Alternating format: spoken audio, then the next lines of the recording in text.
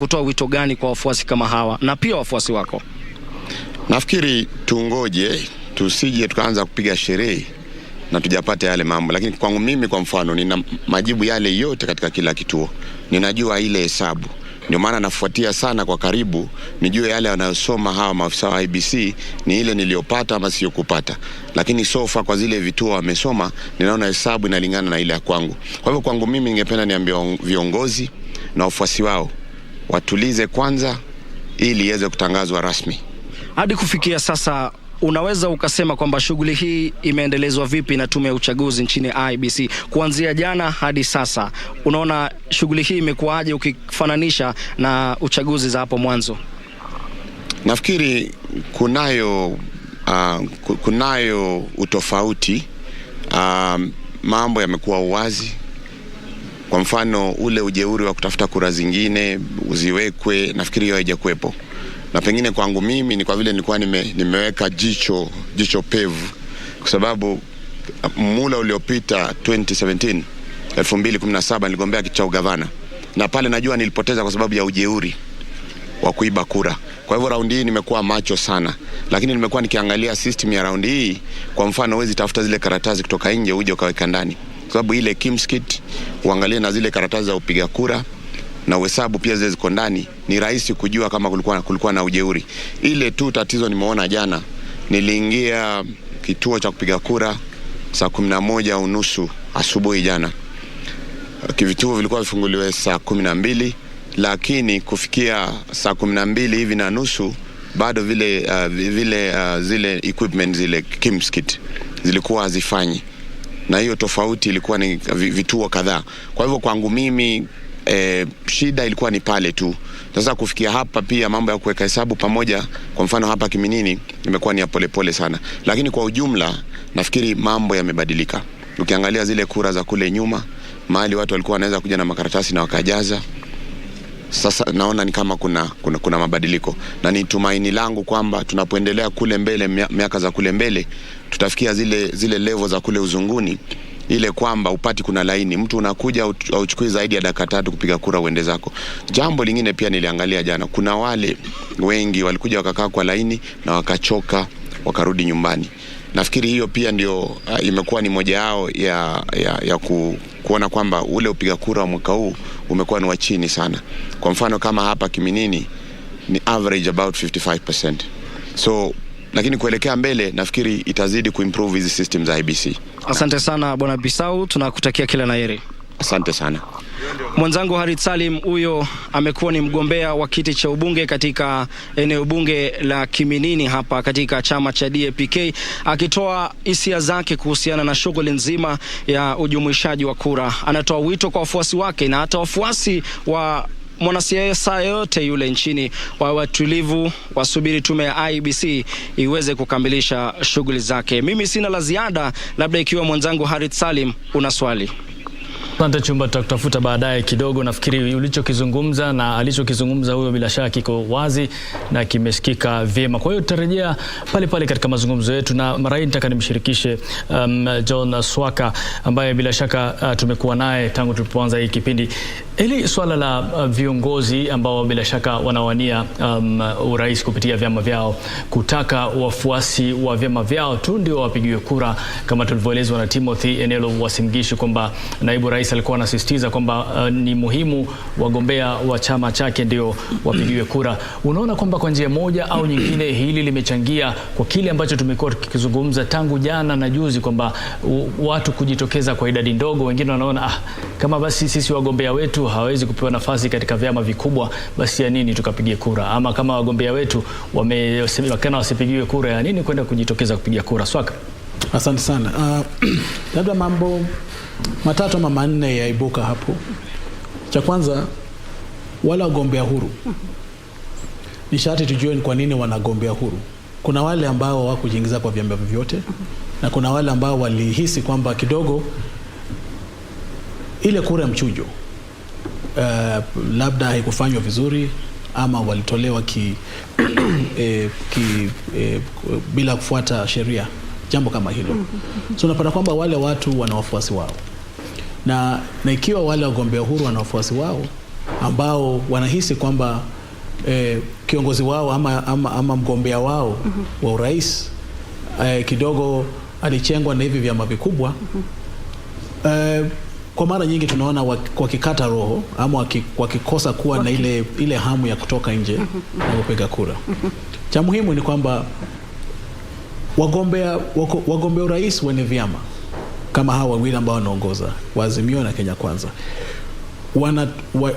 walikuwa wanapigana kwamba wapate watu wengi kwenye bunge, kwenye seneti, hivi kwamba ikiwa utaweza kufaulu uwe rais, utahitaji miswada ya serikali kupita, utahitaji kazi ya serikali kupitishwa. Lakini ikiwa ile bunge iko na wapinzani wako zaidi ya walio na wewe, basi inakuwa ni jambo ngumu sana. Unajua kwamba wapigania huru aidha wa kiti cha seneti ama cha bunge hawaegemii kwa mrengo wote. That is why tunasema wako huru. So kupitisha mswada wako pale, itabidi tena watafute, mkae vikao, na kama kuna mambo ufanyika yafanywe, hivi kwamba waje wakusaidie kupitisha miswada hapa na pale ama kufanya kazi fulani. Tunapata kwamba badala ya kutoa jasho kufanya mambo kama hayo, ni afadhali mpigie debe wale wanaowania nyadhifa tofauti kwa jina la chama cha mgombea urais wa chama hicho. So unapata kwamba kidogo inaweza changia watu kutokuja kupiga kura, lakini sasa tufahamu kwamba Wakenya pia ni watu ambao kidogo wanasema wamesumbuka sana. Maana kila ujao wanapopiga kura wanahisi kwamba maisha hayabadiliki. Maisha ni yale yale. In fact wanafikiri kwamba imezidi kuwa ngumu. Unapoona kura iliyopigwa 2002, Kibaki akaingia kwa vishindo, akawa na ile landslide. Baada ya hapo tukapiga nyingine 07. Gharama maisha 2002 uweze compare na gharama maisha leo. Unapotoka kwa 2002 2007 gharama maisha kumepanda. 2013 the same. 2017 the same. Sasa unapata yule mpiga kura anajiuliza, je, hii kura yangu je inanisaidia ama inisaidie? Kwa maana ningependa nipige kura maisha ibadilike. Na hilo ndio limekuwa swali la wengi. Yes. So unapata kwamba uchumi umekuwa mgumu, hali ya kujimudu kimaisha imeenda juu. So unapata kwamba inachangia ile watu kutotoka kupiga kura. Naona George hapa, naona Gilbert anataka kuchangia, kuna kitu kinamwasha kuhusiana na hoja hiyo. Naam Gilbert, unasemaje? Naam, asante sana Bwana Salim.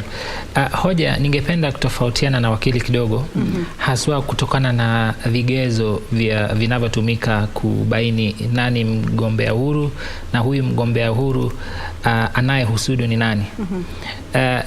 Kwangu mimi kuna wagombea huru wawili.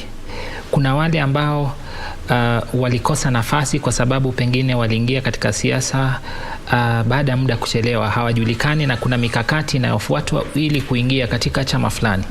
Kwa hivyo ili wapate nafasi ya kirahisi ya kuingia katika nafasi za kuchaguliwa, ikabidi wengine wao wachague moja kwa moja kuwa wagombea huru. Na hawa wengi wao hawatafanya vizuri katika uchaguzi kwa sababu hawajulikani.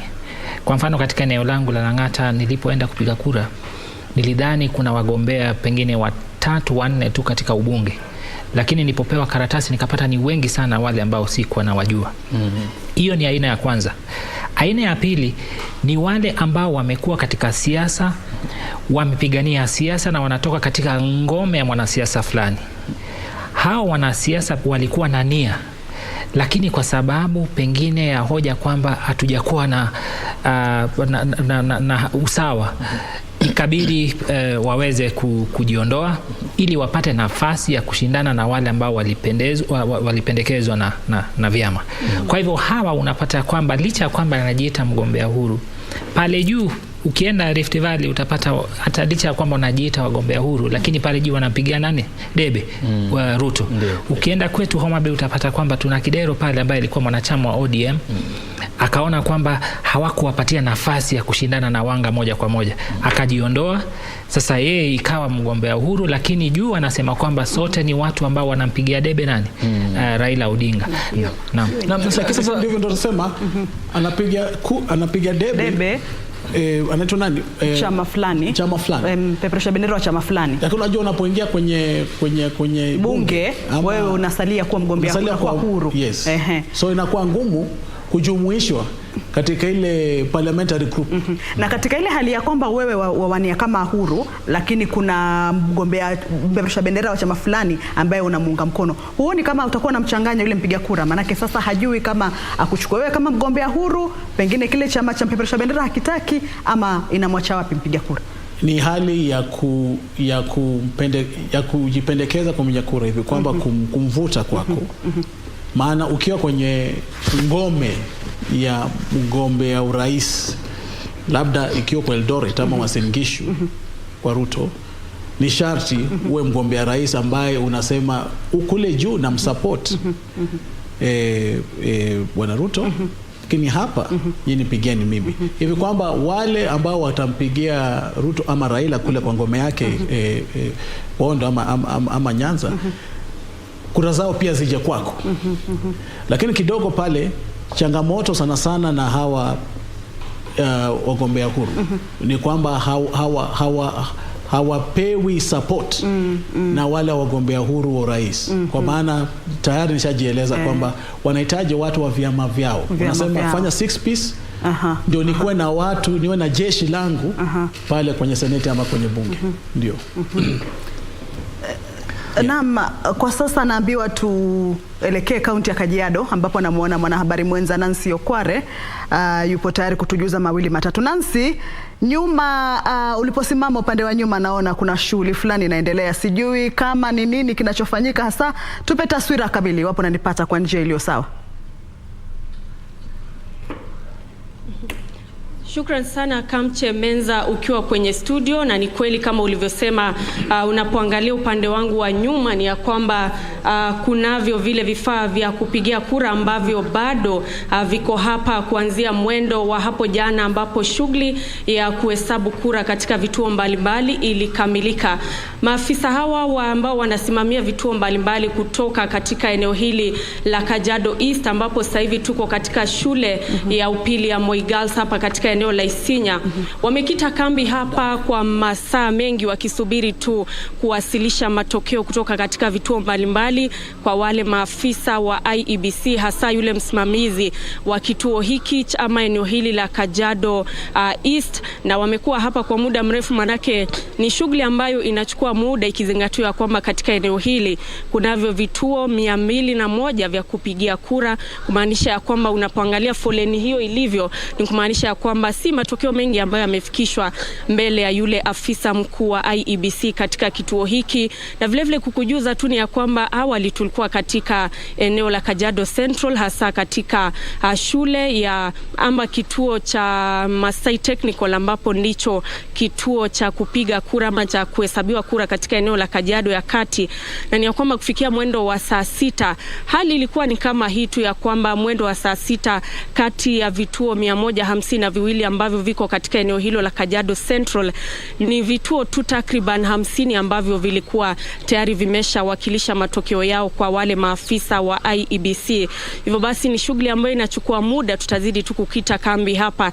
Lakini kukujuza tu ya kwamba muda mfupi uliopita ni kwamba kulikuwa na hali ya mshike hapa katika kituo hiki katika eneo la Kajiado East, ambapo maafisa wawili wa vituo vya kupiga kura ama wale wanaojulikana kama presiding officer walikuwa wamepatikana na vile vifaa vya kupiga kura ambavyo vilikuwa vimefunguliwa, na ni hali ambayo ilizua mshike manake vifaa hivyo vilifunguliwa kabla ya matokeo kuwasilishwa kwa afisa mkuu wa kituo hiki, na hivyo basi walikuwa tu wanafanyia ule uchunguzi na maafisa wa polisi ili kubaini chanzo cha hayo yote na ikiwa kweli walikuwa wamehitilafiana na matokeo. Afisa mkuu katika kituo hiki anayejulikana kama Bwana Samuel Chacha Alipozungumza alisema ya kwamba hayo yote hayako mikononi mwa tume ya IEBC, manake wakati ambapo maafisa hao walipatikana hawakuwa wamewasilisha matokeo kwake, na hivyo basi anasema ya kwamba hiyo ni shughuli ambayo inastahili kuchunguzwa na maafisa wa polisi. Hivyo basi tutazidi tu kufuatilia yale ambayo yanajiri hapa, lakini kwa sasa hivi hali ni kama unavyoona, hakuna mengi ambayo yanaendelea, lakini wale ambao wamebahatika kuwasilisha matokeo yao mapema kidogo wamesaidika, lakini kwa sasa foleni bado ni ndefu. Usukani sasa naurejesha kwako Kamche na Harith mkiwa kwenye studio. Nancy, kabla ni kuruhusu uendelee na shughuli za huko katika kaunti ya Kajiado, sijui kama vile viti mbalimbali hususan ugavana na useneta, kama kuna wagombea wapya waliokuwa wamejitosa kwenye viti hivyo. Kulingana na majibu ambayo yametokea tunayoona kwenye mitandao, pengine kama walivyosema IEBC kwamba majibu kama hayo tunaweza kuyaona pale. Sijui kama kuna wagombea wapya waliojitosa kwenye viti vya ugavana, useneta, vile ama ubunge ambao unaona wameweza kupenya na kupata nafasi hizo. Naam, shukran sana Kamche Menza. Kwa kweli tunapoangalia kinyang'anyiro cha kiti cha ugavana ni ya kwamba katika kaunti hii kilikuwa kimewavutia wagombeaji 4 akiwemo Joseph Olelenku ambaye ni wa chama cha ODM. Kumbuka ya kwamba sasa yeye ndiye gavana wa kaunti hii na alikuwa anahitaji kuchaguliwa kwa muhula wa pili. Na vile vile kunaye Devin Kedianya ambaye alikuwa anawania ugavana kupitia chama cha Jubilee. Kumbuka ya kwamba kabla yake Olelenku kuchukua usukani, Kedianya ndiye aliyekuwa gavana katika kaunti hii, na hivyo basi alikuwa anatumai ya kwamba atachaguliwa. Na vile vile tunaye Kato Olemetito ambaye anawania kupitia United Democratic Alliance, na vile vile kunaye Kago Peter Ambrose ambaye ni mgombeaji huru. Lakini kwa sasa hivi manake bado matokeo hayajatokea yote. Kwa mfano kama nilivyokueleza katika kituo hiki ni kwamba bado maafisa wengi wanasubiri kuwasilisha matokeo rasmi kwa yule kiongozi wa kituo hiki. Bado ni mapema kusema ni nani ambaye pengine anaongoza katika kinyang'anyiro hicho cha ugavana, manake tunasubiri yale matokeo rasmi kutoka kwa yule afisa mkuu anayesimamia kituo hiki. Na kumbuka ya kwamba sio kituo hiki tu, ila ni katika maeneo bunge yote katika kaunti ya Kajiado ambayo atakuwa yanawekwa pamoja katika kituo kilichoko katika eneo la Kajiado Central, ambapo tutakuwa tunapata matokeo kamili kuhusiana na kinyang'anyiro hicho cha ugavana. Kamche. Naam, shukran sana Nancy Okware. Wacha nikuache uendelee na shughuli zako. Tutakuwa tunarudi kwako baadaye utueleze matokeo ni yapi. Lakini tukirudi studio, Swaka, niruhusu nikuulize hili swali la maeneo. Kuna maeneo tofauti ambao wagombea wa kiti cha urais walikuwa wanatarajia kwamba kura zitatoka nyingi, ama kuna zile asilimia ambazo walikuwa wanatarajia kutoka kwa maeneo mbalimbali. Najua matokeo kamili bado hayajafika, lakini kuna yale ambayo yameshatokezea na tunaona kule nje kwamba huku kunafanya hivi, eneo hili linafanya hivi. Pengine kwa mtazamo wako, maeneo haya ambayo tushapata matokeo yake na vile zile rangi zinavyoonyesha, kama ni manjano, kama ni samawati, je, unaona matarajio ndio matokeo yamekuweko ama kumekuwa na tofauti? Asante sana. Ni sharti tufahamu ya kwamba kuna projection kabla ya kura. Hiyo labda ni kwa Kiswahili unasema, kuna vile unasema upepo unaelekea upande fulani. Lakini msema kweli ni siku ya kura. Maana mambo tofauti ambayo huenda yasije yakaonekana mapema yanaweza fanyika wakati wa kura.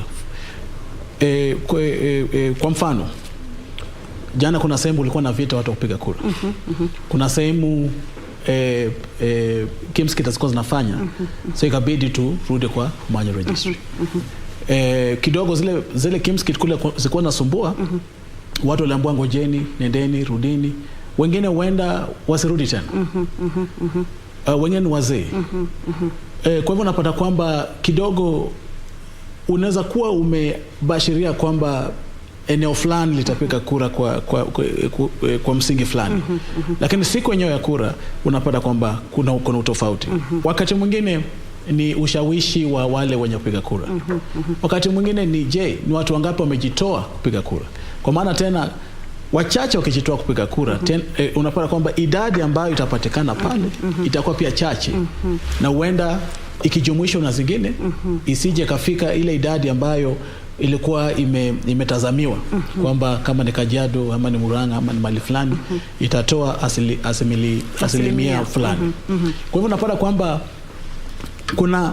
kuna projection na kwamba sehemu fulani itapiga kura namna hii. Lakini siku yenyewe msema kweli ni siku hiyo ya kura, maana kama kura hii ilikuwa imedhaniwa kwamba watu watajitokeza kwa wingi sana. Kisha wanapotokeza kwa wingi ikabashiriwa kwamba ikiwa watajitokeza kwa wingi Opinia Pole kasema itakuwa hivi, itakuwa vile, itakuwa vile. Ukapata kwamba kwa ajili ya wako jitokeza kwa wingi unapata kwamba kidogo kuna utofauti kidogo hapa na pale. Unaporudi sehemu za labda Mlima Kenya unapata ndio walijitokeza, lakini kujitokeza katika ile idadi ambayo ilidhaniwa ama ilitarajiwa hivi kwamba maana ilikuwa imetarajiwa kwamba ikiwa watatoka kwa wingi watasaidia mrengo wa Kenya Kwanza. Lakini idadi yao ndio wanaweza kuwa wamejitokeza, lakini as long as idadi yao iko chini inabidi tena kama ni Ruto atafute kura mahali pengine pia. Upande wa Azimio labda alitarajia labda kule Western utoke kwa wingi, unapata kwamba kidogo ikiwa Kenya Kwanza utapata kidogo, itabidi sasa tena Raila atafuta mahali pengine, ikiwa ni Mandera, ikiwa ni Garissa, ikiwa ni mahali pengine. Kwa hivyo unapata kidogo huenda isiwe jinsi ilivyobashiriwa. Ndio. Na nataka labda kuongezea tu hapo kuhusiana na idadi ya watu waliojitokeza kupiga kura kama ilivyosemekana ni 65.4, na ukiweka kwa hesabu za haraka tu kiujumla ni kwamba ni kama unaweza kuigawanya tuseme nusu kwa nusu, ambao waliojisajili walijitokeza nusu kupiga kura na nusu hao kujitokeza. Sasa labda atakayeshinda yoyote yule anafaa, hili litaashiria nini kwake, na anafaa fanya nini kuhakikisha kwamba katika chaguzi zijazo ama chochote kile kitamhusisha mwananchi wanajitokeza moja kwa moja kwa 100%? Wananchi hujitokeza kupiga kura kwa ajili wanajimudu, kwa ajili wanataka ku make statement ama wanataka kuzungumza lugha fulani, kupitisha ujumbe. Wanataka kupitisha ujumbe, wanataka kusema kwamba sisi tunataka 1 2 3. Lakini wasipokuja inamaanisha kwamba wamekosa tumaini. Maana usipopiga kura yako bado pia umepiga kura, lakini umepigia vitu vingine kura. Mambo mengine umepigia kura. So lazima kukuwe na kitu ambacho tunaita voter education. Watu waelezwe kura, uwe umekasirika, usiwe umekasirika, kura ni yako. Ni wewe ndasaidia. Hata mambo yawe magumu. Unachagua maisha yako. Chagua maisha yako. Usife moyo. Endelea kupiga. Wenda bahati kasimama, mambo mema yakatendeka. Kwa hivyo yeyote yule atashinda. Ni sharti ajue kwamba amechaguliwa hivi kwamba awashughulikie wa Kenya. Maisha yao yawe mema zaidi. Wapate ile hope ya kusema kwamba tunajua kwamba siku zijazo zitakuwa siku za ufani. Kenya ni yetu. Wacha tujizatiti, tufanye mema. Tukae kwenye nchi yetu, tufanye mema, tukishirikiana na viongozi wetu, na viongozi wasisahau wape wa Kenya avenues za kufanya maisha yao yaendelee, yawe maisha mema. Utaona miaka mingine mitano watu watajitokeza kusema either tunataka tuendelee vivyo ama tungependa tubadilishe mfumo wa maisha wetu. Kwa maana wamejihisi kwamba kwamba their future ama maisha yao yako kwa mkono wao na yako kwenye ile kura yao. Lakini hivi sasa voter apathy inaletwa na kukosa tumaini. Hivi kwamba hii hesabu nitasema imekuwa interfered with. Manake kama upande wa Azimio walikuwa wamesema kwamba tunatarajia pengine upande wa Pwani tupate asilimia kama hii, upande wa Mount Kenya tupate asilimia kama hii, ili kwamba tukichanganya hii na hii tutaweza kufika hapa. Kama hii hesabu hitilafiana, imekosekana, mipangilio haijaingiliana, inawaacha wapi hawa viongozi? Watarajie nini? Ama hivi hesabu inavyofanywa sasa hizi huenda kukatokea nini? Ama matokeo ni yepi? Yote tashinda kwa asilimia ndogo sana. Kwa hivyo ni ishara dhahiri kwamba sote, hakuna yeyote ambaye anaongoza nchi hii peke yake. Watahitajiana, itabidi washikane mikono vyovyote vile. Hata kama sio kwa kupeana nyadhifa tofauti kwenye serikali, lakini katika hali ya ushirikiano tu kuonyesha Wakenya kwamba ndio tumemaliza mambo ya kura, lakini hii ni nchi yetu, tuijenge, tuendelee pamoja. Maana difference itakuwa kidogo sana walikuwa pande zote zilikuwa zimetazamia kushinda kwa utofauti mkubwa. Utofauti asilimia kubwa katika maeneo tofauti. Ndio make statement kwamba sisi tumeshinda, Wakenya wametuchagua sisi. Lakini asilimia ikiwa kidogo, hauwezi ukasema kinagobaga kwamba kweli ni sisi peke yetu. Inamaanisha kwamba waliopoteza, walioshinda wote wanahitaji kuletwa pamoja tena. Hivi kwamba sasa Kenya endelee mbele pamoja. Kwa hivyo kama kutakuwa na mshindi, basi ile tofauti itakuwa kidogo sana. Tofauti kidogo. Maana tayari unapoona wanashindania tu vitu vidogo. Ndio. Hauwezi ukasema kuna mtu amepata landslide, ameshinda kabisa, haiwezekani. Ndio. Na Gilbert, mtazamo wako ni sawa ama unaona kwamba hii hesabu ama hizi projections zilizokuwa zimefanywa pengine bado zipo sawa na ile asilimia iliyotarajiwa inaweza kufika? Nakubaliana naye kidogo, lakini pia naitilafiana naye kidogo. Kwanza kutokana na kile ambacho amekitaja kuwa voter apathy, yani wapiga kura kujitokeza kwa idadi ndogo. Lakini ukiangalia katika vipindi vilivyopita, katika mwaka wa 2002 ambapo Wakenya wa voted the most optimistic country in the world, na upigaji kura huu ulikuwa umejawa na jazba pamoja na furaha kubwa sana, kwa sababu Rais Kibaki alishinda tena kwa idadi kubwa ya wapiga kura. Lakini ukichunguza kwa makini, asilimia ambayo ilijitokeza ilikuwa asilimia 57. Ukiangalia tena katika mwaka 2013 ambapo tulikuwa na transitional, hapo ndipo ambapo tulikuwa na idadi kubwa, ikafika asilimia 86. Lakini namna nilivyosema ni kwamba haijajulikana kweli kwamba hizi idadi ambazo tuliambiwa mwaka 2013 zilikuwa za kweli. Kwa maoni yangu ni kwamba wakati tupo katika mfumo wa kubadilisha serikali baada ya rais kufanya miula yake miwili, wakati ambapo tunaingia katika serikali nyingine kwa kile ambacho tunaweza tukaita uchaguzi wa mpito ama serikali ya mpito, desturi asilimia kubwa haijitokezi. Na kwa sasa unaona kwamba tayari tumefikia asilimia 65, hata tayari tumepita idadi ile ambayo ilikuwa imejitokeza mnamo mwaka 2002 wakati ambapo tulikuwa katika kipindi sawa na hiki. Kwa hivyo kile ambacho nasema ni kwamba hivi ndivyo ambavyo hakuna kitu ambacho ni tofauti kabisa. Pengine ni rahisi kuchukua nambari bila kuzichunguza kwa makini. Hali nyingine hoja nyingine ambayo ni nakubaliana naye ni kwamba ndio atakayeshinda, tofauti itakuwa kidogo sana. Lakini hii ndio ambayo imekuwa hali halisi katika uchaguzi wa Kenya. Tatizo limekuwa kwamba hatujakuwa na chaguzi ambazo ni za kweli.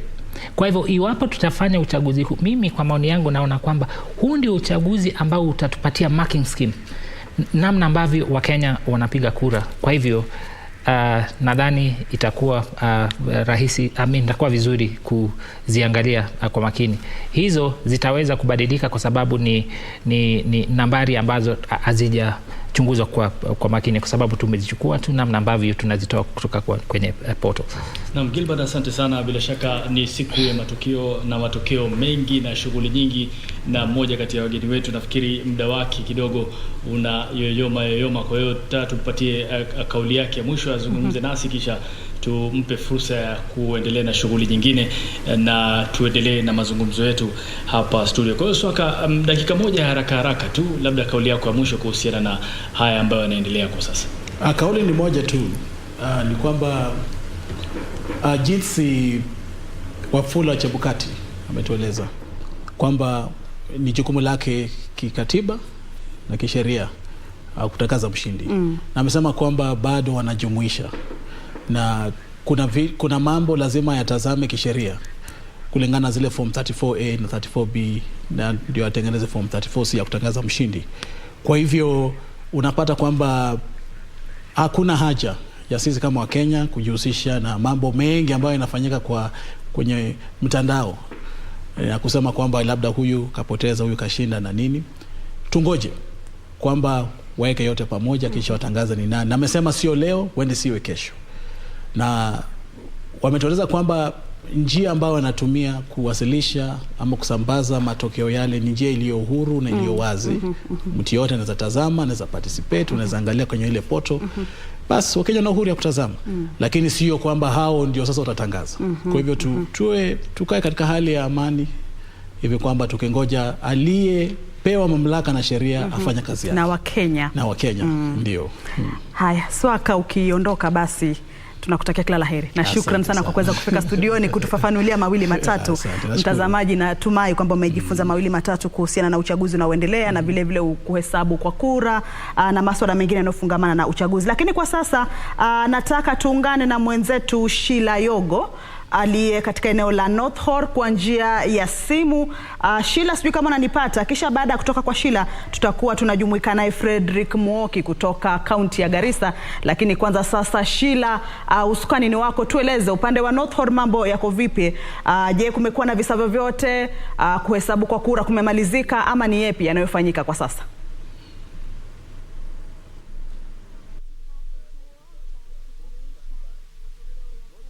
Eneo bunge la North Horr ambapo kutangazwa kwa kura kutoka vituo vya kupigia kura kunaendelea, huku kura kutoka vituo mbalimbali zikiendelea kuletwa mahala hapa. Nilikuwa katika shule ya msingi ya North Horr ambapo shughuli ya kujumuisha kura zote kutoka vituo vya kituo hiki ilikamilika mwendo wa saa 9 alfajiri hivi leo. Kuna vituo 118 vya kupigia kura katika eneo bunge hili, na kulingana na afisa anayesimamia ujumuishaji wa matokeo ya uchaguzi katika eneo bunge la North Horr, bado matokeo kutoka vituo 103 hayajawasili mahala hapa, na kufikia sasa ni vituo 15 pekee ambavyo vimewasilisha matokeo. Na tukumbuke kwamba hili ni jangwa la Chalbi na barabara sio shwari, kwa hivyo zoezi la kujumuisha kura kutoka vituo vya kupigia kura huenda likaendelea hadi usiku. Hii ni kutokana na mwendo mrefu ambao magari ya uchukuzi yatachukua kuwasili eneo hili. Kuna vituo ambavyo viko umbali wa takriban kilomita. Yes, welcome to this broadcast. For more ballot boxes to arrive so that the turning of votes continues. It is an exercise that started at the midnight, and of course some of the turning of votes had kicked off, but we're still awaiting more ballot boxes from other polling stations within the constituency. Remember, it's far away from this special turning center at Nandera constituency in Mudukashe, Garissa County.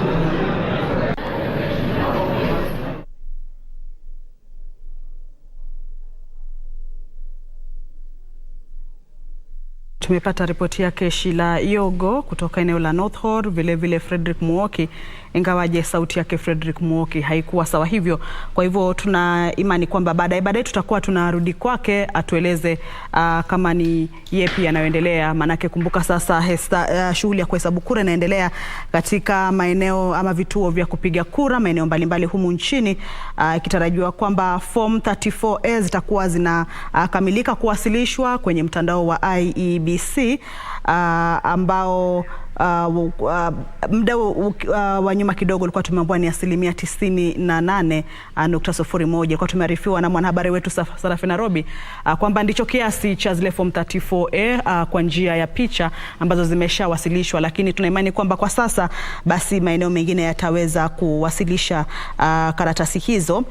Lakini kwa sasa Harith, naam, ndio kama hivyo, tutapata mengi zaidi kutoka Bomas. Lakini mbali na hayo, tunaye Gilbert ambaye bila shaka tunaendelea kuchanganua mawili matatu kuhusiana na mambo yanayoendelea na kipi ambacho Mkenya anapaswa kufahamu kuhusiana na huu uchaguzi na karata za uchaguzi ambazo bila shaka zimechezwa sana mpaka sasa hivi hadi pale mshindi atakapotangazwa na Tume Huru ya Uchaguzi na Mipaka IEBC. Kwa hiyo Gilbert, hebu tuelezee, hapo awali tulikuwa tumezungumzia swala la viongozi wa vyama kutaka wanachama wao wachaguliwe, mbali na kwamba kuna wale wagombea huru ambao wanajisimamia kivyao, na labda wote kila mtu nadi sera zake kwa wale ambao anataka kuwawakilisha. Huoni kwamba msukumo huu wa kutaka walio katika chama cha kiongozi peke yake kupigiwa kura huenda ukahujumu ile haki ya mpiga kura kutaka kushughulikiwa masuala yake ambayo yalimpelekea yeye kupiga kura yake? Ndiyo, lakini tukumbuke ya kwamba jukumu la mbunge iwe katika kaunti ama katika bunge la kitaifa ni kwamba wana jukumu la kupitisha sheria, kuwakilisha wananchi na pia kuangalia bajeti mbalimbali. Na haswa wakiwa katika bunge, tumeona wabunge ambao ingawa wapo katika mrengo fulani, kutokana na pengine misimamo yao, kutokana na jambo fulani, inabidi wapige kura na watu wengine. Wakati umuhimu wanasiasa hawa kuwa katika mrengo fulani ni kwamba wakati ambapo serikali iliyopo inataka ama ina lengo fulani, pengine kupitisha pengine asilimia ya kodi, unakumbuka kodi ya mafuta wakati ambapo walikuwa wakiongeza kutoka 8 hadi 16. Naam, ikabidi sasa waweze kuzungumza nao na waweze pia kuzungumza na wale ambao wapo katika upande mwingine. Kwa hivyo ni vigumu kama yule ambaye yupo unanuia kuzungumza naye ni wa chama fulani. Kwa hivyo ndio ambayo huwa desturi ni msimamo wa kibinafsi, ikizingatiwa kwamba hivi vyama ni mali ya watu binafsi. Ukiangalia UDA ni mali ya William Ruto, ukiangalia ODM ni mali ya Raila Odinga, na vyama vingine, chama cha kazi ni mali ya Moses Kuria. Kwa hivyo kama ni mali yangu, basi itabidi ufanya namna ambavyo ningetaka. Mimi iwapo katika siku za baadaye tungeangalia kwamba kilicho muhimu ni uwakilishi wa mwananchi, na tuchague mtu kulingana na sera ambazo amesema yeye atasimamia na atahakikisha kwamba hizo sera zinatumika ama sheria zinapitishwa kwa manufaa ya mwananchi, basi naona itakuwa vizuri watu wasiangalie vyama mbalimbali. Na kwa mtazamo wako, haya mabunge yaliyopita, unaona labda kuna wabunge walikuwa na misimamo binafsi kuhakikisha kwamba lile ambalo ni zuri na maslahi ya mwananchi yanatekelezwa? Kwa sababu tunaangalia wengi wanaungana kwa mambo ambayo yanahusu maslahi yao, mfano masuala la kuongezwa kwa mishahara na marupurupu. Na kumbuka kulikuwa na mdahalo mzito sana wakati pia wabunge ilisemekana kwamba watakatwa inaitwaje, kodi ama ushuru katika mshahara wao na marupurupu yao, ikawa wameungana kwa upande wao, na labda kulikuwa na mambo mengine muhimu zaidi ya kushughulikia, hususan upande wa wananchi wanaowakilisha. Siasa ni biashara. Kwa hivyo iwapo tungetofautisha biashara inayoambatana na siasa na uwakilishaji ambao unahitajika kwa anayeamua kuingia katika bunge, kwa sababu ukiangalia hata zile fedha ambazo wanatumia wakati ambapo wanafanya kampeni, mshahara ambao wanapata, rais anapata chini ya milioni 2, naibu wake hivyo, lakini unapata kwamba katika kampeni wanatumia mabilioni ya fedha. Hizi fedha watazipata namna gani? Kwa hivyo kile ni chama cha watu wakubwa ambao baadaye wanapoingia katika bunge wanachotekeleza ni kile ambacho kilikuwa kimewapeleka. Ndio najua kuna wabunge ambao haswa wanapopitisha miswada ambayo inahusiana na jinsia, kwa mfano miswada ambayo pengine kulingana na pengine asasi ambayo ina interest fulani, unapata kwamba watapitisha mswada bila kuangalia ni mrengo gani. Tatizo huwa wakati ambapo serikali ina lengo na upitishwaji wa mswada fulani, itabidi sasa, umeona walikuwa kiitwa katika jumba kuu pale, waambiwe hivyo ndivyo ambavyo tutakuwa tukifanya, kwa sababu kila serikali ina interests zake. Lakini hiyo inatokana na hali kwamba hata wakati ambapo unachaguliwa, huwa ndio maana wao wenyewe wanahakikisha kwamba anayechaguliwa ni yule ambaye anaambatana na sera zangu, fikra zangu, na hata kitabia hata tunafanana. Iwapo tutaamua kudanganya, tunadanganya pamoja.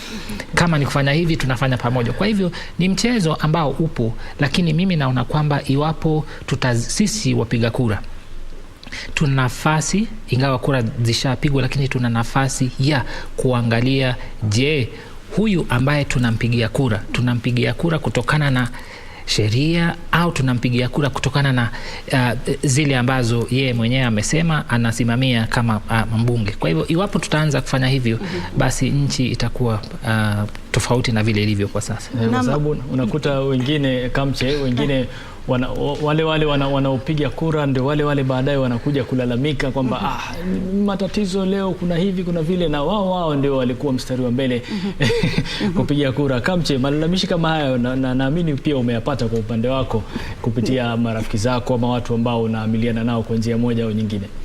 Nimeyapata malalamishi hayo, lakini nataka nimuulize swali moja Gilbert kuhusiana na uwakilishi wa wabunge. Umesema kwamba wabunge wengi watajikuta kwamba wanaweza kuwa pengine kama ni kushawishiwa na serikali kwamba waweze kuunga mswada fulani, manake wanaona ni kama ambao huo utawainua mahali katika kutekeleza sheria zao.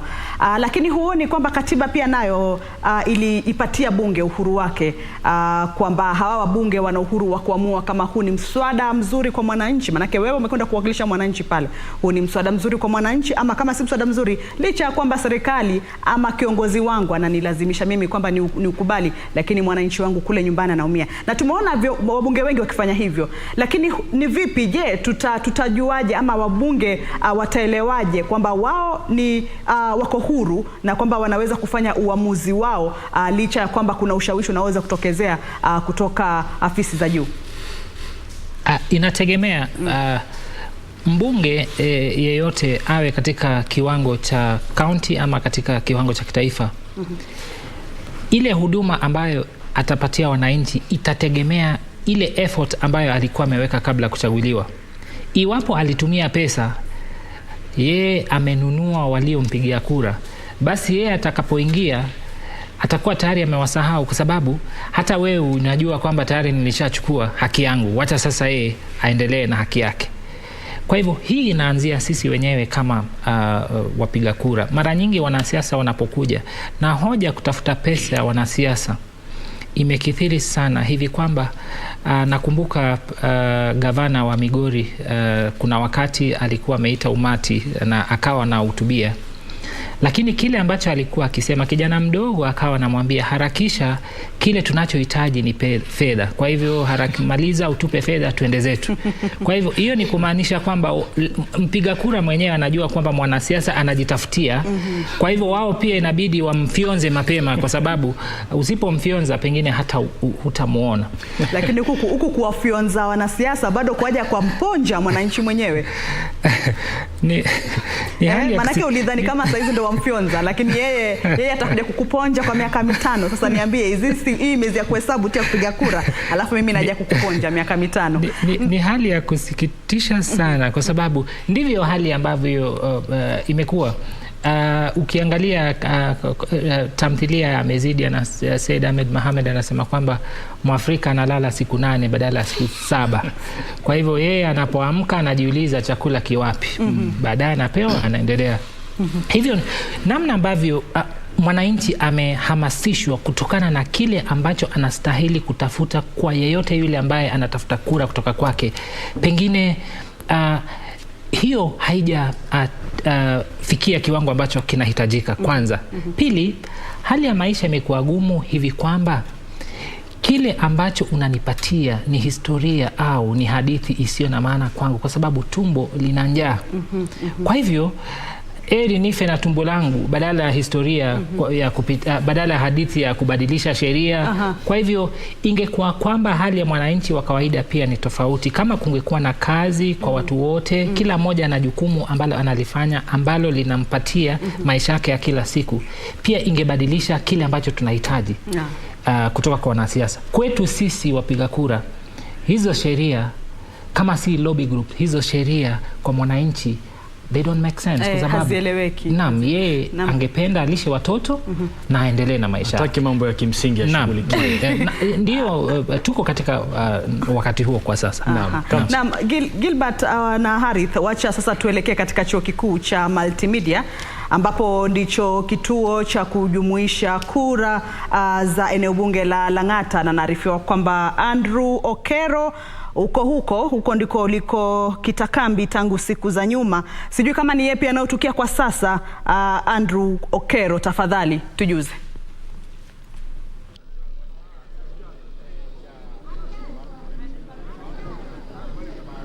Na bila shaka Arith Salim na kupata kwa njia ya upesi kabisa, njia moja kwa moja, njia mbashara kabisa kutoka chuo hiki cha multimedia, kituo ambacho kilichoko katika eneo bunge la Lang'ata katika barabara ya Magadi. Tumekita kambi tangia usubuhi, na ikumbuke kwamba kituo hiki ni kituo ambacho kinahusisha vituo vya kupigia kura vitano hivi, ikiwemo Karen, Nyayo High Rise, Nairobi West na vile South C. Kwa hiyo kikubwa ni kwamba tumekuwa tukifuatilia habari hizi moja kwa moja ili kubaini mbivu na mbichi, na ni mchakato mzima ambao umekuwa ukiendelea kutoka asubuhi, ila mpenzi mtazamaji ni kwamba kufikia sasa shughuli nzima haijaweza kukamilika, lakini tumeona kwamba kuna shughuli ambayo imekuwa ikifanyika tangia asubuhi. Ukiangalia upande mwingine ni kwamba kumekuwa na vituo vya kupigia kura kutoka sehemu mbalimbali ambapo wamekuwa kileta kura zao zinahesabiwa, vile zinajumuishwa. Kwa hiyo tunataraji tu, tunasubiria kuangalia kwamba hali itakuwa vipi, nani ataibuka mshindi, maana kura ndizo ambazo zitakuwa zinasema ukweli, ndio msema kweli. Kwa hiyo ni jambo ambalo tumekuwa tukilisubiria kwa muda mrefu kutoka sehemu mbalimbali. Awali kidogo tu muda uliopita tumezungumza na Esther Pasaris ambaye ni mwakilishi wa wanawake katika kaunti ya Nairobi, na vile ambaye sasa hivi anawania kiti hicho. Ameweza kuzungumza nasi na kusema kwamba kikubwa ni tuwe tu wavumilivu, ama amewahimiza wananchi kwa ujumla kwamba wawe na uvumilivu, hususan wafuasi wao, kwamba uchaguzi utahesabiwa kwa njia ambayo inafaa, ila kwamba alisema kwamba muda huu Wakenya wengi hawakuweza kujitokeza katika haki ama katika kuhakikisha kwamba wanapiga kura. Maeneo mengi yalijitokeza, lakini maeneo mengi tu yali watu wachache ambao walitoka kupiga kura katika maeneo tofauti. Kwa hiyo Harith, ni swala ambalo tunalisubiria tujue kwamba, kumbuka eneo hili la Lang'ata ni ambapo Kothe Felix Odwor na vile Nixon Korir ni miongoni mwa watu ambao, ama miongoni mwa vijana ambao waaniaji ambao wanaangaziwa zaidi na wananchi katika maeneo mbalimbali. Kwa hiyo letu ni kusubiri, tutajua mbivu na mbichi wakati msimamizi wa uchaguzi au returning officer katika eneo hili ataweza kutoa matokeo rasmi, ili tuweze kufahamu kwamba ni kitu gani na ni mchakato mzima unaendelea na vipi. Tutakujuza moja kwa moja mbashara kabisa katika chuo hiki cha multimedia kilichoko katika barabara ya Magadi. Kwa hiyo tutakuletea habari hizi moja kwa moja kadri zinavyochipuka. Harith. Naam, shukran sana Andrew Okero kutoka eneo bunge la Lang'ata hapo katika kituo cha kujumuisha kura. Na kama alivyosema wawili hao, kura ama kiti hicho kimekuwa kikiwavutia hao wawili kwa karibu sana, ndio wamekuwa washindani wa karibu sana, na matokeo watu wameyaona katika mitandao ya kijamii. Lakini kama alivyosema, tutasubiri msimamizi wa kura ama wa uchaguzi katika eneo bunge hilo basi kuyaweka bayana na kuyaweka rasmi. Harith. Naam, ndio kama hivyo tumeona katika picha zote ambazo tumeonyeshwa katika vituo tofauti kupitia wanahabari wetu ambao wamekuwa katika maeneo tofauti kutupa kinachoendelea, kwamba usalama umeimarishwa vilivyo. Yaani kulingana na alichokizungumza waziri wa usalama wa kitaifa Dr. Fred Matiang'i ni kwamba kila kitu kimepangwa na usalama utakuwa wa hali ya juu. Kwa hiyo mpaka sasa alichokizungumza ni kama kinaonekana, na bila shaka tunatarajia mambo yatakuwa kama hivi, kwa sababu hata nchi jirani za Uganda na Tanzania kupitia mitandao ya kijamii ni moja kati ya vitu vinavovuma ama kauli zinavovuma, wenyewe wanaita the trends, vivumio. Ni kwamba wanashangaa, wanasema Kenya ni kama hakujafanyika uchaguzi, manake si kawaida kuwa na utulivu wa namna hiyo. Kwa hiyo nafikiri ni jambo zuri na kuwa kielelezo kwa mataifa mengine kuhakikisha kwamba haya mambo yanaweza kufanyika kwa njia ya kistaarabu tu.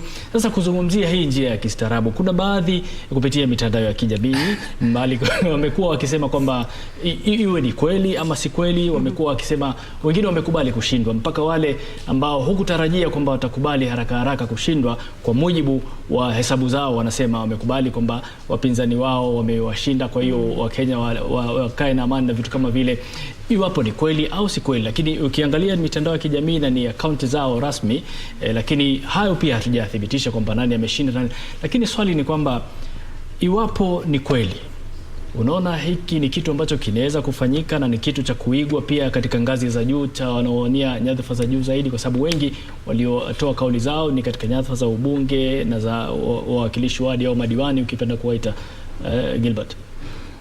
Naam, kwanza kabisa katika hilo swala la usalama, ni kweli kwamba nimeona tumepiga kura katika mazingira isiyokuwa na hofu wala vitisho kwa vyombo ama asasi za usalama. Nakumbuka jana nilipoenda kupiga kura, niliona afisa mmoja wa usalama akiambatana na mmoja wa wafanyikazi pale wakienda, na niliona wakila pamoja katika mazingira ambayo ilikuwa imetulia. Kwa hivyo nadhani kwamba iwapo ingekuwa hivyo katika siku za baadaye itakuwa vizuri. Kutokana na swali lako la pili kwamba tumeona katika mitandao ya kijamii, mimi ni mpiga kura katika eneo bunge la Lang'ata na mbunge wangu ni Bwana Korir, na pia hizo ripoti niliona kwamba kweli kutokana na ripoti ambayo ilikuwa imewekwa katika mtandao wa kijamii, haswa mtandao wake, akawa anampongeza mpinzani wake pale Felix Odiwuor kwamba amemshinda. Kwa kuangalia kwamba iwapo hiyo ambayo alikuwa ameandika ni kweli, nadhani itakuwa vizuri tuchukue mtindo kwamba ukienda katika uchaguzi unaweza shinda, unaweza shindwa. Ukishindwa uendelee na kazi yako nyingi. Tatizo ambalo huwa lipo katika siasa ni kwamba watu walichukulia kwamba mimi nitafanya kila kitu, na baada ya kufanya kila kitu nikiingia katika uwanja wa siasa mimi nitashinda. Wengine wamechukua mikopo, wengine investment inakuwa kubwa. Kwa hivyo mtu akifikiria kwamba nikipoteza nitaanza wapi, inakuwa vigumu. Sasa wao inakuwa vigumu hata kukubali. Lakini iwapo ingekuwa kwamba hii naweza nikajaribu, nikishindwa sawa, nikishinda nitaenda katika kazi nyingine. Kwa hivyo ingekuwa vizuri iwapo mtu anaingia katika siasa ajue kwamba anaweza shinda, na waweke mipangilio mibadala hivi kwamba akishindwa arudi katika ile kazi yake, maisha yaendelee. Namna Moses Kuria alisema kwamba yeye atarudi katika private sector namna ambavyo alikuwa. Na iwapo hilo pia ni kweli, kwa sababu iwapo pia itasalia kwa mitandao ya kijamii.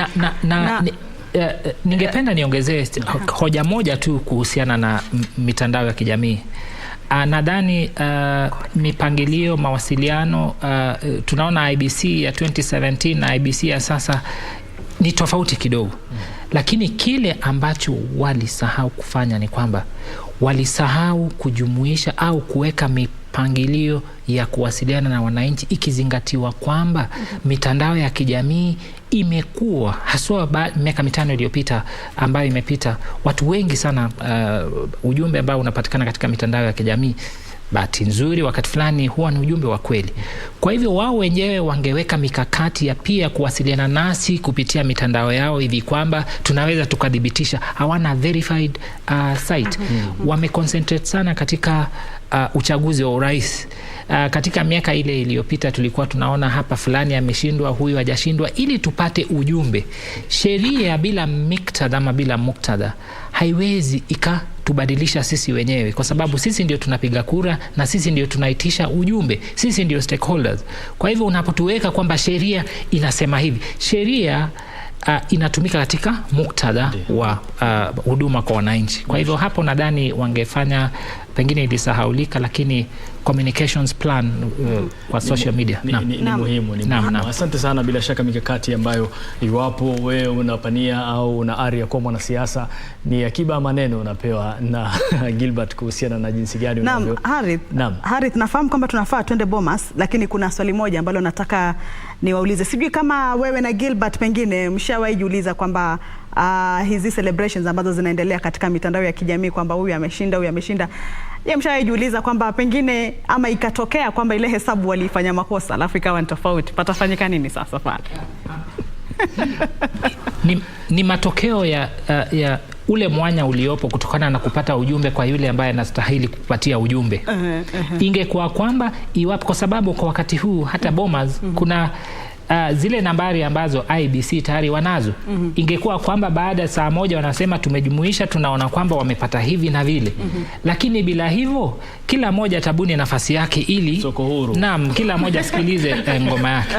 Asante sana Gilbert. Sasa hivi umezungumzia IBC huko Bomas, na ndiko tunakoelekea kwa sasa. Mwenzetu wa Brian Kimani yuko katika eneo hilo. Bila shaka sasa hivi tunataka tumpe fursa naye atupe 2-3 za huko. Kwa hiyo Brian, kama unatupata sasa hivi tunakuachia wewe usukani, ikiwa ni saa 10:26, angalau utuelezee ni yapi mapya na ni kipi watu wanazungumza kutoka eneo hilo. Brian.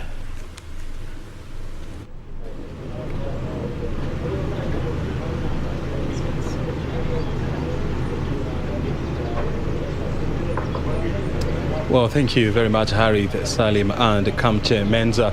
They are at Broadcasting House. We're still holding on to our forte here at the National Tallying Center, Bomas of Kenya, whereby about 1.5 hours ago, 2 hours ago actually, IBC Chair Wafula Chebukati has just briefed the nation on the status of vote tallying, whereby, as we all know, he has said so far 65.4% has been the voter turnout as yet, saying that they are still yet to get the numbers of votes that are being counted manually, or votes that were the ballot papers that were cast manually, and they're saying that we are likely to know that, or to know exactly how many people voted yesterday in the next couple of hours, and so we have to keep on waiting for that. Wafula Chebukati has also addressed the issue of vote tallying, where he has said that anybody is at liberty to do the vote tallying, because as long as you can access their portal there, where the Form 34As are being deposited, then you can do your tallying and then come up with your own numbers. But of course he was quick to say that IBC is still the institution mandated by law to declare winners, and so they still maintain that prerogative. Well, we are not very sure whether there will be another briefing, but they say that we need to be on the lookout because these things are changing, and of course we must change with time. Well, right here at the Bomas of Kenya, we continue the conversation around the 2022 general election, and I'm now joined by Isabel Gethinji. She has been with us throughout this week, and of course since Saturday actually, and she's still here with us. Thank you very much, Isabel, for your time. Thank you. Next to Isabel, we have Dr. Charles Gethinji. Bogwa, not Gethinji, but Dr. Charles Bogwa. He's an organizational leadership expert. They are all joining us here. Thank you very much indeed, Bogwa, for your time as well. Thank you. I first of all want to hear from you, Isabel, judging from what you had from Chebukati. Number one, was that what you were expecting to hear from Chebukati? And number two, was it good enough, to cool any nerves? Oh, thank you very much, O'Brien, for having me. From Chebukati's briefing, the one thing that I expected to hear is that there's been streaming in of the Form 34Bs. At least that much is something that we expected to hear, considering that the elections were concluded last night, and that a lot of the Form 34As are already on the portal. And some areas are not too far off, like Nairobi, Kajiado, the metropolis, and nearby counties. So to hear that there is not a single Form 34B that has been received here at Bomas, then it just speaks to the idea that we are going to have a long wait. It's going to be a long night and perhaps a long day tomorrow. Yes. And how many Form 32Bs are you talking about? Well, Form 34Bs, those ones will be 290. That will be 290. 290. Yes, of course they'll be carrying the 34As from the respective constituencies, but we are looking at 290. So I would have expected that the ones from close by would have started streaming have in. been around here. Yeah. Of course, that is not the case now because they say they are yet to receive those forms. Yes. But they are saying that they expect to have those forms start streaming in later on today. What about you? I would like to concur with her about expectations. Because when Kenyans read by yesterday early morning today that we had over 80% of the forms 34A uploaded to the IEBC portal, they had a further anticipation that indeed over 80% of the results from the polling were ready. Ready for what? Ready for pronouncement to the public. So when they wake up in the morning and that is not the case, then they feel like they have been cheated. And that creates room for perceptions that are negative, which can take us to some other perceptions that could result even in some of the coalitions feeling and telling their electorate that most probably something is cooking. So that component of how he communicated left also a lot in regards to dealing with the perceptions of the public. And so he needed to emphasize, and this needs to come even through the media, courtesy of IEBC, to contract the media as a partner to keep on informing Kenyans and the whole world at large, because these elections have attracted not just the interest of the participants and the recipients, but also others. That just seeing that 97.52 on the IEBC portal does not mean that the results are ready for the officer who is in charge of the presidential tallying to go and announce. And that is Chebukati. And that is he himself, Chebukati. So what does he need to do from my expectation? He needed to play the role of the principal information officer of IEBC to reiterate again and again through media, and we have got diverse spaces of media, that the regulations are quite clear. That once we get the scanned image of Form 34A, what follows is that they are transmitted. That is what we have here. But IEBC cannot purport that it can announce before it has physically received each of the Forms 34A. But now the issue here is, and it was an interesting question, one journalist asked, how many have you received? And he said, I'm not aware of any, I've received none. And the young man asked, are you saying you have received zero? And indeed that worried even members of the fourth estate, because we are within Nairobi City County. So near are some of the polling stations. Are you telling me that you not have been in a position to have got a number from within the city county? That is a question that he needed to address, even if it is through the logistics officer or a relevant actor, because information needs to be accurate. When it is not, or when a gap is perceived, then we shall have disinformation, misinformation, and those can take us to the precipice. Yeah. You see, this is the first briefing by Chebukati in more than in how many hours? I mean, the last one was last evening at 11 p.m. Yes. And are you satisfied with the kind of the kind of information that he shared with the public and the assurance that was given to the public by Chebukati? Number one, the ability of an organization to have emotional intelligence, to also understand what goes out there, is core in giving way towards a decision by the entire commission on how to communicate on areas that may not be about numbers, that may not be about process. Now, that was missing as far as Chebukati is concerned. Why? Because he did not emphasize this very important fact about the laid down regulations on how to go about point by point, stage by stage. That emphasis is core. And emphasis is not just during the address. The emphasis could even be through media in diverse ways. The emphasis could be talking to the national government to also come on board as a stakeholder.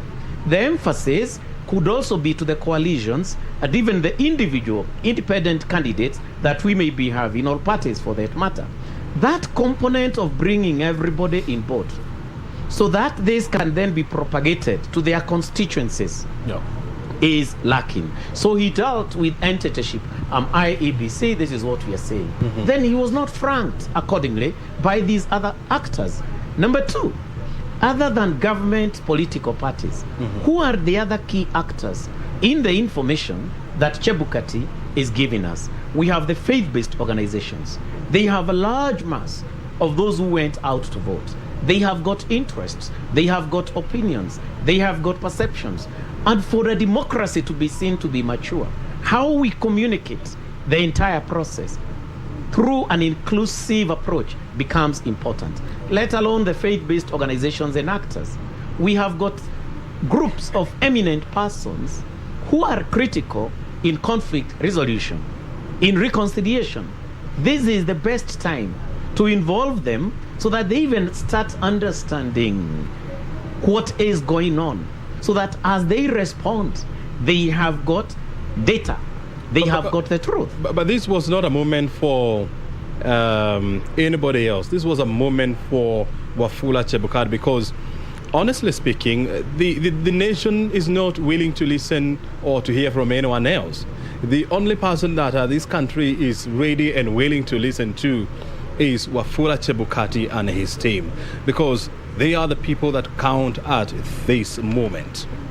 But the key thing is, who is these people who should listen to him? He cannot just tell Kenya in a very flat way, this is where we are.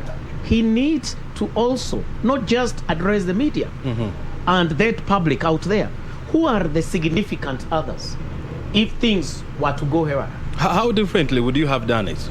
This is how I would have done it. I'm not IEBC, but this is how most probably I would have done it. Number one, within that briefing, I would have specifically invited, for the sake of further dissemination of the same, even before I do the entire brief, very significant organs of what would be termed as government, the coalitions as they are, and other parties, the faith-based organizations like the Interfaith Council, because they play a critical role.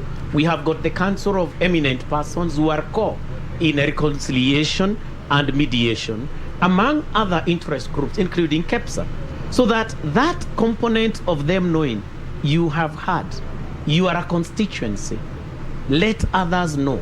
Then it means in one way or the other, we shall have started counter-messaging, counter-acting, messaging that may be coming from the same characters, and which would ban the trust that we have created, or that IEBC has created on itself.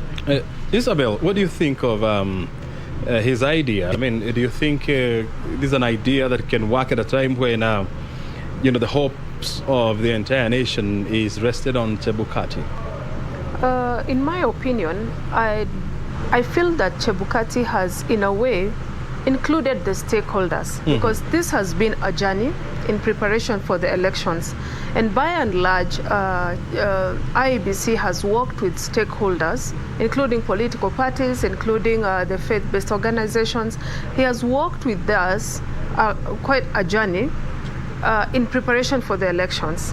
It is just that now, and he has accredited most of these teams, so they're already in Bomas, they're seeing what is happening. And the truth is, right now, nothing is happening, because until the Form 34Bs start streaming in, then we can say that nothing is happening at Bomas. That is not to say that the electoral process is not continuing at the different levels.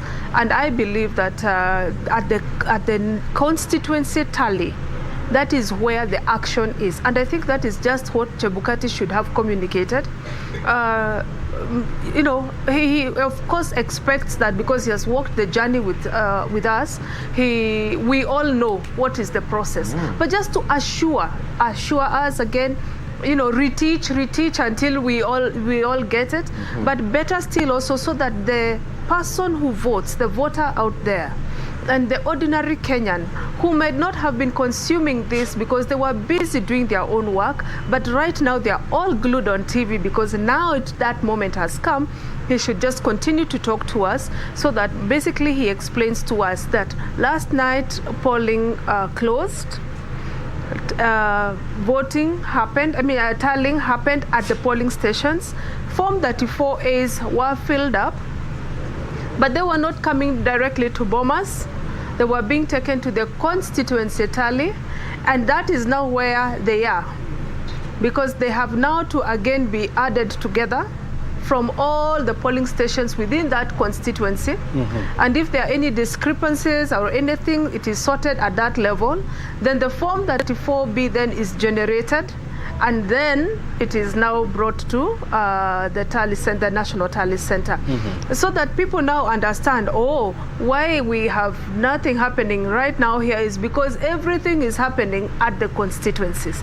That kind of communication is good to just continue allaying the people's fears and also just the confidence in the system that he actually, the chairperson and the other commissioners are on it.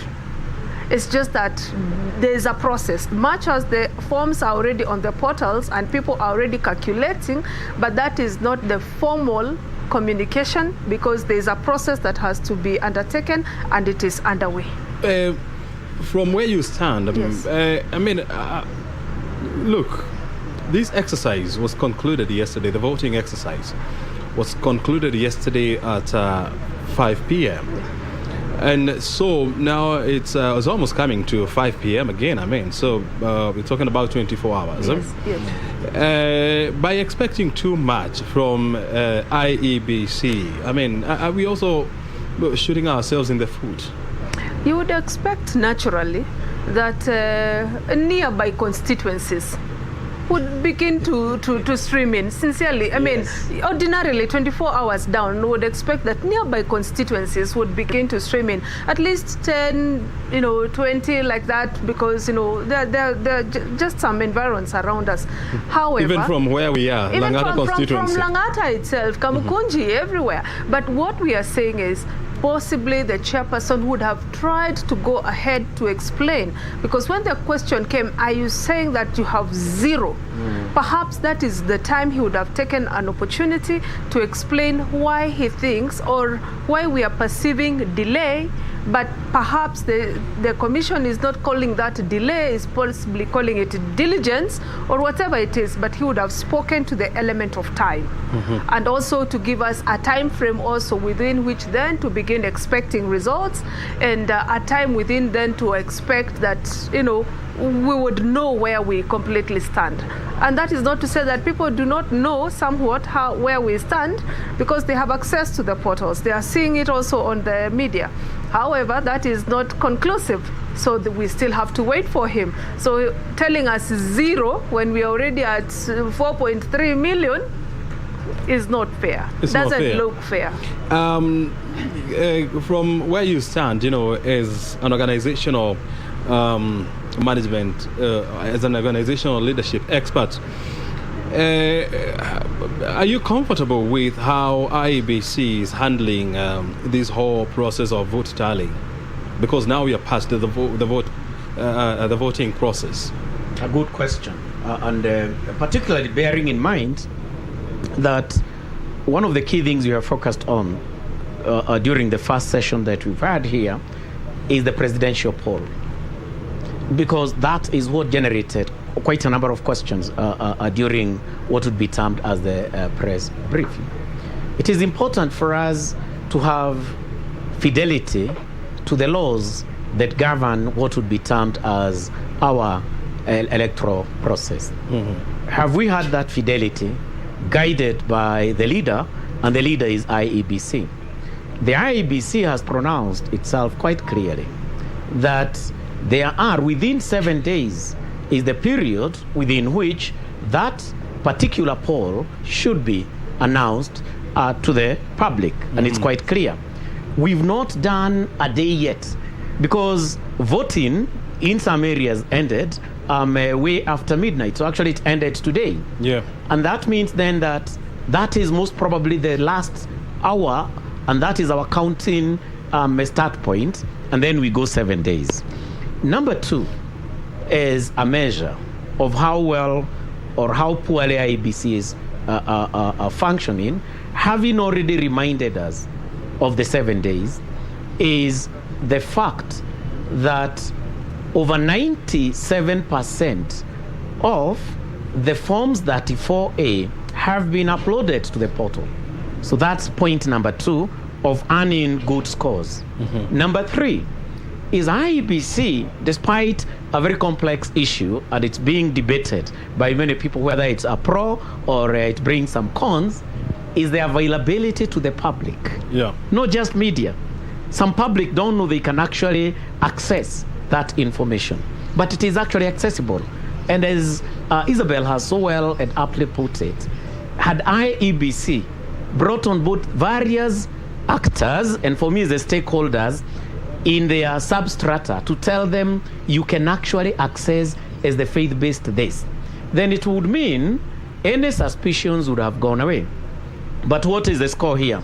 Yeah. It's a great score because we are now able to access. So whatever is being streamed live by the various media houses, including KBC, have got only one source. So when you have got a credible source of any data, then you reduce suspicions, negative perceptions. That's another score as far as IEBC is concerned. The briefings, although many hours apart, are important because whenever you manage a complex event like this, a critical component is targeted briefing.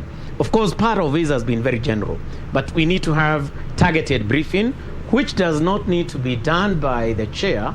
It can be done by the other commissioners. Yeah. For example, on issues like social media, on issues of responding to the perceptions created by fake news, that there is even a pronouncement that one of the coalition presidential candidates has won the election. That takes people into a celebratory mood, and remember, that is fake news. To that extent, that mainstream management is good. But these are the bit of also bringing on board strategic communication against what is out there. That one is lacking, and it can cost us a lot. But they have done well. You want to also Yes, throw in an input? One of the things that the chairperson, Chebukati, spoke to as he was preparing the nation for these elections, he said he is the national returning officer. And so until you have heard from him, and you know, he has a way in which he communicates to the public. He has this Bomas as his station, as the national tally, and he has media all over streaming. So if you're not getting communication coming from Chebukati in this form, anything else out there should be disregarded and should be seen for what it is: propaganda, fake news, and all that. And it is for the voter, it is for the Kenyan person who is receiving a lot of communication coming from whatever corners, to just be able to understand that right now there's a lot of lies and propaganda and all that is going to be spread, but they have to, you know, shelter themselves by making sure that they are only taking to their heart as gospel truth only the information that is coming from the National Tally Center. Yes, that is good, and you have actually communicated to Kenyans. It is unfortunate that during the electioneering period, a habit, a practice, a behavior was developed. Which one? Depending on the coalition or political party or the particular leader you are going out for, there were a number of, for example, social media groups. And the kind of communication that is there is the source of the information. So we have had echo chambers where, for this group if the information is not coming from so and so, it doesn't matter whether it has been announced by IEBC, they don't trust it. Today, we've seen a group, to be very precise, it's good to be practical, where these are well-informed men and women in their own right. They are Kenyans like you and I. But when they saw that their leader is trailing with about 2-point-something million votes, the leader quickly told them, this media house is biased. They are stealing our votes at a rate of 1.5% for every announcement. So nobody should watch this. So you find that despite even our abilities to reason critically, we've become so biased courtesy of who is our leader, to a point whereby there is toxicity of Kenyans not wanting to accept the truth. That's why it is important for Chebukati, as the overall in charge of the presidential poll in terms of the tallying and consequent announcement, to continuously reinforce that particular component. Maybe the fact that the media houses have tallying centers that have different actors, not the same software and so on and so forth, is an item for IEBC to start thinking about, because if some will pronounce themselves winners, only for them, when Chebukati pronounces himself, to realize they are number 5, of course there is no number 5 most probably, then hell might break loose. I mean, look, IEBC has made it clear that if you would want to have access to Form 34As from the constituency level, you can access them from their portal. You can do your tallying, you can do your subtractions, you can add, you can multiply and so forth, and come up with your own numbers. By them doing that, what are they doing to the public? What are they doing to the political parties? What are they doing to the media, to the media in the country? I would like to say that one, IBC is speaking to the issue of accountability, just being very open and being accountable to Kenyans. Because before, if they would have stayed with all this in their portals locked and wouldn't be able to access, and then by now they still have nothing and it would be all quiet, we wouldn't be all quiet out there. So in a way, they have managed the expectations of the people by saying you can be looking at what we are looking at so that you see where we are at, but we are going to go through the legal process of verification before we can make a pronouncement on it. Are they keeping us busy as well? Of course, you have to. So that's a good one. Are they also keeping us busy so that we are not so idle? It is important to manage people, because IEBC has 7 days. Kenyans, we must be a patient lot. They have 7 days to get this right. And we definitely want them to get it right. So we cannot insist that they rush the process. The only thing we are saying is that by them opening for us that window so that we are able to peep and see what they are seeing, in a way has caused the people to just become even in waiting, and also managing the expectations of the people, because you see it is a contest, and a contest, people want to measure themselves and see where are we at. And so even for purposes of the emotional aspect of it, people now are able to see this is where we are at, these are the possible outcomes like that. So it is good management, if you ask me. What I hope to see though is when the elections, when the forms start streaming in, as they come, that there'll be more and more communication coming from Chebukati, so that as they receive a certain batch, they come to us and tell us this is where we are at. You know, that now formal communication. As they come, I believe that we should be having more and more statements coming from the chair. Daktari, have you at any point tried to log on to IEBC portal, look at those forms and trying to do your own tallying? I actually did that in the morning. What kind of a task was that? 2:30. And this is what I now want to bring on AMS in the morning. In the morning? Yes. We finished here at 2. Oh, yeah. Yeah, you know. And let me tell you, it is very good that IEBC did that. But how many Kenyans, number one, would be in a position to even understand that? Because that's core. So who is doing it for us? So you realize it is the media houses basically that have toiled to now bring that and give it to Kenyans. And unfortunately, they are not streaming the same kind of outputs, yet the data is the same.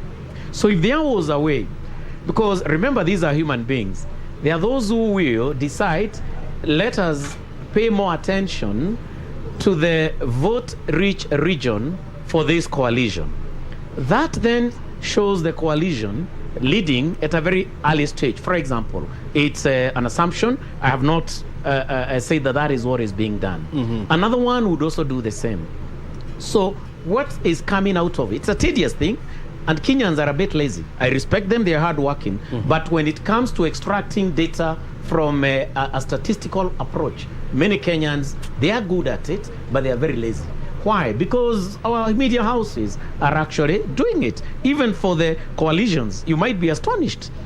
Some may not have really gone deep into the same. They are waiting for an output carried out by some particular team, including the media houses. So when we have got divergent results, that whereas this one is at 4.8 million for one, and the follower is at 4.6, in another case, one is the one who is leading is now trading at this. That brings conflicting perspectives, which IEBC may for now not be in a position to deal with, but what is a good thing?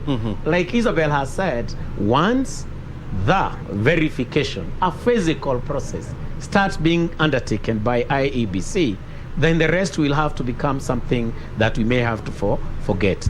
But certainly, coalitions will be able to know who has carried the day. What I do not know is how they will manage that. The question is how they will manage this. Yeah. I mean, still from your experience, would you say it's a tedious process, it's an arduous process, it's a difficult process, it's a technical process, or it's an easy process? The tallying that you try to do at 2:30 a.m. It is not an easy process. And so if I go to the other kofia that I adorn of inclusivity, it bars quite a number of Kenyans from actually interrogating that data. And we may interrogate that another day. We may need to revisit that. For how long did you try to do the tallying? Well, it was about some 45 minutes. Some 45 minutes? Yeah. In fact, I had started how many forms? How many forms did you end up tallying? I dealt with about, it was about 15 forms. 15 forms. And that was not easy because, let me make it very easy. O'Brien, if you told somebody to record the number of vehicles passing along Uhuru Highway in the morning, that is data you are collecting. Yeah. Now, when you tell him, when you look at the number of vehicles during the times that we have got gridlock, it's easier, yes, but you can imagine walking, doing cross-checking and all that. We are talking about 46,000, she mentioned, 229. Who is this Kenyan who has all this time? Because it's good for us to have a practical perspective. 46,229. It is a tedious job, and that's why even those who have got the tallying centers around, you can see the kind of workforce that they have put on board and the skills that are also required. Isabel, I mean, Chebukati somehow, deflated the attention when he was asked by the media, how comes we are yet to get the numbers from IEBC? And he said that actually even the media is doing badly because right now they're at less than 50%, whereas they're supposed to be at around 98%. Yes. Was he trying to deflate the criticism from IEBC and throwing it off back to the media? As Daktari here has spoken to the issue, the whole process of downloading the forms from the portal and now calculating the same, even for the media, is an enormous task. Yes, it is. They have a duty to the Republic, so they can't just do things. they too want to be careful in the manner in which they are processing this information, but more so broadcasting it. So they will play safe.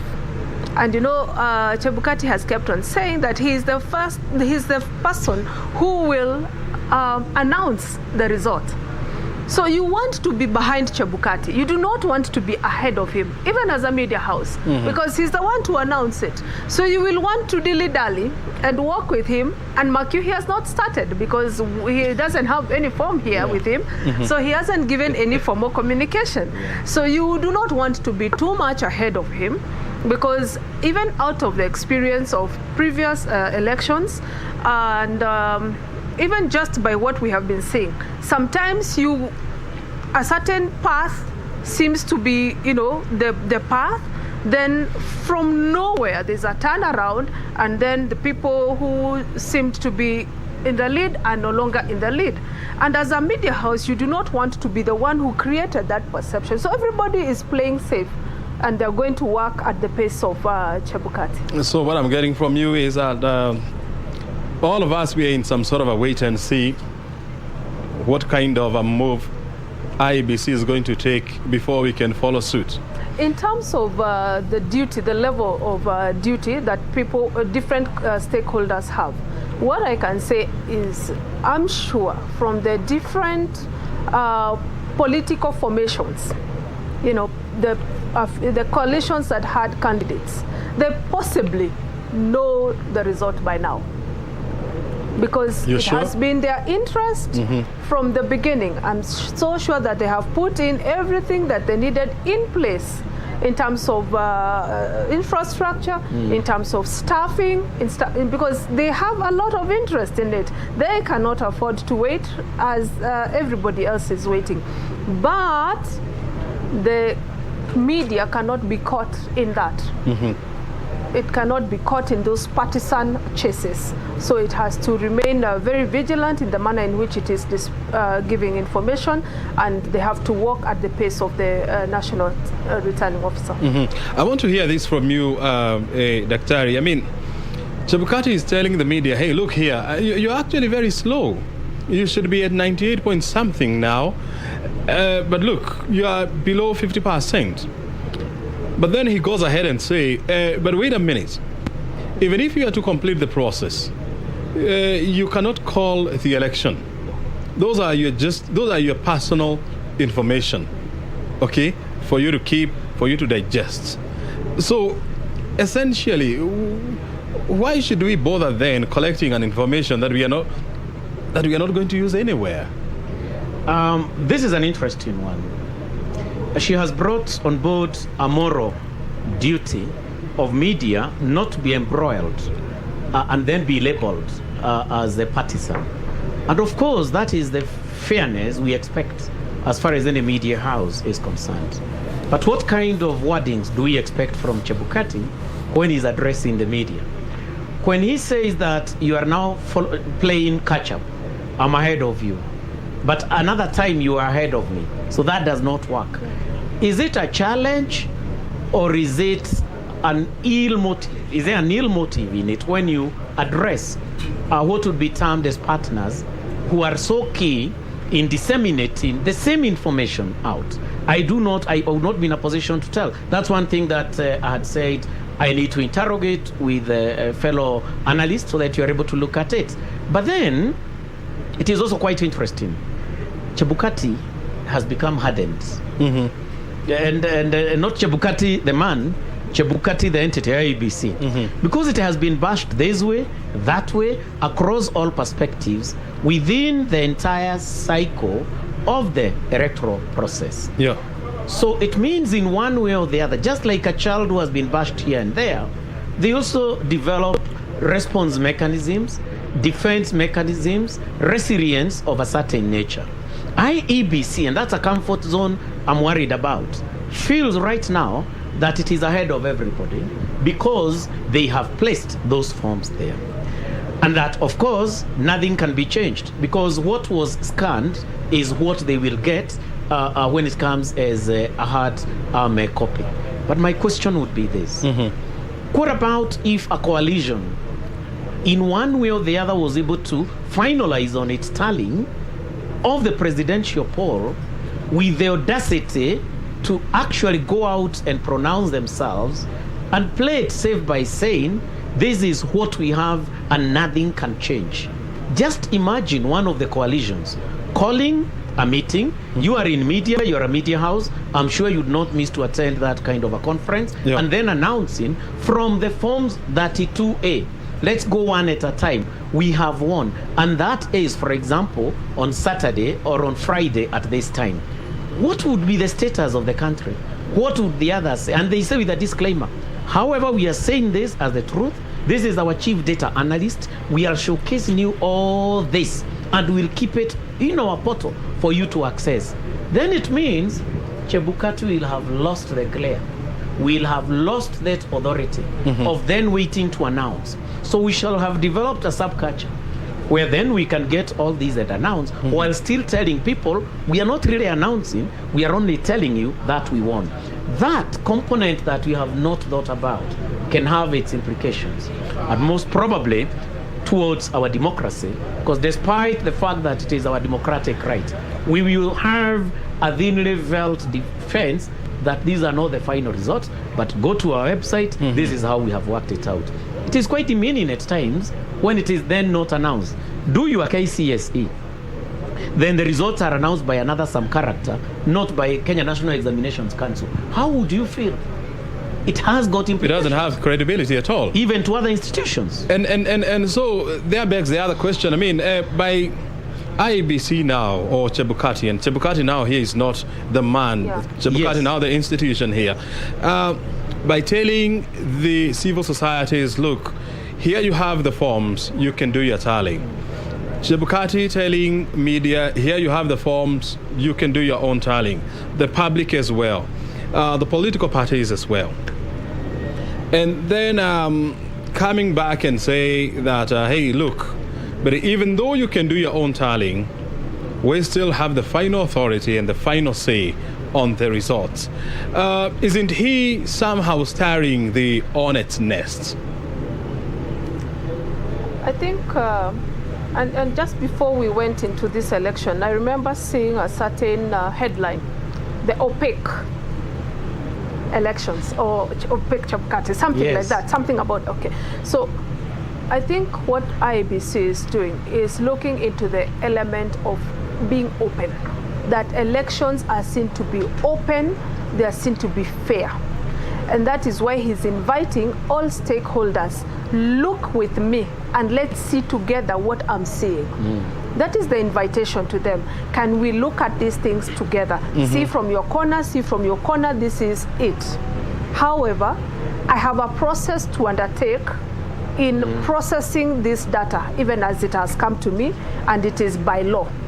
So now allow me the time to do what I need to do so that I now get to pronounce these elections formally. But let's walk this journey together. So he has invited everybody to the party. Let us walk this journey together. I think that he's tried, coming from past experiences, and I think that is one thing I have to give to IEBC. Every time they have had a challenge in one election, they have tried to better it in the next election. They have always tried to, do better by the next election. So I think they're just looking at the element of fairness, openness. Yes. Daktari, look, so all of us are coming up with our own numbers, using our own methods. And so you have a situation whereby these numbers are placing these candidates ahead, these other numbers are placing this one ahead. And so it becomes some sort of a cocktail of confusion, because you wouldn't be able to rely on my tallying, neither am I going to rely on your tallying. So aren't we creating a platform for conflict? Thank you, and that's part of what I'll respond to that by borrowing from what Isabel has said. While acknowledging and indeed congratulating IEBC for improvement, learning from its failures and learning, and therefore taking us forward in a way that we have appreciated. This is something that virtually every other Kenyan is saying. We have seen good progress. And in fact, today there was a question as to how successful IEBC has been. We also need to realize that when we bring on board actors to enhance our credibility, we must also make sure that we have tenets. We must have values. We must have a code of conduct, so that this code of conduct then enhances the desired end. That end of transparency is important. But what are we seeing in what we are live streaming? You'll find this person who is on this media house gets this other one this. So we have got what would be termed as noise. That noise is confusing.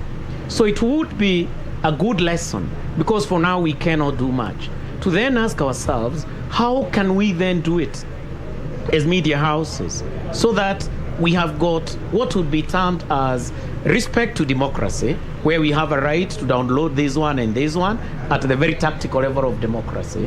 But we become strategic by agreeing that we can have co-joined that partnership in the analysis. If we have that partnership in the analysis, then we have partnership in sanity. So that what Kenyans are getting is not disjointed. Because once it is disjointed, rest assured, today there are people celebrating that so-and-so has won. Yet that might not be the case. So when you bring many actors on board, systems thinking tells us that all those boundaries must be broken so that you gel. You can gel through processes. And that is core, because it's missing despite a good intent that is in tandem with our national values and in tandem with the need for us to continuously increase the trust index of IEBC. From my angle, I view that as the next space and practice that we may need to focus on, because then it reduces the kind of confusion that is there.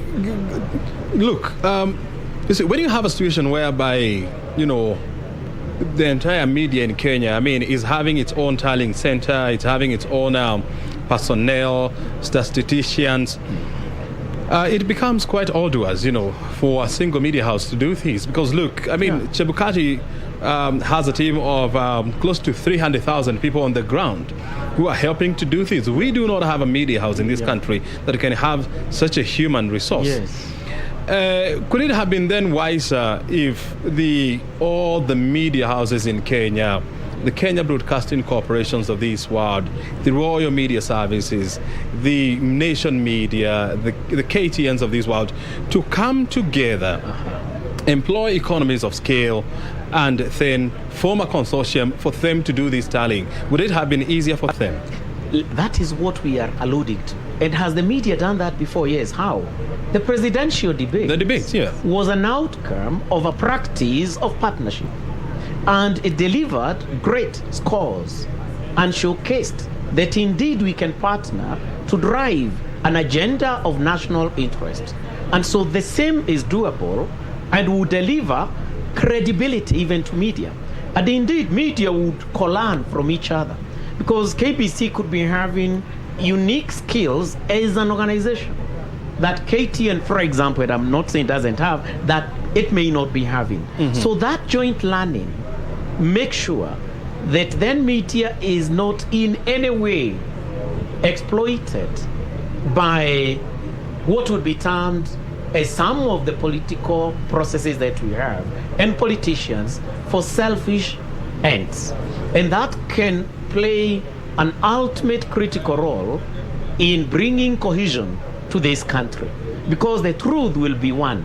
For now, Kenya is having 5 different truths, and it is one truth. How on earth can you be a boy who has scored a mean grade A or a first class honors, then another one says it's a second class, another one says pass, another one says fail? It brings noise, and that toxicity is what can take us to the precipice if we are not careful. So I reiterate, and do it also concur. There are economies of scale, and it is the way to go, and it benefits in many ways. It also sets an example for the East African community, not to mention the entire African Union. And I think that could drive as far and make Kenya a pace setter within that theater of operation. Yeah. What would be the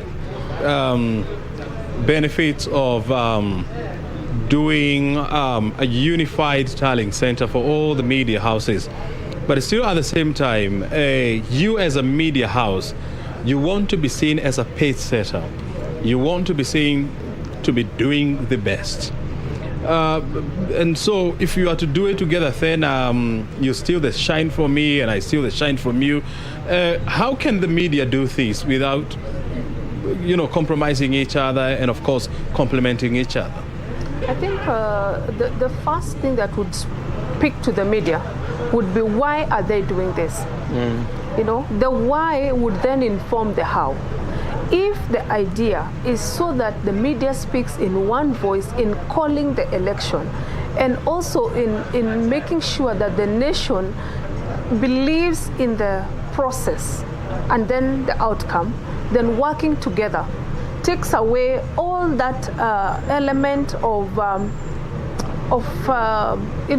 a certain media house tends to lean towards this coalition. This other media house tends to lean towards this coalition. And therefore, the results that they give, people get to have this perception that these ones could be going this way and this one's, and automatically, as Dr. had said earlier, then you will see that they'll begin to give certain skewed results, so that they create a certain perception because perhaps they have that kind of leaning.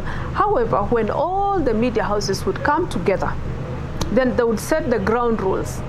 They would decide, this is how we are going to collect the data, this is how we are going to process it. It is at this point that we begin to show it out, So the process would then authenticate the outcome. So it would be a wonderful place to go, and there's always a place to start, and I like the presidential debate as a place, a starting place, that I don't think that in this country ever in the future people will imagine going into an election without having those kind of debates. And this time they were cascaded downwards from the presidential all the way up to I think parliamentary. So we can now take this as a building stone and decide, what, because this seems to be the way forward in terms of technology, in terms of inclusivity and participation, that then the media houses would now come together. I think they have a media guild or something, and decide that this is how we can approach elections, so that first of all it is not too heavy a cost on any particular media house. But then again, when they take the collective responsibility, now then no media house would fear getting it wrong. You see, that's the other thing that makes other media houses just pull back. It's not because they're not seeing what everyone else in the other media houses is seeing. It's because they also want to play safe, because they have a duty to the media house. So when they work together and they draw the plan together, then I think it would be a wonderful place in the future to be, and the people will begin to trust 100% the position of the media. And we have seen that in America. We always follow that, and people know, and they have trust in the process.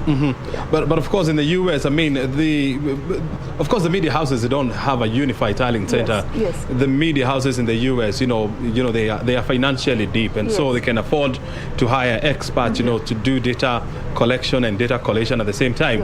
And that's what I wanted to hear from Dr. Charles. Is there any country in the world where the media or the other organizations have come together to do a unified tallying process whereby it's a model that we as a country can emulate? The good thing is that I've not heard of any. This is a homegrown solution that through KBC and the thought process we are having here is coming on board. Is it doable? Certainly yes. Is it an innovation? Of course, yes. And that's why I alluded to the fact that the East African community members and Africa at large would be in a position to borrow from this kind of a process. As a young democracy, the kind of media we have, certainly, most of it is certainly locally has been homegrown. That's what we can say. And we have pride to even have seen the pace setter, the initiator, that is KBC, right from yonder as we got independence.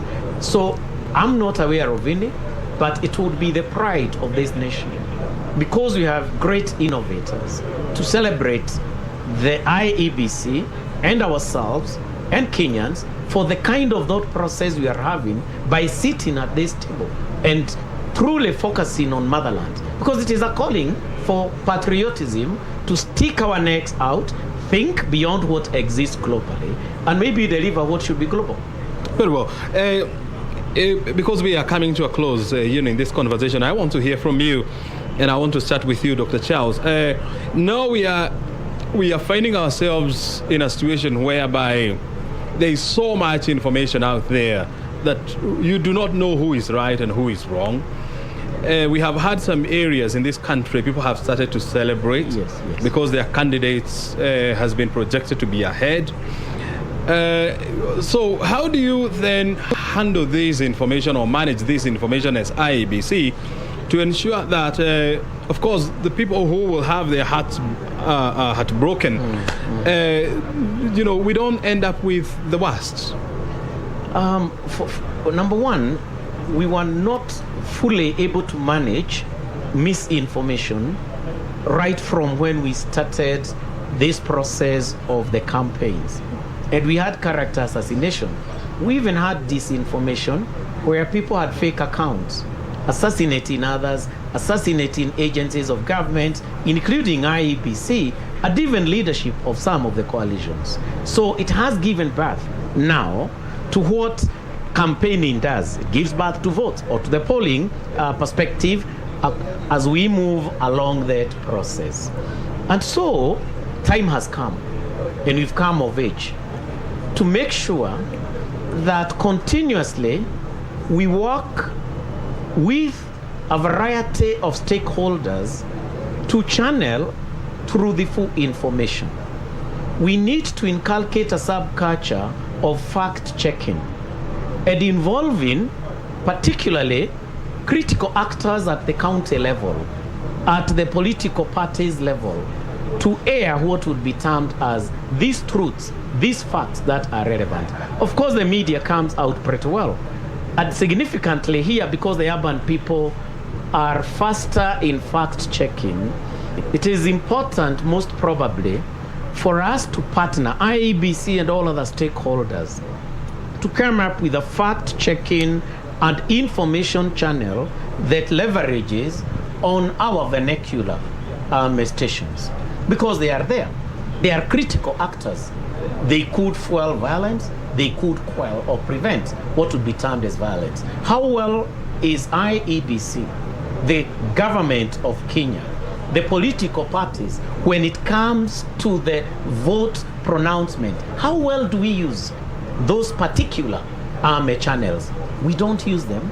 We only use them when we want to whip up emotions of our constituencies. How then do we create a model of strategic communication, what we call Stratcom, so that there's a Stratcom for the sake of business continuity, no burning of houses, for the sake of social cohesion, the social pillar of Vision 2030. So strategic communication then becomes an important aspect. And that then must be followed by the final words you put in that question. We might break hearts. Right now, there might be hearts that were broken by some social media. You heard somebody, some people went slept, they never woke up in their vehicles. That's what I heard from some people who were talking. Now, we are calling on another constituency. Yeah. The constituency of our psychologists, of our psychosocial well-being experts, of our mediators, those who practice reconciliation. Their time has come in within this particular process. How well prepared we are, I may not tell, but how much we need it. This is the election where we have had the highest number of candidates. And when men and women take loans where the collateral is their houses, their land, and they fail, and an economy may not be picking up pretty fast or doing well, we have a recipe for psychological ruin in not only individuals, families, and organizations. We've got to bring on board those characters, that constituency, critical to our mental well-being. Isabel, how would you handle these information management process now that the horse has bolted?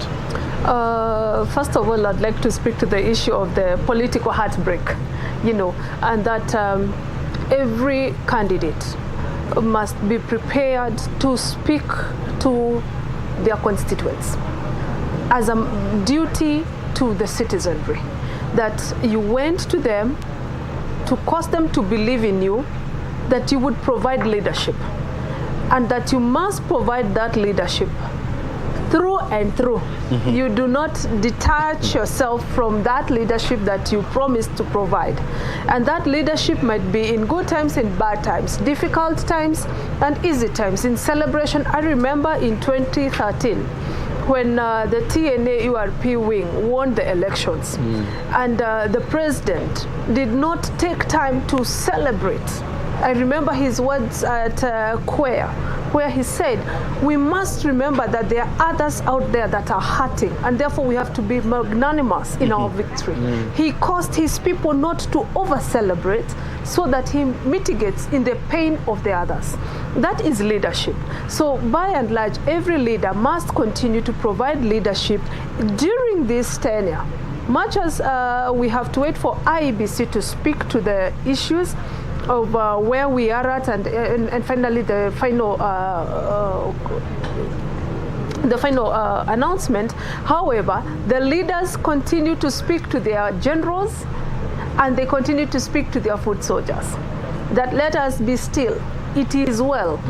And also for the people who are nationalists to speak to the electorate, so that the electorate gets to know that though person A might win or person B might win or lose, whichever the case, however, there will be a government. And that government is for the people, you yourself included, despite the fact that your person who you were supporting lost. The government that is going to be formed is for the people and by the people, and it is there to serve you. So the voter never loses. So the voter should not feel that though my person who I was supporting has lost, I have lost. The voter is not there to lose, and the government that comes in place will come to serve you. Once that information keeps being repeated to the voter by and large, then they will begin to see, oh, so if these are the government forms, then these are the things they had promised, so even though I might miss on this, I will get this. That is a communication that must continue to the electorate, to the nation, that we must also speak to ourselves as Kenyans, away from the politicians. We have to speak to ourselves as Kenyans and say, we have a nation to live in, we have a nation to protect, we have children that we must teach that elections must not cause violence in this country. So we have to continue speaking to ourselves, so that even when someone comes to try and activate us in a negative manner, we'll be like, excuse me.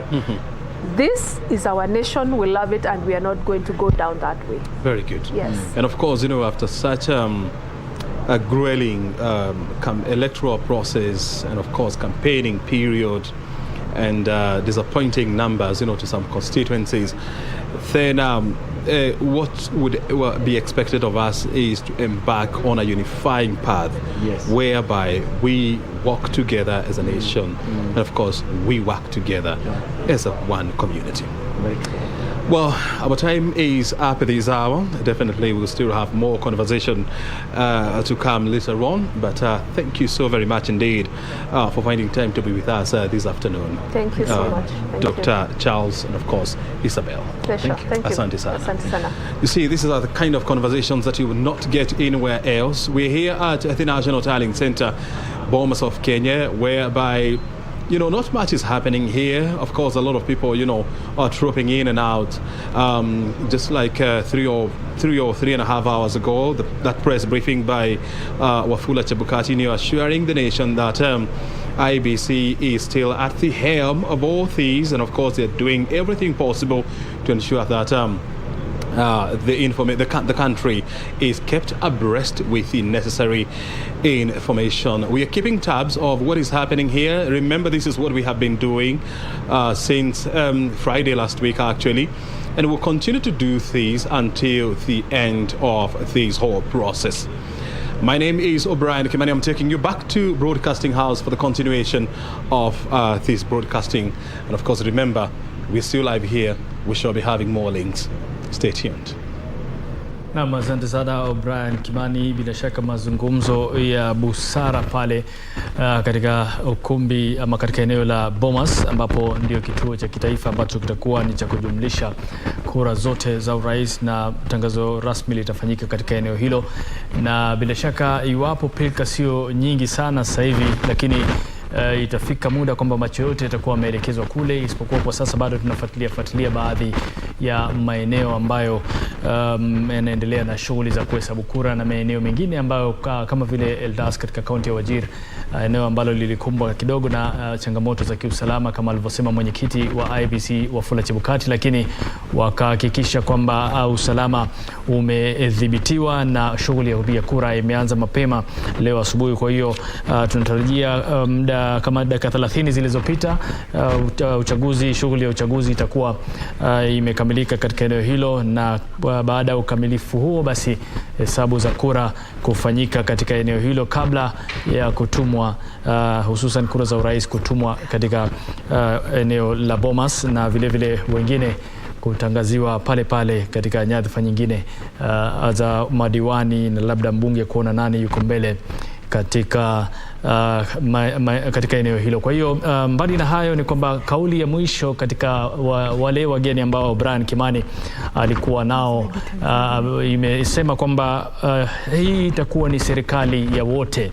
Kwa hiyo baada ya uchaguzi, wewe kama mpiga kura wala usiwe na shauku na vile vile wasiwasi na manunguniko kwamba umepoteza, hujapoteza chochote. Kwa mujibu wa kauli yake ni kwamba hii ni nchi yetu sote, na bila shaka wote watakuwa wanashirikishwa katika kuhakikisha taifa hili linapiga hatua huko hatua mbele baada ya uchaguzi. Kwa hiyo Gilbert, tumetoka Bomas, tumesikia walivyozungumza, na kauli ya mwisho kama nilivyosema ni kwamba cha msingi ni kwamba shughuli imekamilika.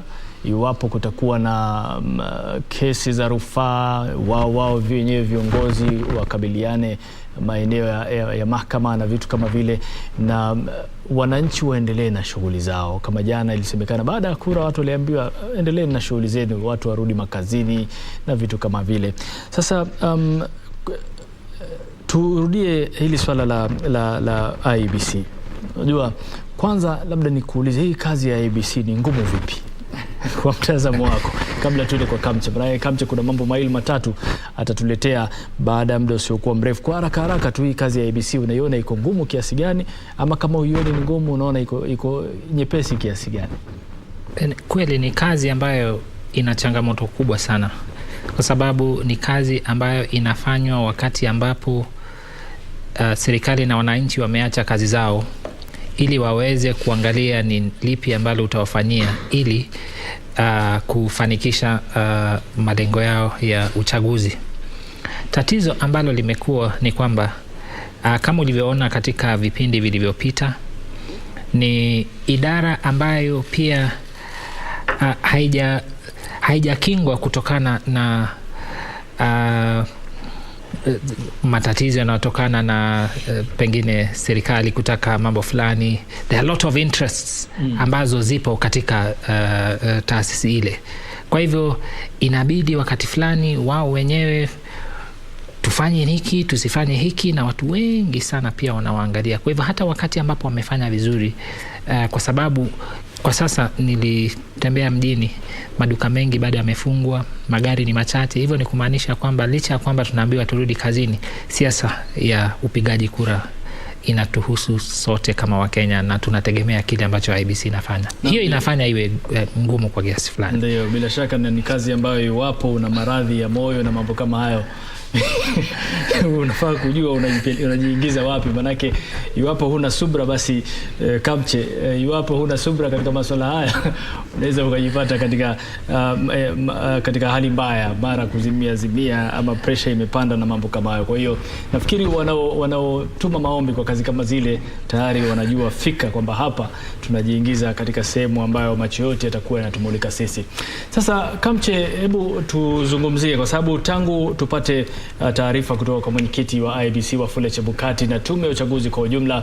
Ilikuwa nafikiri kitu kama saa 9:20 hivi, na bila shaka mpaka sasa kuna mengi yametokea, lakini mwenyewe Chebukati alisema kwamba maelezo mengi na taarifa pamoja na fomu zile ambazo zinahusika na uchaguzi zinapatikana katika portal yao ama tovuti yao pia. Kwa hiyo sijui, hebu piga macho, kuna jipya lolote ambalo unaweza kuliona katika portal ya IEBC?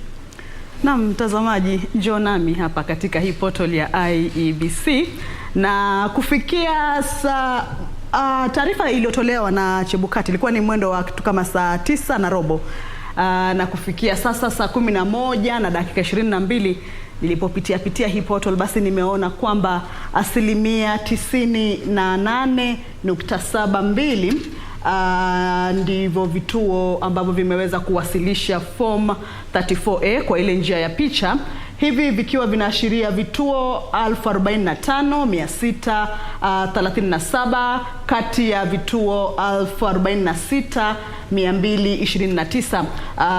Hii ni asilimia 98.72. Tukiangalia maeneo ama kaunti, hapa ninazo kaunti zote na jinsi walivyoweza kuwasilisha hizi form 34A kwa njia ya picha. Kaunti ya Baringo iko katika kiwango cha asilimia 99.71, ambapo nikiangalia tu kwa kifupi hapo ni vituo 1,028 kati ya vituo 1,031. Kwa hivyo hawako mbali, nadhani kama ni vituo 4 vinsalia kama sijakosea. Baringo hiyo imeshakamilisha, angalia mtazamaji, hapa ni asilimia 1 kamili. Kwa hivyo vimeshakamilisha vituo vya kupiga kura 855 kati ya vituo hivyo 855. Kaunti ya Bungoma pia haipo mbali, iko kama kaunti ya Baringo. Hii iliyokamilisha ni kaunti ya Bomet. Kaunti ya Bungoma haiko mbali sana pia, hiyo vimebakia vituo kama 4 vikamilishe kuwasilisha form 34A kwa njia ya picha. Alafu pia hiyo ni asilimia 99.971. Tukiangalia kaunti ya Busia, vituo viwili vimbaki tu, mtazamaji ukiona hapo, ni 856, tumebakisha vituo viwili ifike 858. Tukiangalia diaspora pia ughaibuni na hizi nchi jirani ambazo pia zimeshiriki katika uchaguzi huu mkuu, asilimia 85.19 ishawasilisha form 34A kwa njia ya picha, ikiwa ni vituo 23 kati ya vituo 27 vilivyohusika katika kupiga kura. Elgeyo Marakwet imeshakamilisha. Unaona hapa, hii ni Elgeyo Marakwet, vituo 555 vimeshakamilisha kati ya vituo 555. Vile vile Embu, kaunti ya Embu pia nayo imeshakamilisha asilimia 1 kamili, vituo 749 kati ya vituo hivyo 749. Garissa bado wako nyuma kidogo. Kumbuka Chebukati alipokuwa anatoa ile taarifa yake pia amesema kwamba kuna yale maeneo ambayo yana utata wa kupeperusha matokeo kwa njia ya mtandao. Kwa hivyo maeneo kama haya yatakuwa yanakumbwa na utata kama huo, lakini si haba yamejaribu, manake kati ya vituo 559 basi vituo 507 tayari vimeshawasilisha form 34A, hiyo ikiwa ni ikiashiria asilimia 90.7. Homa Bay nayo imebakisha vituo vya kuhesabu tu, si vingi sana, kati ya 1228 naona tumebaki wamewasilisha 1223, ikiwa ni asilimia 99. Hapa ni Isiolo pia nao hawako mbali, wamejaribu, imebakia tu kidogo hapa, kama si vituo 12, basi ni vituo 12 wakamilishe 219. Kajiado hawako mbali sana pia wao, asilimia 99 ishafika. Kakamega pia hawako mbali, tumesalia tu kidogo, manake ni asilimia 99.11. Hii ni kaunti gani? Kericho, naona hapa ishakamilisha asilimia 1. Kwa hivyo kaunti nyingi hazipo mbali. Kiambu wamebaki na kidogo pia, kati ya 2117 washakamilisha 2109. Haya, tukiangalia Kilifi nao asilimia 99.48. Hapa atakuwa amesalia vituo kama 6 wakamilishe hesabu yao, ama ni vituo 6 ama 8 wakamilishe hesabu yao. Kirinyaga wamebakisha kimoja. Haya, Hapa ni vituo 698 kati ya vituo 699. Kwa hivyo hawako mbali pia nao kukamilisha. Itakapofika pengine mida baadaye tutaangalia tuone kama watakuwa shamaliza, manake ni kituo kimoja tu kilichosalia. Tukiangalia kaunti ya Kisii nao pia hawako mbali, wamebaki na vituo 6 tu. Ukiangalia 1294 hadi 1300 vituo 6 hivyo vimebakia. Haya, Kisumu nao hawako mbali. Kitui wapo 99%. Hapa ni Kwale pia nao wambaki na vituo kidogo sana. Haya, hawa ni wapi? Laikipia wambaki na 5 tu. Kati ya 565 wameshawasilisha 560. Lamu pia hawapo mbali, 97.4. Machakos, Makueni pia nayo kama unavyoona hali ndivyo ilivyo. Hapa ni Murang'a wameshamaliza kuwasilisha kutoka vituo 1189. Hapa kwao ishakamilika 100% kamili.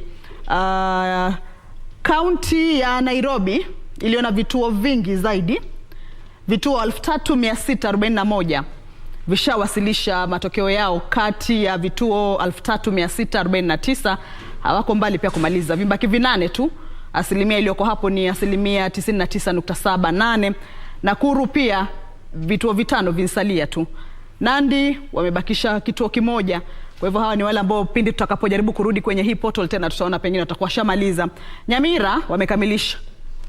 Haya, Nyeri pia nao wameshakamilisha. Samburu wambaki na 3. Huyu ni nani? Huyu ni Siaya. Siaya pia wameshakamilisha. Kwa hivyo vituo vingi vimekamilisha. Uasin Gishu ndo hawa hapa washamaliza. Kwa hivyo Harith na Gilbert, vituo vingi vimeshakamilisha. Manake nikiangalia hii asilimia hapa ni kwamba ni 98.75. Ni vituo vichache sana vilivyosalia. Tunaweza sema hata ni chini ya 1000 hapa. 45,653 kati ya 46,229. Hii itakuwa ni chini ya 1000. Kwa hivyo vituo vinamalizika. Huenda mwisho wa kwisha siku hii ya leo, pengine saa 1, saa 2 wakawa wote washawasilisha. Harith. Naam, asante sana Kamche. Bila shaka ng'ombe mzima ameliwa, umesalia mkia. Ukiangalia vituo vingi vimekaribia au katika 90% kwenda juu. Kwa hiyo shughuli hii angalau kuna matumaini kwamba inaendelea vyema na ukamilifu wake upo katika upeo wa macho. Na mbali na hayo, kuna jambo moja ambalo Gilbert nimelitizama nikajiuliza maswali mwenyewe, lakini naona sipati majibu. Labda tujadiliane tuone kama huenda tukapata majibu kwa swali hili. Kuna wale wanaopiga kura ughaibuni ni kama 10,000 hivi. Naye mataifa 12, lakini hawajamaliza mpaka sasa hivi na kule wengi wao hawana matatizo ya mitandao, hawana matatizo. Inaweza kuwa tatizo liko wapi mpaka sasa hivi hawajakamilisha watu 10,000 peke yake? Kwa hivyo upigaji kura ulimalizika katika sehemu nyingi humu nchini. Hata ukiangalia kwenye ile orodha imesomwa na binti pale, unaona kwamba stesheni nyingi zimefikia 90 na kuwasilisha zile fomu zao. Tatizo nadhani lipo katika IEBC kuhakikisha kwamba wameziba mianya yote ambayo inaweza ikatumika kuwashtaki wakati ambapo mmoja wetu ama mmoja wa wawaniaji pengine atakuwa ameenda mahakamani kupinga matokeo ya uchaguzi, haswa uchaguzi wa urais, matokeo ya urais. Kwa hivyo tunaona kwa mfano jana asubuhi nadhani matokeo ya Australia ndio yalikuwa ya kwanza kabisa kuingia. Wale ambao wapo katika sehemu ile, kwa sababu unajua Australia ipo katika wako mbele, kwa hivyo saa kama hizi utapata wao pengine ni saa 11 asubuhi Australia, lakini inasemekana ni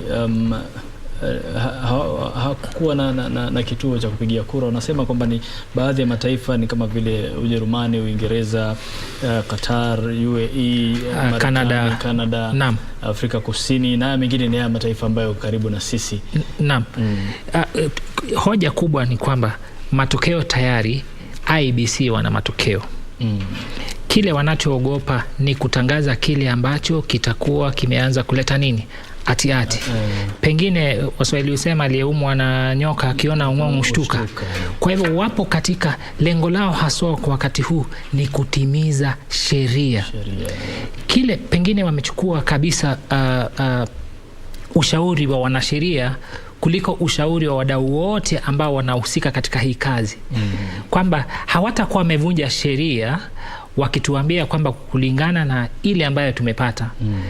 Tunaona idadi ya kura ya Odinga ama ya Ruto imefikia hapa. Ndio maana unaona kuna tatizo sana kwa sababu watu hawajaelezwa kwamba ukitazama KBC wao wanafanya orodha yao. Ukiangalia Citizen wao wana yao kutokana na kuangalia ile public portal ambayo ipo pale. Ingekuwa kwamba wanatangaza alafu nyinyi mmepewa nafasi ya kudhibitisha yale ambayo wamefanya nini? Wametangaza. Kwa hivyo hiyo ndio nafikiri imekuwa hoja kubwa kwa IEBC katika mazingira ya uoga, wakijua kwamba baadaye malalamishi yote yatakuwa kwao. Na hiyo inajibu swali lako la kwanza, hii kazi ni ngumu kiasi gani? Mshahara upo lakini kijasho lazima kutoka.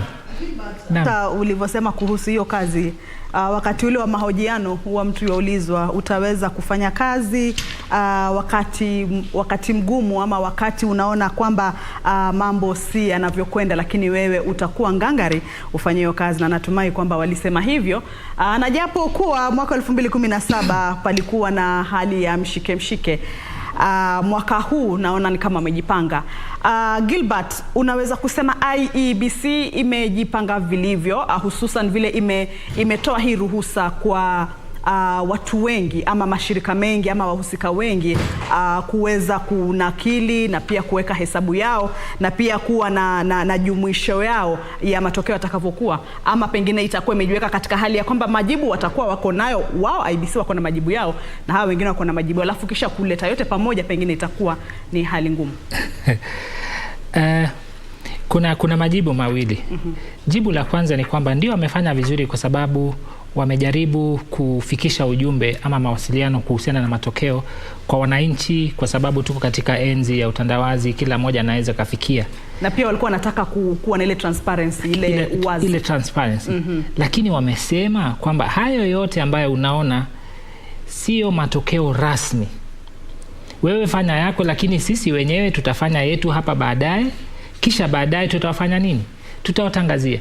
Kwa hivyo hii tupo tu katika nafasi ya pengine kufurahia ama kupata zile nambari, lakini mimi naona kwamba IEBC mbali na kufanya public ingekuwa wanatangaza kwanza, kisha wanaelekeza vyombo vya habari, nendeni pale mdhibitishe yale ambayo tumefanya nini, yale ambayo tumefanya. Kwa hivyo licha ya kwamba wameongeza uwazi na pia uangavu ambao unakuja na kazi hii, kuna mengine zaidi ambayo wangefanya, kwa sababu ukiuliza kila mmoja hajui. Kwa kweli ni kwamba licha ya kwamba hizi ambazo mnaona hapa kila mmoja atakwambia mimi sijui, tunangoja. Kwa hivyo hatujapata matokeo rasmi kwa sababu wao ndio ambao. Kwa hivyo wangejumuisha wanasheria pamoja na pengine vitengo vya mawasiliano ili hizi zote ziendane. Desturi ya mawakili ni kwamba wao wanapenda kuplay safe, hivi kwamba let's keep as much as we can ili tusipatikane katika bila kuangalia kwamba huu ujumbe pia kuna emotional perspective ambao pia lazima. Lakini pia nitawapongeza kwa sababu niliona mwaka wa 2017 waliokuwa wakizungumza walikuwa wakubwa Chiloba na makamishna. Jana niliona afisa msimamizi wa mawasiliano pale Tabitha Mutemi alipewa nafasi na hata akazungumzia, huyo ni mwana mawasiliano. Kwa hivyo hapo naona walizingatia kwamba kuna nafasi ambayo pia wana mawasiliano wanaweza wakacheza katika huu uwanja. Na sasa katika haya mambo ya kuweka wazi na mambo kama haya, unaona kwamba labda pia imejaribu kuzimua ile tunaita tension kwa Kiingereza, kwa sababu ingekuwa pia uwazi haujawekwa basi lawama zote zingepelekwa moja kwa, lakini sasa hivi kila mtu ana uwazi, akiulizwa anambia tumewaambia bana matokeo yao katika tovuti yetu na vitu kama hivyo. Imesaidia pia kuleta hali ya utulivu kwa njia moja au nyingine. Japo watu hawajui kipi ndio, lakini nambari zote ziko wazi. Lakini imeongeza anxiety. Kila mmoja anataka kujua, kwa sababu ushatuambia hizi si za kweli. Hizi ni zile zipo, lakini sisi ndio wasema kweli.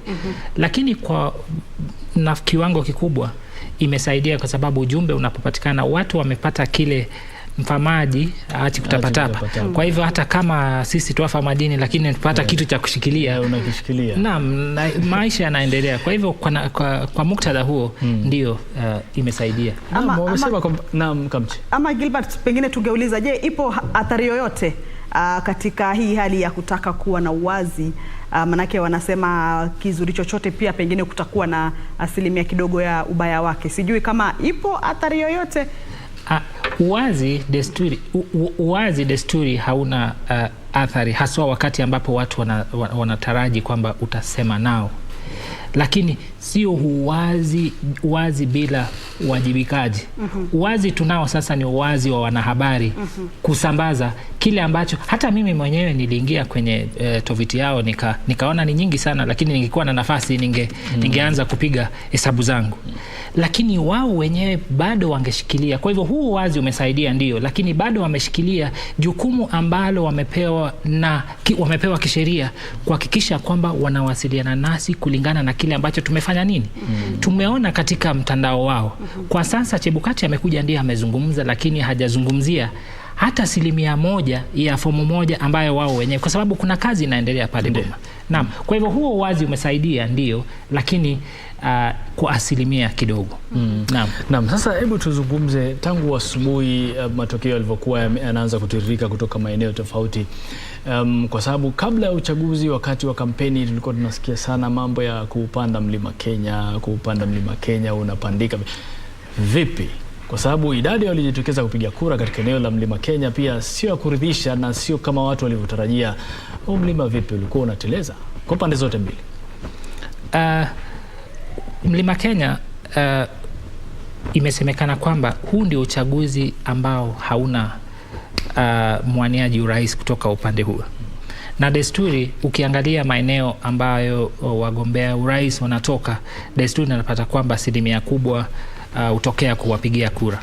Kwa hivyo kwa sasa hawapo katika hiyo orodha. Kwa hivyo hiyo inachangia asilimia kutokea kuja chini. Lakini kilicho muhimu kuhusiana na eneo la kati ya Kenya ni kwamba nafasi ambayo wanayo katika matokeo ya uchaguzi huu ipo katika mstari wa mbele. Kama huna kura ya Central, basi itakuwa vigumu sana wewe kwa ngazi na kuingia katika nafasi ya urais. Ni kama eneo hilo bado lina turufu. Naam. Lakini umeona kwamba katika zile, ukiangalia hizo nambari namna zinavyokuja, unaona kwamba Deputy President unaona anapata 70 na mahali fulani anapata 80 ya kura zilizopigwa. Naam, zilizopigwa. Na mkiangalia Raila Odinga anapata 18, 20 na mambo kama haya. Ukilinganisha na mwaka wa 2017 unaona Central, kwa mfano Nyeri alikuwa anapata kwa kura 1400 na alikuwa anapata 3000. Hiyo haiwezi kafikia hata 1%. Kwa hivyo katika kujibu swali lako kwamba ni nani amekwea, pengine kukwea ilikuwa hali ya kuleta uchangamfu wa kisiasa, kwamba nimekwea hata kama huwezi, kwa sababu kukwea mlima ni kufika kileleni. Lakini naona kwamba mchango hata uwe 10%, 15, hata 20, pia utakuwa katika nafasi nzuri ya kuongeza kapu la Bwana Odinga. Kwa sababu milioni haifiki kukosekana moja. Naam.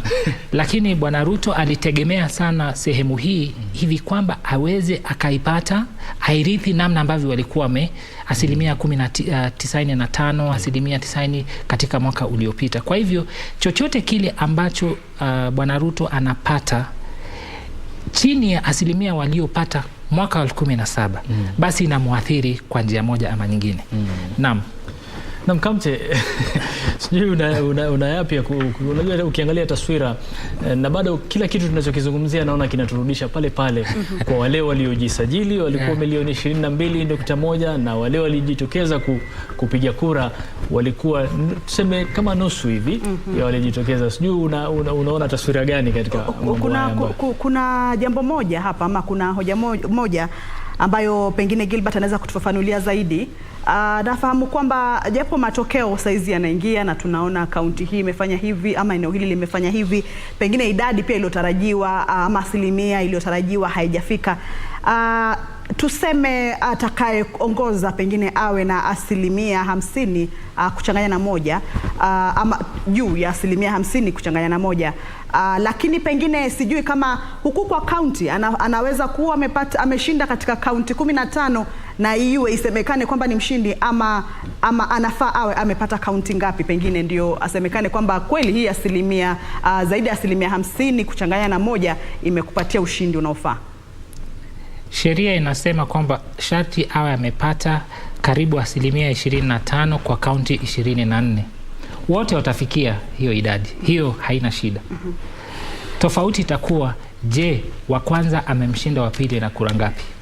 Hiyo ndiyo ambayo italeta tofauti. Unakumbuka mwaka 2015 Rais Uhuru Kenyatta alimzidisha Raila Odinga, alifikia ndiyo 50, lakini 50+1 ilikuwa karibu kura 8,000.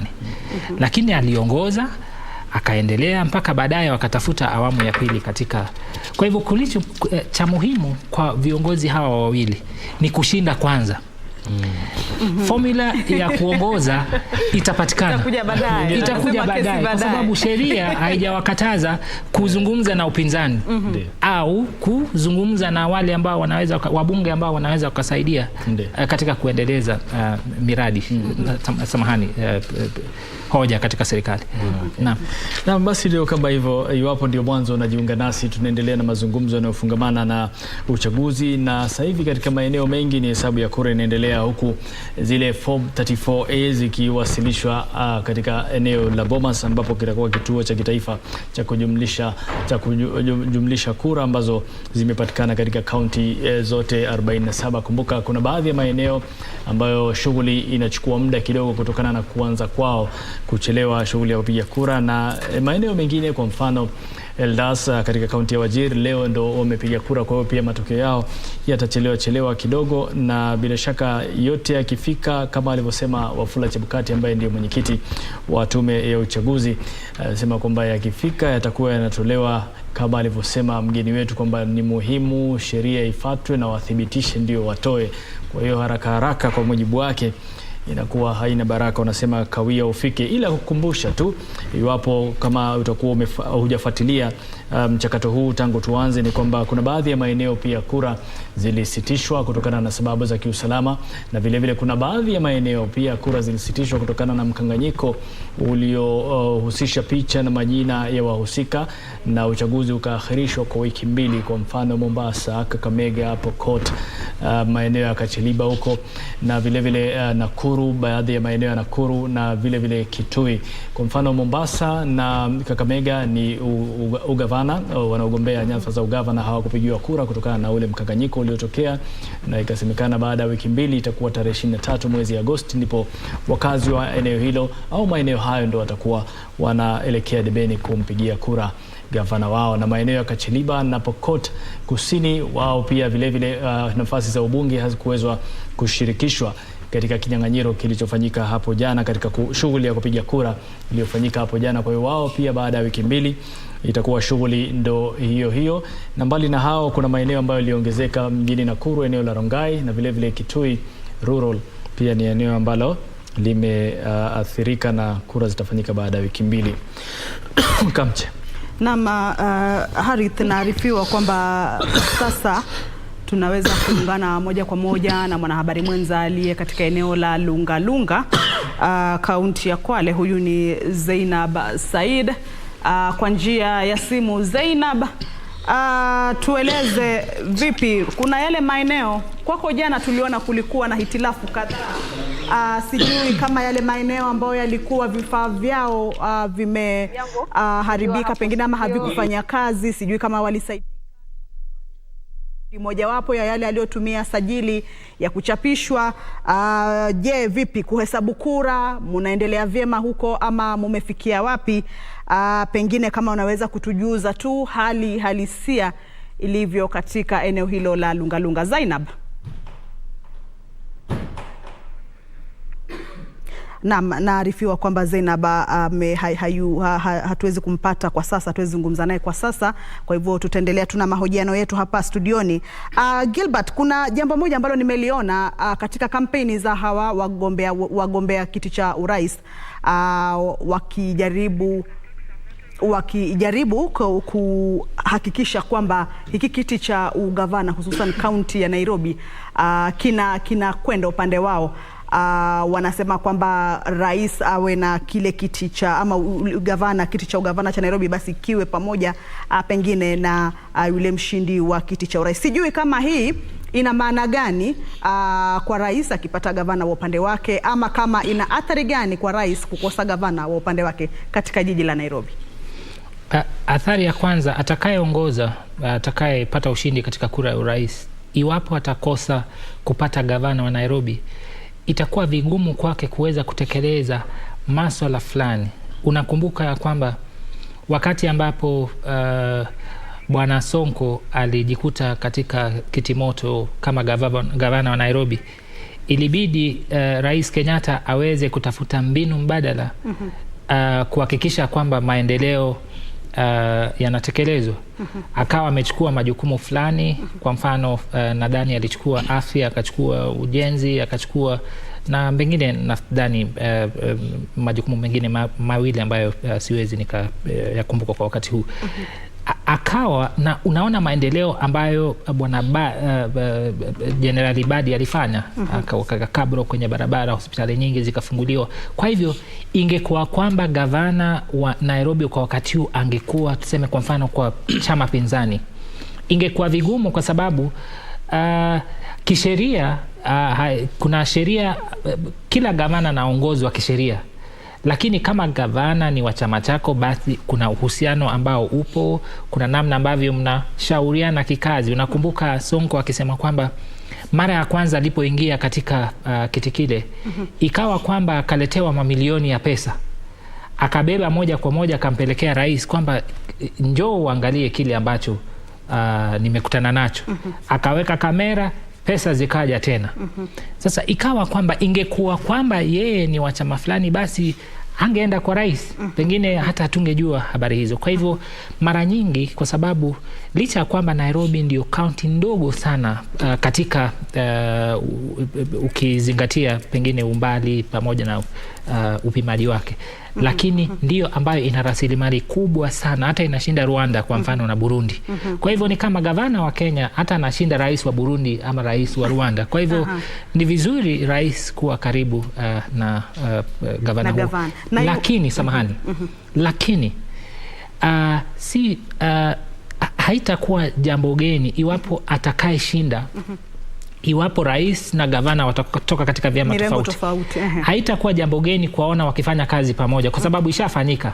Unaona wakati Kidero alikuwa gavana wa Nairobi, watu wa ODM walikuwa wakikasirika sana kwa sababu mara yeye na Uhuru Kenyatta wanywa chai, mara wameshauriana, hata kulikuwa na tetesi kwamba kuna mambo fulani Kidero amefanya, lakini rais akajibu kwamba namna Kidero alinifahamisha ni kwamba yeye ananuia kupanda nyasi katika barabara. Kwa hivyo nadhani ni hoja tu katika siasa, lakini uhusiano unaweza jengwa na mtu yeyote yule. Bila shaka yote hayo, hususan ikizingatiwa kwamba wanaozungumza kwa sauti za busara wanasema baada ya uchaguzi watu wana malengo mamoja, kwa hiyo washirikiane katika kuhakikisha taifa limepiga hatua. Sasa tutajaribu kuungana naye tena Zainab Said kutoka eneo la Lungalunga, kaunti ya Kwale. Tupashe ni yapi ambayo yamejiri siku ya leo. Zainab, kama unatupata sasa kwa njia iliyo safi, usukani ndo wako.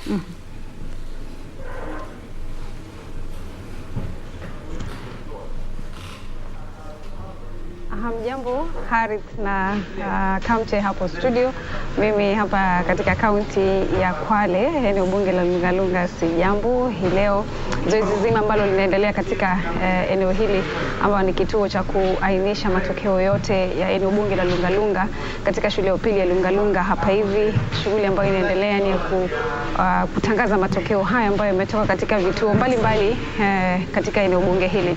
Kufikia hivi sasa tunapozungumza, vituo ambavyo vimeweza kuwasilisha matokeo yao katika eneo hili ni vituo 38 kati ya vituo 148, ama vituo ambavyo matangazo yake wake ameweza kutangazwa ni 38 kati ya vituo 148, na mwendo wa saa 10 hivi ndo vituo hivyo ama matokeo haya yalianza kuingia kufika katika eneo hili, na ndipo kuanza ile shughuli ya kwanza kutangaza matokeo haya katika maeneo mbalimbali. Tumeshuhudia tu visa mbalimbali, kumekuwepo na visa vya karatasi zile za kuandikisha matokeo ya mwisho hasa katika kiti cha useneta zimechanganya katika kutoka kituo kimoja na kituo kingine.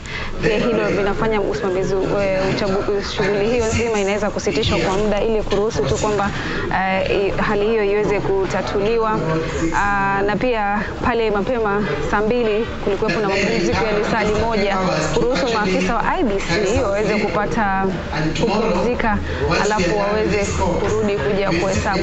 Kwa sasa hivi shughuli ambayo inaendelea ni msimamizi tu wa kituo hicho ambaye anazungumza, ambaye anasema kwamba sio tutakuwa tunachukua muda wa mapumziko katika kuwaruhusu maajenti hao na pia wao waweze kwenda kupumzika. Na kama tu nilivyokuwa nimetaja jana, pia siku nzima kumeshinda tu kunyesha, asubuhi kumeraukia mvua. Na kama sasa hivi nitakuonyesha tu kwa nyuma uweze tu pengine kuona maajenti hao ambao wako hapa ndani. Kwa hivyo nitakuonyesha tu kwa nyuma uweze kuona ni shughuli nzima ndio hiyo ambayo inaelekea hapa ndani. Na kwa sasa hivi afisa mkuu huyo Raymond Mamkazi alikuwa anapendekeza kwamba kuwe na mapumziko, watu waweze kurudi kesho kuendelea na shughuli nzima ya kutangaza matokeo hayo mwendo wa saa 12 kesho. Lakini baadhi ya maajenti wa vyama na wanasiasa mbalimbali wanapendekeza kwamba hilo haliwezi kufanyika, wanataka shughuli hiyo iweze kuendelea hadi mwisho. Kumbuka kama nilivyowatajia pale awali, ni vituo tu 38 ambavyo vimeweza kutangazwa. Vituo vingine 110 kutokana na vile 148 bado havijatangazwa matokeo yake. Kwa hivyo alikuwa anapendekeza mwendo huu ambao umefika, anataka watu wapumzike waende walale, lakini ni swala ambalo halijapokelewa vizuri na baadhi ya maajenti hapa ndani ambao wanahisi kwamba hilo halifai kutendeka. Kwa hivyo ni bado tu majadiliano, anajaribu kuwashauri tu waweze kusikizana na yeye kwamba naam. So we have enough time. Please do not break our backs. We've been up for 5 days running. Ni hali ilivyo huko Lungalunga Kamche na mashauriano. Umesikia moja kati ya changamoto ambazo pia zinachelewesha matokeo kufikishwa katika kituo kinachosubiriwa IBC hapa Bomas. Kuna mchanganyiko fulani wa zile karatasi za kura, na lakini tumeona kwamba pale mawakala ambao wengi wanawaita maajenti wako pale wanashauriana jinsi ya kufikia muafaka au kuwafikiana kuhakikisha kwamba shughuli ile inasonga mbele. Na ni moja kati ya maeneo ambayo bila shaka vituo vingi pia bado vinasubiriwa vijisanduku vifikishwe katika mahala pale ndio shughuli pia iendelee. Na bila shaka katika kaunti ya Kwale kama walivyotuonyesha katika ule mtandao wa IBC na tovuti yao ni kwamba Kwale pia ni moja kati ya maeneo ambayo bado tunasubiri vituo vyote vikamilishe 100% kuleta vijisanduku hivyo Kamche. Naam, Harith, Zainab amesema kwamba ni vituo 38 tu kati ya 148 ambavyo vimewasilisha vijisanduku vile. Pale ni katika kituo cha kujumuisha kura za eneo bunge lile. Sasa kitu ambacho sikumuelewa na nilikuwa nataka kumuuliza swali ni yule msimamizi wa kura ama wa uchaguzi alikuwa asema kwamba watu waende wakapumzike, manake vile vijisanduku kutoka mahali kwingine havijafika na hawawezi ngoja waje waendelee kesho, ama alikuwa anamaanisha nini kwamba waondoke pale waende wakalale? Manake Zainab anatuambia kwamba amesema kwamba waende wakalale warudie kesho asubuhi. Sio kulala. Unakumbuka tulipokuwa tunawasiliana na Nancy Okware alipokuwa katika kaunti ya Kajiado, alituambia mpaka sasa hakuna kinachoendelea. Kwa hiyo kwa maana kuwa pia wale mawakala na maafisa wa IBC hakuna wanachokifanya, wanasubiri vile visanduku viletwe. Kwa hiyo pale wao wamekaa tu na labda wameambiwa ndio fursa ya kwenda angalau kuvuta pumzi ama kupata hewa safi, anayetaka kula kitu kidogo wale ili kazi ikija waendelee na kazi, kwa sababu vilivyopo pale tayari vimefikishwa na labda shughuli yao imekamilika pale, vinasubiriwa hivyo vingine ambavyo havijaja. Kama alivyotueleza Nancy Okware katika eneo la Kajiado, anasema kwamba bado wengine wanasubiriwa wafike ndio shughuli iendelee. Kwa hiyo ni jambo la kawaida. Harith, bora kusubiri ama kuchukua mapumziko pengine ya saa 12, manake wakikwenda kulala sasa ama wakipumzika sasa, kesho asubuhi warudi, hayo ni masaa 12. Sasa bora kusubiri ama kwenda kupumzika? Bora kusubiri, lakini unasubiri ukipumzika, sio? Gilbert, unasemaje? Na hapa ndipo ambapo IEBC ingekuwa sasa ndiye yule ambaye anachukua jukumu la kuwasiliana nasi kuhusiana na ile standoff ambayo karibu ni kama standoff. Kuna kitu ambacho kinaendelea katika sehemu ile, lakini wameachiwa wale maajenti pale ndio waweze kuwasiliana nasi. Kwa sababu tunaona kwamba kuchelewa huku si jambo la kawaida. Katika miaka iliyopita matokeo yanayochelewa ni matokeo ya rais. Ndiyo. Lakini viti vingine utangazwa haraka sana kwa sababu tayari watu wanajua. Naam. Naam, Gilbert, kabla tujaondoka kwenye swala hilo, tuzungumzie tu hizi changamoto za kuwasilisha haya matukio. Najaribu kuangalia katika hali ambayo ama endapo hizi tashwishi zitakuwepo ama changamoto zitakuwepo, zinaweza pita siku 7 kiasi cha kwamba iwe karatasi hazijawasilishwa ipasavyo mahali inapofaa kwa IEBC kuweza kutangaza matokeo. Haiwezi. Hiyo haiwezi kwa sababu kile IEBC inafanya ni kujaribu kufuata sheria. Kwa hivyo hawawezi fuata sheria kiwango cha kuweza kukiuka hiyo sheria ambayo wanafuata. Kwa hivyo kuchelewa kutakuwa, lakini kufikia kesho jioni utaona mabadiliko yameanza kutokea. Na kumbuka ya kwamba kilicho muhimu ni dhibitisho. Tayari IEBC ina hizi na 34A tayari kama tulivyoona pale kwenye mtandao. Tayari wamepata. Kwa hivyo kile wanangoja ni dhibitisho. Kwa hivyo dhibitisho ndio ambayo itachelewa, lakini ipo, matokeo yapo. Kwa hiyo ni vile vijisanduku vije viletwe mpaka Bomas, wajaribu kuangalia hizi karatasi kweli zinawiana na kilichotumwa katika mtandao, na kama inawiana sawa, vinginevyo hawatapeleka vijisanduku vyote Bomas. Lakini kura za urais. Kumbuka kwamba IEBC ikipata 34, ile ipo kwenye mtandao ni 34A. 34A ndio. Alafu ikienda kwenye constituency inakuwa nini? 34B. Zinajumlishwa zote zitakuwa 34B kwenye nini moja. Zote zipo katika mtandao. Ili aweze kutangaza lazima ataziweka katika 34C. Lakini zipo katika mtandao. Yeye mwenyewe itabidi aone nakala ya moja kwa moja kwamba hii ambayo nilipata katika mtandao ndio hii ya kweli, kwa sababu unaweza weka kitu kwenye mtandao lakini ulete kitu tofauti. Kwa hivyo ni dhibitisho tu. Wanasubiri. Nadhani kwa wakati huu hawana haraka kwa sababu wanajua bado wana muda, lakini nadhani kwamba wana nguvu kazi ya kutosha ya kufanya hii kazi chini ya sheria na kwenye ule muda ambao sheria inahitaji. Na pia bila shaka kama alivyosema katika taarifa yake, ule muda wa siku 7 unatosha kwa unakumbuka Kamche katika taarifa yake aliulizwa kwamba kwa mfano eneo la Eldas ambao wamepiga kura hii leo aliulizwa kama je, halitaathiri hesabu za kura za urais? Akasema halitaathiri kwa sababu tayari zile siku 7 zinatosha kufanya yote hayo yanayohitajika. Lakini kabla ya kuendelea na mazungumzo haya, nataka tuungane na mwenzetu Daniel Mwendo kutoka kaunti ya Machakos. Kaunti ya Machakos, Daniel, kumekuwa na mambo chungu nzima pia, na pia tunajua kinyang'anyiro cha ugavana pia kimewavutia wengi, na wengi wanasubiri kujua matokeo yako vipi. Mpaka sasa hali iko vipi katika kaunti ya Machakos? 015 Rosella 001 Asante sana.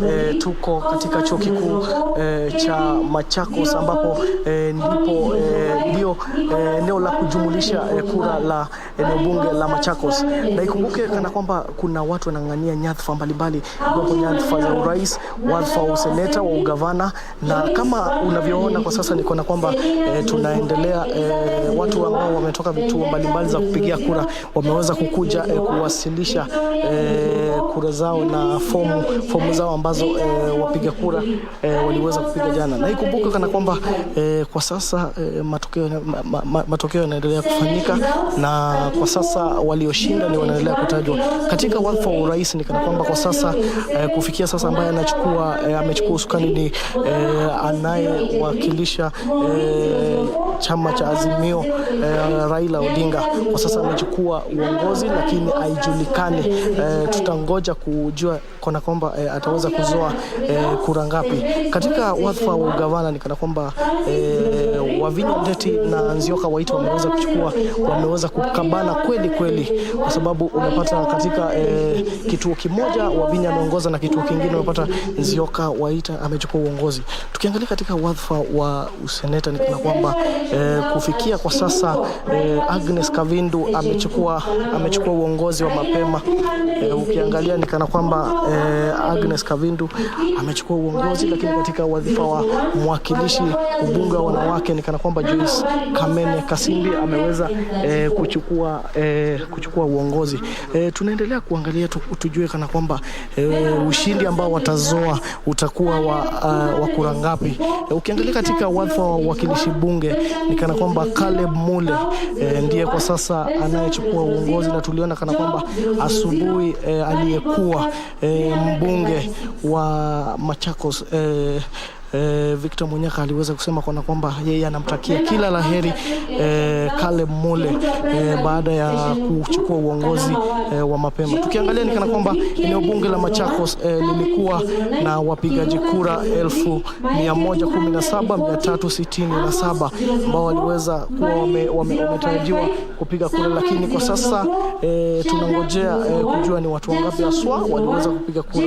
Ukiangalia ni kana kwamba kulikuwa na vituo vya kupigia kura 232 ambazo ziliweza kuwa zinapigiwa kura eneo tofauti huku eneo bunge la Machakos. Tukitoka hapa tunaelekea katika shule ya Machakos Academy ambapo ndipo patakuwa panajumulishwa kura za county, na hiyo ni hafla ambayo inatarajiwa kuanza muda mchache baada ya kukamilisha zoezi hili ambalo linaendelea kwa sasa huku. Tutazidi kufahamisha mengi jinsi yanavyoendelea, na tutaweza kukupa kura halali na matokeo halisi ambayo yataweza kuwa yatakayotangazwa baada ya zoezi hili kufanyika. Kwako studio. Asante sana Daniel Mwendo kutoka kaunti ya Machakos. Alipo pale ni shughuli ya kujumlisha kura inaendelea, na bila shaka kama alivyotueleza ni kwamba ushindani ni mkali, hususan katika kinyang'anyiro cha gavana. Tunajua kwamba Nzioka Waita na Wavinya Ndeti ni miongoni mwa wanaopigiwa upatu na wafuasi wao kwamba watachukua, na mpaka sasa kama alivyotuelezea ni kwamba Nzioka Waita ndio bado yuko kifua mbele, ingawaje matokeo bado mpaka sasa tu hesabu zinavyoendelea, na vile vile Agnes Kavindu pia naye katika kinyang'anyiro cha seneta ndio aliyekidedea kwa sasa, ingawaje bado matokeo rasmi na kura bado zinaendelea kuhesabiwa. Lakini kaunti ya Machakos unafahamu kwamba ni moja kati ya kaunti ambazo zilikuwa na umuhimu mkubwa katika kinyang'anyiro hiki. Gilbert, sasa sijui unaonaje katika wagombea wote wawili hawa utatoa tathmini gani hususan katika hili swala la ugavana? Ingekuwa vizuri, ndio maana bado natetea kwamba ingekuwa vizuri matokeo ambayo tunapata, ingekuwa tuna uwezo wa kujua matokeo haya yametoka katika sehemu gani. Kwa mfano, licha ya kwamba Nzioka Waita anaongoza katika sehemu hiyo, unajua kwamba kura zitakazotoka Kathiani, ngome yake Wavinya, bila shaka zitakuwa kura nyingi. Pengine nyumbani kwake bwana Nzioka utapata kura hizi ni nini? Ni nyingi. Lakini kuna yaliyotendeka kabla uchaguzi mjini Machakos, katika kaunti ya Machakos. Unakumbuka kwamba Wavinya Ndeti alikuwa katika chama chake, baadaye akaja katika Azimio, lakini chini ya chama gani? Wiper. Naam. Nzioka Waita ana chama chake. Gavana wa sasa alikuwa na chama chake ambacho kinaitwa chama gani? Maendeleo Chapchap. Maendeleo Chapchap alikuwa katika Azimio, baadaye akaruka. Akaruka akaenda katika Kenya Kwanza. Lakini katika kwenda kule aliyekuwa mgombea ugavana katika chama cha UDA Mudhama akawa amesema kwamba hawakuonekana hata katika jukwaa moja, kwa sababu wale wawili ni kama maji na mafuta, mafuta na moto, hawapatani kabisa. Wiki moja kabla uchaguzi ikawa kwamba Maendeleo Chapter gavana anasema kwamba licha kwamba mimi niko katika Kenya Kwanza, mimi namuunga mkono nani? Huyu aliyeko katika Wavinya Ndeti. Naam. Na unakumbuka kwamba hata uungwaji mkono wa Wavinya na Nzioka ilikuwa inaleta shida kubwa, kwa sababu hata wakati ambapo walikuwa Azimio walikuwa wakifanya kampeni katika sehemu ile, Nzioka hakufurahia kwamba walikuwa wanajaribu kumuinua na kumpendekeza kwa wananchi wa Vinya na kumwacha, licha kwamba yeye ni mwanachama mmoja wa vyama vile tanzu katika Azimio. Kwa hivyo kwa kuangalia historia hiyo, pengine wananchi kama ripoti ambayo alikuwa ametoa ni kweli kwamba Waita anaongoza, pengine mwananchi alianza kuona mbona mnamtesa huyu jamaa, kwa sababu yeye amekuja, alikuwa katika serikali ya kitaifa, amekuja kutafuta kura. Gilbert, tunasema kuna sympathy votes. Hizo zipo.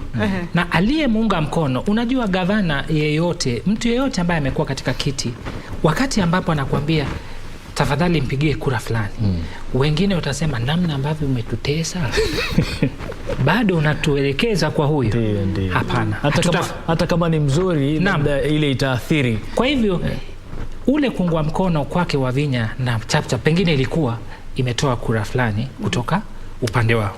Kwa hivyo mimi naona katika itakuwa interesting kuangalia namna ambavyo Machakos zitakuwa lakini hatuwezi tukasema kwamba Waita atashinda, lakini kuna uwezekano.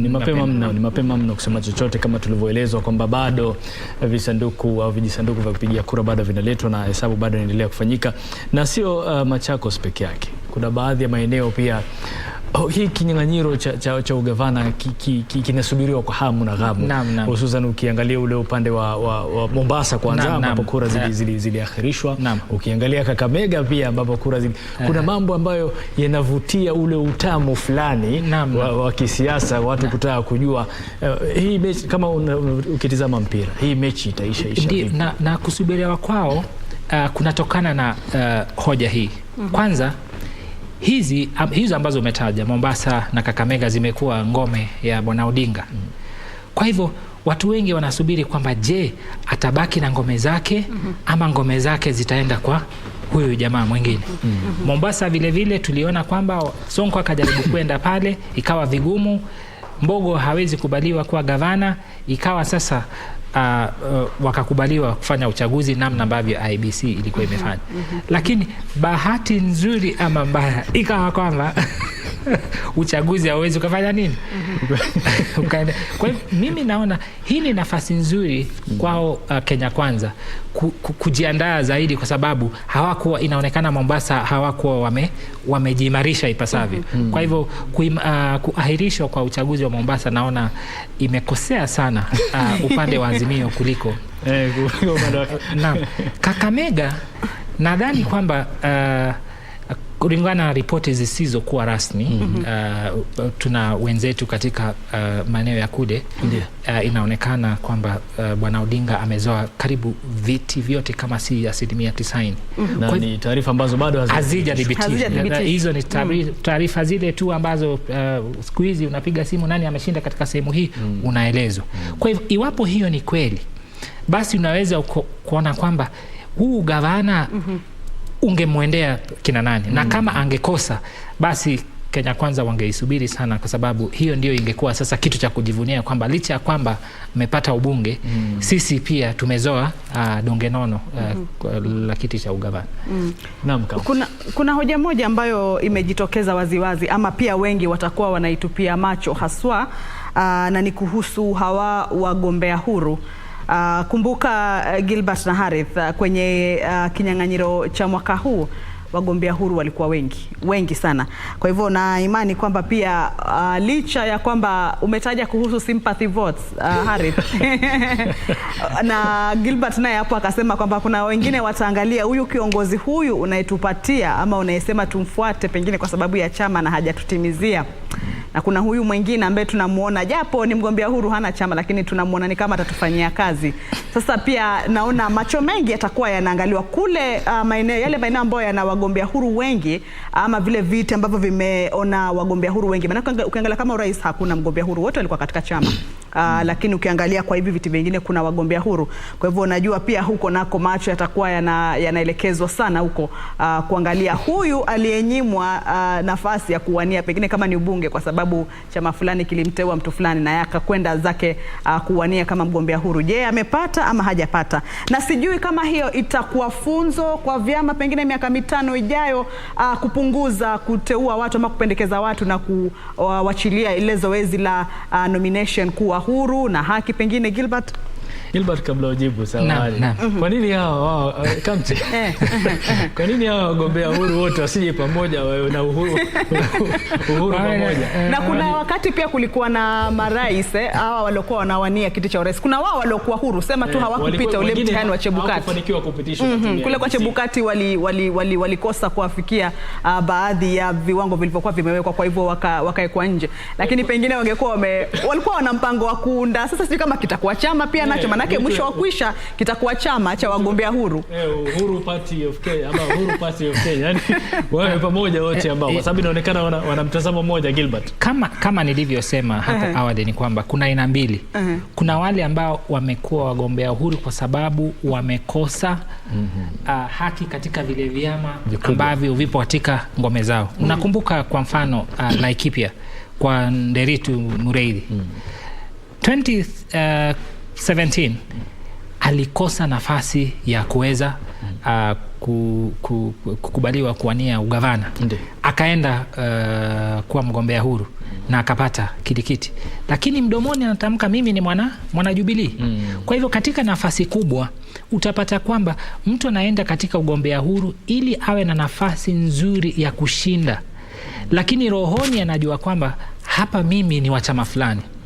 Kile kilichoongeza idadi ya wagombea huru ni sheria za uchaguzi ambayo ilisema kwamba iwapo utakosa haki katika uteuzi wa chama chako, basi umepewa muda kidogo sana iwapo wa kujipanga. Na iwapo muda huo ambao umetengwa utakupita, basi wewe uwezi ukafanya nini? Ukagombea. Kwa hivyo kuna baadhi ambao waliona mimi sitapata nafasi niondoe mapema. Kitu kingine ambacho pia kilichangia ni kwamba sheria walipitisha kwamba wale ambao wanapewa nomination ni wale ambao ni wanachama fulani. Kwa hivyo nikikwama katika chama hiki, nimekwama nacho, sijapata, sijashinda na sijaondoka na sipo kwenye orodha, njia yangu ya kujiokoa ni gani?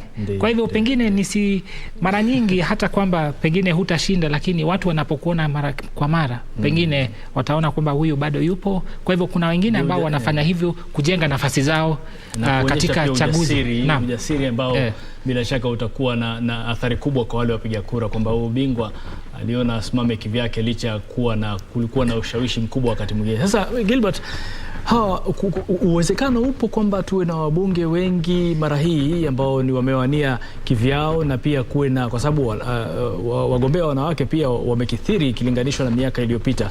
Kuna uwezekano kwamba tuwe na wanawake wengi bungeni na pia tuwe na wagombea wengi ambao walikuwa huria katika vyama vyao wenyewe katika bunge hili ambalo tunasubiri liundwe. Naam, kwanza wagombea wanawake idadi yao haitakithiri, kwa sababu tunaposema wamekithiri pengine tunasema kwamba wamekuja kupita kiasi. Kikatiba ilitenga nafasi ya kuhakikisha kwamba wanawake wanapata nafasi za kuwa katika uongozi. Na nafasi ya kwanza ambayo ilitengwa ni kwamba tuwe na, unajua kwamba tuko na county, lakini katika nafasi ya uwakilishi wa wanawake pia county ni constituency. Kwa hivyo ikabuni constituencies 47 ambazo ni za wanawake. Hiyo ni katika hali ya kuhakikisha kwamba tumezidisha idadi ya wanawake ambao wapo katika bunge ili pia wao wawe katika nafasi ya uongozi. Na pia unajua wametengewa nafasi za kuweza kupewa nominations za kuingia katika bunge la kitaifa ama bunge katika county. nafasi ndio kuna uwezekano mkubwa wa wanawake kuzidi idadi yao kuongezeka na kuwa katika maeneo haya kutokana na kile ambacho katiba imeweka wazi na pia juhudi ambazo tumeona watu wamefanya. Na pia tumeona kwamba haswa katika wagombea wenza katika nchi ya Kenya ni mara ya kwanza ambapo marais wanaogombea urais wote ni wanaume, lakini wote wamechagua wanawake. Isipokuwa mmoja. Isipokuwa mmoja. Isipokuwa mmoja. William Ruto. Lakini tunaona karibu 75%. Iwapo tujifanya kwamba hatujui uwezo wao wa kisiasa. Kwa hivyo tunasema kwamba kuna uwezekano wa mwanamke kuwa katika nini? Katika nafasi ya pili na nafasi za uongozi. Kwa hivyo hiyo pia inachangia. Iwapo BBI namna walivyopendekeza, kwa sababu katika BBI kulikuwa na pendekezo kwamba wakati gavana anayewania uongozi ni mwanamke, basi itabidi naibu wake wa mwanamume. Sio kisheria, lakini walikuwa na shauriwa kwamba ni vizuri kufanya nini? Kufanya hivyo. Kwa hivyo naona hayo yote ni maongezi ambayo yanasababisha pengine fikra kwamba katika siku za baadaye naona wanawake watakuwa wengi katika bunge la kitaifa na bunge katika kaunti. Hapo ndipo panapokuja hili swali la wanawake. Je, wanawapigia wanawake wenzao kura? Manake ukiangalia tamaduni za upigaji kura hususan kwa wanawake, wengi hata wamesikika katika vyombo vya habari wakisema sisi hatuwezi kuongozwa na mwanamke bwana. Sisi ni wanawake, ni lazima tuongozwe na mwanamume. Na ukiangalia pia wanawake wengi ambao labda wanawania nyadhifa tofauti huangushwa na hawa wanawake wenzao. Kwa hiyo huenda labda kukawa na mabadiliko ya kiakili na kifikra kwamba wanawake huenda labda ikafika siku wakaunga mkono wanawake wenzao. Kwanza kabisa Bwana Salim, turudi nyuma kidogo katika masuala ya kihistoria. Nafasi ambazo zilibuniwa kwa wanawake ilikuwa kuhakikisha kwamba ule mwanya uliopo wa kukosa wanawake katika uongozi uwe umezibwa, kuwaweka karibu na wanaume na wawe katika nafasi sawa. Inaitwa affirmative action. Katika wasomi wanasema kwamba affirmative action haiwezi kuwa milele. Ni kama kudungwa sindano wakati ambapo wewe unaugua, lakini ukishapona unaendelea na kazi zako. Ni kama huduma ya kwanza, first aid. Naam, ni kama huduma ya kwanza. Kwa hivyo katika kuendeleza nafasi uongozi kuwa katika jinsia fulani, ni katika pia kusahau kwamba kila mmoja, katiba imebuni nafasi sawa kwa kila mmoja.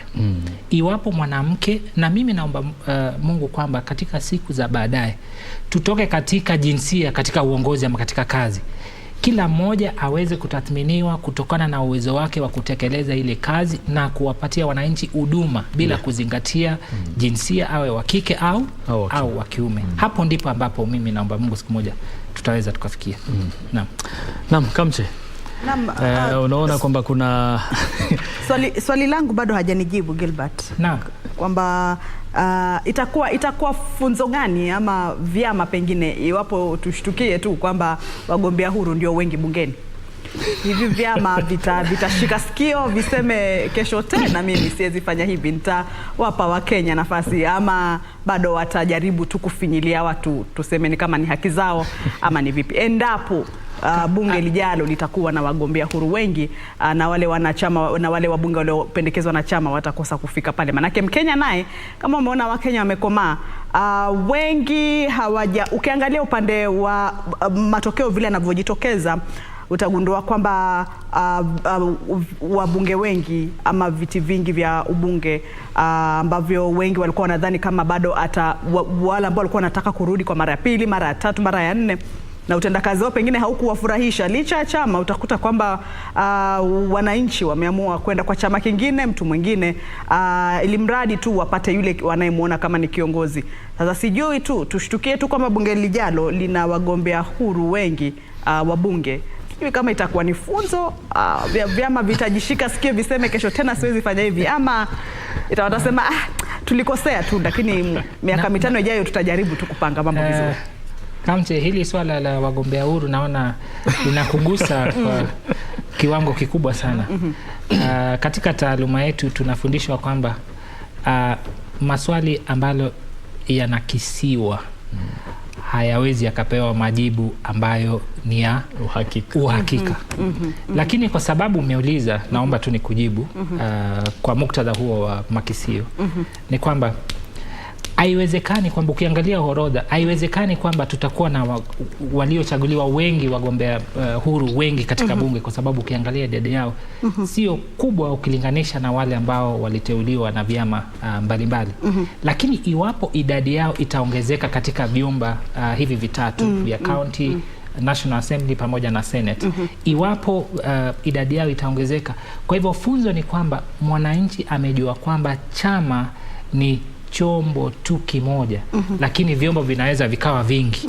Moja wapo ni independence, ambayo unaweza kutumia kuvuka upande ule mwingine. Kilicho muhimu ni huduma kwa wananchi. Kwa hivyo tutakuwa tumejifundisha kwamba ni vizuri pia kufanya uteuzi kwa namna ambavyo inahitajika na kuleta demokrasia katika vyama, kwa sababu baadhi ya hivi vyama vimelaumiwa kwa kukosa demokrasia na kuteua marafiki zao ama yule ambaye ana kitita kikubwa. Umeona kwamba wale ambao wana vitita vikubwa wakigombea viti huwa wanapata uteuzi moja kwa moja, na ukitazama ramani ya Kenya utawaona. Kwa hivyo pesa pia ni kitu muhimu katika hivi vyama. Na mtazamaji, ni mazungumzo tu ya kujaribu kuangalia hali ilivyo. Kumbuka kwa sasa maeneo mengi, kaunti nyingi na vituo vya kupiga kura vinaendelea tu kujaribu kuhesabu na kuona iwapo wanaweza kumaliza kufanya hesabu zao. Kuna yale maeneo ambayo yalikuwa yamekumbwa na utata na hitilafu za mitambo ama vifaa vya Kimskit, ambao wengi wao walianza shughuli nzima ya kupiga kura kuchelewa. Tumeona maeneo kama vile Lungalunga ambako bado wanasubiri vifaa vifike ama vile vijisanduku vifike. Tumeona pia maeneo ya Kajiado na maeneo mengine yameripoti hali sawia. Kwa hivyo tutakuwa tuko tu hapa kujaribu kuangalia iwapo watamaliza. La msingi ni kwamba tumeona kwamba vituo vingi vya kupiga kura vimeweza kuwasilisha ile picha ya form 34A, lakini kumbuka matokeo si ya urais tu peke yake. Maeneo kama vile Lungalunga kuna kama vile alivyokuwa anatueleza Zainab, kuna matokeo, kuna viti ambavyo ama kuna kufikia sasa ni vituo 38 kati ya 148 ambavyo vimeweza kuwasilisha visanduku vyake pale katika constituency level. Kwa hivyo kuna matokeo mengine, ima ni ya UMCA, ima ni ya ubunge, ima ni ya ugavana ama seneta, ambao bado wanasubiri pale waelezewe. Lakini si hali ya hapo peke yake, ni maeneo mengi ambayo yanakumbwa na utata kama huo. Lakini tutakuwa tunaendelea kuungana na wanahabari wenzetu walio maeneo mbalimbali kuweza kutujuza iwapo shughuli hiyo imekamilika. Tulipoangalia hapo awali tumeona kwamba ni 98.65 walikuwa wamemaliza kuwasilisha, lakini cha msingi kitasalia kile kwamba tunahitaji bado kupata ile physical form ambayo IBC inasema itakuwa inasubiri. Pengine wanaweza kuanza kuzipata mida ya jioni hii leo, ama pengine wanaweza kuzipata kuanzia kesho. Hapa ni wasimamizi wa uchaguzi, returning officers, waweze kufikisha hizo fomu hizo ambazo sasa ni vijikaratasi ambavyo vitakuwa vinapelekwa pale kwa moja kwa moja. Lakini kwa sasa zile picha za form 34A zimefika kiwango cha juu. Sijui kama naweza kuangalia tu kama kwa sasa kuna kwenye ile mtandao wao kama IEBC imejaribu kutupatia kwa sasa kwenye hii portal ya IEBC. Naona kwamba vituo vimeongezeka ambavyo vimeweza kuwasilisha hizo form 34 kwa njia ya picha. Imeongezeka, nadhani ni kama kwa 100. Awali ilikuwa ni 600.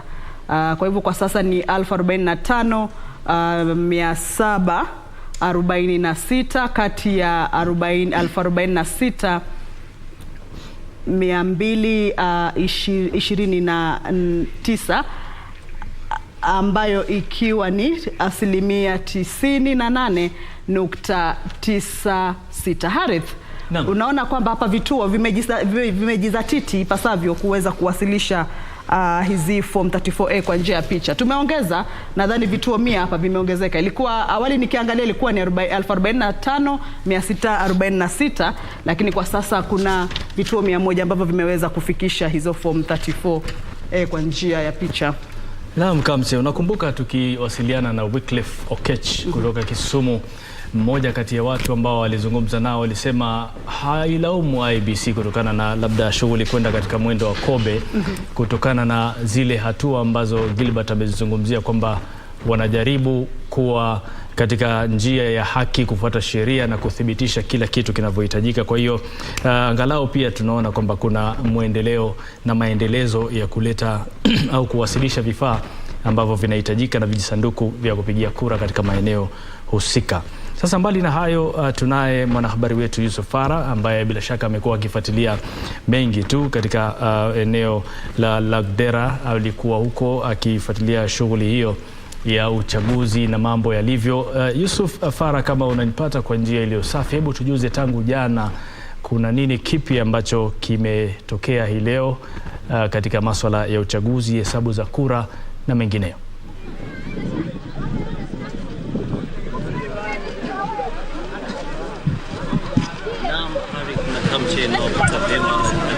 Tuliweza kukita kambi kuanzia pale jana katika chuo hiki cha senior Oakland cha wasichana, ambapo pia kinatumika kama kituo cha kuelimisha kura za eneo bunge la Wajir South.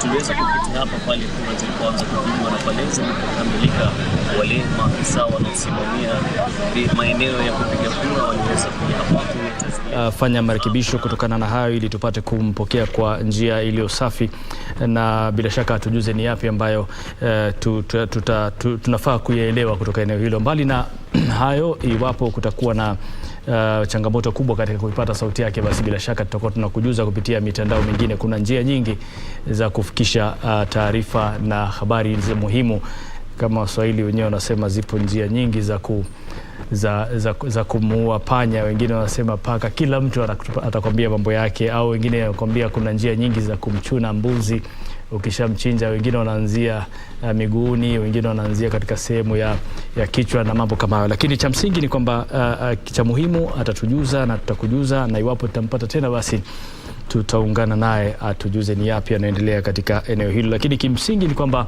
maeneo yote ambayo yameendesha shughuli hii, mbali na vile visa viwili vitatu, hayajakuwa na matatizo yoyote, na shughuli ni kama ilivyopangwa. Sasa Gilbert, nataka nirudi kwako tena. Mimi hili swala la mitandao ya kijamii bado linafanya nijikune, kwa sababu kuna mambo mengi na masuala mengi, japokuwa wenzetu labda ukiangalia Tanzania, ukiangalia Uganda, wanashangaa kwamba uchaguzi unafanyika Kenya na bado wana mitandao ya kijamii kupitia waliopitia wao. Unaona Sasa hii inaweza kuwa, tunaweza kuitizama kwa mitazamo miwili. Nafikiri nikizungumzia hivyo, labda utuelezee mitazamo hii miwili. Moja ya kuwa na uhuru wa matumizi, uhuru wa habari, kupata habari na matumizi ya vyombo vya habari, na vile vile upande wa pili ni kwamba sana ikizidi sana inakuwa si nzuri sana.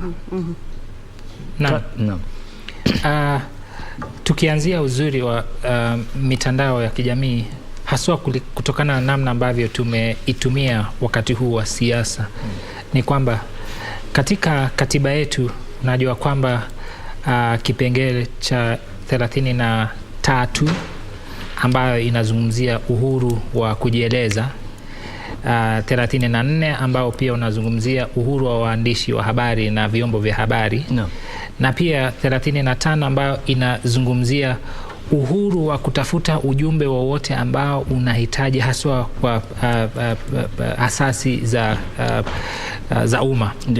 Naam, kwa hivyo social media au mitandao ya kijamii inajikuta katika hali hii kwamba tupo katika uwezo au katika nafasi ya kutafuta habari, kusambaza kutokana na uhuru ambao tumepewa na kikatiba.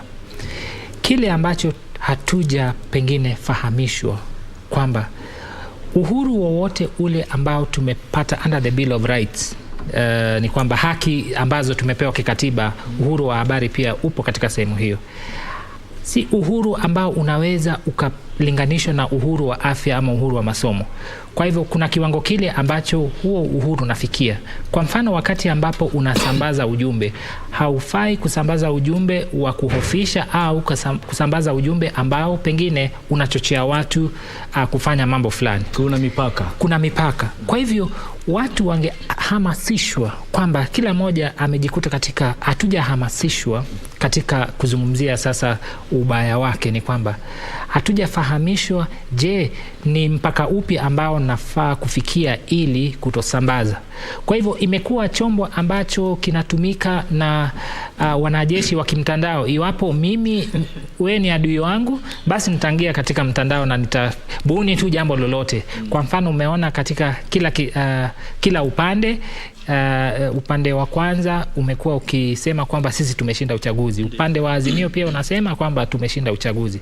Kwa hivyo ndio, lakini tunajikuta katika hali hiyo kwa sababu mimi naona kwamba katika kutumia mtandao wa kijamii inatupa nafasi ya consolation, tunasema vipi katika Kiswahili, kujiliwaza kwamba kweli mambo sio mabaya sana, kwa sababu ikikubakia ndani basi utachukua jiwe au utachukua bunduki uweze kufanya kibaya. Kwa hivyo mitandao imetupatia nafasi ya kuandika wakati ambapo mzongo wa mawazo umezidi.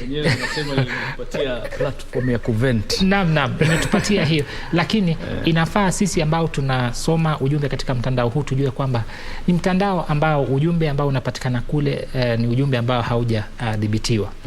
Kwa hivyo nadhani kwamba IBC katika uchaguzi wa 2027 watakuwa wamejifunza mengine kutokana na mtandao wa kijamii, na tutaona kwamba pengine hata wakipeleka sheria katika bunge ili kuweza kudhibiti matumizi ya mitandao ya kijamii. So Dr. kauli yako hiyo inanikumbusha msemo kwamba kupotea njia ndio kujua njia, kwamba leo ama wengine wasema njia haijulikani isipokuwa kwa kupotea. Ukipotea huku unajua tayari huku hakuna njia iko upande huo. Kwa hiyo ndio, kama hivyo ni jambo la kimsingi, na kila kitu kina uzuri na ubaya wake, na inategemea jinsi gani utakuwa unatumia kitu kile, na bila shaka mipaka ipo na mipaka inafaa kutizamwa na isikiukwe, kwa sababu ukikiuka mipaka tena kunakuwa na matatizo ya hapa na pale. Kamche, tunatarajia labda taarifa nyingine kutoka kwa IBC mwendo wa saa ngapi, ama hawakuzungumzia kwa sababu jana nafikiri mwendo wa saa 2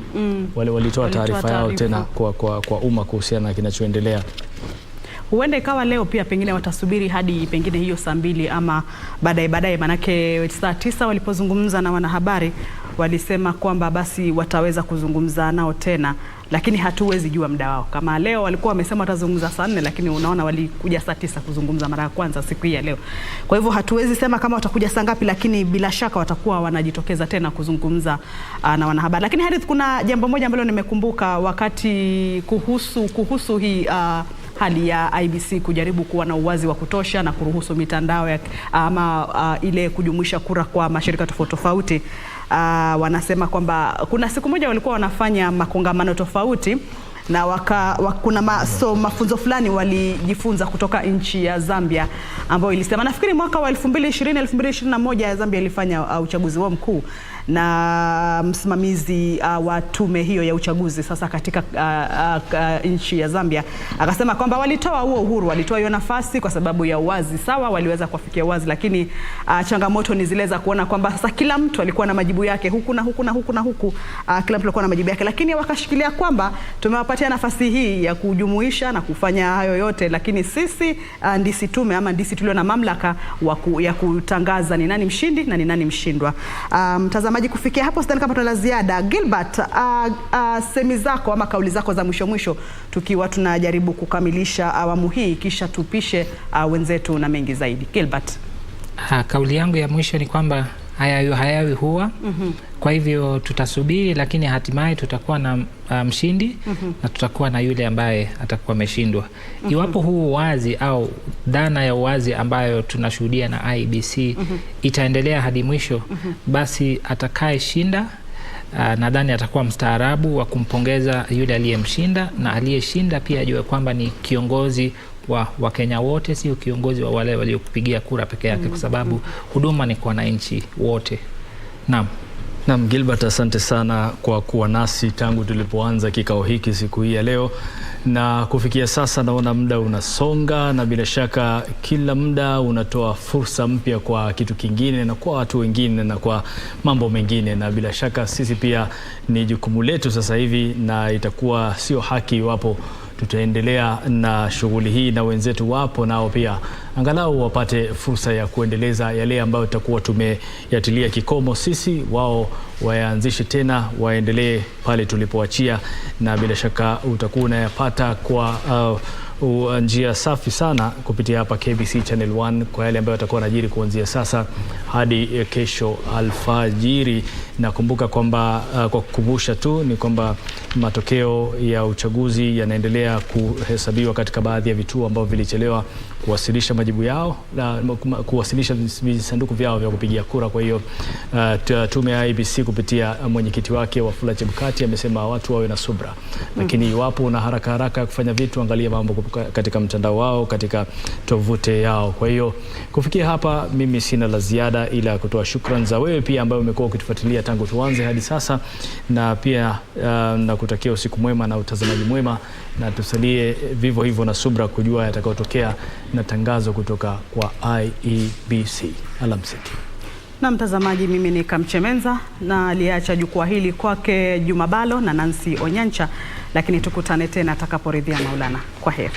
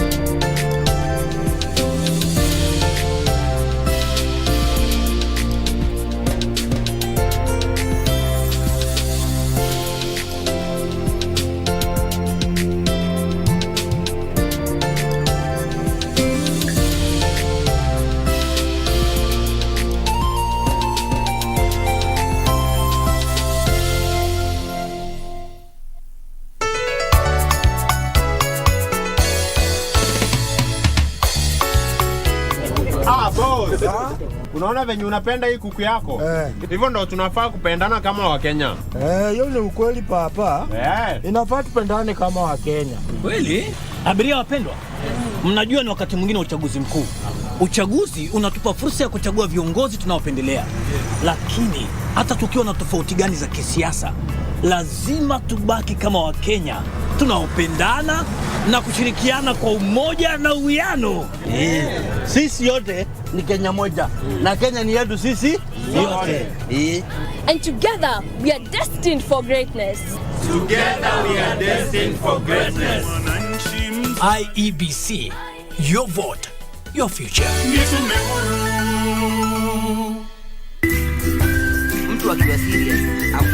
Life cannot always be too serious. Yeah, man, what's up here? Allah?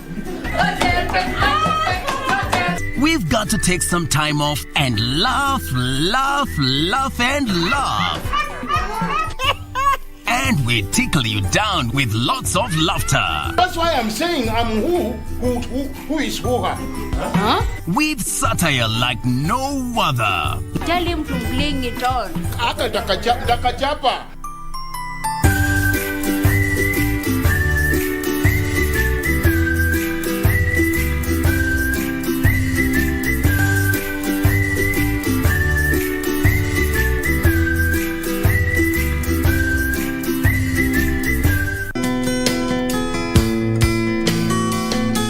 Uchaguzi utakuja na utakwenda. Rafiki atasalia kuwa rafiki yako na jirani atasalia kuwa jirani yako. Usikubali tukio la siku moja liharibu uhusiano huo. Kumbuka, Kenya ni kubwa na ina thamani kushinda mwanasiasa yoyote.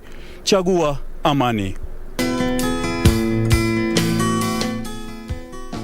Hamna amani tena, kwani kwa Laba na Hana kuna panda shuka si haba. Mtoto wangu hataona psychiatrist yoyote. Shut up! Kelsey naye ni pilipili kali wa pili. Sitaki kumwona Kesi nyumbani kwangu. Period. Jackie huyo anajaribu vyake kwa kati. Nilikwambia nitakuharibu uso wako. Ndio unajua kwamba uhalifu ukufai. Safari na Kahindi wanazo ngoma si haba. Nyinyi kuna nini? Huyu Kahindi alisema tatila somo kwenye chakula. Yote hayani katika tamthilia ya Maza. Fululiza Jumanne hadi Alhamisi saa 1:30. I can't believe this. My candidate lost. I'm so angry. This cannot be correct. I'm sure something went wrong and the elections were manipulated. Hey, my favorite candidate lost too. That's okay. You know the saying, it is better to lose gracefully than to win shamefully. It happens. Sometimes you win and sometimes you lose. Yes, that's true. My favorite candidate won this time, but next time it might be yours. Elections is a bit like playing a football match. Your team may win and the other may lose. Is that not right? Any sports person would confirm this. This message from Miss Carol can give you context. Hello, my name is Carol Riddle. I'm a sports fan and I love football. In sport, and especially in football, there's always a team that wins and one that loses a competition. Keep in mind that both teams prepared hard for the game and all expected to win. However, at the final whistle, both teams should show the most respect to each other, shake hands, recognize the winning team, and even take pictures or exchange jerseys after the game. Now, this should be the spirit of every election. In the event the losing camp senses unfair play during the elections, there's no need to resort to violence, but rather, together with their supporters, allow the formal and legal process to take its course and await the outcome peacefully. Your vote, your future.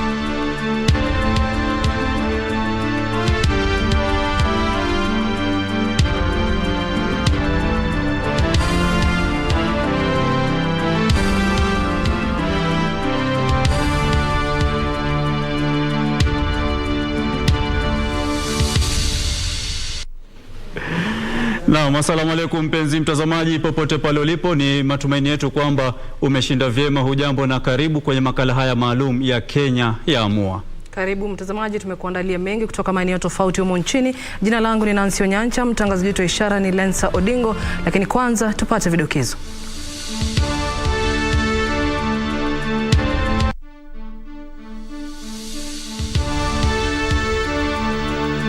Tume ya IBC yasema imepokea 99% matokeo ya kura yaliyonakiliwa kwenye fomu 34A kutoka kwa vituo zaidi ya 1045 vya kupigia kura.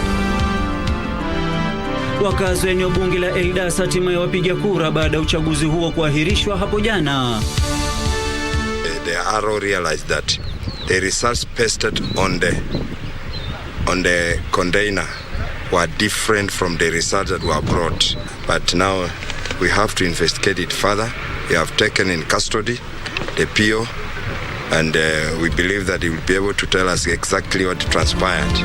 Na wasimamizi wawili wa vituo vya kupigia kura kaunti ya Narok wakamatwa kwa kughushi matokeo ya kura za ugavana.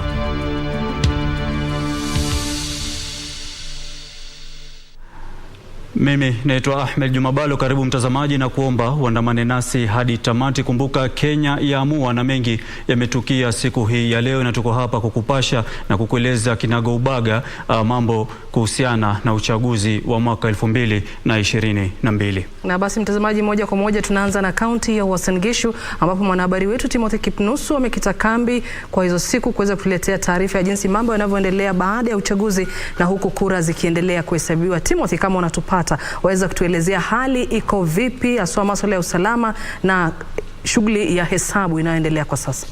Mwenzangu Nancy Onyanja ukiwa na Juma Balo kwenye makao makuu ya shirika la utangazaji nchini KBC, kama mlivyodokeza, na kujia moja kwa moja kutoka katika eneo la Sugoi, eneo bunge la Tarbo, gatuzi la Uasin Gishu, mojawapo ya magatuzi humu nchini ambapo macho yote yanaangaziwa zaidi, ikizingatiwa kwamba mgombea wa urais kupitia muungano wa Kenya Kwanza na naibu rais Dr. William Ruto huku ni nyumbani kwake, na hatua chache kutoka hapa ni kama mita 200 hivi ni nyumbani kwake naibu wa rais William Ruto. Kumbuka kwamba hapa ndiko nyota yake ya siasa ilianza kung'aa alipochukua hatamu kama mbunge wa Eldoret Kaskazini tangia mwaka 1997 hadi mwaka 2013, na eneo bunge hili sasa linafahamika kama Tarbo, ligawanywa kuwa eneo bunge mawili, Tarbo na so nimekuwa hapa kuweza kutathmini jinsi hali ilivyo baada ya kipenga cha Chebukati kupulizwa hapo jana na jinsi matokeo yanavyoendelea kupeperushwa kutupitia njia mbalimbali ikiwemo katika vyombo vya habari na anavyotoa taarifa Wafula Chebukati. Hali iko shwari hapa, wananchi wanasubiria matokeo hayo kwa hamu na hamumu, nyuta na mate, wakitaraji kwamba huenda mambo yatakuwa mazuri kutoka kwao, ikizingatiwa kwamba hapa ni eneo anakotoka William Ruto. Kabla ya kuzungumza, tuna baadhi ya wakazi kutoka hapa kwenye eneo bunge hili la Tarbo. Nimekuwa katika vituo kadha wa kadha vya kujumuisha kura, ikiwemo eneo bunge hili la Tarbo, shule ya upili ya Uasin Gishu, na zoezi hilo litamatika kama mwendo wa saa 3 hivi, zoezi la kuweza kuwasilisha zile vijisanduku ambavyo vimetoka katika maeneo ya kupigia kura katika eneo bunge hili la Tarbo, ambapo ina wapiga kura kulingana na tume huru ya uchaguzi na mipaka nchini IBC wapatao 1120, eneo bunge ambalo lina wakazi au wapiga kura wengi zaidi ikilinganishwa na maeneo bunge mengine.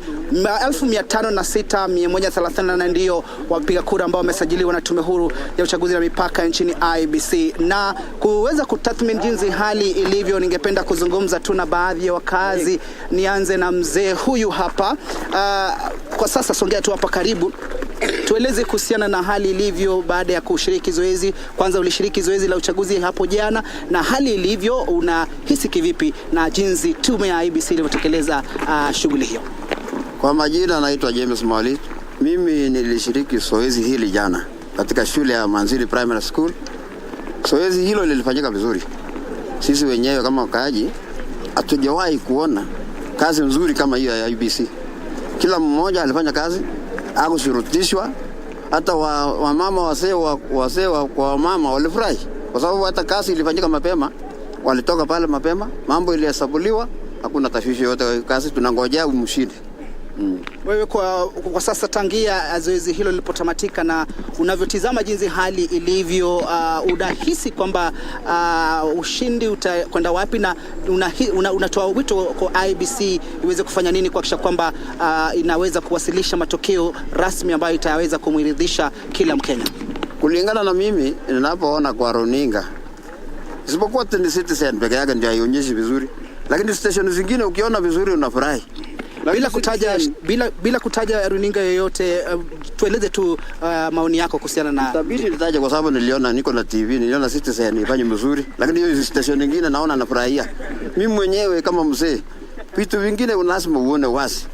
Kulingana na vile kazi yenyu mnafanya kama KBC, vile mmekuja tunaongea na nyinyi, tunajua ripoti yetu itaenda vizuri.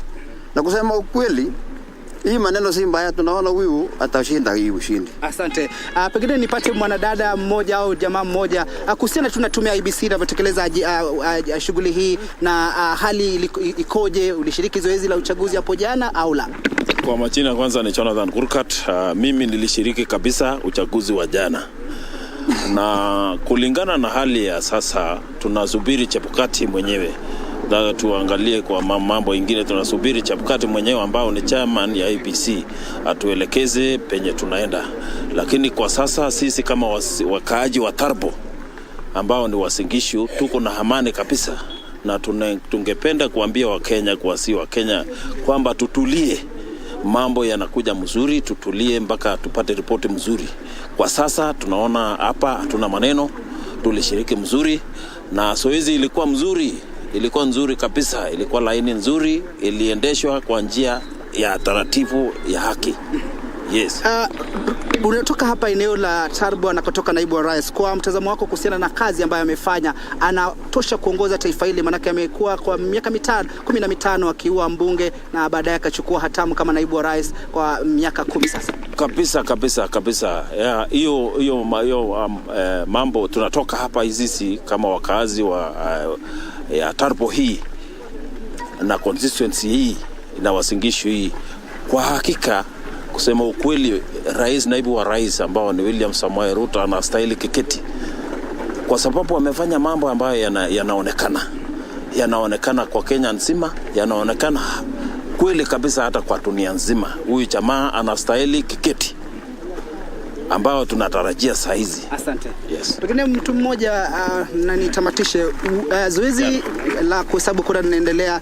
Wito wako kwa Wakenya wanaposubiri, najua kuna ile hali ya tumbo joto, kama wewe pengine ni mfuasi wa mtu fulani unakuwa na ile hali ya kungojea sana matokeo.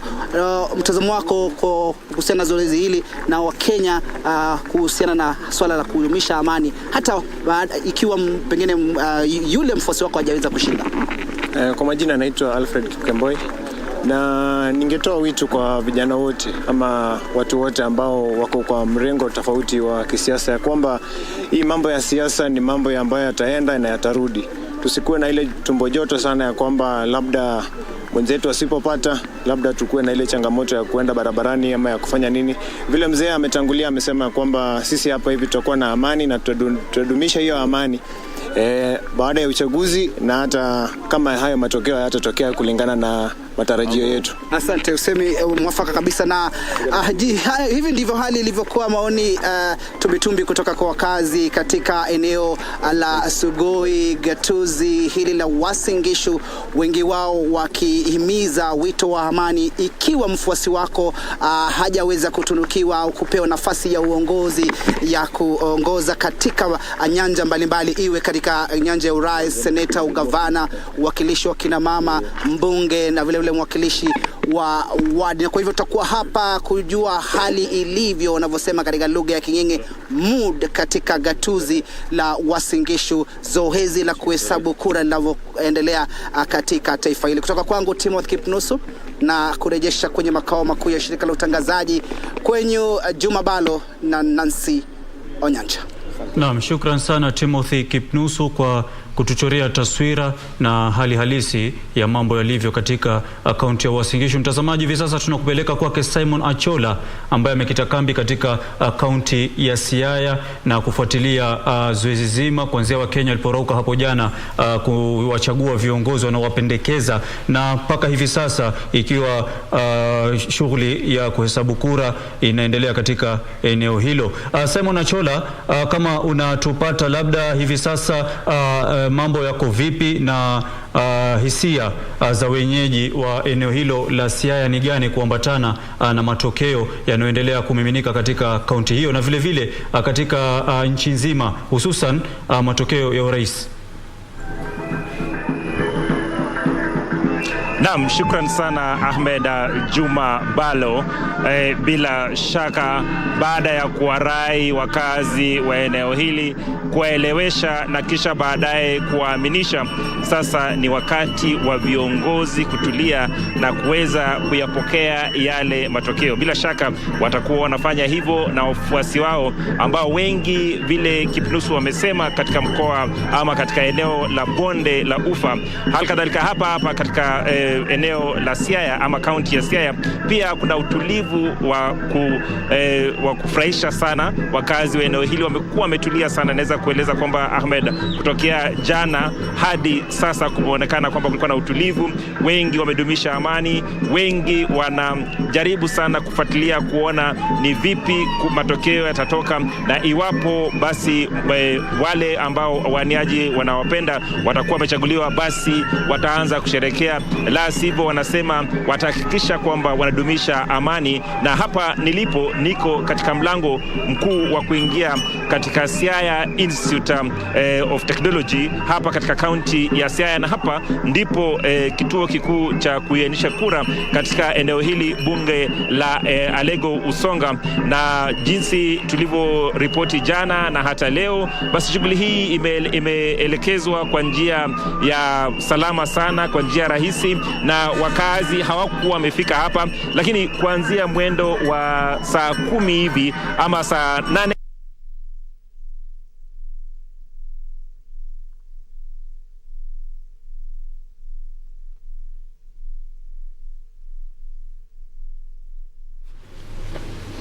Na mtazamaji, utatuia radhi kidogo kutokana na hitilafu hiyo ya picha, lakini huyu alikuwa ni Simon Achola kutoka kaunti ya Siaya, na tueleza mengi zaidi kuhusiana na yanayojiri katika kaunti hiyo. Na kama umeona Nancy pale nyuma, ilikuwa ni kama kuna shamra za sherehe katika eneo lile alipokuwa Simon Achola. Pengine ni ishara mtazamaji kwamba wenyeji wamefurahishwa na matokeo katika eneo lile.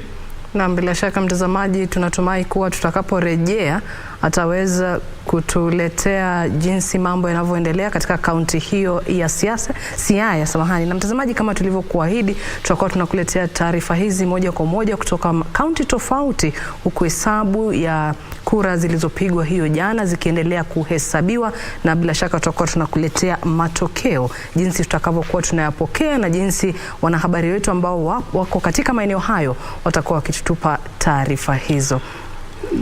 Na bila shaka mtazamaji, mengi yanafanyika katika taifa hili. Kumbuka kuna baadhi ya maeneo ambapo washajua tayari viongozi wao kuambatana na yale matokeo ya awali, na tayari kuna baadhi ya viongozi ambao wamejitokeza na kukubali matokeo na kusema kwamba licha ya kuwa wameshindwa, wameridhishwa na utendakazi wa IEBC, na wamekubali kwamba katika kila mashindano lazima kuwe na mshindi mmoja peke yake. Kuna kwa mfano katika maeneo labda ya kaunti ya Lamu vile mtazamaji, aliyekuwa gavana wa kwanza wa kaunti hiyo Issa Timami naarifiwa kwamba ndiye aliibuka mshindi katika kinyang'anyiro cha gavana wa kaunti hiyo dhidi ya gavana wa hivi sasa Fahim Twaha. Issa Timami alikuwa ni wa Kenya Kwanza wa chama cha ANC, na vile Fahim Twaha alikuwa ni wa Azimio ama chama cha ODM. Hiyo ni taarifa ambayo nimeipokea muda mfupi uliopita, na bila shaka tuna mengi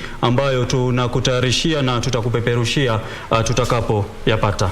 Na mtazamaji, sasa moja kwa moja tunaungana naye mwanahabari wetu Irene Mchuma katika jengo la KICC aweze kutuelezea ni yapi yanayojiri katika kituo hicho, haswa hesabu ambazo zinaendelea kufanyika. Irene, kama unatupata, waweza kutuelezea ni yapi yanayojiri kufikia sasa?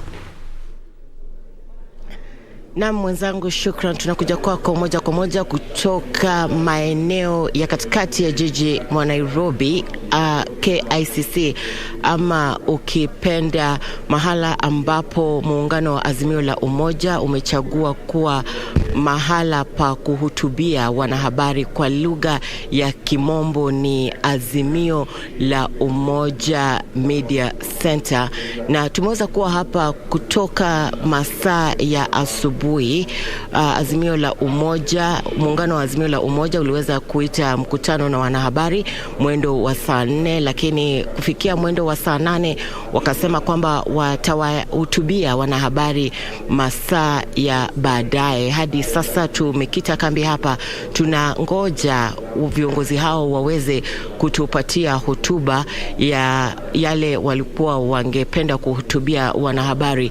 Lakini kwa sasa vile mambo yako hapa ni kwamba kuna utulivu, hakuna kiongozi yoyote ama mwanasiasa ambaye tumeweza kumuona akifika mahala hapa, lakini usalama umeimarishwa na pia kuna mpangilio vile watu wanavyofika mahala hapa na pia vile watu wanavyofanya vitendo mahala hapa.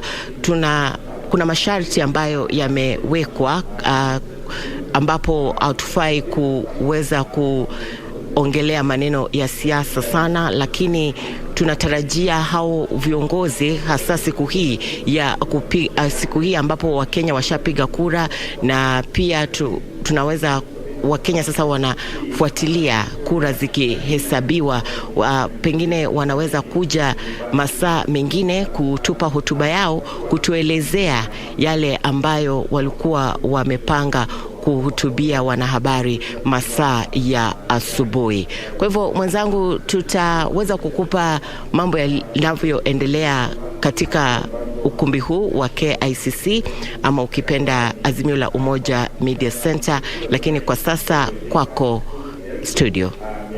Naam. Shukran sana Irene Muchuma kutoka KICC katikati mwa jiji la Nairobi. Mtazamaji, ni wakati wa kupata pumziko fupi, tarejea na mengi zaidi. Tunakuomba usiende mbali.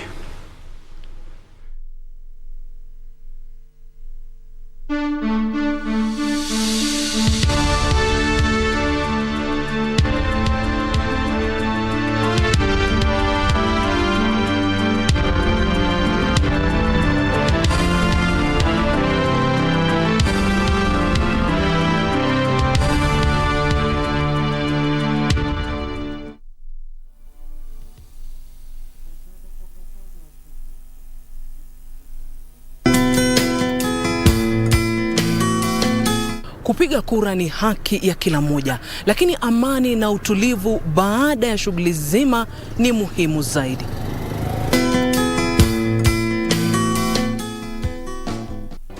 Do you have a new story to share with KBC? Get in touch swiftly on email news@kbc.co.ke or call 0723-892-654 or 0734-780-124.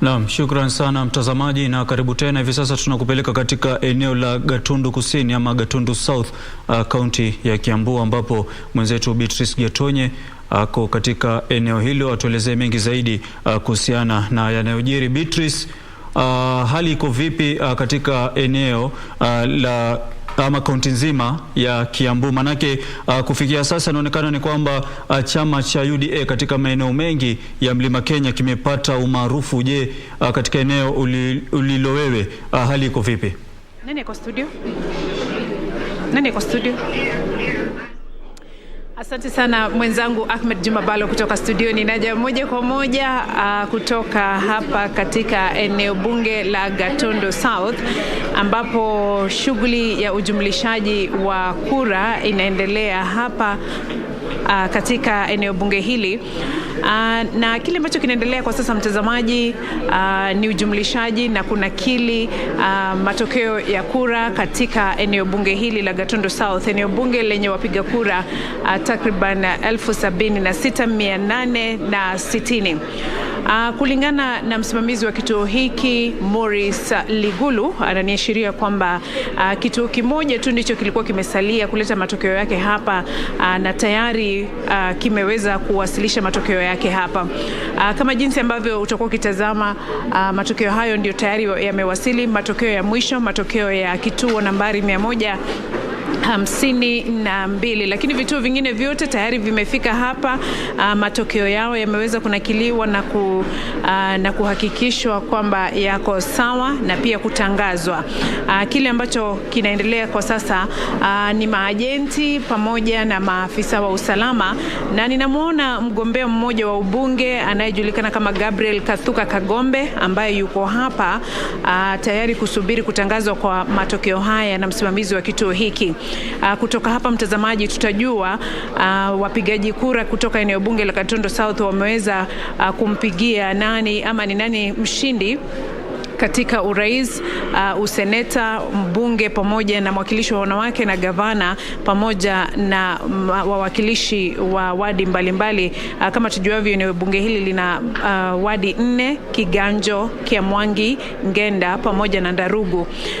Na kwa sasa, mtazamaji, jinsi ambavyo nimeweza kuzungumza na msimamizi wa kituo hiki, hakuna matokeo yote ambayo yamenakiliwa ama kujumlishwa kwa pamoja ambayo ninaweza kusema kwamba ni nani naongoza katika kiti kipi.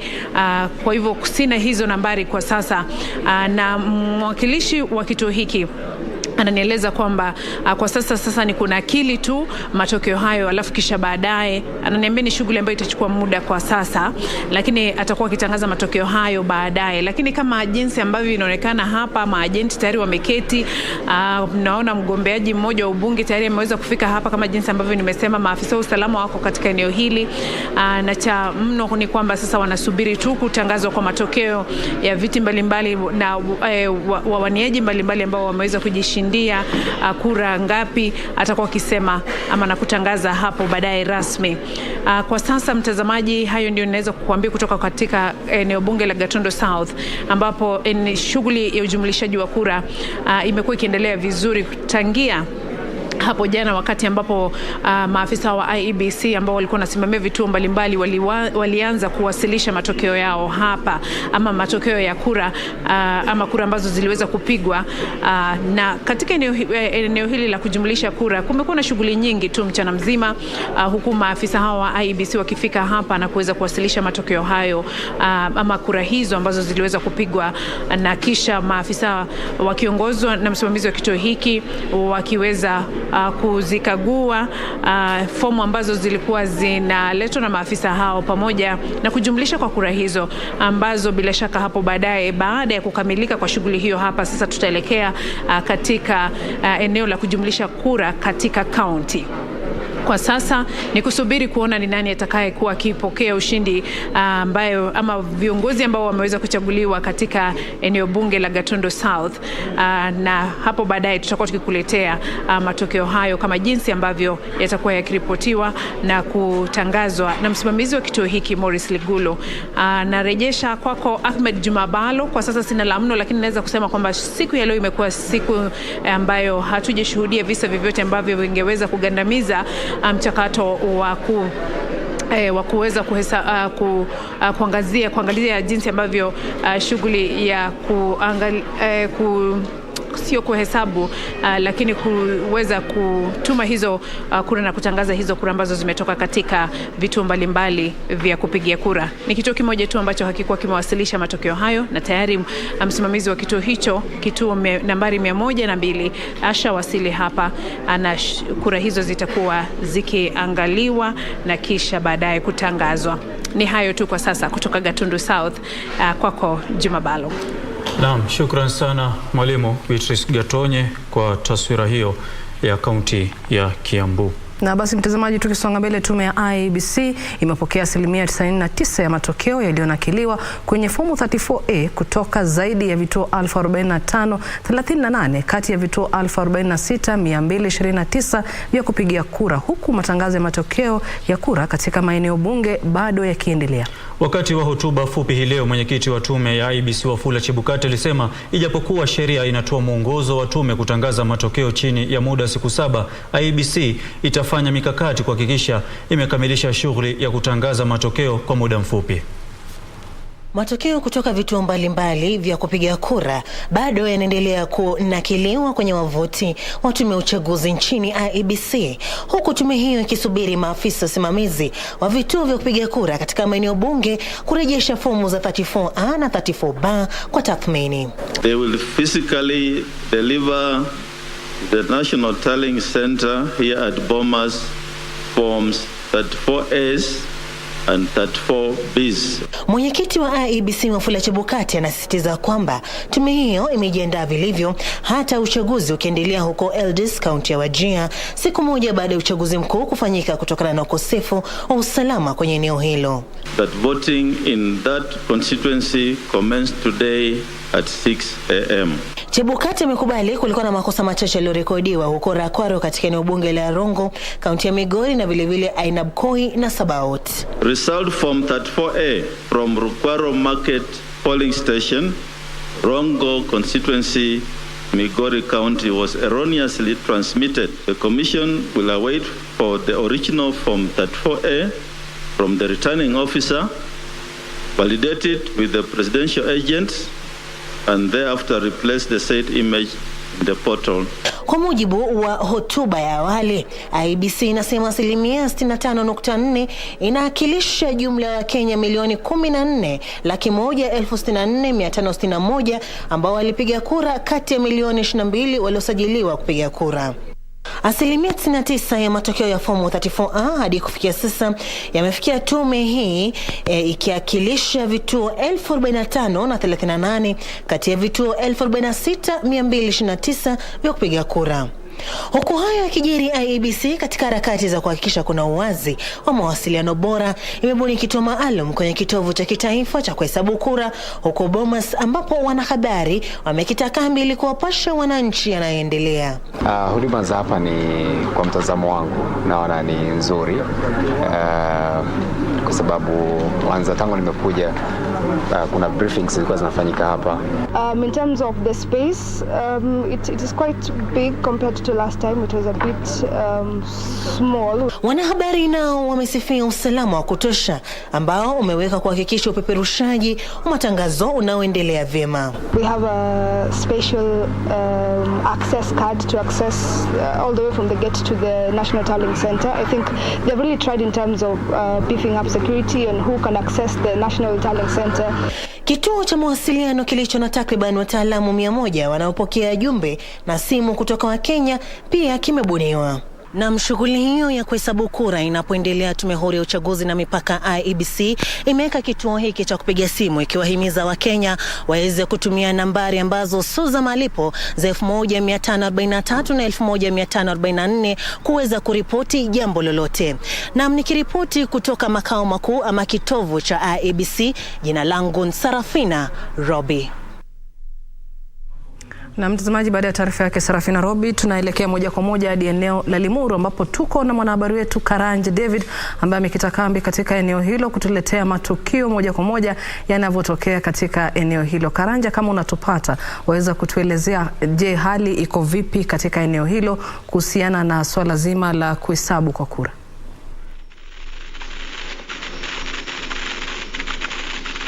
Shukran sana Nancy Onyancha. Tutakuja moja kwa moja kutoka kituo cha kujimisha kura cha shule upili ya Kenyogori, ikiwa ni kituo cha eneo bunge la Limuru. Hapa Nancy Onyancha, kuna mchezo baridi na choma vilivyo, lakini sisi ni nani? Lazima tuwajibike, kwani hiyo ndio kazi iliyotuleta hapa, kumwambia mtazamaji hali ilivyokuwa, hali ikoje wakati wa uchaguzi huu wa kitaifa. Nikufahamisha ni kwamba kituo hiki eneo bunge la Limuru lina jumla ya vituo 159 na kufikia sasa tayari vituo 88 vimewasilisha kura zake katika ukumbi huu wa kujumlisha kura. Na kufikia sasa kinyang'anyiro cha urais ni kwamba kinara Raila Odinga wa Azimio la Umoja amepata jumla ya kura 15,730.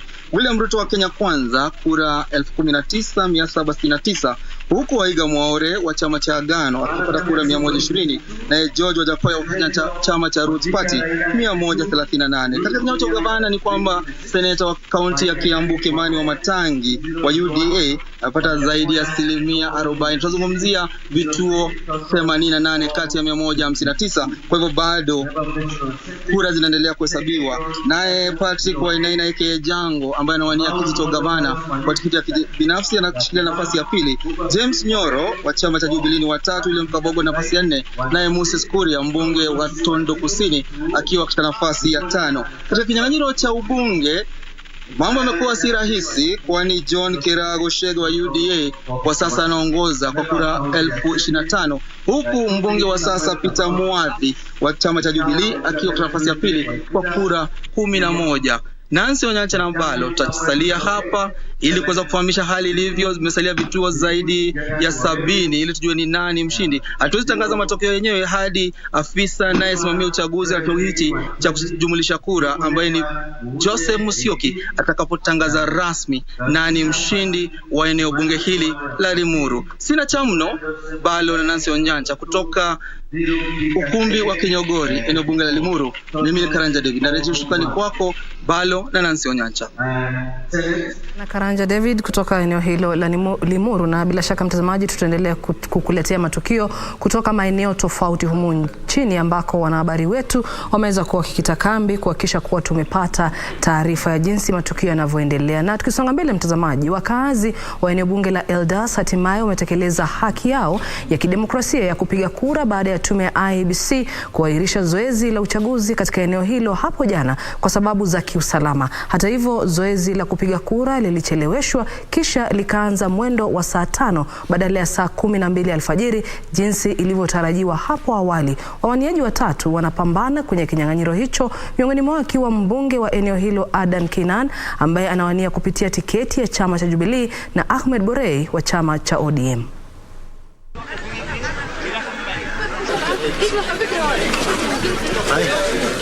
I purposely came to deal with those issues and to ensure that our last people get the opportunity to participate in this general election and to exercise their democratic right. I went straight, after having a meeting with the security team, the county security team, I went straight to Eldas and had a meeting with political leaders there, Eldas, and we resolved on issues that the grievances they had, and largely it had something to do with the issues of distribution of presiding officers amongst different clans and different affiliations in the constituency.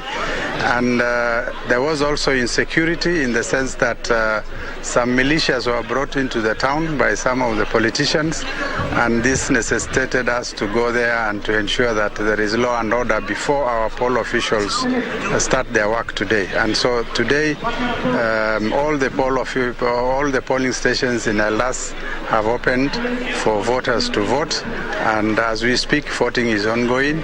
In a number of distant areas they might have opened a bit late, but our standard procedure is that when a polling station opens late, the number of hours that is lost or the time that is lost is actually compensated for by extending the closure time.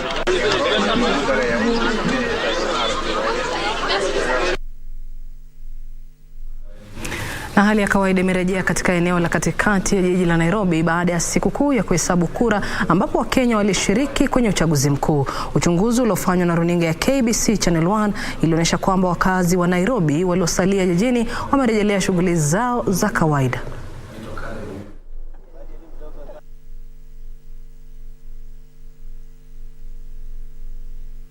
Kiendelea kuhesabiwa leo kuko sawa. Naona at least watu gari haikai kwa shimo sana. Security iko tight, naona tu malori zinapita huku na polisi. Asijasikia fujo yoyote mahali. Kwa hivyo tuko sawa, security tuko tight. Wahala. At least leo kuna watu wengi, jana kulikuwa na watu wamerudi. job zimefunguliwa, lakini at least job iko chini hata kama watu wako kuliko jana. Watu watoke kwa manyumba wakuja wafanye kazi, kwa sababu hata ukaa kwa nyumba wewe unahitajika ukulishe family, wewe mwenyewe ukule. So unastahili tu rudi job, uchape job yako. Kulingana na jana na leo, jana hakukuwa na watu town na leo naona watu wamerudi. Kumaanisha kwamba kuko sawa, hakuna maneno mabaya. Hakuna itirafu, security ni tight. Kwa sawa kabisa. Safi. Nataka peace. Hapa town nipo nafanya kazi kama kawaida. Uchaguzi ulikwisha jana na sasa tumerejea katika hali ya kufanya kazi yetu ya kawaida. So we are already done with election. So I'm calling upon our friends back at home who went for election to just come back and continue with their normal business. Kitu tunajua kwamba election must come and election must go. So at the end of the day we shall have a leader. But most importantly, we need to continue with our work. There is peace, there is calmness, and we are only waiting for the results. Nimeona kazini watu hawajaingia kwa wingi. Sijui kama wako na tension, kwa watu ni wachache. Hata kusafiri kuja kazi imekuwa na changamoto kidogo, kwa magari hayakuwa. Imebidi wengine wetu tutembee kwa distance refu kidogo ndio tukapata gari ya kuja kazini. You've seen there is a lot of there's no tension actually, but jana hakukuwa na watu. I think ni venye watu walikuwa wameenda kuvote. But leo at least you can see vehicles, you can see people, you can see at least business imerudi back to normal. There's no tension, no, hakuna anything yenye inaleta ati inaonyesha ati this like a fraction nini. Security kwanza inaanza na mimi na wewe. Sisi wenyewe tumedumisha amani, usalama huko top. Yaani from the word hakuna noma. Ule mwenye ako nyumbani maybe ameenda tu kwa zake. Lakini Nairobi iko safe. Ndege zinapaa angani, gari zinabeba, wafanya biashara wanafanya. Si unaona hata sisi wenyewe tuko Kanairo bado iko kazi. Nairobi tunaendelea na kazi. Popote pale nchini tunaomba kazi zifanywe. Manake kazi ndio itafanya Kenya iendelee. Sisi kama wa Kenya jana tumetoka na tukapiga kura. Leo kura zinahesabiwa na katika mitandao tunaona zinavyokuja. Jambo letu la maana ni kukaa hivyo kama mandugu ili tujenge nchi yetu. Na mtazamaji, kutoka hapo na kuelekeza kwenye upande wa pili wa studio ambapo Juma yuko tayari na mgeni waweze kuendelea na mahojiano ya moja kwa moja kwenye Kenya Yamua. Naam, shukrani sana Nancy Onyancha, na vile mtazamaji, natoa shukrani zangu kwako wewe na karibu kwenye sehemu hii yetu ya mahojiano. Mgeni wangu siku ya leo ni wakili Daktari Brian Mutia ambaye ni mtaalamu wa masuala ya uongozi na vile mchanganuzi wa masuala ya kisiasa, na tunamtarajia mgeni wa pili ambaye pia ni mchanganuzi wa masuala ya kisiasa Bwana Kidi Mwaga. Tutaungana naye hapo baadaye atakapowasili katika studio zetu. Karibu sana Brian. Nashukuru Ahmed Balo. Unaona hiyo taarifa yetu ya mwisho hapo ni ya kuridhisha sana kwamba shughuli za kawaida tayari zimerudi. Wakenya wakati huu tumeamua kudumisha amani. Hatutaki mizozo. Ni kumaanisha Wakenya tumekomaa kisiasa. Jambo la kufurahisha kweli Bwana Ahmed, sababu ukilinganisha na siku za hapo awali ama kura tulizopiga awali, utapata kwamba zilikuwa na hali ya taharuki. Kulikuwa na wasiwasi, watu wamefunga maduka, wengine wamepanda matatu kwenda nyumbani, hawataki kusalia hapa Nairobi manake hawajui hatima yao. Lakini nisema kwamba ni jambo la kufurahisha sababu wameona ni vizuri wadumishe amani na wana imani na zile vitengo vya serikali ambavyo vimepewa jukumu la kuimarisha amani ama kuhakikisha kwamba kuna amani kama vile polisi na vitengo vingine. Kwa hivyo ile kwangu ni hatua kubwa kama taifa kwamba demokrasia yetu bado inazidi kung'aa na inazidi kukita mizizi. Kwa hivyo kwangu ile ni taswira nzuri kwa kuona kwamba Wakenya wana imani na nchi yao na serikali yao kwamba wanaweza endeleza shughuli zao hata tukiwa bado tunangoja matokeo yatokeleze. Na kwa kawaida huwa uchaguzi unaathiri pia uchumi kwa upande mmoja ama mwingine. Tunaona kwamba miaka nyuma ama hususan barani Afrika wakati wa uchaguzi katika baadhi ya nchi unapata kwamba uchumi unasambaratika. Je, uchaguzi wa kwa kawaida una athari gani kwenye uchumi? Umeona wale jamaa wanasema tuko kazi, ndege ziko angani, maduka yamefunguliwa. Uchaguzi kwa jumla Afrika nzima huwa unashuhudia masuala kama hayo, kama vile investors ama wawekezaji kuanza kuhama na kuhamisha vyombo vyao ama maofisi zao kwenda kwingine wakisubiri hali ya vile kutaendelea baada ya uchaguzi. Huwa wanafanya hivyo sababu ya masomo ambao wameyasoma hapa barani Afrika.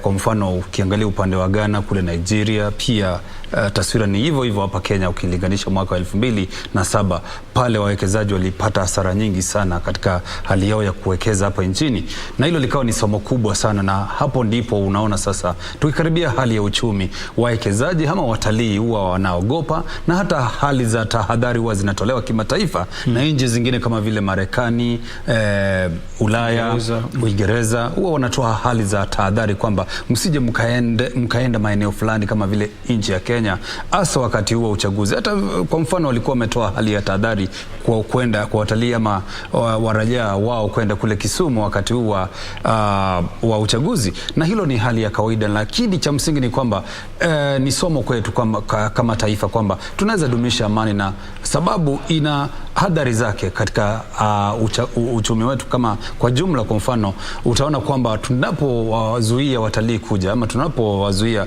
wawekezaji kuja nchini, huwa tunajipiga sisi wenyewe, au ni kipigo kikubwa sana katika hali yetu ya kukuza uchumi wetu. Hata kando na kuzia watalii, sisi wenyewe wenye biashara zetu tufunge biashara zetu, na tuathiri sana yenyewe. Manake siku ya juzi mimi wakati siku ya jana wakati kulikuwa na hali ya kupiga kura, nilishangaa sana kwenda kwa duka kununua mkate kwa supermarket kupata zote zimefungwa.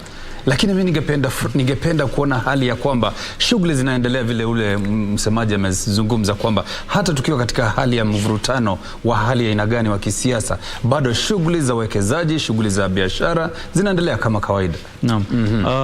Hivi sasa tu ni kupeleke kuna hili suala la fomu 34A, 34B. Kuna watu wengi watazamaji pale nje, mimi mwenyewe binafsi pia linanikanganya. Kama unaweza kutufafanulia zaidi? Tunaona hivi sasa ABC inatangaza kwamba imepokea zaidi ya 99% ya fomu 34A. Je, hizi fomu 34A ni gani na zina maana gani na zina umuhimu gani kwenye zoezi zima la kuhesabu kura za urais? Lakini kumbuka kwamba hawajapata zile nakala zenyewe physical copies, wamepata za elektroniki, kumaanisha kwamba bado hizi fomu ziko kule mashinani kule kunakopigiwa kura. Hizi fomu ndizo zile fomu ambazo zinanakiliwa kila kitu na yule returning officer. Akishanukuu kila kitu ama akishanakilia kila kitu pale, anazituma kwa njia ya elektroniki, na ndizo zinatumiwa na wana IBC kujumuisha zile kura. Lakini wana IBC wanasema kwamba hawawezi enda hewani kusema hizi ndizo takwimu rasmi, manake hawajapata zile nakaa ambazo zinajumuishwa kutoka form 34, zinajumuishwa kupitia kwa form 34B ambayo inajumuisha zile nafasi 6 za wapigiwa kura pale ndani ambazo pia zitakuja baadaye.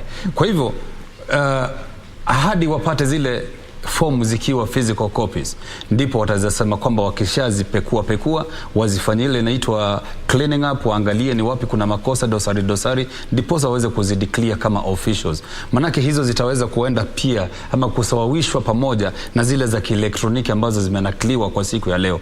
Kwa hivyo mpaka zifike zile zikiwa physical, ndipo waweze kuzisawazisha ama kusawisha, ndipo waweze kuzichukulia kama officials.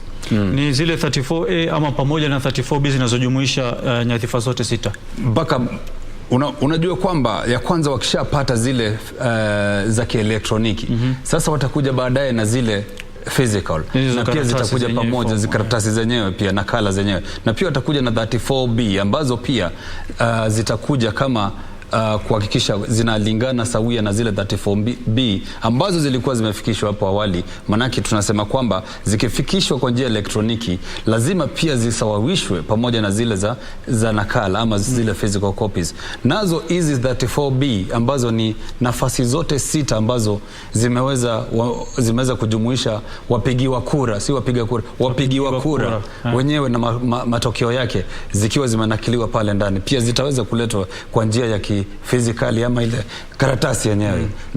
Naam, shukran sana. Kidogo niruhusu hivi sasa tumpeleke mtazamaji katika kaunti ya Wajir ambapo mwenzetu Yusuf Farah amekita kambi katika eneo hilo. Kumbuka eneo bunge la Eldas liliopo katika kaunti hiyo ya Wajir, hapo jana wenyeji hakuweza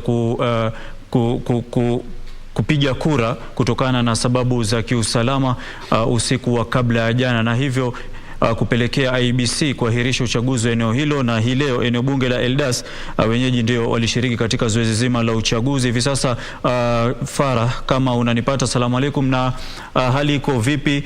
Shughuli ya kupiga kura katika eneo la Eldas inaendelea vipi?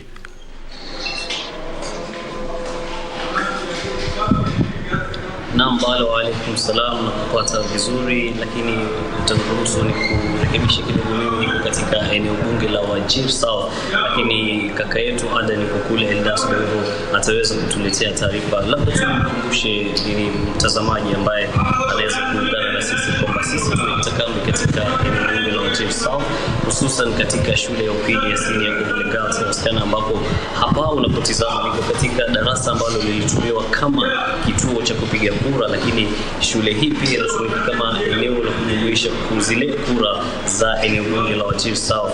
Kumbuka eneo la Wajir South lina wapiga kura 57,077 na lina wadi 7.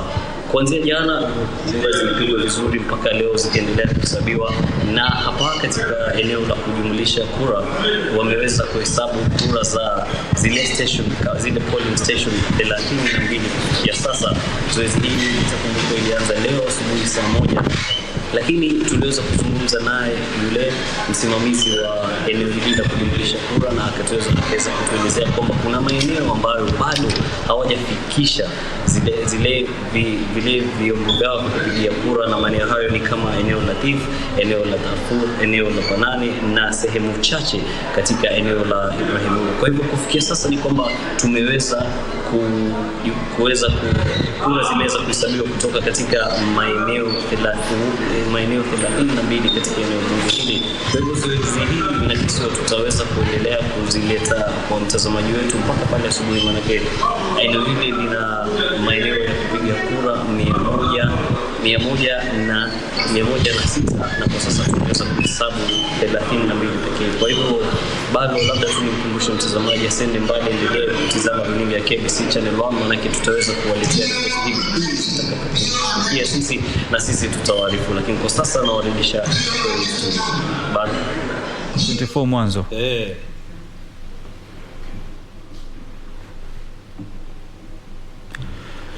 Naam, shukran sana Yusuf Farah kutoka eneo hilo. Na mtazamaji, hivi sasa na kupeleka katika pumziko fupi, alafu tutarejea na mengi zaidi. Usiende mbali.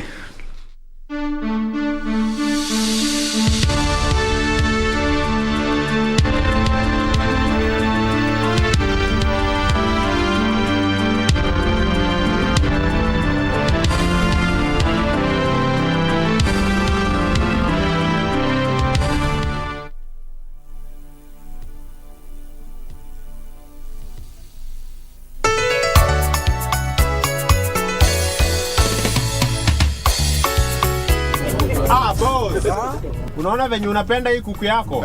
Hivyo ndo tunafaa kupendana kama Wakenya. Hiyo ni ukweli papa. Inafaa tupendane kama Wakenya. Kweli? Abiria wapendwa, mnajua ni wakati mwingine wa uchaguzi mkuu. Uchaguzi unatupa fursa ya kuchagua viongozi tunaopendelea. Lakini hata tukiwa na tofauti gani za kisiasa, lazima tubaki kama Wakenya tunaopendana na kushirikiana kwa umoja na uwiano.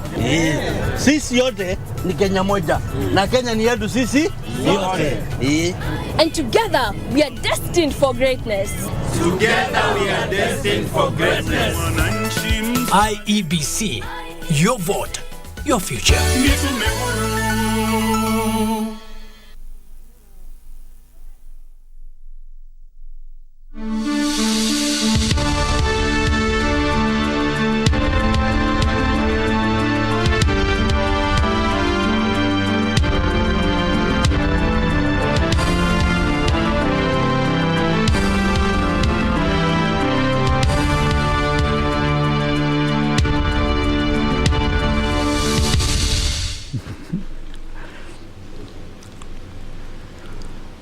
Naam, shukran sana mtazamaji. Hivi sasa nitakuletea picha za moja kwa moja kutoka eneo bunge la Seme katika kaunti ya Kisumu, ambapo tayari mshindi wa ubunge katika eneo bunge hilo amejulikana na ametangazwa sekunde chache, madakika chache zilizopita. Daktari James Nyikal ndiye mbunge mpya wa eneo bunge la Seme, na hizo ndizo picha ambazo tunazipokea hivi sasa moja kwa moja kutoka katika kaunti ya Kisumu. Daktari James Nyikal ameibuka mshindi wa ubunge katika eneo bunge hilo la Seme liliopo kwenye kaunti ya Kisumu. Hizo unazoziona mtazamaji ni picha za moja kwa moja kutoka eneo hilo la Seme. Na bila shaka mengi yanajiri katika maeneo tofauti ya humu nchini, na tukitoka katika kaunti ya Kisumu sasa ni kupeleke katika kaunti ya Kilifi, ambapo wenzangu Asha Hamisi na Juni Karisa wako katika kaunti hiyo ya Kilifi. Watatupatia mengi zaidi kuhusiana na yanayojiri, na kuna taarifa ambazo tayari zilikuwa zimeshatangazwa hapo awali. Ni kwamba Gideon Mung'aro amechukua uongozi wa ugavana kupitia chama cha ODM katika kaunti hiyo ya Kilifi, na vile inaonekana ni kama chama cha ODM ama muungano wa Azimio ndio umepata umaarufu mkubwa katika kaunti hiyo ya Kilifi, na bado tunajaribu kumtafuta Juni Karisa na vile Asha Hamisi, na tutakapo wapata watatuthibitishia taarifa hizo na watatueleza mengi zaidi kuhusiana na hayo. Lakini kabla ya hapo turejee katika mahojiano na wakili Brian. Tulikuwa tunazungumzia kuhusiana na masala ya form 34A, 34B. Nafahamu kwamba pia kuna na form 35, 34C, 34C ambayo ndio inajumuisha that form 34B zote pamoja. Na hiyo ndio 34 ndio ya nyadhifa zote 6. 34 ndio nyadhifa za urais zote.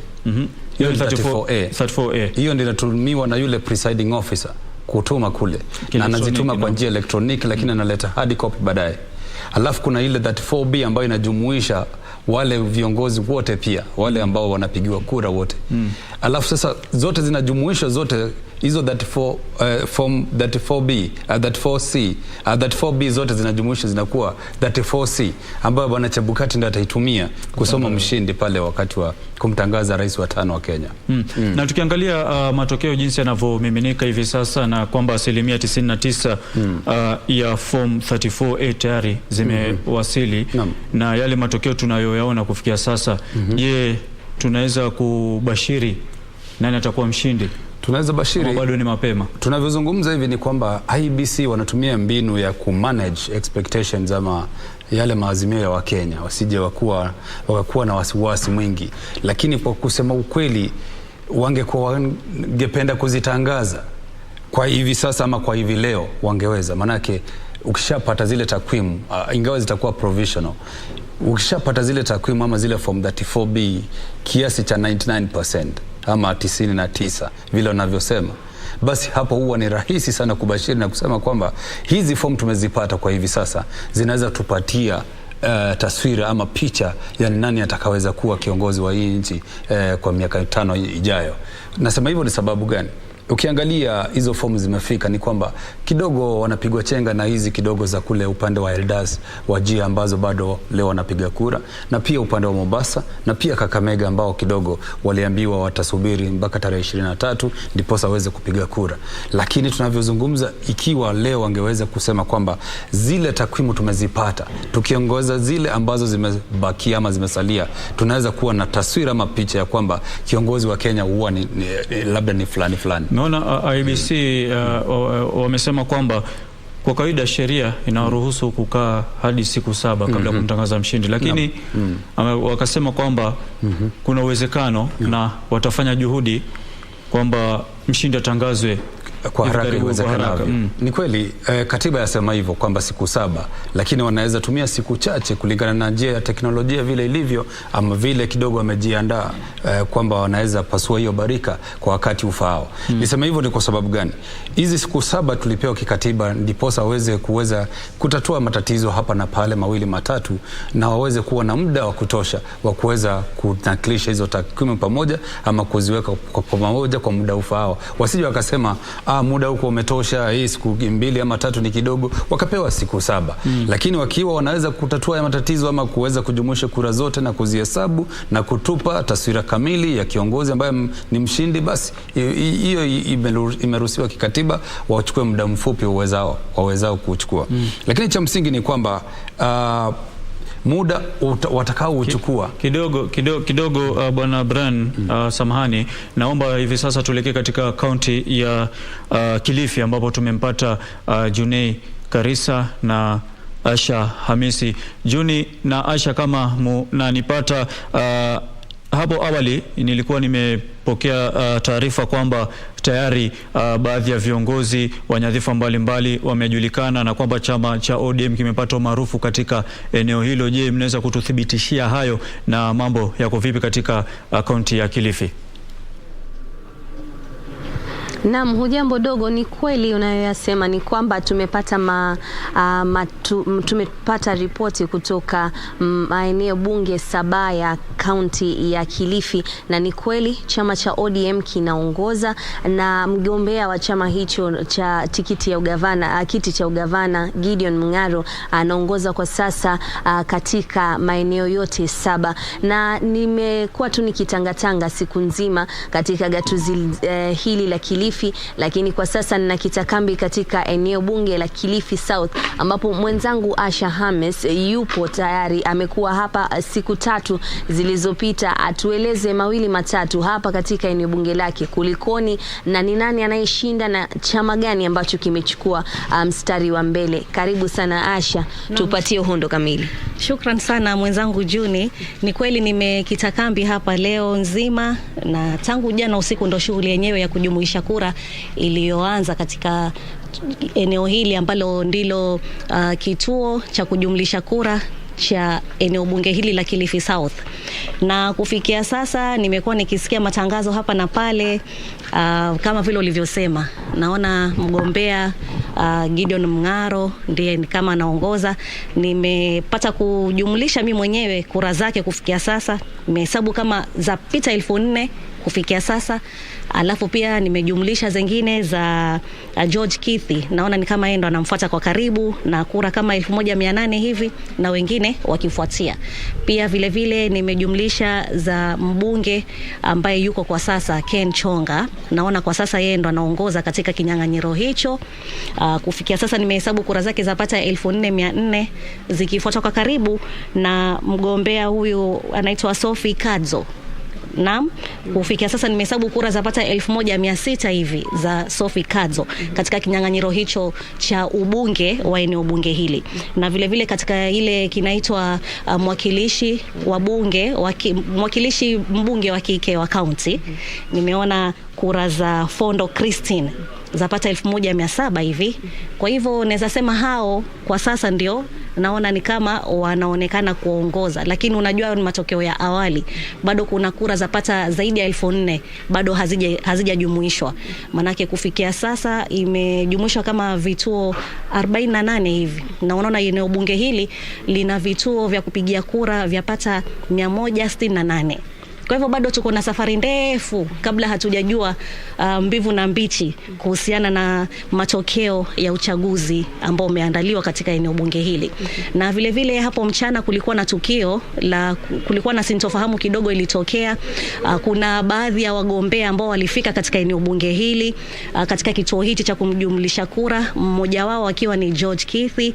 Alikuwa ameandamana na maajenti wake na walikuwa wanataka kuzungumza na huyo afisa anayesimamia kituo hichi ambaye ni bwana Musa Juma, wakimletea tetesi kuwa kuna madai ya kuwa zile form 34A na 34B zilikuwa zina hitilafu Sasa kukawa na purukushani pale kidogo, hata lile zoezi la kuhesabu kura likasimama kwa muda, lakini Bwana Juma akawatuliza vizuri, maafisa pia wakaingia pale na wakaelezwa kuwa hapa ni kujumlisha kura peke yake. Iwapo mgombea ana tatizo lolote, itabidi sasa afuate zile taratibu za kisheria. Na baada ya tukio hilo, baada muda mchache kidogo, tukamwona Bwana Ken Chonga ameingia. Kidogo kukaja pia wagombea wengine katika kiti hicho cha ubunge kama vile Jaba na mwingine huyo anaitwa Haddad, na pia kukawa na purukushani pale wakitoa madai kuwa wameibiwa kura. Naam, lakini sasa pia vile Bwana Juma akawatuliza, akamwambia hapa ni kujumlisha tu.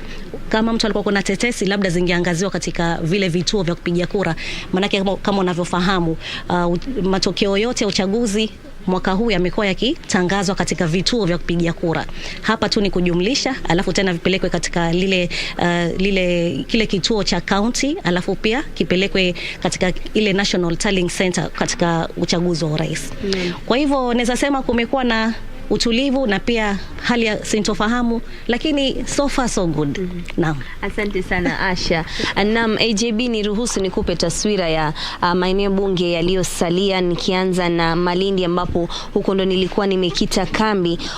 Kufikia sasa ni kura wadi 76 zimehesabiwa, zimeweza kujumuishwa pale katika kituo cha eneo bunge la Malindi ambao ni Barani Secondary School, ambapo kufikia sasa Gideon Mngaro anaongoza kwenye kile kituo cha eneo bunge anapoendelea kujumuisha yale matokeo ya pale, na tunaona kwamba hili ni eneo bunge ambalo anayegombea na kiti cha cha UDA kumradhi, Aisha Jumwa anatoka mahali pale, na tunaona kwamba katika eneo bunge lile tumeona kwamba chama cha ODM kimeweza kutawala na viti vingi vimeweza kuchukuliwa na wagombeaji wengi wa chama cha ODM.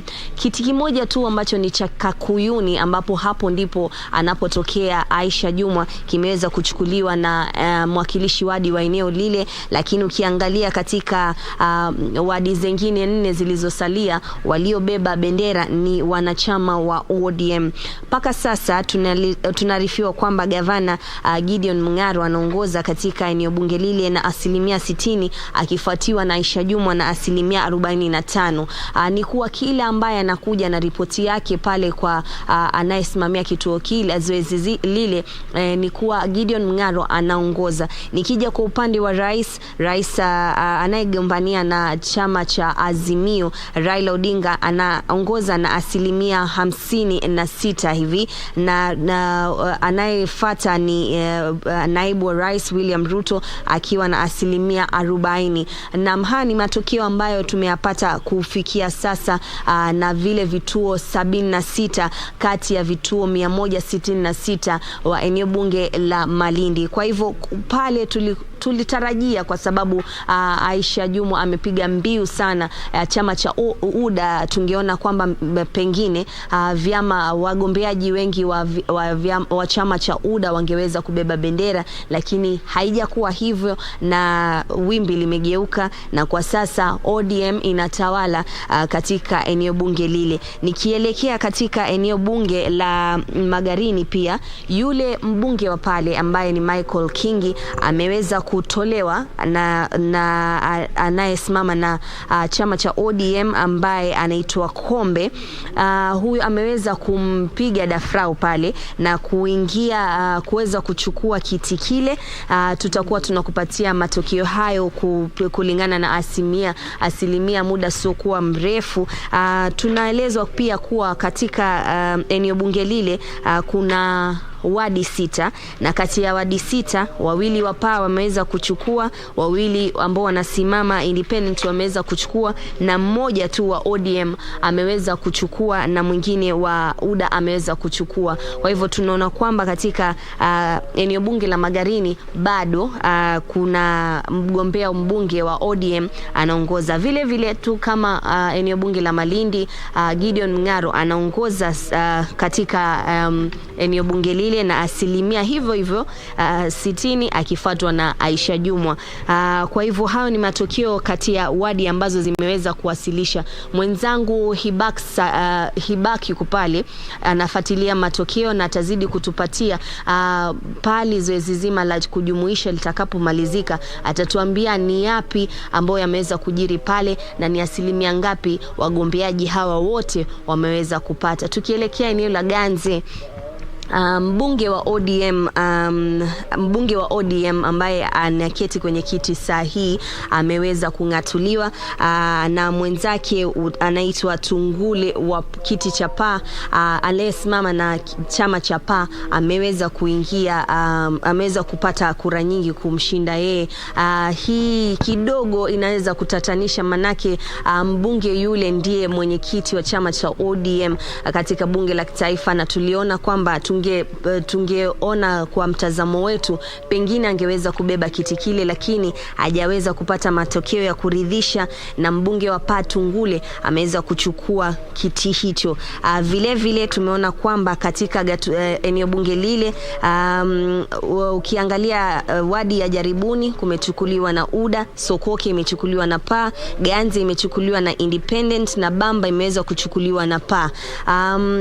Hiyo pia inaleta tashwishi, ni kama vile kwa Aisha tulitarajia kwamba UDA wangechukua, vile vile Ganze tungeona kwamba pengine chama cha ODM kimechukua, lakini chama cha PA ni kama kimejizatiti na kuchukua viti vingi katika eneo bunge lile. Mwenzangu Caroline Jilani yupo katika eneo bunge la Kilifi North. Kwa sasa Owen Baya anaongoza, yeye ni wa chama cha UDA na alikuwa yeye ndiye mbunge kwa sasa na ameweza kushikililia nyadhifa ile, anaweza kupata kura nyingi akifuatiwa na mwenzake wa ODM si mbali tu, lakini ikifika kwa wawakilishi wadi chama cha ODM kimeweza kubeba bendera. Vile vile sawia na zile eneo bunge nyingine ni kuwa Gideon Mungaro bado anaongoza na asilimia 50 ama 60 katika kila kituo. Vituo ambavyo vimeweza kumtangaza Aisha Jumwa kama mshindi si vingi ukitofautisha na vile ambavyo vimeweza kumtangaza Gideon Mungaro. Kwa hivyo kufikia sasa matokeo ambayo tumeweza kujumuisha, nipo na wenzangu ambao wako maeneo ya Kaloleni na Rabai, na tunaongea tu hapa na pale, tunapiga gumzo, ni kuwa Gideon Mungaro anaongoza kwa sasa. Haya tu ni matokeo ya kwa sasa, bado kuna vituo vingine havijawasilisha matokeo yao katika maeneo bunge ambayo yanajumlisha kura hizi, lakini taswira kamili AJB kama ulivyoiona ni kuwa chama cha ODM kimeweza kupata wabunge kadhaa, PA imeweza kupata wabunge kadhaa, na UDA pia inajikakamua kupata wawakilishi wadi. Kwa hivyo kwa sasa tunazidi kukita kambi, tunaelekea maeneo ya Pwani University tukaweze kupata taswira kamili. Kufikia kesho asubuhi pengine matokeo ambayo ya kujumuisha kura katika maeneo bunge ndio tutakuwa tumejua mbivu na mbichi, lakini kwa sasa hatuwezi kueleza kwa uhakika ni nani ameshinda, ni nani hajaweza kushindwa, lakini tukiangalia ni kuwa chama cha ODM bado kinapeperusha bendera katika gatuzi la Kilifi. AJB sijui ni kurudishie studioni mimi na mwenzangu Asha tukiendelea kukita kambi hapa katika gatuzi la Kilifi, tukuletee tu matukio kadri yanavyochipuka na wenzangu ambao pia wamekita kambi katika maeneo bunge 7 hapa katika gatuzi la 003. Kwa hivyo AJB na kurudisha kwako uskani. Naam, shukran sana June Karisa na Asha Hamisi. Bila shaka pengine mtazamaji ameshangaa kwa nini nilivyokutambulisha uliniita dogo, lakini hilo ni jina la utani ambalo mimi na dadangu June tunaitana. Asante sana June Karisa. Na tumeona mambo yalivyokuwa Kilifi. Na nikukumbushe mtazamaji, hapo awali nilikwambia kwamba tunamtarajia mgeni wetu wa pili Bwana KD Mwaga ambaye ni mchanganuzi wa masuala ya kisiasa na tayari amefika. Karibu sana katika studio. Bado nimefurahi kufika katika kituo cha idhaa ya taifa. Naam. Na ninatuma salamu zangu kwa wananchi watukufu ambao wamechukua fursa huu kujiunga nasi. Naam, shukrani sana. Na tumeona mambo yalivyokuwa Kilifi kama alivyotueleza Juni. Je, tulikuwa tutarajie hilo kwamba ODM itaibuka na umaarufu kule na Mung'aro ataweza kumbwaga chini Aisha Jumwa na George Kithi? Wajua katika siasa za Pwani na sasa siasa za Kilifi, wakati uikumbukwe kwamba ni eneo ambayo kwa kipindi kirefu kimezingatiwa kuwa ngome ya mgombea kati ya wagombea wawili ambao tuko nao. Wakati mheshimiwa kidogo nikukatize, samahani. Naarifiwa kipaza sauti chako kina tashwishi hivi sasa. Tuelekee katika ama tuungane na mwanahabari wetu Ben Chumba atuelezee mengi zaidi kuhusiana na shughuli nzima ya kuhesabu kura na iwapo labda kama kuna mshindi yoyote alitangazwa katika kaunti hiyo ya Trans Nzoia. Kama unanipata Ben Chumba, uko wapi hivi sasa na hali iko vipi, na iwapo kama kuna mshindi yeyote ametangazwa katika wadhifa wowote ule?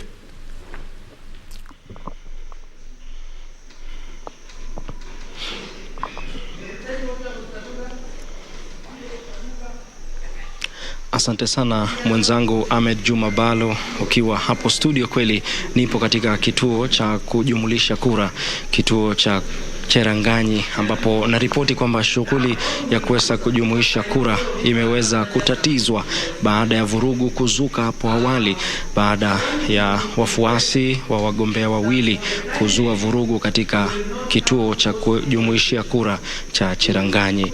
Ni tatizo ambalo liliweza kuzuka mwendo wa saa 12:30 baada ya afisa mmoja wa IBC kupatikana na makaratasi ya kupigia kura ambayo yalikuwa yameondolewa mahali ambapo panafaa. Hapo basi maafisa wa polisi waliweza kufika na kumtia mbaroni afisa huyo wa IBC.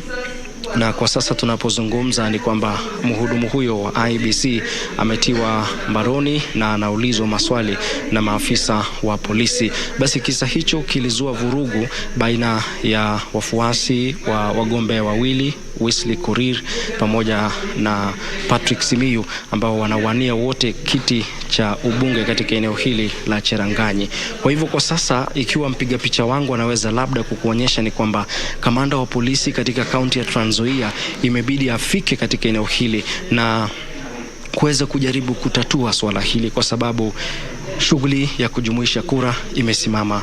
Maafisa wa IBC wameshindwa kuendelea na kazi, kwani maejenti wa wagombea hawa wawili wanasema kwamba shughuli hii haitoendelea.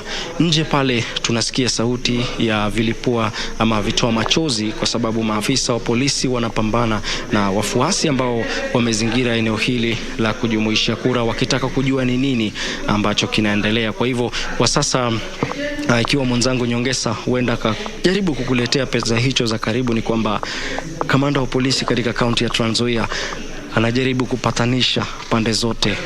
Maafisa wa IBC wanapewa muda waweze kujieleza kunradhi, waeleze jinsi matukio haya yalifanyika.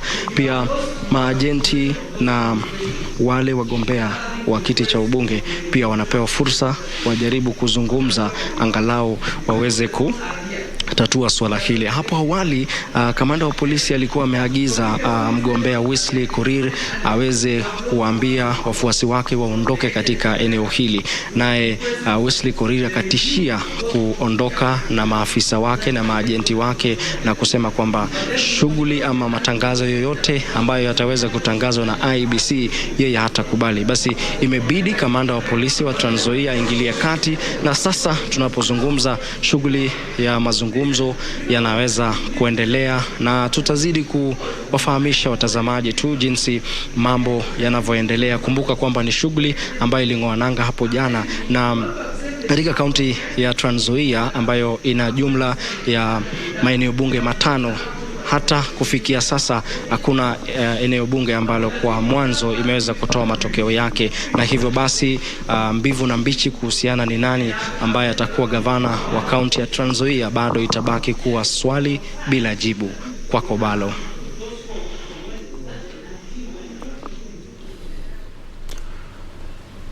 Naam, shukran sana Ben Chumba kutoka kaunti ya Trans Nzoia. Na mtazamaji, turudi katika sehemu yetu ya mahojiano. Brian, pengine nikuulize kama tulikuwa tumetarajia matokeo haya katika kaunti ya Kilifi. Mwenzangu alikuwa amezungumzia kwamba Kilifi imekuwa ngome ya ODM kutoka zamani. Nakumbuka Bwana Mung'aro ambaye anatarajiwa kuwa na ushindi ama kutoa ushindi, kwamba alikuwa bunge pale, na kidogo alipopoteza kiti chake mwaka 2017 akateuliwa kama CAS wa masuala ya devolution ama ugatuzi, lakini hakuacha wananchi wake kule mashinani. Alikuwa bado yashirikiana nao, alikuwa bado yuwatembelea na kuangalia shida zao na kuzitatua. Kwa hivyo haitakuwa jambo la kushangaza ikiwa Bwana Mung'aro atamweza kumpiku Madam Aisha Jumwa, ambaye leo kidogo kulikuwa na hali ya mshike asubuhi Bwana Hamed, pale tulipoona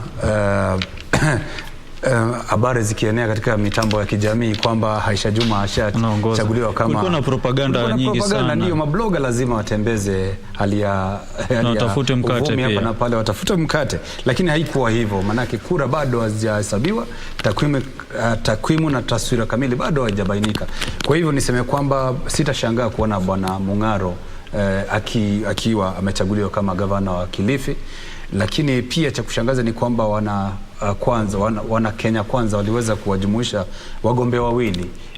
Ikawa ni vita vya wenyewe kwa wenyewe hapo chini. Vita vya wenyewe kwa wenyewe, Bwana Kidhi George ambaye ni wakili mwenzangu, na pia huyu mwingine Aisha Jumwa, ambao wote ni wa mrengo wa Kenya Kwanza.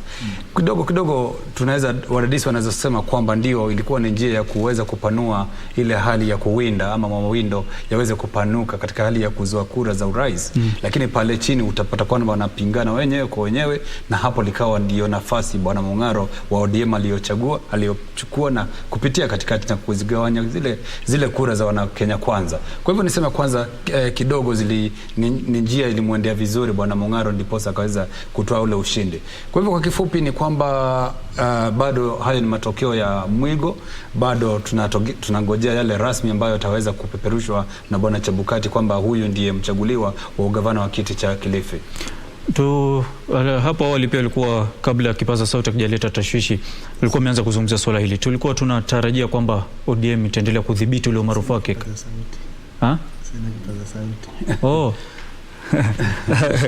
Sawa. Na kuna swala lingine muhimu sana ningependa tuzungumzie kuhusiana na kura za urais. Kuna zile sheria za kwamba ni lazima mshindi awe amepata 50% na kura moja. Na kushinda asilimia 25 sio ya asilimia 25 kwa nusu ya yale maeneo ya counties magatuzi. Sasa nataka tuichambue hii sheria. Ni sheria yenyewe inasema vipi, na iwapo tukiangalia hizi takwimu ambazo zimepatikana kufikia hivi sasa, iwapo mshindi tunaye ama tutaenda labda ile runoff.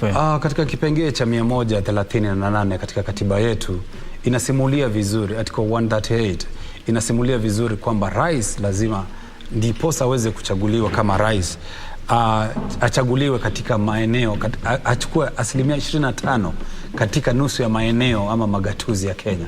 Kwa mfano niseme kwamba nusu ya magatuzi yenyewe ni 24, hiyo ndio 50%, upate 25% kama rais ndio uweze kuchaguliwa, lakini pia upate nusu ya zile kura ambazo ni 50% plus 1 plus kura moja tu, ndipo uweze kuchaguliwa kama mshindi. Ikiwa hautaweza kufikia 50 plus 1, basi hakuna budi kwenda kurudia ile uchaguzi wote tena fresh.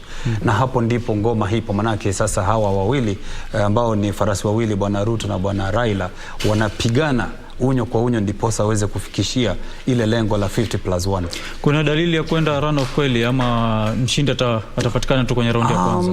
Kulingana na vile wanaenda unyo kwa unyo, bega kwa bega, mimi sitashangaa wakienda runoff, lakini kuna uwezekano mmoja atampiku mwenzake. Kwa hivyo tuweze kuweka kadi zetu wazi mezani, manake chochote chaweza kufanyika katika kura zetu, lakini sana sana naona mmoja atakipata 50+1, aidha upande wa UDA ama upande wa Azimio Kenya.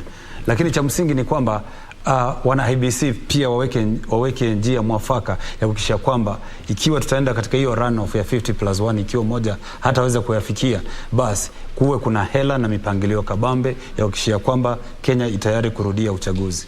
Naam, shukrani sana. Na mtazamaji, hivi sasa mwenzangu Nancy Onyancha ameungana nasi akiwa kwenye upande ama kando yangu kidogo. Tueleze kwenye takwimu zinasemaje kufikia sasa, Nancy?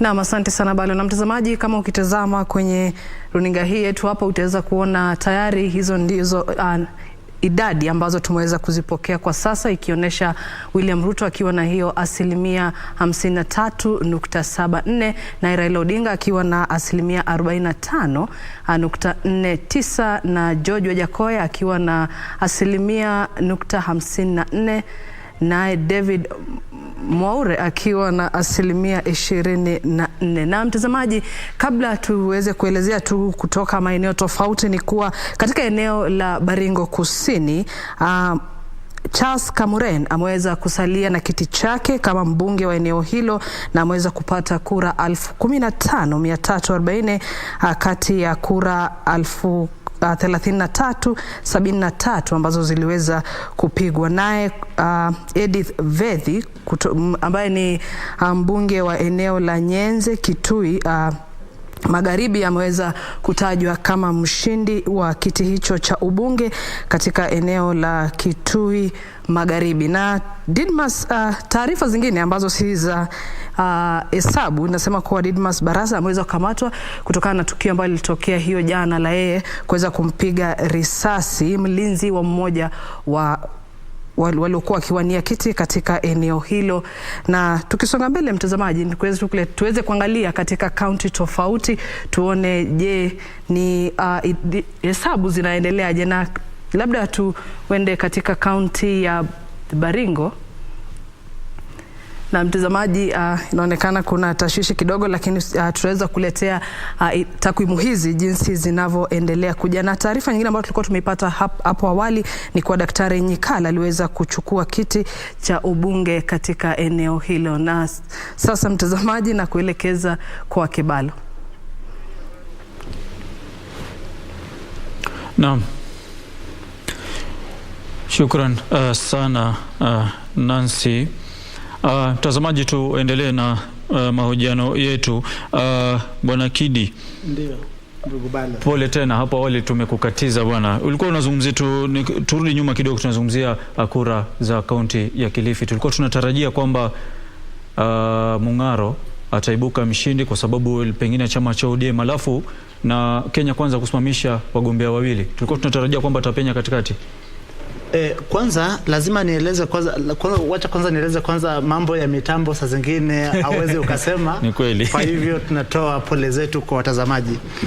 Nilikuwa nasema kwamba swala la chama ambacho kina mgombea mmoja tuseme katika coalition, lakini huku chini vile vya matanzu viwe kwamba vimetoa wagombea tofauti, lakini katika ile coalition moja uzuri wake ni kwamba hiyo ni mbinu ya kuhakikisha kwamba mgombea wa kiti cha urais anapata kura nyingi. Yeye ndiye anakuwa na advantage ya kupata kura nyingi, lakini mara nyingi athari zake ni swala la sibling rivalry, kwa sababu kura ambazo zingekuwa kura za hiyo coalition, watu ambao wanaamini kwa hiyo mrengo, itabidi wamegawana kura.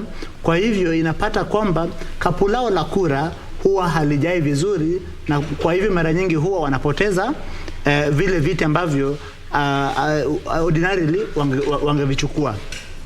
Lakini pia ieleweke kuwa jinsi mheshimiwa Amason Kingi alipoondoka katika chama cha ODM na kukimbia kukiunda chama cha PA, kigezo chake cha kuanzisha chama cha PAA ilikuwa ni kwamba wapwani walikuwa wanataka chama chao. No.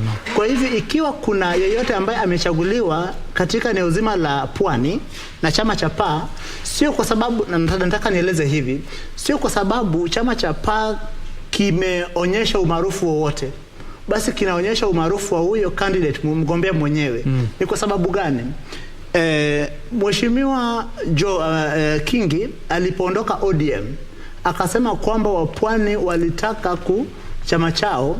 Wapwani wameonyesha kwamba hawakutaka chama chao, kwa sababu kama wangetaka chama chao tungeona kama kura hizo zikielekea upande ambapo ukiangalia kura jinsi zimetokea Mombasa, Lamu, Kwale, Tana River, Kilifi, Taita Taveta ni kura ambazo zinaegemea upande ambao sio upande ambapo chama cha PAA kinaunga mkono. Asante. Kidogo tu niweze kuchangia hilo swala la PAA kule Mwambao. Utapata kwamba chama kukiunda ni siku moja ama wiki moja na kiko hewani ama kimesajiliwa na kiko na ofisi na kadhalika. Lakini ukumbuke kwamba pwani imekuwa ngome ya wana ODM kutoka zamani, miaka nenda rudi. PAA kuingia mwaka mmoja, katika kipindi cha mwaka mmoja kuweza kutingiza ile nyavu ya wana ODM haitakuwa rahisi ama haingekuwa rahisi. Ni chama ambacho kingejipa muda, ama ni chama tungesema ni chama cha usoni.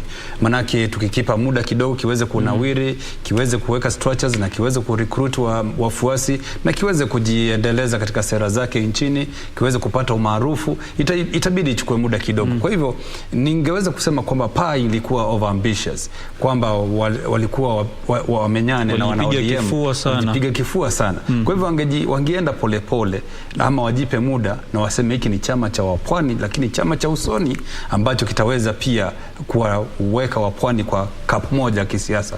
Lakini kuanza kushindana na wana ODM na kutaraji waweze kutoa viti vya maeneo ya MCA na MP kwa wingi, haingekuwa jambo la rahisi ikiwa wana ODM wamekita mizizi pale pwani kwa wingi vile tunavyojua.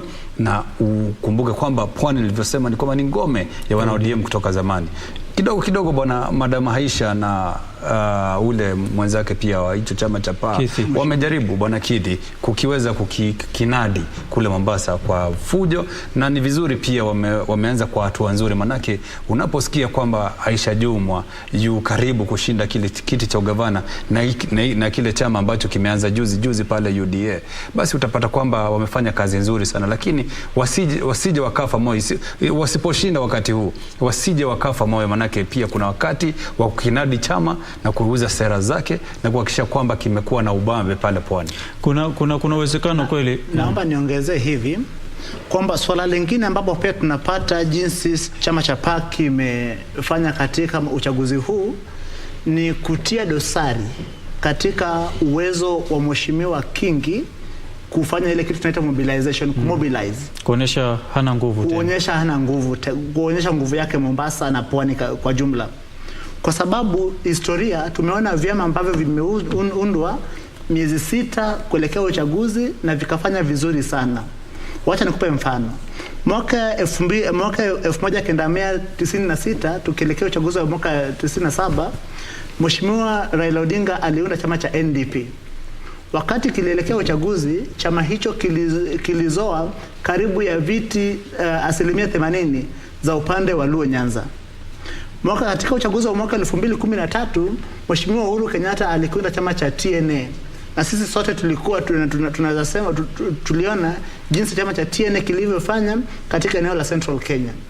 Kwa sababu Mheshimiwa Kingi alitaka kuendeleza zile siasa za maeneo, regional politics, kusema kwamba wapwani wanataka chama chao. Katika kuangalia jinsi chama cha PAA kimefanya katika uchaguzi huu, ni ile kwa kizungu tunasema wapwani wamerepudiate, wamekataa chama cha PAA. Asante. Na umezungumzia chama cha TNA upande wa Central Kenya. Ndio. TNA ikazaa Jubilee. Ndio. Sasa uchaguzi huu unaonyesha kwamba Jubilee haikufanya vyema katika maeneo ya Mlima Kenya na maeneo ya kati. Na UDA ni kama imepata maarufu zaidi. tulitarajia hayo, na ni kitu gani kilichopelekea labda UDA kuonekana ina nguvu Central Kenya kuliko hata Jubilee? Swala la Jubilee kutofanya vizuri sana Central Kenya ni maswala mawili matatu, ambapo kwa kimombo tunasema the issues are multi-pronged. Swala la kwanza ni kwamba wakati Mheshimiwa William Ruto alifanya kazi vizuri na Mheshimiwa Uhuru Kenyatta, na lazima kieleweke kwa tukumbuke kwamba uchaguzi wa mwaka 2017 Mheshimiwa William Ruto alifanikiwa kupata wajumbe wa Central Kenya ambao walikuwa wanamuunga mkono 100%, hata kushinda jinsi walivyokuwa wanamuunga mkono Mheshimiwa Rais. Kwa hivyo tayari alikuwa na wale unaita ambassadors, mabalozi ambao walikuwa wanampigia debe mashinani. Kwa hivyo hilo swala la kwanza. Swala la pili ni kwamba kwa sababu ya mshike kati ya chama cha Jubilee, Mheshimiwa Uhuru Kenyatta alichukua muda mwingi akijizatiti na kumaliza zile tunaita legacy projects na kuhakikisha kwamba zimetimika kuliko kupiga siasa. Wale ambao walikuwa wanamuunga rais mkono kwa kiasi kikubwa pia walijitoa kwa siasa na wakaendelea na shughuli zao, na wakati waliacha siasa wakaacha chama. Wakati waliacha chama na wakaacha kupiga siasa mashinani, ni kwamba ule uwanja mzima wa Central Kenya ulibaki ni mali William Ruto alikuwa ameshinda akienda kila wiki na wabunge na kutoa ahadi nyingi. Kwa hivyo ni kawaida kwamba watu wengi walihisi kutongozeka kuingia katika chama cha UDA. Ndio. Na Brian, kidogo niweze kusema kwamba katika hali yetu ya vyama vyetu ni vyama vya kikabila. Na ukiangalia upande wa mlima ni kwamba hawana kiongozi ambaye yuko kwenye debe kama rais. Na hivyo basi mlima wanaangalia ni upande gani ambapo kuna uzito wa chama. Na ukumbuke kwamba kulikuwa na ule msemo wa zangu 10 zake 10, zangu 10 zake 10. Sasa wapwani wanamlima kidogo wakachanganyikiwa, ikawa wako kwenye njia pana. Itakuwa vipi kwamba tuliahidiwa zangu 10 na yule zake 10, na wakati umewadia sasa kumpa zake 10, sasa amegeukwa. Sasa pale kidogo ni kama watu wa mlima wanaasi kidogo na kusema hiki chama pia tunakiachanisha pamoja na mwenyewe na tuende kwa yule ambaye kidogo tunaona ni kama amedhulumiwa. Na ndiposa unaona kwamba wanaegemea upande wa UDA. Kwa hivyo kwangu, kwa mtazamo, hilo ni sababu moja. Sababu la pili ni kwamba vyama hapa nchini, mfumo wa vyama huwa unaegemea ama unakuja na ile miaka 5 ya upiga kura. Kwa mfano, tunapozungumza ni kwamba kuna vyama ambavyo vimeibuka huu mwaka, labda huenda miaka 5 ijayo havitakuwa na nguvu, zitakuwa dhaifu, sababu kwa malengo yake ni kuhakikisha kwamba amepata viti kwa mwaka huu. Na ikiwa miaka 5 ijayo lengo lao litakuwa ni kupata vyama ama ni kupata viti, basi huenda hawatakuwa na haja ya kuibua vyama kama hivyo. Kwa hivyo mfumo wa Kenya kidogo unatuchachawiza kulingana na milengo ya kikabila na vyama. Na mtazamaji, hivi sasa tuelekee kwa mwenzetu Nancy Onyancha atuelezee mengi kuhusiana na takwimu. Nancy. Na asante sana Juma Balo akiwa upande huo wa pili wa studio. Na sasa mtazamaji, na kuelekeza moja kwa moja kwenye ukuta wetu ni tuweze kuona tu kulingana na hesabu ambazo zinatumwa maeneo tofauti, na matokeo haya ni ya urais. Na tukiangalia katika kaunti ya Wajir inaonyesha kuwa Raila Odinga yuko na kura 17,080 ikiwa ni 60.32%. Naye William Ruto yuko na 38.94 zikiwa ni kura 11,025. Na George Wajakoya wa Roots Party akiwa na kura 164, naye David Mwaure wa Agano Party akiwa na kura 77. Na mtazamaji, tukielekea katika kaunti nyingine tuweze kuona ni takwimu gani ambazo tuko nazo katika eneo la Isiolo. Mtazamaji, inaonyesha kuwa William Ruto wa UDA yuko na kura 14,592 ikiwa ni 57.31% ya kura hizo, na Raila Odinga akiwa na kura 10,770 ikiwa ni 42.3, na George Wajakoya wa Roots Party akiwa na kura 78, naye David Mwaure akiwa na kura 23. Mtazamaji, kumbuka matokeo haya ni jinsi tunavyoyapokea na mengine tunayofanya kulingana na shirika la KBC, na bila shaka tutaendelea kukuelezea kutoka maeneo tofauti ambapo wanahabari wetu wapo kutuletea matokeo ya wabunge na magavana na pia maseneta. Na mtazamaji, tukielekea katika kaunti ya Pokot, tunaona William Ruto yuko na kura 165 ikiwa ni 63.95, Raila Odinga akiwa na 92 ikiwa ni 35.6, na David Mwaure wa Agano Party akiwa na kura moja, na George Wajakoya hakupata kura yote, yuko na 0 katika kaunti hiyo ya Pokot ambayo ina maeneo bunge kama 4 eneo hilo la Kapenguria. Na mtazamaji, tukisonga mbele tena tunarejea katika eneo la kusini na katika kaunti ya Garissa. Tuko na maeneo bunge 6 ambapo Raila Odinga aliweza kupata kura 3,011, naye William Ruto UDA akaweza kupata kura 1,610, naye George Wajakoya akaweza kujizolea kura 22, naye David Mwaure wa Agano Party akaweza kupata kura 7. Na mtazamaji, taendelea kuletea takwimu hizi jinsi tunavyozipokea na jinsi pia shirika la KBC linavyoweza kujihesabia, ambapo vituo mbalimbali vya televisheni viliweza kupewa ruhusa ya kuweza kuhesabu, hata hivyo tukisubiri matokeo pia ya IEBC. Na katika eneo la Meru, William Ruto wa UDA alipata kura 41,535, na Raila Odinga akapata 10,711, na George Wajakoya wa Roots Party akaweza kupata kura 274, na David Mwaure hapa yuko na 0.19 akiwa na kura 102. Na hatimaye mtazamaji, tukiangalia katika kaunti ya Laikipia ambaye inaonekana ni ngome ya UDA, tunakuwa William Ruto ameweza kupata kura 10,202 ikiwa ni 67.65, na Raila Odinga akaweza kupata kura 4,786, na George Wajakoya akaweza kupata kura 56, na David Mwaure akiweza kupata kura 37, na waliojisajili kupiga kura katika eneo hilo wakiwa ni 263. Na mtazamaji, tukiangalia tena katika kaunti ya Migori ambayo pia ni ngome ya Azimio, tunaona kuwa Raila Odinga ameweza kupata kura 35,368, na William Ruto akapata kura 1,590, na George Wajakoya akiwa ni wa Roots Party akaweza kupata kura 55, na David Mwaure wa Agano Party mtazamaji ameweza kupata kura 14. Na bila shaka mtazamaji, tutaendelea kukuletea matokeo haya jinsi tunavyoendelea kuwapata, na baada ya muda usio mrefu pia tutakufahamisha wale ambao tayari wameshapata ushindi katika maeneo mengine, haswa katika kiwango cha magavana, maseneta na wakilishi wa wanawake. Na endelea kutazama Kenya Yaamua.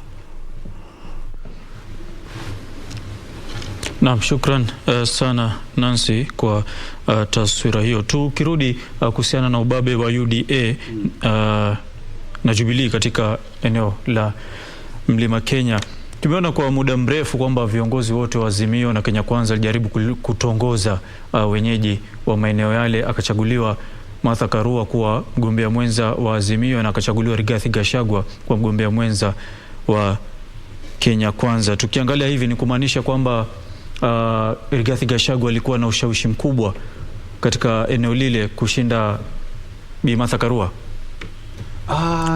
Kulingana na hizi takwimu zilizoko hivi sasa. Niseme kwamba unaweza sema ndio au la. Cha msingi ni kwamba eneo la mlima ni eneo ambalo lina ushawishi mkubwa na wingi wa watu ama wingi wa kura ukipenda, na wale mibabe wawili bwana Ruto na bwana Raila hawakuwa na budi kumchukua mgombea mwenza kutoka eneo hilo, manake ni eneo ambalo halina kiongozi ambaye anapigania kiti cha urais. Kwa hivyo mimi kimsingi ni kwamba hilo eneo hatuwezi sema kwamba bwana Gachagua alikuwa na ushawishi mkubwa kuliko Bi Martha. Ni kwa sababu hawa vigogo wawili walikuwa wamekita mizizi pale hapo awali, wameweza kukwea mlima kwa muda mrefu sana, kwa mara nyingi, na vyama viwili upande wa Azimio na upande wa UDA kusema kweli wamekita mizizi pale kwa muda mrefu sana, na kwamba swala nzima hili la hivi vyama viwili limeweza kuenea vizuri kule. Lilikuwa ni wakati tu mtutajie ni nani ambaye mtakamchagua kama mgombea wa kiti cha aidha upande wa Azimio ama upande wa UDA. Lakini pia tuone kwamba wanamlima ni kama kidogo walikereka kidogo kwamba ile covenant ama ile agano ambalo hawa wawili bwana Uhuru na Ruto walikuwa wameliweka kwamba nitakusaidia na wewe utanisaidia, na hilo agano lilionekana kidogo ni kama lilivunjwa, na wanamlima ni kama kidogo liliwakera kwa kama mmoja amemsaliti mmoja akamsaliti mwingine, na hapa kidogo ni kama wanalipiza kizazi ya kwamba hapa wewe ulitutenda, sasa tutakutenda, na ndiposa ukaona wana UDA wakitoa viti vingi kuanzia ugavana, seneta hadi diwani. Lakini pia ukumbuke pale kuna lile swala la dynasties versus hustlers, kwamba wanamlima wamechoka na lile swala la kiongozi lazima atoke kwa lile nyumba moja kubwa, lile jumba kuu, familia bwenyenye, na ili hali hapa kuna wale ambao kidogo wanaonekana wamechapwa kidogo na hali ya shida ya maisha, walalahoi ambao kwa kweli ndio wengi, na hapo ni kama ni kidogo ile hustler narrative ama ile swala wimbo wote wa hustlers ni kama kidogo umeweza kuingia kwa masikio wale walio wengi na walio chini na walio hoi pale upande wa mlima. Na kwa hivyo hilo ni kwangu ni kama changio kubwa sana kwa nini wana UDA wameweza kujizolea kura nyingi sana. Na pia ilo swala la kusalitiwa la zangu 10 zako 10 pia ni swala ambalo kidogo linawauma wanamlima kidogo, wanajiuliza ilienda vipi kwamba sasa si wakati wa 10 zake. Kwanza kabisa naomba nitofautiane na ndugu yangu katika swala la dynasty.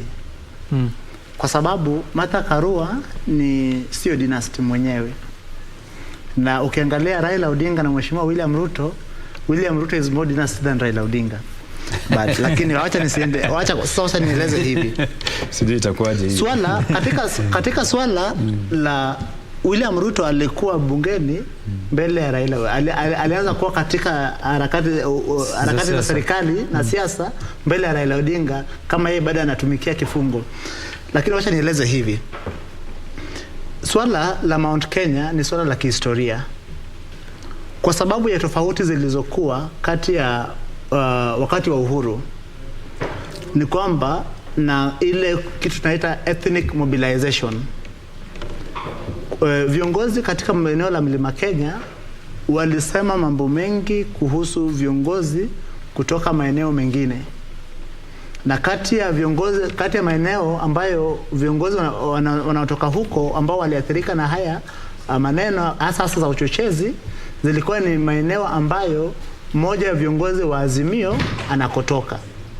Swala lililopelekea ni kwamba hili ni jambo ambalo limefanyika kwa karibu miaka 50.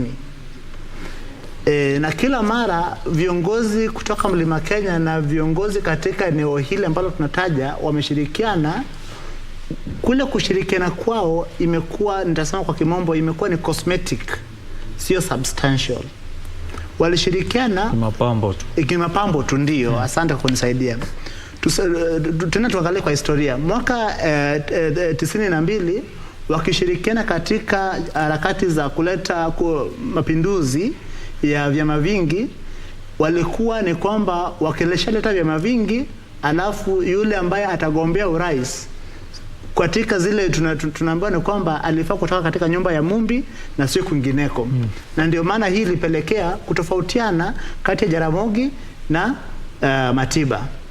Ilipofika mwaka 2002 kulikuwa na ushirikiano, na ule ushirikiano tena tuliona ilikuwa ni mapambo tu, haikufika kwa substance.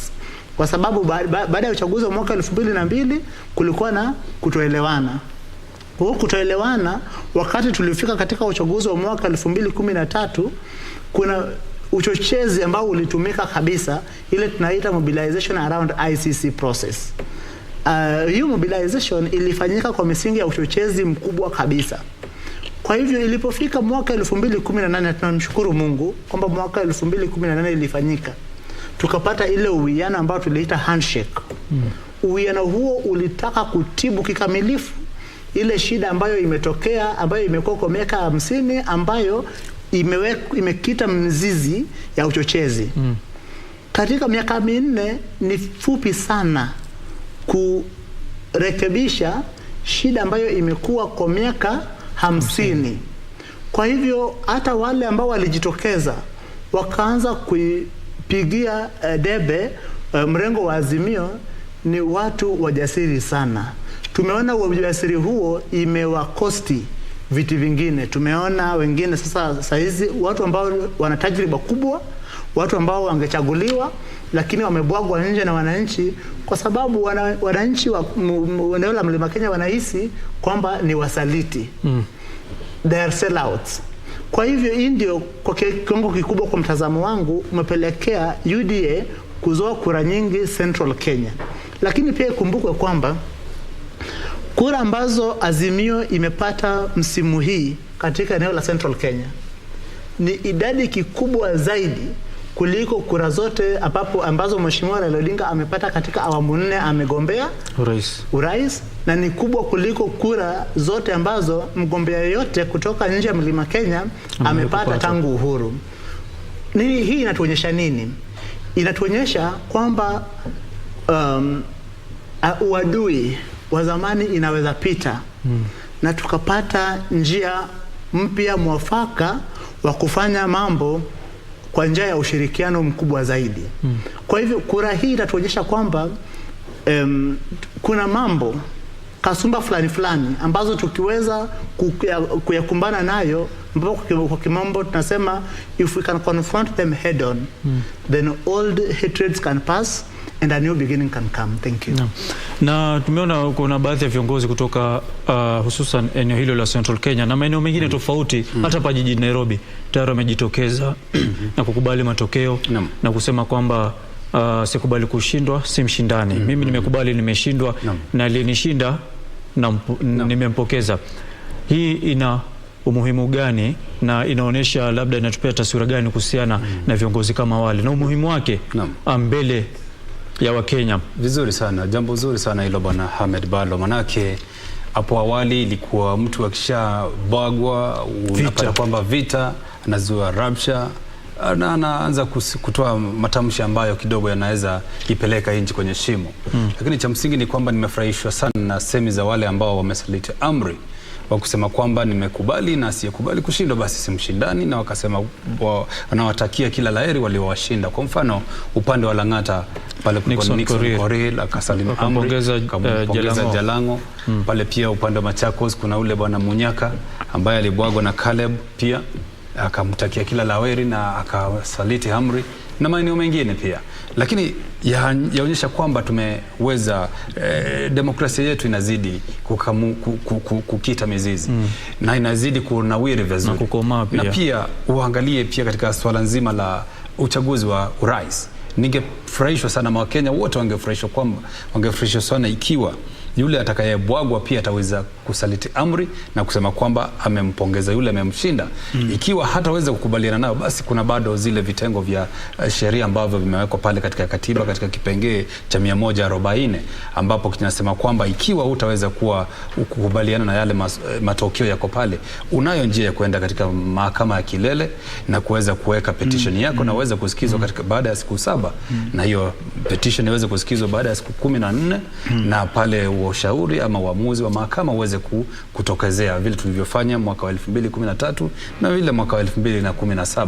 Kwa hivyo hizo njia zote zimewekwa na kwa viongozi wote ambao wataweza kushindwa na waone kwamba hawajaridhika na yale matokeo.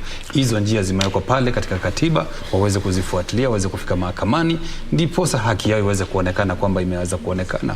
Lakini mambo ya kuzoa rabsha na kuanza kutoa hali ya mshike na kutoa hali ya taharuki nchini haitakuwa njia ya kuonyesha kwamba demokrasia yetu iko kwenye njia nzuri. Kwa hivyo mimi ningewahimiza viongozi na kuwashukuru kwanza wale wamesaliti amri kwamba hiyo ndio njia, huo ni ukakamavu wa demokrasia na hiyo ndio njia ya kufuata ama mkondo wa kisiasa utakaposhindwa wasaliti amri na kumtakia mwenzako kila laheri.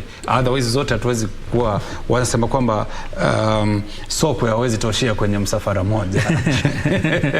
Na unawapi kuhusiana na hilo kwamba alivyosema yeye amefurahishwa? Mimi binafsi kama Mkenya nimefurahishwa kuona viongozi wengi wamejitokeza kusema kwamba tumekubali matokeo. Ndugu Balo, asiyekubali kushinda, Waswahili walisema sio mshindani. Na wajua kwamba shida ya kutokubali matokeo nchini, kwa mtazamo wangu, sio shida ya wanasiasa. Mara nyingi ni shida ya institution, taasisi. Kwa sababu jinsi taasisi inavyoendesha shughuli nzima inakuacha wewe mwananchi wa kawaida, kile unaita kwa kimombo ordinary man in the street. Kwa sababu kwa sheria, kuna sheria inaangalia kwamba kitu likifanywa vizuri, ni nani anafaa kusema kwamba limefanywa vizuri. Kwa hivyo sheria ilibuni mtazamo ambayo inaitwa the standards of an ordinary man. Unaangalia jinsi pengine taasisi zetu zinavyoendesha shughuli, na wewe kama mwananchi wa kawaida unahisi kwamba kuna jinsi ambavyo hawajafanya sawa. Kwa mfano, tuseme kwamba uchaguzi wa mwaka 2017. Uchaguzi wa mwaka 2017 tuliambiwa katika mahakama ya kilele kwamba kilikuwa na dosari si haba. Dosari hizi mahakama ya kilele kwa ujuzi wake, kwa maarifa yake, iliziita irregularities and illegalities. Hizi illegalities and irregularities zikifanyika, hazifanyiki binguni, zinafanyika katika harakati mchakato wa kupiga kura. Kwa hivyo mwananchi wa kawaida anaziona. Jinsi msimu huu tunaona jinsi majibu yanavyotoka za kura kwa runinga zetu. Hilo lilikuwa linafanyika mwaka 2017. Lakini tulipofika katika mahakama ya kilele wakati ya petition ya presidential election, nakumbuka my senior Paul Nyamodi akisema kwamba hizo hazikuwa chochote, kwamba zilikuwa data. Ni sawa kama zilikuwa data za nini? Zinatuonyesha nini? Na zimetoka wapi? Unaona? Mambo yakifanyika hivyo kwa njia ambayo si sawa, kwa mara nyingi inagadhabisha wananchi na inafanya wananchi kukua na mori na kuanza kuleta vurugu. Jambo la pili pia ni vyombo vitu vya usalama. Wakili mwenzangu atakwambia kwamba swala la tunaita right to dissent, kama kupicket, kuandamana, kulipeleka petition, ni swala ambalo kikatiba limetambulika. Lakini mara nyingi unapata kwamba vyombo vitu vya usalama, wakati wananchi wanajaribu kufanya hivyo, hasa wakati wa uchaguzi, kunakuwa na ile tunaita excessive use of force. Kwa uchaguzi huu tunafurahia kwamba mpaka sasa wananchi wamebakia watulivu. Na hata ikiwa kwamba utulivu huo pengine itayumba kidogo, vyombo vitu vya usalama daima lazima wakikabiliana na wananchi wawe na ile restraint. Asante. Na kuna swali ambalo lilikuwa awali nimemuuliza Bwana Brian kabla ufike ndani ya studio. Ndio. Tunaona kwamba 99% ya 34A zile fomu tayari zimefika kwa IBC. Na tukitazama yale matokeo jinsi yalivyo hivi sasa, tunaweza tukabashiri tukajua mshindi. Kwamba mshindi ni nani? Hivyo ni kweli. Kulingana na jinsi na zile takwimu ambazo zipo tayari, ni kwamba zile kura ambazo hazijawajibikiwa, the votes have not been accounted for, ni chini ya 5%. Kati ya hizi kura ambazo zimewajibikiwa 95%, ukweli ni kwamba pande zote, kwa sababu pande zote zilikuwa zinafanya ile kitu tunaita comparative tallying. Walikuwa na maagenti kila mahali, walikuwa wanapata form 34A, wamekuwa wakijumlisha. Kwa hivyo pande zote mbili sasa hivi wanajua jinsi wamefanya katika uchaguzi huu. Lakini kumbuka kwamba kisheria sheria inasema kwamba siku 7 baada ya kupiga kura, basi tume ya IEBC ndiyo itatoa matangazo rasmi kwamba nani ndiye rais. Mpaka sasa hata vyombo vya habari kama KBC, NTV na Citizen na mengineyo ambayo wanajumlisha, wakiongeza kasi yao jinsi wanavyojumlisha, ni kwamba asubuhi wao wenyewe wanaweza bashiri kwa asilimia kubwa ya kupata sawa, kwa mambo tunasema with a high chance of accuracy, kwamba nani ndiye atakuwa rais wa Kenya kwa miaka 5 ijayo. Lakini kumbuka kwamba sheria inaipatia IEBC hadi siku 7. Hizi siku 7 ni kwamba tume iwe na fursa ya kutathmini kwamba fomu zote zilizoletwa ni halali ama kuna udanganyifu imefanyika. Ikiwa kuna udanganyifu imefanyika, ikuwe kwamba corrective measures zinaweza chukuliwa ili kuhakikisha kwamba yule anayetangazwa kuwa rais ni yule ambaye amechaguliwa rais kihalali. Alafu pia ikumbuke kwamba ikiwa hapo kuna yeyote ambaye hataridhika, basi kwa ajili ya kipengele cha katiba cha 1144 Article 140 of the Constitution, ni kwamba anaweza kimbia katika mahakama cha kilele na file petition ya presidential election petition. Na hapo pia alikuwa tumezungumzia swala lile la 50% plus 1. Tukiangalia matokeo ama takwimu vile zilivyo hivi sasa, tutarajie mshindi labda ataibuka akiwa na kura ngapi? Ama ikifikia wapi tuseme huyu tayari ameshachukua ushindi? Idadi ya waliopiga kura saizi tunazungumza ni milioni 14, ambayo kidogo yasema ni asilimia 90 na ngapi, 96 97 kuelekea hivyo, lakini wadadisi wanasema kwamba huenda hiyo idadi ikafika takwimu asilimia karibu 69 70. Lakini ikumbuke kwamba hiki ni kiwango cha chini kidogo ukilinganisha na kura za awali mwaka 2017 ambapo takwimu ama asilimia ilikuwa 79.5. Mwaka 2013 asilimia ilikuwa 85.1. Kwa hivyo unaona kwamba kidogo tumeweza kuteremka kidogo. Wengine wakasusia baridi kule upande wa mlima. Wengine wakasema kweli hawaoni haja ya kushiriki katika zoezi la kupiga kura. Wengine wakaona tumeambiwa tusipigie kura ugavana. Wengine wasipigie gavana. Wengine wakasema pia hakuna unga kwenye maduka.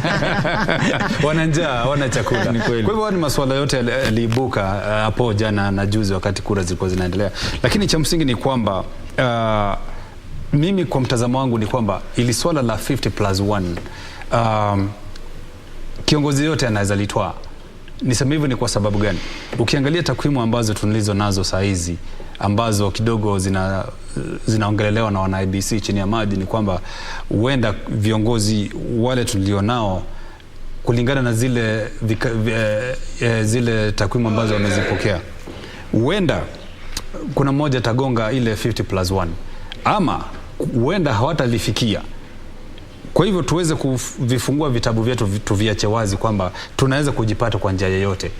Tunaweza kupata kwamba hakuna yeyote ambaye amefikia ile 50+1. Huenda akafika 49.99 ama 50 ambayo hajafika, haweze kufika hiyo 1, na hapo ndipo IEBC basi tukumbushe kwamba mnamo mwaka wa 2017 walikuwa wameweka kitita cha hela kama bilioni 6.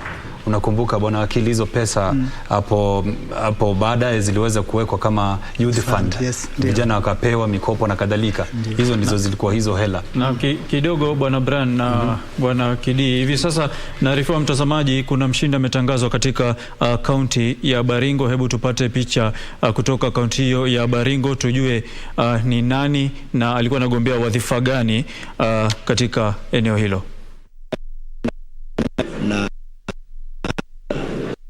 Angalia mambo ya sana vile kazi ya kwanza na wananchi. Otherwise mimi nasema tu nimefurahi. Ningependa kuambia kwa jumla tukubali matokeo ya election na tuende mbele kama jamii moja tukijenga Kenya. Thank you, sir.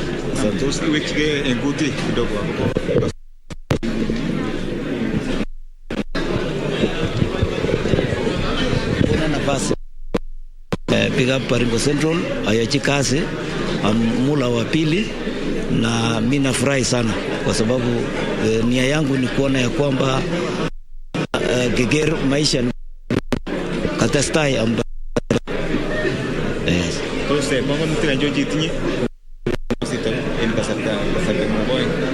atinye panganutik chebo vijana, pia upande ya komasta pek au komasta elimu, nitaangazia hiyo upande sana. Okay, to ki gergele mi bik chama mu ko belis komi chika belis tos ningo lione go tibik kondo chama mu ko belis le nisho. Na mtazamaji, huyo naarifiwa ndiye ametangazwa mshindi wa eneo bunge la Baringo ya Kati, Baringo Central. Yeye ndiye mshindi wa kinyang'anyiro cha ubunge. Tukimalizia kwa haraka, maana naona tayari wazungu washaingia ndani ya studio. Kuna Mombasa na Kakamega, kura ziliahirishwa za ugavana. Je, atakayeshinda urais ama ule muungano utakaoshinda urais utakuwa na ushawishi kwenye kura za ugavana katika maeneo ya Kakamega na Mombasa, ama wenyewe washamua tayari? Haijalishi. Bila shaka yeyote atakayeshinda kiti cha urais atakuwa na ushawishi mkubwa sana katika vile watu watakavyopiga kura katika hayo maeneo mawili, sababu hakuna mtu ambaye atataka kutupa kura yake kwa mahali ambapo waona vizuri kweli washapoteza. Kwa hivyo ikiwa wanaazimio wataweza kushinda, kwa mfano, basi Mombasa, Kakamega wote watafuata mkondo, na vile vile Kenya Kwanza wakishinda hayo maeneo pia atafuata huo mkondo. Naam. Kwanza tukumbuke kwamba eneo la Kakamega na Mombasa ni eneo ambalo linaangaliwa kuwa maeneo ngome ya Azimio. Kwa hivyo naturally ni kwamba Azimio itakuwa na upper hand, unless kwamba, alafu cha pili ni kwamba kile mrengo ambayo itashinda kura ya urais itakuwa na ushawishi mkubwa, unless kwamba kile chama ama ngome ama mrengo ambayo haitashinda itakuwa na uwezo wa kujaribu kudicampaign serikali kabisa, ipate kwa kimombo tunasema wipe up anti-government sentiments katika maeneo ya Mombasa na Kakamega, ambayo sioni ikiwezekana kwa sababu tunaona jinsi kule inavyoelekea. Asante. Naam, asanteni sana wakili Brian Mutie na vile vile Kidi Mwaga. Asanteni kwa muda wenu. Na mtazamaji, hakuna kilichokuwa na mwanzo kikakosa mwisho, na hapo ndio umefikia tamati ya Kenya Yaamua kwa siku hii ya leo. Mimi naitwa Ahmed Jumabalo, kwa niaba ya wenzangu wote waliofanikisha taarifa hizi kuanzia mwendo wa alfajiri mpaka hivi sasa, kwemo mwelekezi Morris Midhamo, mtayarishi Jackie Wasolo na wapiga picha na wengine wote, tunatoa shukrani zetu. Mimi naitwa Ahmed Jumabalo, Mungu akiridhia inshallah tukutane hapo kesho. Assalamu alaikum.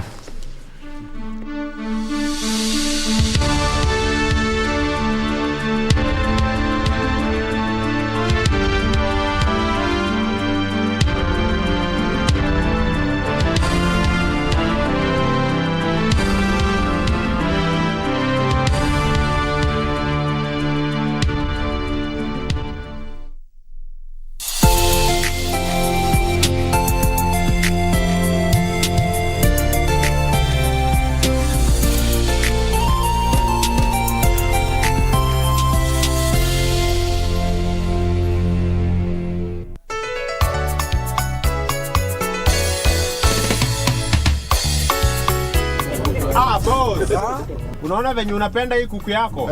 Hivyo ndo tunafaa kupendana kama Wakenya. Hiyo ni ukweli papa. Inafaa tupendane kama Wakenya. Kweli? Abiria wapendwa, mnajua ni wakati mwingine wa uchaguzi mkuu. Uchaguzi unatupa fursa ya kuchagua viongozi tunaopendelea. Lakini hata tukiwa na tofauti gani za kisiasa, lazima tubaki kama Wakenya tunaopendana na kushirikiana kwa umoja na uwiano. Sisi yote ni Kenya moja, na Kenya ni yetu sisi yote. And together we are destined for greatness. Together we are destined for greatness. IEBC, your vote, your future.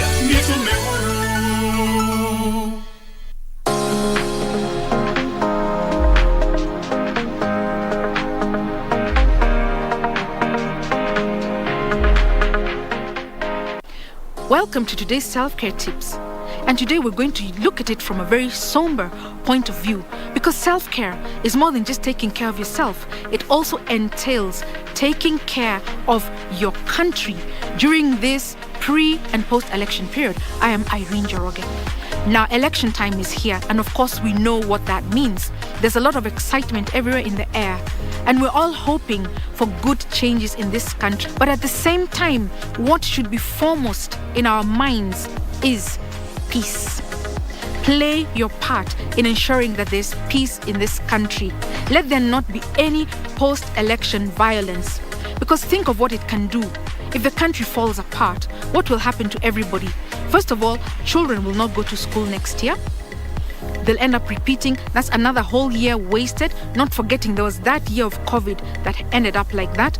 Businesses will collapse. Workplaces, everything takes a standstill, and we are all affected. So play your part. Avoid any words or actions that can be taken to bring anything that destroys the peace of this country.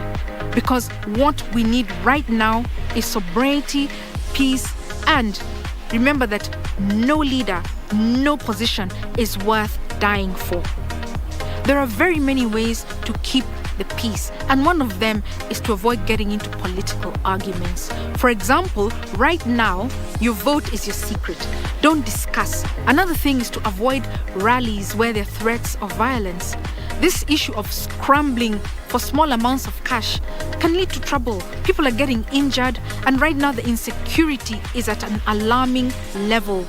Another thing we need to think about is the prospect of becoming a refugee or an IDP. It is not funny, it is not amusing. These are things that have happened in the past, and we really don't want to go back into that deep, dark history. This has been self-care tips on how to keep safe and how to maintain the peace during this post-election period.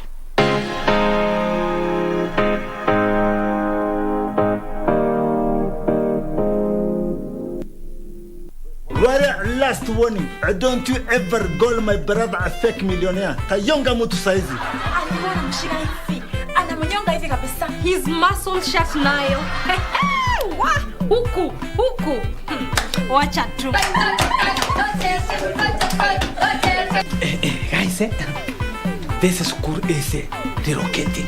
Wait, are you guys serious? Of course. How can you teach in peace when you come to school drunk every day, every morning? I'm not drunk. Nanuka tu pombe ya jana. Destiny.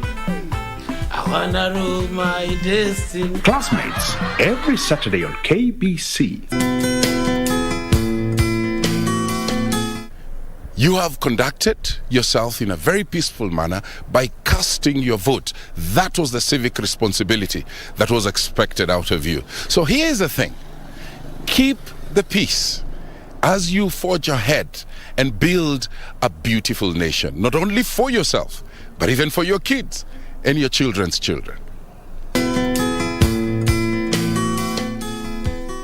If you fail to plan, you plan to fail. Here at KBC Channel 1, the national broadcaster, we have a plot.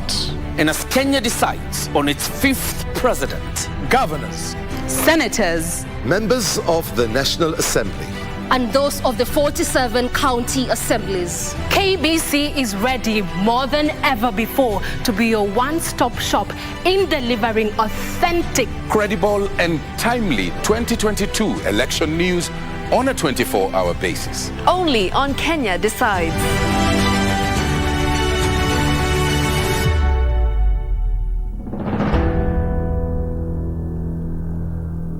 I can't believe this. My candidate lost. I'm so angry. This cannot be correct. I'm sure something went wrong and the elections were manipulated. Hey, my favorite candidate lost too. That's okay. You know the saying, it is better to lose gracefully than to win shamefully. It happens. sometimes you win and sometimes you lose. Yes, that's true. My favorite candidate won this time, but next time it might be yours. Elections is a bit like playing a football match. Your team may win and the other may lose. Is that not right? Any sports person would confirm this. This message from Miss Carol can give you context. Hello, my name is Carol Redul.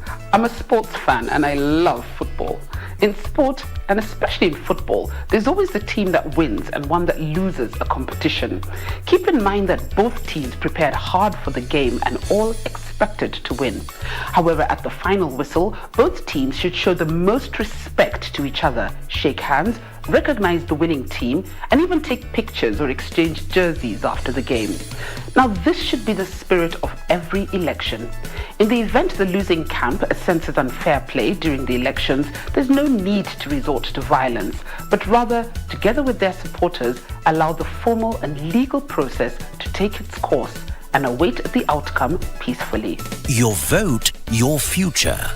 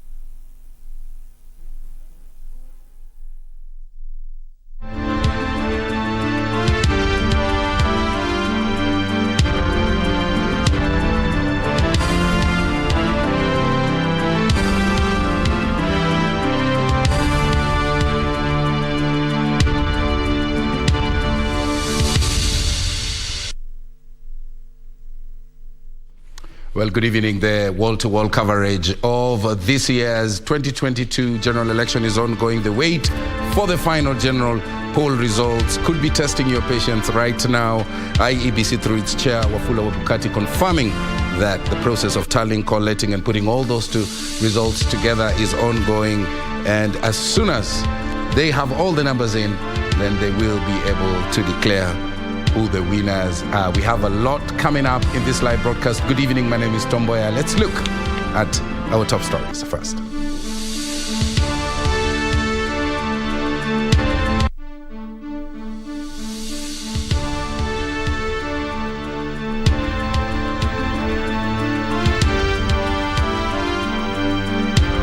"99% of presidential results already transmitted to the National Tallying Center."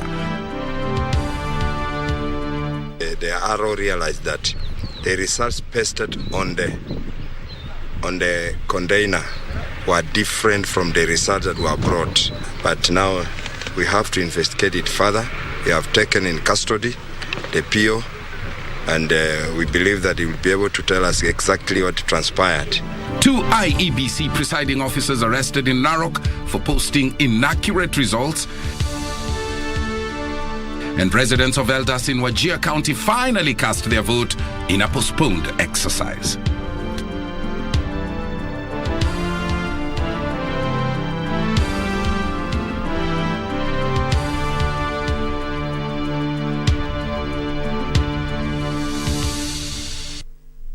Two Narok presiding officers there arrested. We will be having an analysis with our guest in studio, Millie Wanga, a governance expert, and Dr. John Rower, a conversational expert, a little later on. Our socials are at KBC Channel 1, my Twitter handle at Tomboya24. Lensa Odingo is in charge of our sign language docket. Straight to our top story. IEBC has received 99% of results of all the presidential Form 34A. This represents 45,653 out of 46,299 polling stations, with the collating and announcement of the results at the constituencies still underway.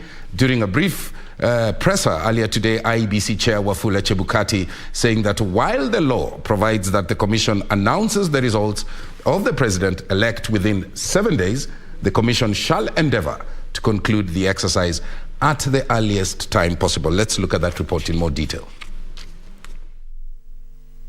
Results from different polling centres continue to stream into the Independent Electoral and Boundaries Commission website as the electoral body awaits for the returning officers to bring the physical forms of 34A and 34B for verifications. They will physically deliver the National Tallying Centre here at Bomas forms 34As and 34Bs. The commission is up to task even as voting in Elders Wajir County continues, a day after the actual voting day due to insecurity concerns in the region. That voting in that constituency commenced today at 6 a.m. Chebukati further acknowledged a few errors recorded in Rakware, Rongo, Migori County, as well as Anabkoi and Sabaot. Result from 34A from Rukwaro Market polling station, Rongo constituency, Migori County, was erroneously transmitted. The commission will await for the original Form 34A from the returning officer, validate it with the presidential agent, and thereafter replace the said image in the portal. As of the last briefing, the electoral body says 65.4%, representing 14,164,561 Kenyans, had cast their votes out of the 22 million registered voters. 97.4% of the results of Form 34A have so far been received, representing 45,038 out of the 46,229 polling stations. Meanwhile, to ensure transparency and effective communication, the IEBC has set up a media center within the National Tallying Center. The Bomas of Kenya, where journalists have been converging to disseminate information. Huduma za hapa ni kwa mtazamo wangu naona ni nzuri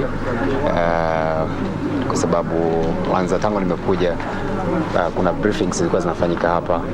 In terms of the space, it is quite big compared to last time. It was a bit small. Journalists here have acknowledged the adequate security put in place to ensure the flow of information is smooth. We have a special access card to access all the way from the gate to the National Tallying Center. I think they've really tried in terms of beefing up security and who can access the National Tallying Center. A call center with almost 100 personnel receiving information and calls from Kenyans across the country has also been set up. As the tallying continues, the Independent Electoral and Boundaries Commission has set up this call center urging Kenyans to use the toll-free number, which is 1543 and 1544, to report any matters to the Commission. Reporting from the National Tallying Center, I'm Serafina Robbie. And we'll be joining my colleague Regina Imanyara, who's holding fort at the NAV Center at the Bomas of Kenya shortly. But first, busy as usual is the post-election mood Kirinyaga County, as more than 400 registered voters await the outcome of Tuesday's general poll. Residents went on with their business and called for calm irrespective of the outcome of the poll, whose winners are expected to be announced anytime from tonight. Let's listen into that report. A day after the general election, and residents of Kirinyaga County have resumed their day-to-day business. Having exercised their constitutional right, many feel there's nothing left but to wait patiently for the results. Tunaendelea tuna sila shughuli tunakuanga nazo, tukingojea Chambukati atangaze vyenye itakuwa, na hatuna kitu kingine. Sisi tumerelax na bado tunaendelea na kazi yetu. Na kazi bado tunaendelea, watu walikuwa wanachaguana wanarudi kwa kazi zao. Kwa hivyo sijaona wananchi walikuwa na tatizo lolote katika biashara zao na pia katika polling station zao. Hakuwa na watu wengi, lakini mimi nimeona watu wako peaceful, wako sawa, wamechaguana. Na mimi nilikuwa naona IBC walifanya vizuri sana. However, a common concern among residents is the long time it takes to verify voters. Ile kilikuwa na makosa ni hiyo mashini. Mashini mtu alikuwa na tumia madakika mingi sana. Hata wengine hawakuchaguana. Tafadhali ukweli pale hawakuchaguana, watu wengine mingi sana hawakuchaguana kwa sababu kuenda pale mtu anaandika anakaa hapo ama dakika 30 tukashindwa kwa hiyo mashini. Kwani ilikuwa na problem ama ni wale walikuwa wanatumia mashini? With the Independent Electoral and Boundaries Commission pledging to announce results within the stipulated time, Kirugoya, Mwea and Kianyaga residents are calling upon the elected leaders to prioritize lowering of the cost of living. Juu ya vijana kama mimi, mtu yoyote alichaguana, ulikuwa unachaguana ukiwa pande hii ama pande hii. Sasa mwenye atachaguliwa tuwe tumesikana pamoja, ndio tuendeze uchumi pamoja, Kenya iendelee. For Prime Edition, I'm Gladys Mongai. Well, some of those hiccups that have been articulated by those voters will form part of our conversation a little later on. Remember, we have a panelist, Millie Luanga, governance expert, as well as Dr. Robin Rohr, a conversational expert. They will be dissecting and looking at some of those aspects of the elections as we wait for the results to be announced by IEBC. Let us cross over to Bungoma, where my colleague Alan Aoko is. And Alan, if you can hear me, we are hearing anxiety, being the operating word for some time now. People are quite anxious. I don't know how it is like where you are. Alan.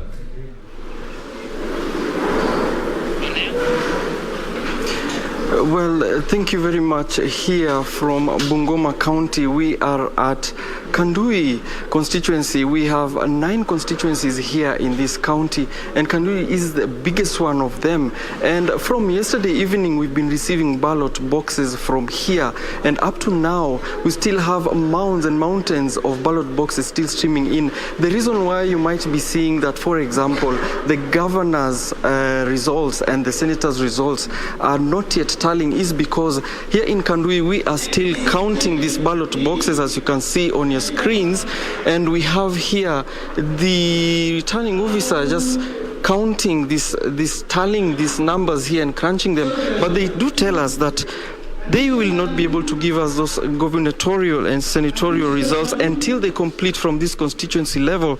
Then we'll be able to go to the county tallying center where we'll be able to see the other results. But for now, as you can see, the votes are still coming in, streaming in, and the queues were actually larger than this one. In the morning when we came, we actually saw queues from the main gate of where we are, which is Bungoma High School, where vehicles were streaming in from all corners of this constituency. And when we talked to the CRO, which means the county returning officer for this constituency, she told us that the delay is not caused due to problems in tallying the votes, but that they were trying to do work completely carefully and making sure that everything is in order, hence no delay at all in this constituency. But we are able to tell you that some members of parliament and at least one candidate for the senatorial race has even conceded defeat on this race, and that is, we can tell you, that is Jacob Machacha, who conceded defeat in the senatorial race and said best of wishes to whoever wins. And we also have Martin Pepela, who won the Webuye East constituency seat.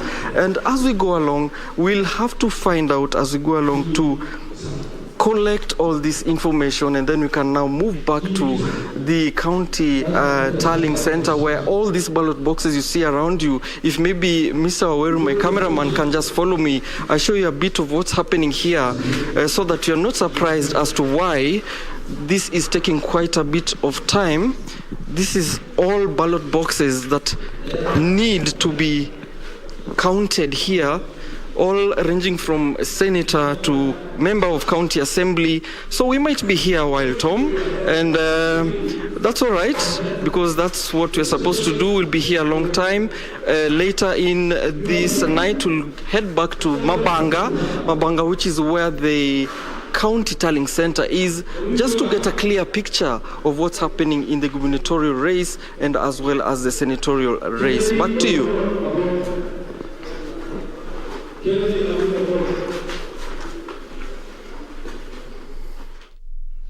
Aoko there coming to us from that part of the country. He did indicate that a number of candidates have already conceded, and even the ones who we know have also conceded. We have Kanini Kega, who conceded a little area on giants like Moses Kuria also conceding. He was in the Kiambu race.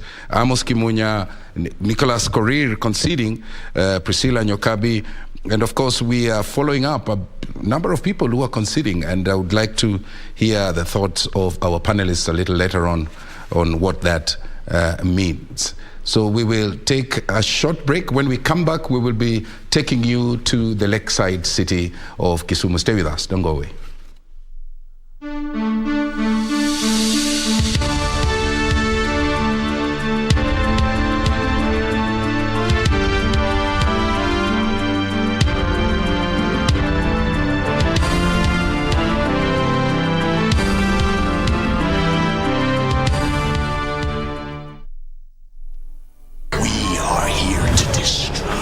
The mighty will fall. Driver! The members of Contra Unit! How have these guys not even been suspended after what they did? Oh my God! Oh my God! Get some help out here! No! There's global gamers involved. Another victim, this time the world champion. Where and how will this be stopped? Your world is gonna crumble when you reach the top of the mountain.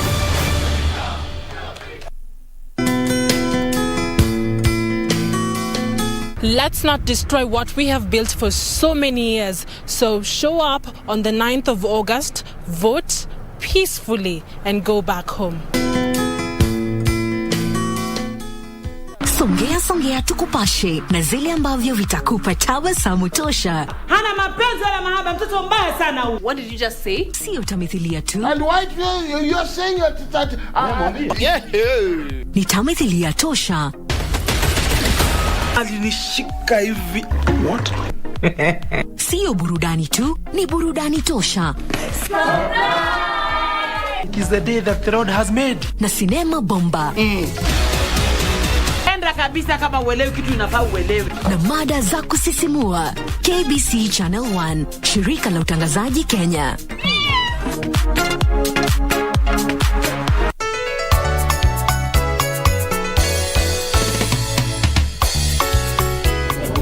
Boss.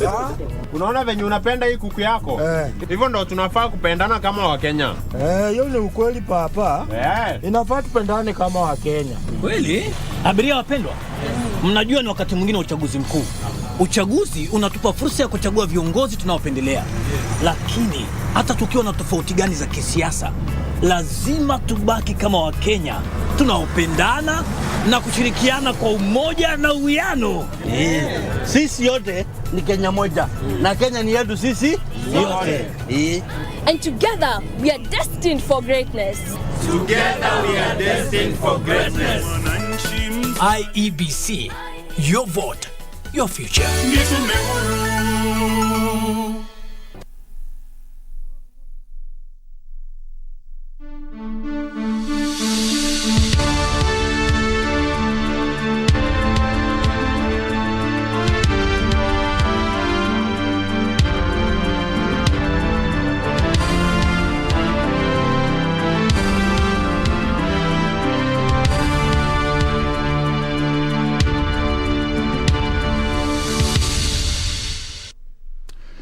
Welcome back to Kenya Decides. Now let's take you all the way to Kisumu. Kisumu Central results, we understand, are ready for declaration by the constituency returning officer Yegon Kibos. There are 6 wards in Kisumu Central constituency. Let us listen in to what updates they have for us. In the side we have 53,000 votes. And 25,000 or so. Hatukupiga kura, sitaki kuwaficha. Hatukupiga kura. Kwa vile hiyo ni 62%. Wanaagina 40% wanaenda wapi? 38% wako wapi? That is the reality. Samuel Onyango Omoro, Redless, na amepiga kura na watu kadri 11,000. asilimia 62. Migosi Pamela na amekuwa na ushindani mkali kidogo, amepigiwa karo watu na zaidi ya 7,700 upande wa Migosi. Shauri Moyo Kana Ajuan Odiambo zaidi ya 9,800. Zaidi ya 9,800. Sergio Jien Market Kilimani 13,563. Alafu Kondele na Nyalenda B ndio waandishi wamejaribu kupiga kura kiasi. Hao wengine wote kutoka mheshimiwa Roho na wengine Pamela na wengine wamekuwa 62%, lakini Nyalenda B na Kondele at least walijaribu kufikia 66%. So Kondele H umejisalia kura 10,562. James Oyukiwele kura umeshinda ni 8,357, 66%. Hiyo ndio mwelekeo tutawapatia report kesho kamili in terms of documentation. Nataka kufanya haya mambo kwa sana kama haya. Hiyo ndio this is the defense. But what I want to say is the turnout was very low, whether it is governor, senator, president, or the rest. People, we do not actually know what happened, and the weather was very good. We did a lot of voter education. Kulikuwa na hiyo msisimko, lakini wakati wengine wanajua watu wametravel, mambo ya shule na mambo kama haya. Lakini kwa sasa kawaida ya democracy is whoever goes past the ball first will get the proposal. Asante sana. Tutafanya hivi. Baada ya kupokea cheti, uchukue kwenye ofisi. Utapokea cheti alafu naye utakuja kuandikisha kwamba unakuja ofisi yangu, alafu tufanye hivi, tumalize certificate kwanza, alafu kila mtu aseme na moja, sivyo hata nyumbani.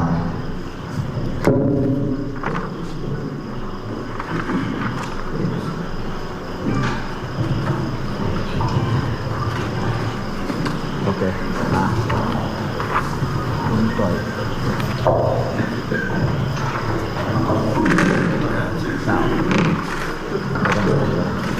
I, the returning officer of Central, declare Pamela Warrior, ID 6057030, has been duly elected as a member of the County Assembly for Lagos Ward of Kisumu County in the election of 9th of August 2022, or under the signature of the 10th of August 2022. Ma'am, congratulations. Let the people of the next 5 years. I will see the fruits of this election. Thank you very much. Peter.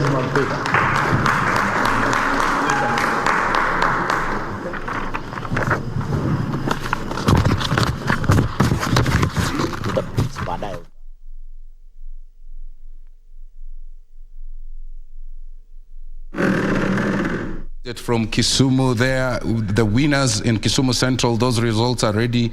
The declaration there being made by the returning officer, and we will be giving you the names in a little while. But first, let us cross over to Kirinyaga, where Gladys Mungai has been holding fort. Gladys, what is the latest from Kirinyaga, Gladys, if you can hear me?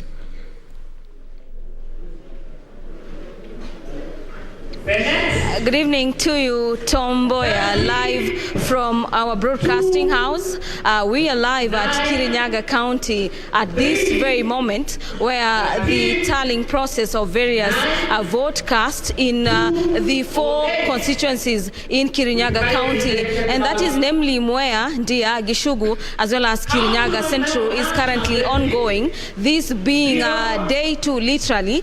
This is informed by the fact that the voting started yesterday after the closing of the polling station. It has been the same process from yesterday at a point like now, and I don't want to really preempt on what is happening. I am joined by the county returning officer for Kirinyaga County, as well as the returning officer for this particular constituency, and I'm just going to let them tell us how the day has been. Mr. Joyfrey, welcome. We are live on KBC Channel 1. By around 1 p.m., you had done a total of around 55 polling stations. What is the situation like at the moment? Okay, thank you so much. As we speak, we are at around 134. Kwa hivyo tumeendelea vizuri since lunch hour. Watu wanaendelea kujitahidi, wale ambao wanaangalia na kudhibitisha yale matokeo ambayo yametokea katika vile vituo ambavyo tunavyo hapa, vituo 181. Shughuli hiyo inaendelea na tunaonelea kwamba maybe kufikia masaa ya alfajiri tutakuwa tumekamilisha shughuli hii, ama labda pengine asubuhi ya kesho. Naam, Joyfrey, katika baadhi ya maeneo mchana wa leo kuna maeneo ambayo hayakuwa yamepokea vifurushi vya kupigia kura. Pengine katika maeneo ya kupigia kura ambayo yako chini yako, vifurushi vyote unaweza kaambia watazamaji vipo hapa? Haya, kwetu hapa jana tulipokuwa tumepokea vyote vile ambavyo tulikuwa tunavihitaji, isipokuwa tu labda pengine changamoto hapa na pale kwa asawa vile vifaa ambavyo vilikuwa vinatumiwa ili kuweza kuwatambulisha wapiga kura. Vingine vilikuwa na tatizo kidogo hapo asubuhi, lakini maafisa wetu ambao wanahusika na ICT walichukua hatua mara moja, na naweza kudhibitisha kwamba kufikia saa 3 kila kituo katika vituo hivyo vyote kilikuwa kimeanza shughuli ya kupiga kura na mambo yanaendelea vyema mchana kutwa. Thank you.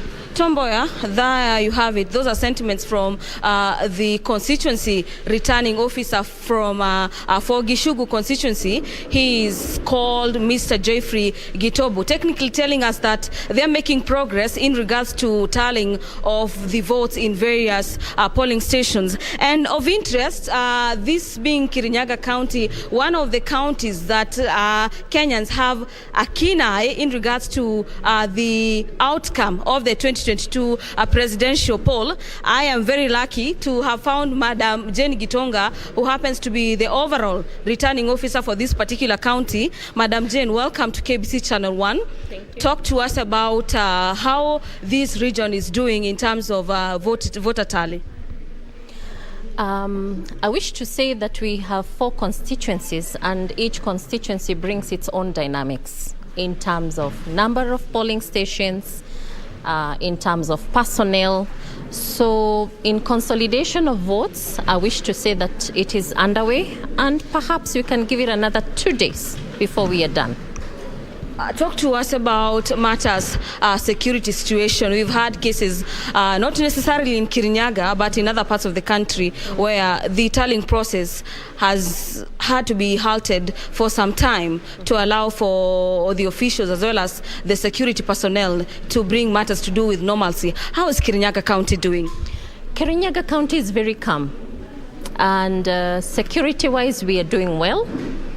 We have had a very strong partnerships with the security officials, and any incident or case, we have managed it through a lot of negotiations, and the voters have been very amiable, I must say. Thank you. Yeah.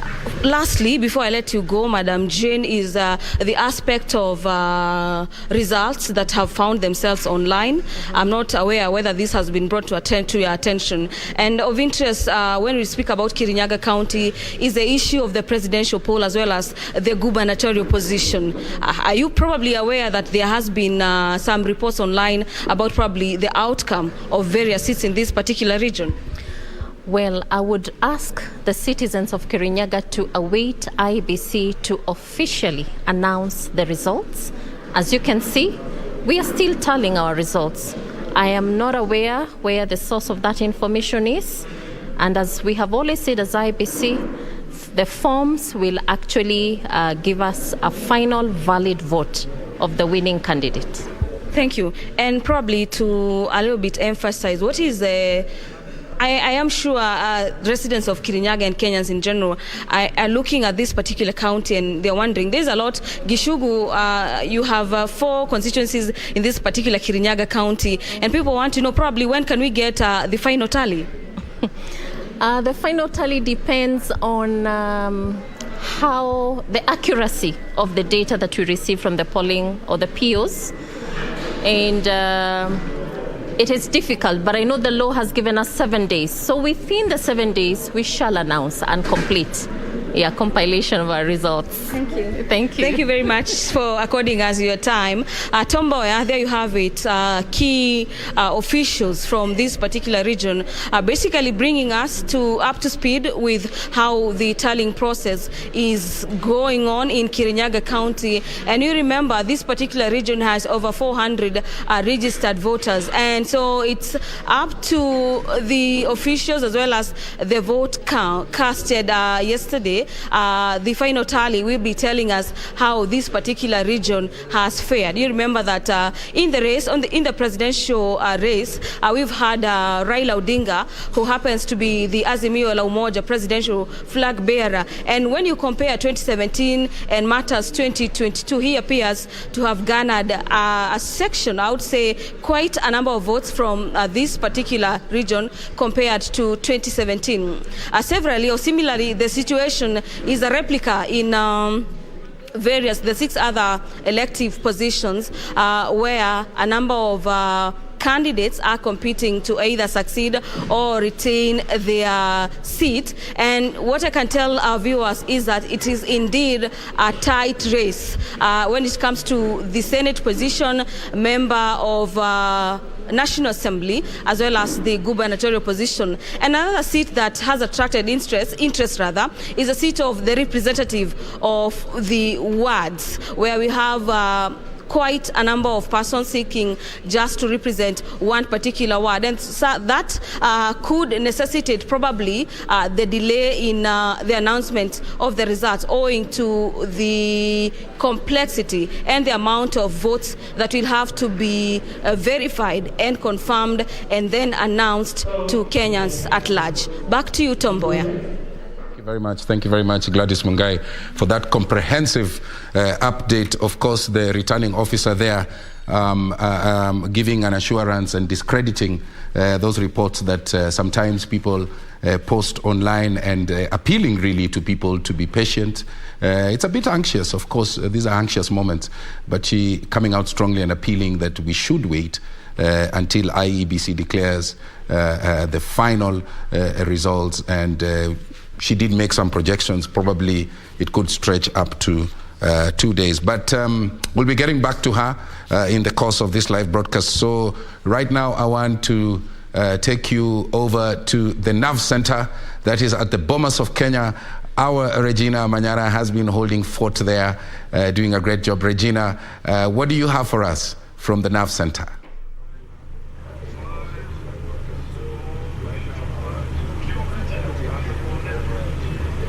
No, indeed, thank you very much, Tom. There is a national tallying center at the Bomas of Kenya, and things are taking shape. We are seeing various leaders who, either incumbents, governors, or senators, are trooping into the North Center, and even some leaders who had eyed various elective seats and have already conceded are within the building. This comes even as IEBC maintains that as far as it's concerned, they have a zero tally. Why?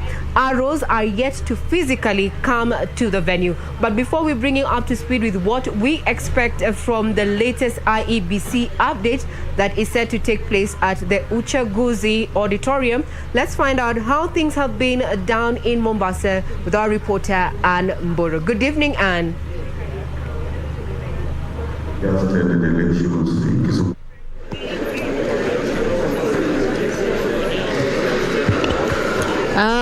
Good evening. Good evening to you, to Regina Manyara from Bomas, and you're coming live to you once again from the National Industrial Training Authority in Nyali constituency, which is the tallying center of this constituency. And as you can see, Manyara, we've been here camping here for the last 2 days, that is yesterday, and it seems like today we'll also be pitching camp in this particular tallying center. As you can see, my able cameraman Shadrach Mokolo will just show you what is happening right now. You see that we have the presiding officers with the boxes ready for tallying in this particular tallying center.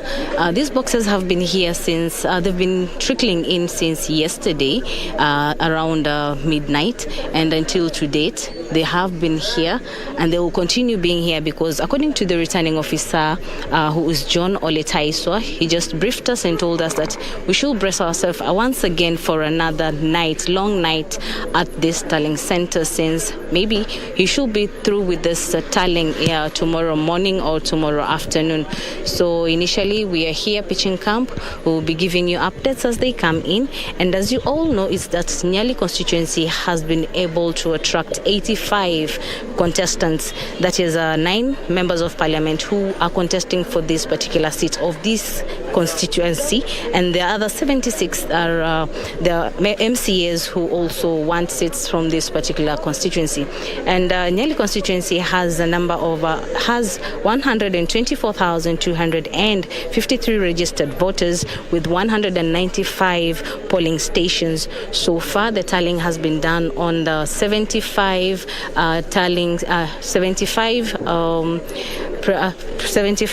polls. That is the presiding officers who are here trying to get this done as fast as you can. So far, that is what we have right now. And just to keep in mind is that Nyali constituency has 5 wards. That is Kazandani, that has 23,108,000 registered voters. Ziwa Langombe has 23,296 registered voters. Mkomani having 24,154. Kongoya having 28,846. With Freetown having 24,849 registered voters. So in total, we have 124,253 registered voters in this particular constituency. As you can hear, is that the deputy returning officer is also announcing the results right now. So Regina, we are bracing ourselves for another long night here at the National Industrial Training Authority. Back to you, Regina, unless you have something. In the polling station 656. Total number of rejected ballot papers 4.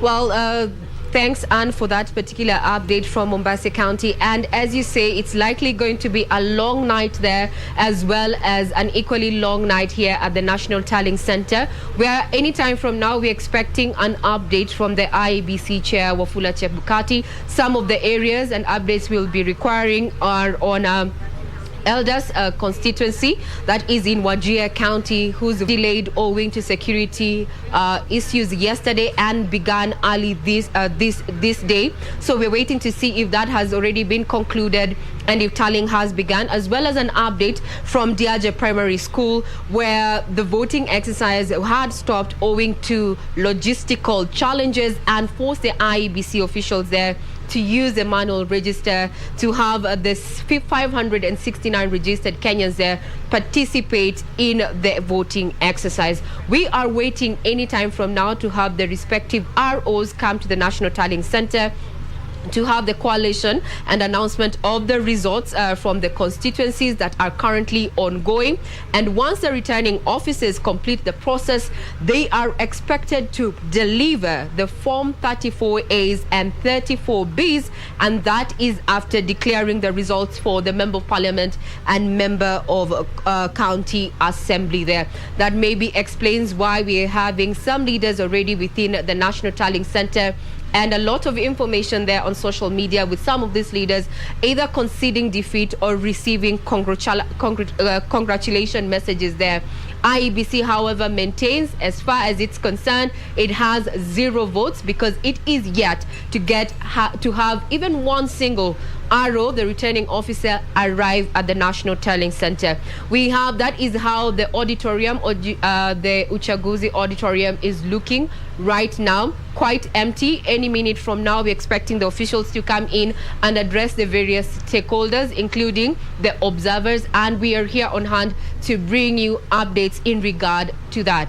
Remember, all the results that are being announced at the various polling stations are final. But as far as IEBC is concerned, it has 0 votes because none of the ROs across the 47 counties have arrived at the National Tallying Center. Over to you, Tom. Many thanks indeed. Thank you so much, Regina Manyara, coming to us from the NAV Center at Bomas. Regina, you did indicate 2 things, that the IEBC chair will be giving a presser, and of course you also did indicate that it's not only the country that is anxious, waiting for those results, but you indicated that also you spotted some incumbent governors who were trooping at the NAV Center. Obviously, there's also some level of anxiety. I don't know whether you have gotten a chance to speak to any of them, if you can hear me.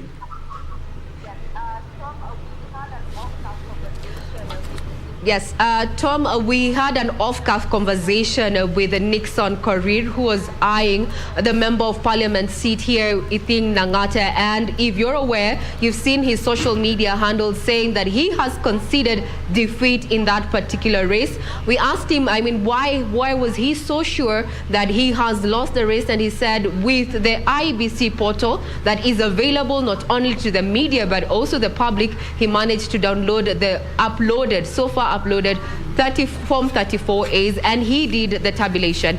And with the results that he got, it just clearly showed that he is not the top runner for that particular position. We also had a conversation also off-cuff with incumbent Kitui Governor there, Charity Ngilu, albeit not ready to have a candid conversation in regard to her opinion in regard to the voting as well as the process. But the night is long. We are going to be getting these leaders to just sample their views over the process as we are waiting the returning officers to show up here at the National Tallying Center, and then the verification process begins. Remember, Tom, here, the verification of the transmitted Form 34Bs have to be compared to the originals, as well as the verification of the constituencies Form 34Bs against the respective Form 34As. After which, then this will generate the Form 34C and confirmation of the constitutional threshold in regard to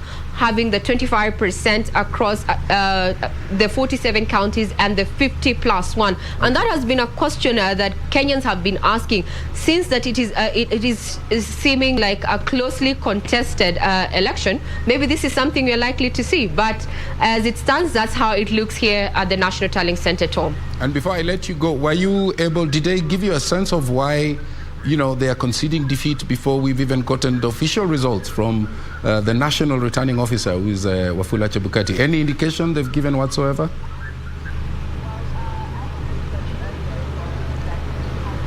Well, as I mentioned earlier, Tom, is that they have been able to do their tabulation from the already transmitted Form 34As that have been made available by the IEBC portal, and doing their tabulation just as Wafula Chebukati, the chair, asked Kenyans to do, as well as other stakeholders. The numbers indicated that they were either losing and they were not up, or rather they were not topping the list in as far as their various seats. So they did their own tabulations, but as far as IEBC is concerned, it has 0 votes because we do not have any returning officer within the National Tallying Center as yet.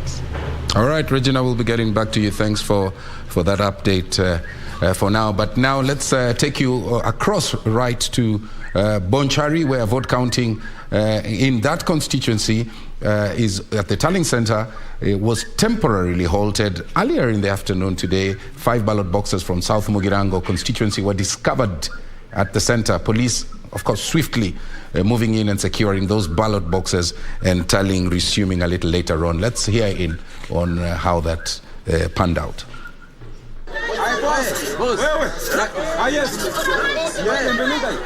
In the turn of events, vote tallying at Itirio Boys High School, the Bonchari Constituency Tallying Center was disrupted after discovery of ballot boxes from the neighboring South Mogirango constituency at the center. After tallying almost half of the votes cast, the largely peaceful election turns chaotic after 5 ballot boxes from South Mogirango were found in this particular tallying center. The vote tallying process was temporarily stopped after agents from different candidates read the mischief as the ballot boxes were not sealed. As things stand now, the unofficial results, I'm the winner. I'm wondering when will be declared and issued a certificate in accordance with the law. It's not understood why ballot papers are being delivered after 24 hours after they've been cast, if they were cast at all. Omar is not so far. And another interesting thing is how boxes from other constituencies are finding way into this tallying center that don't belong to this constituency. We condemn that incident. We don't understand why it's happening. This is a very unfortunate incident that we don't condone. We're looking forward to a fair, credible, and free election for the constituency. However, police manning the center diffused the tension after securing the ballot boxes. Then tallying of the votes resumed. Earlier, lawyer Cliff Ombeta on his Twitter handle conceded defeat in the Bonchari parliamentary race. Ombeta posted, quote, "Bonchari had a different vision from mine, grateful for the run and the experience. Perhaps next time we may have the same view," end of quote. Benson Rioba reporting for Prime Edition. Well, moving on to Sugoi, residents of Sugoi, that's in Uasin Gishu County, say that they hope that the announcement of the presidential winner would come sooner rather than later. Why? Anxiety. This as IBC chairman assures that the commission is making all the efforts it can to conclude the presidential vote tallying at the earliest time possible. Here's that report.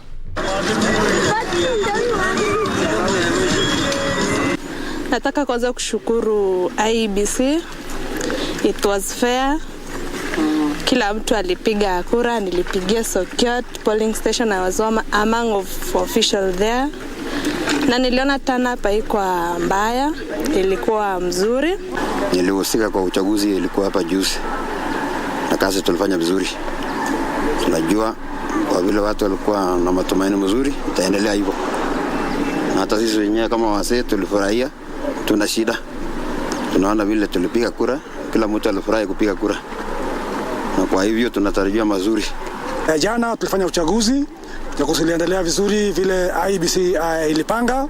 Tumekuwa na amani kabisa kwa sababu mambo makubwa ambayo tunataka kwa wananchi wetu ni amani.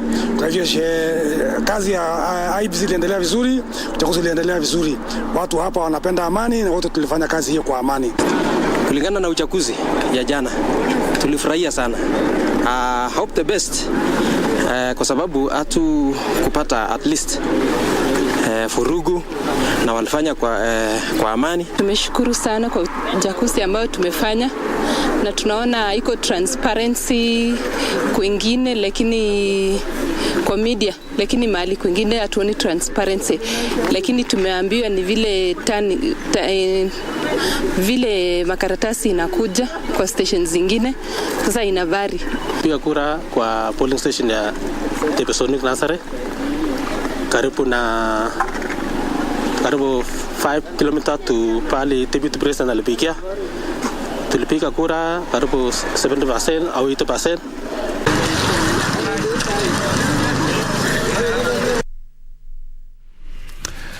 Now let's go over to Narok and the Narok County gubernatorial candidate Moitalel Ole Kanta now wants the vote of the gubernatorial tallying to be declared null and void over alleged swapping of votes in 3 polling stations in his stronghold. Kenta further wants all gubernatorial votes counted afresh. Narok North Police Commander Frederick Shiundu said that already 2 presiding officers in those affected centers have been taken into custody as investigations into the matter continues.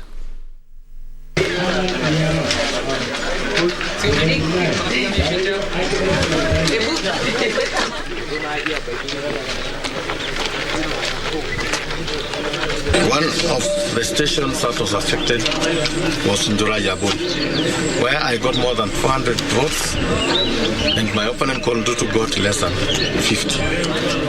And the person in charge there, the PO, actually swapped the results and gave Ndutu my results and gave me Ndutu's results. And I'm protesting in the strongest terms possible that kind of practice. And I will move with speed to ensure that this process is declared null and void and that all the votes for Governor of Narok will be counted. We have to investigate it further.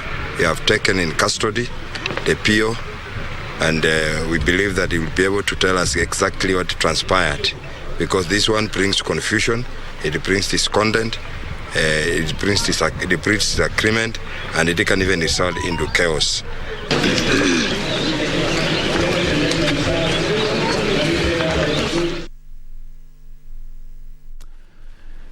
Now we move on from Narok and take you all the way to Sugoi, but I'm told that we hold on a little bit. Our reporter who are embedded right across the country are on standby just to give us updates as they keep rolling in. Of course, a lot of focus now on the numbers, arithmetic.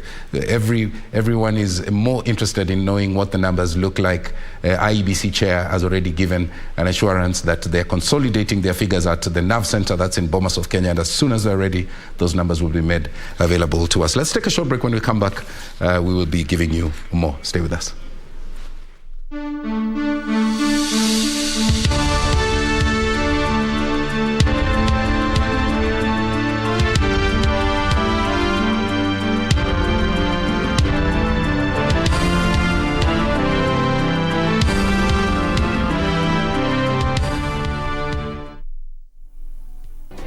Do you have a news story to share with KBC? Get in touch swiftly on email news@kbc.co.ke or call 0723-892-654 or 0734-780-124.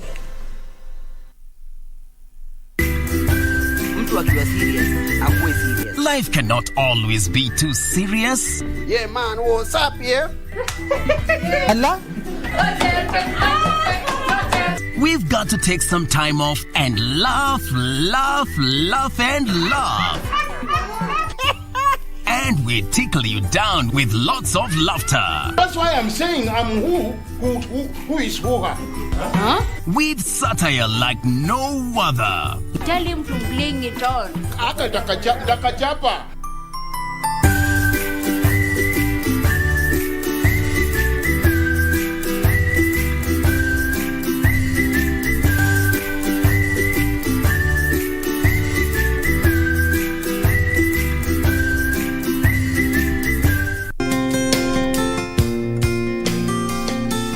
I'm Fayaz Qureshi.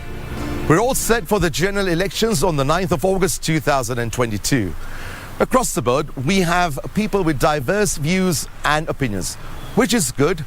Your thought process and voice matters and makes a difference. How does it make a difference? By exercising your right to vote safely on the 9th of August 2022. Our vision is for a peaceful Kenya.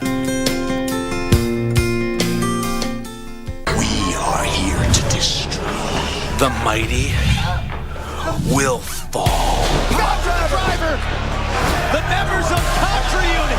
How have these guys not even been suspended after what they did? Oh my God! Oh my God! Get some help out here! No! There's global gamers involved. Another victim. This time the world champion. Where and how will this be stopped?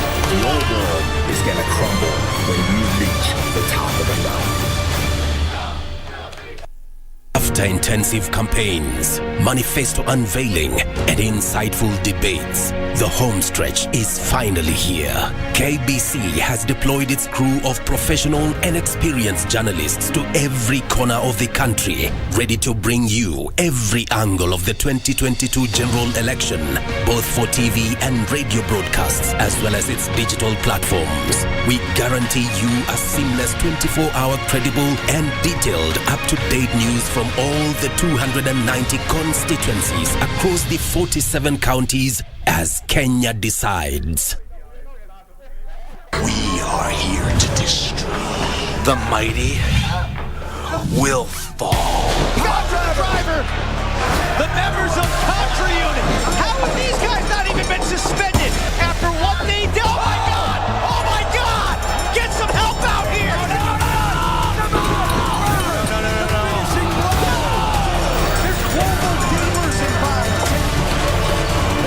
Another victim, this time the world champion. Where and how will this be stopped? Your world is gonna crumble when you reach the top of the mountain.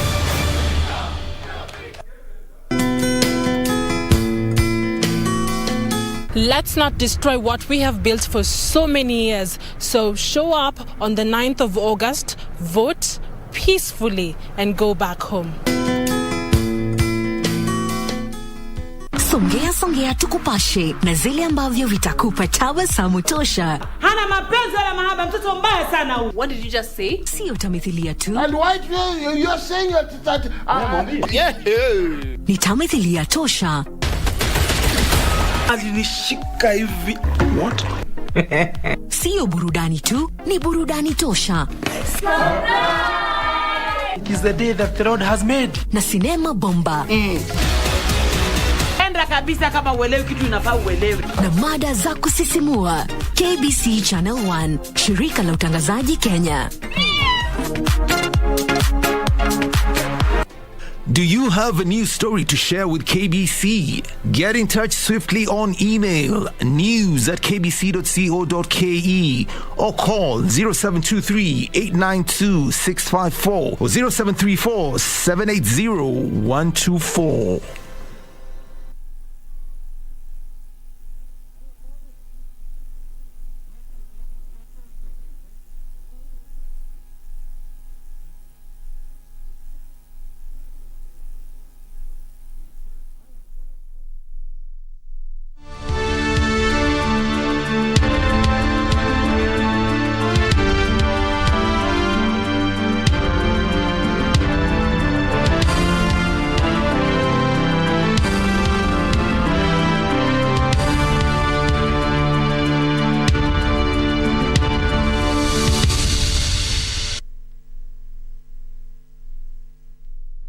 Well, thank you for staying with us, and thank you for your patience, and also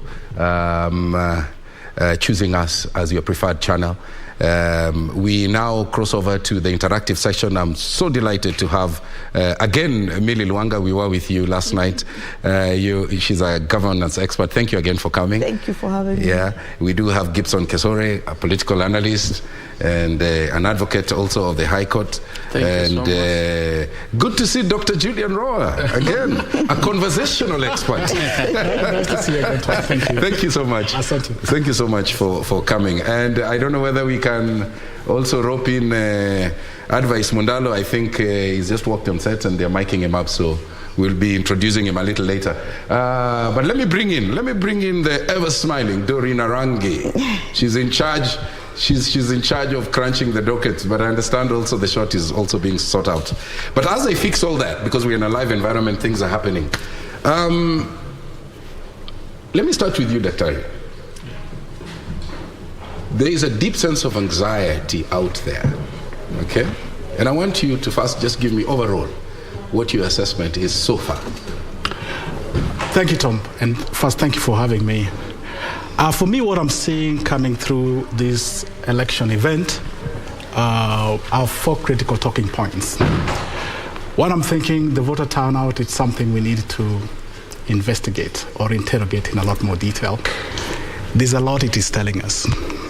Second, I've come to appreciate that Mount Kenya as a region is a factor in the Kenyan electoral or political ecosystem.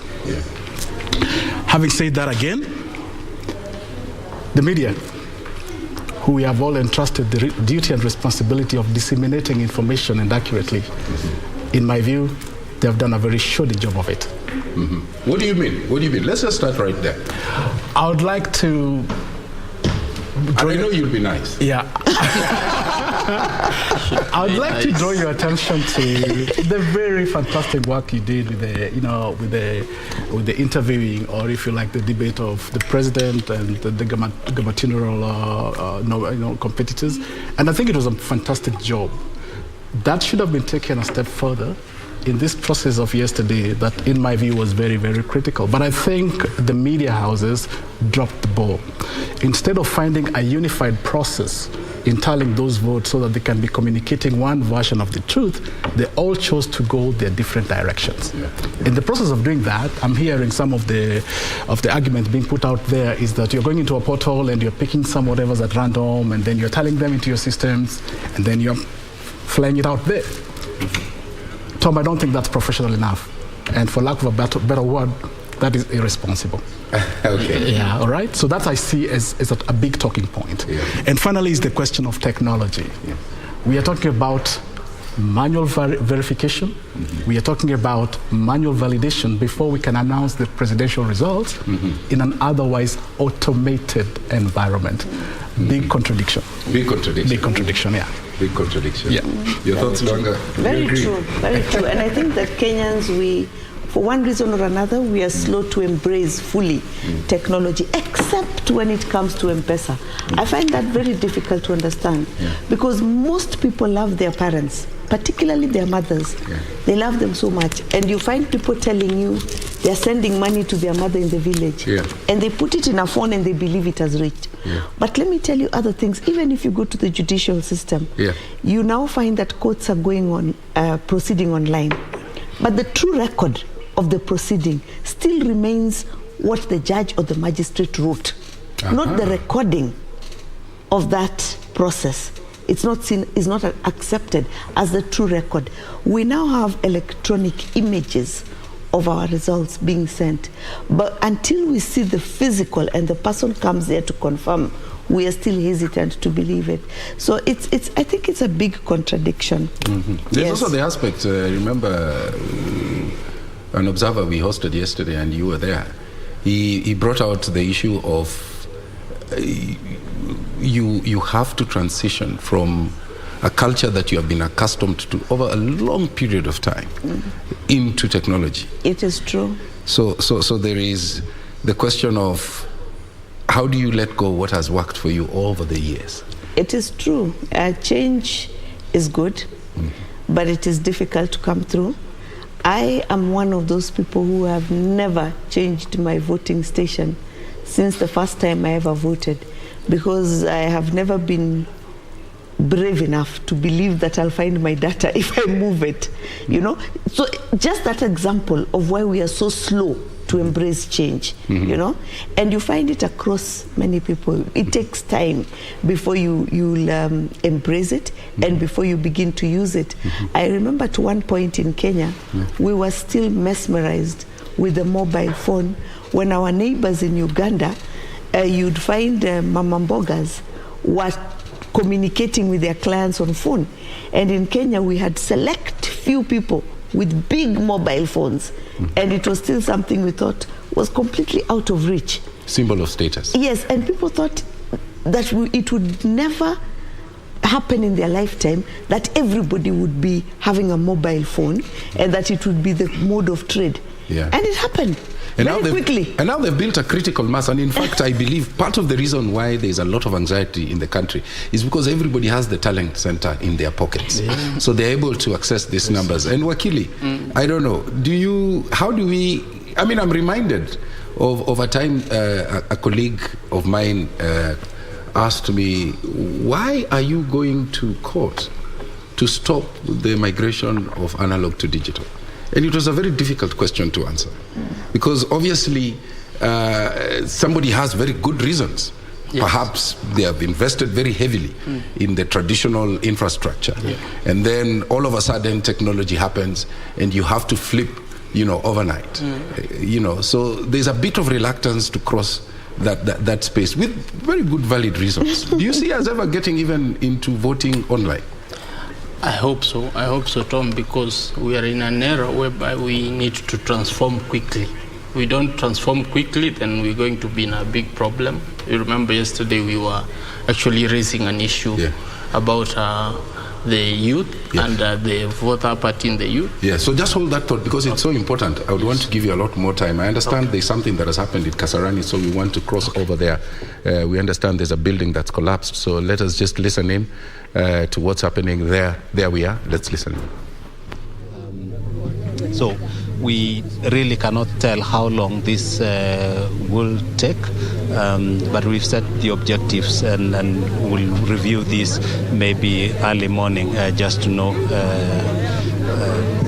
whether we will have been able to achieve objective or we need to revise. I think that is the state we could be able to say as at now. So far, how many have you rescued? It's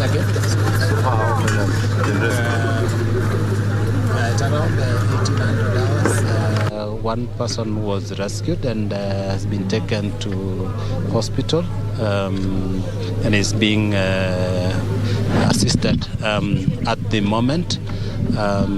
Unfortunately, also, we have 3 fatalities from this incident.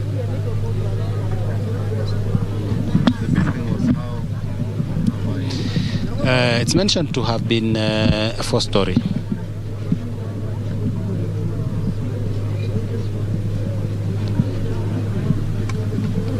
you said the number of people inside, it's not low. Yes, it's not immediately possible to establish how many could have been in the house at the time. We're still trying to make that inquiry so that then we can be sure. As you know, during this period where voting has been going on, a number of families traveled. We are not sure who was now back or had not come back. So it's still early to be able to put that figure together. You established the total occupants. Estimated to have been put at around 9 families, but again, we will be able to confirm who was in. Getting to know the occupancy of the building is one. The other is who was in the building at the time of the incident is yet another.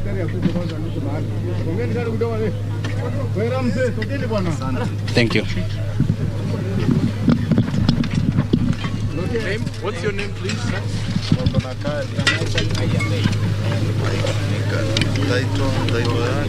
Title? Where's your job title? Head of disaster management. Report coming straight from Kasarani there. We understand that a building has collapsed. The rapid response team that includes the Red Cross have responded. We understand one person was rescued and has been hospitalized. Unfortunately, there were 3 fatalities. At this point in time, we're not able to establish the number of people who were in that building. Scanty information coming through. It's a developing story. So as soon as we get more additional information, we will relay it to you. So we come back to studio, and you're in the process of making a point. And I would like you, in addition, to just speak to the fact that how do you ensure that you build a robust infrastructure that doesn't collapse, during election, for example? Because those probably are some of the fears that, policy makers would have. And I fully agree with you, Tom, because you remember the 2017 election, the issue of the server not being even in Kenya, and we are told that some guys are sleeping elsewhere. That's why we cannot be able to produce the data. So those are some of the insecurities people can be able to build around such a system. There's also the aspect of we don't trust each other. I can't trust Tom to be handling the SAFA. Well, I know he's not my supporter. He comes from a region which does not support me. So if we can, you normally realize that we do have a big challenge in selecting the commissioners to the IBC. Then even selecting the person to do this is going to be a bigger challenge. For the longest time, M-Pesa's servers were in Germany. Till recently is when they were transferred here. That speaks a lot. M-Pesa was pioneered here, but the servers were elsewhere. So if this has to be done, it has got to be done over time, because you have to assuage the people of Kenya that actually this can be done over time. And I think IBC has started off well. So all they need to is just to move step by step with to make very sure steps towards that.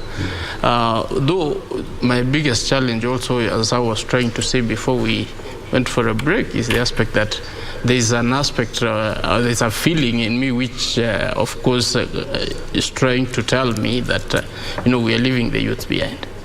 We are leaving the youths behind because they are already somewhere else across in Canada, and we are left here. Because these systems are not working for them. That's why we are having this aspect of them not actually willing to vote. If this thing was, this election was to be done via the phone, I'm sure the turnout would have been way high. Would have been way high. If actually the registration process of becoming a voter in Kenya was also just you log into your phone and do it, we could be having a lot of youths. And that is the critical majority. Yeah. You remember we had a discussion about the intergenerational and intragenerational, the aspect of giving the baton to the next generation. I think we're dropping it somewhere, and we're not going to help them. And these are the voters of tomorrow. And these are the voters we are going to have a situation whereby in 2027 we'll be having 30 million voters, but the people who will vote will only be 15 million or 16 million.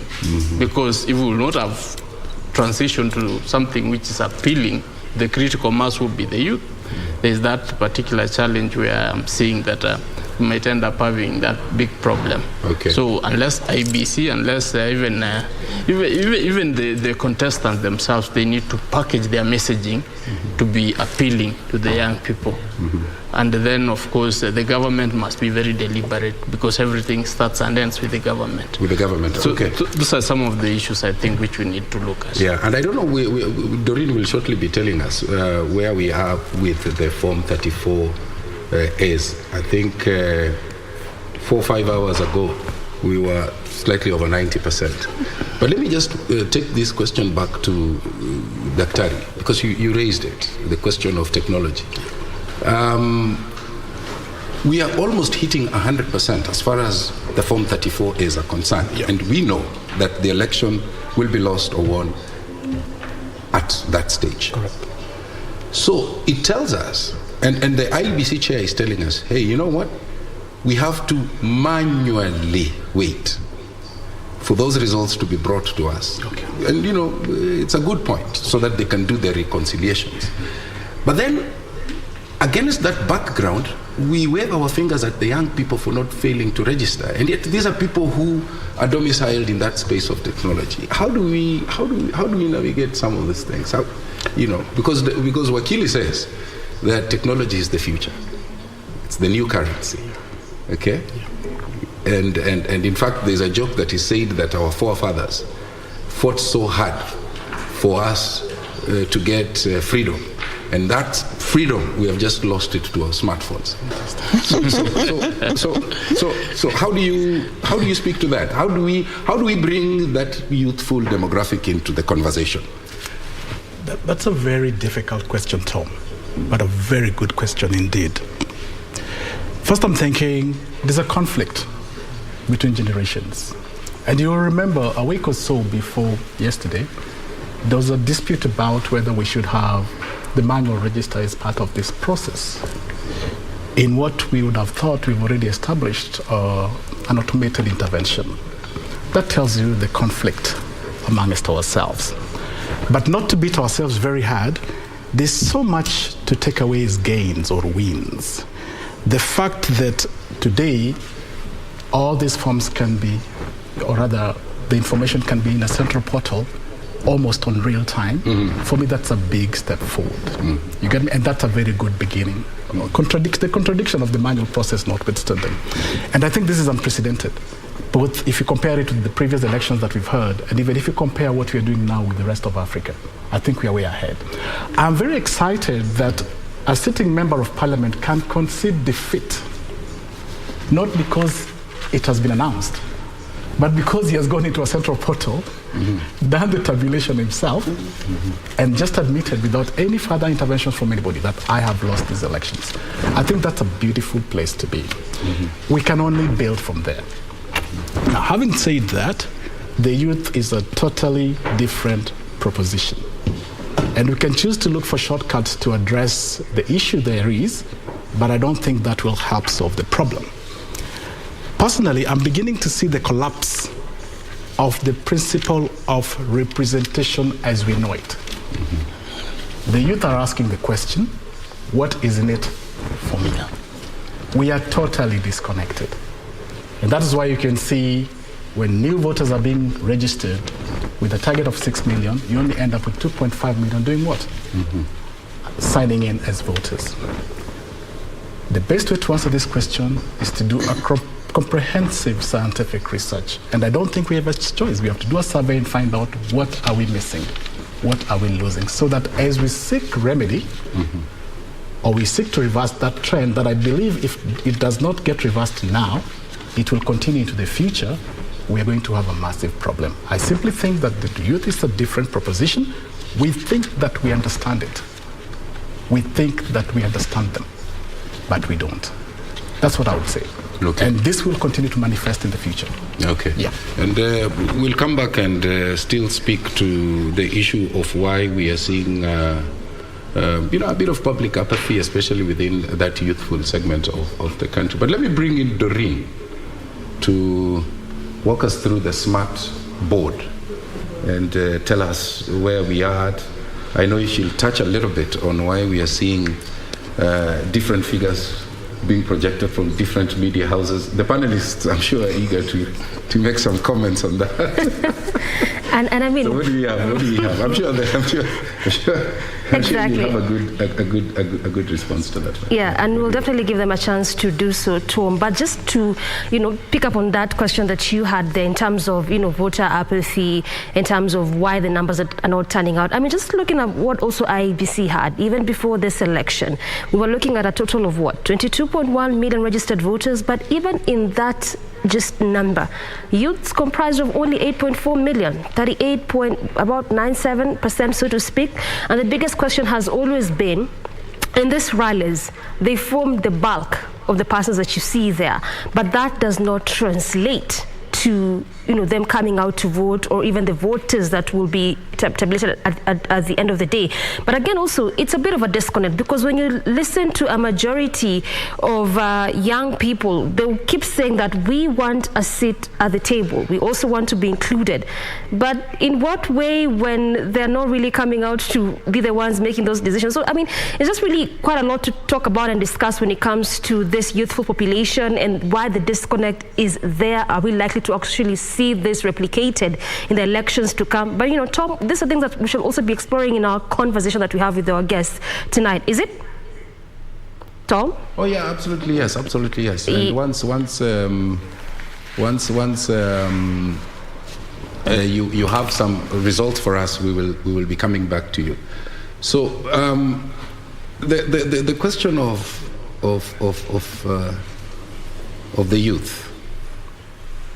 We have seen some youthful candidates, offer themselves as candidates in this election. We have also seen some big names, all right, taking a fall and conceding before even the IEBC officially announces. And you attributed that perhaps to, the character of technology.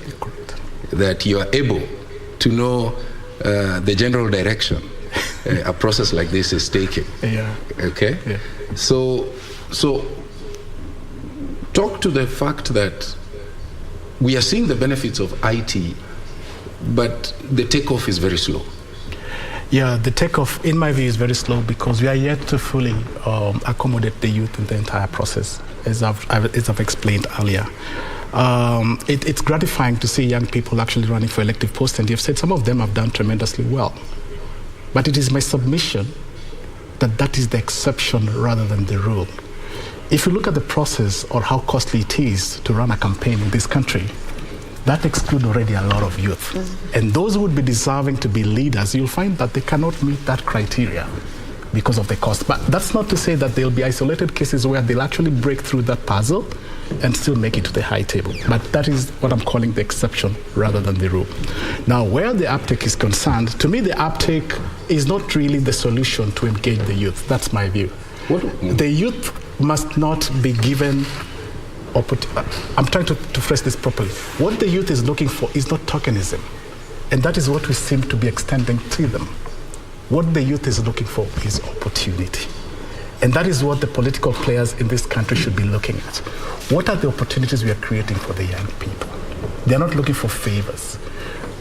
Our Njiro somewhere in Muranga, who is 18 years old, wants to believe that they have an equal chance at something, like somebody else in Nairobi, even from a privileged group.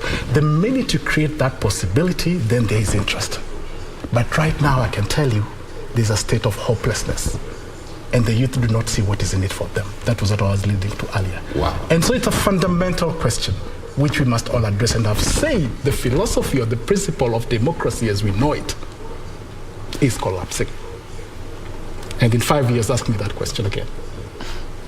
Inshallah, and I'll do that. Yeah. But let me ask you, Millie, because if you go back, we have history as a country, and if you go back to our forefathers and look at the lineup at the time, okay, a lot of them were quite young. Yeah. I'll give you an example of Tom Mboya, for example. I mean, we are told he died at 33. Was it 33? I don't have the exact, but look at what he had already accomplished. Yeah. So it tells you that, he started very early. And he's not alone. We have a long list of names. Yeah. Mwai Kibaki, Mishuki.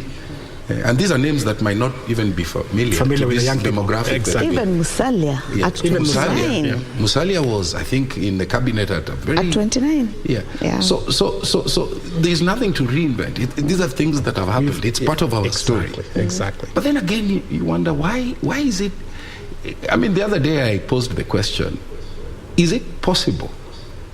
Okay, because if you look at, for example, agriculture, Kenya is predominantly an agricultural country. But the majority of people who are in agriculture are the more mature, more established. So is it possible that it's also a question of, making politics cool so that it's attractive to these young people? I don't know what your thoughts are. Are they intimidated by the setup? I think that to a large extent we miss the point when we start talking about leadership and we start talking about politics. And it's not just in Kenya alone. I mean, you'll go to countries, I'll give an example of Sweden. In Sweden, you'll find that most of the population don't even know when there's an election going on. They will not remember.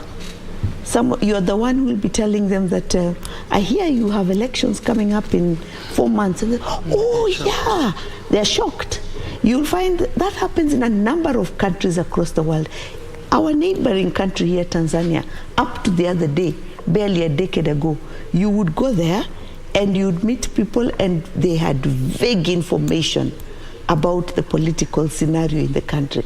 They'll tell you, yes, we expect to have elections sometime, but the focus of Kenyans on elections and on politics and on engagement with politics is to an extent almost, as we were once told, peculiar, and it does not translate, interestingly enough, to when it comes to participating in politics. And it is not just in participating to become leaders, so to speak, or to become politicians by profession, but it is also even in participating in political discourse.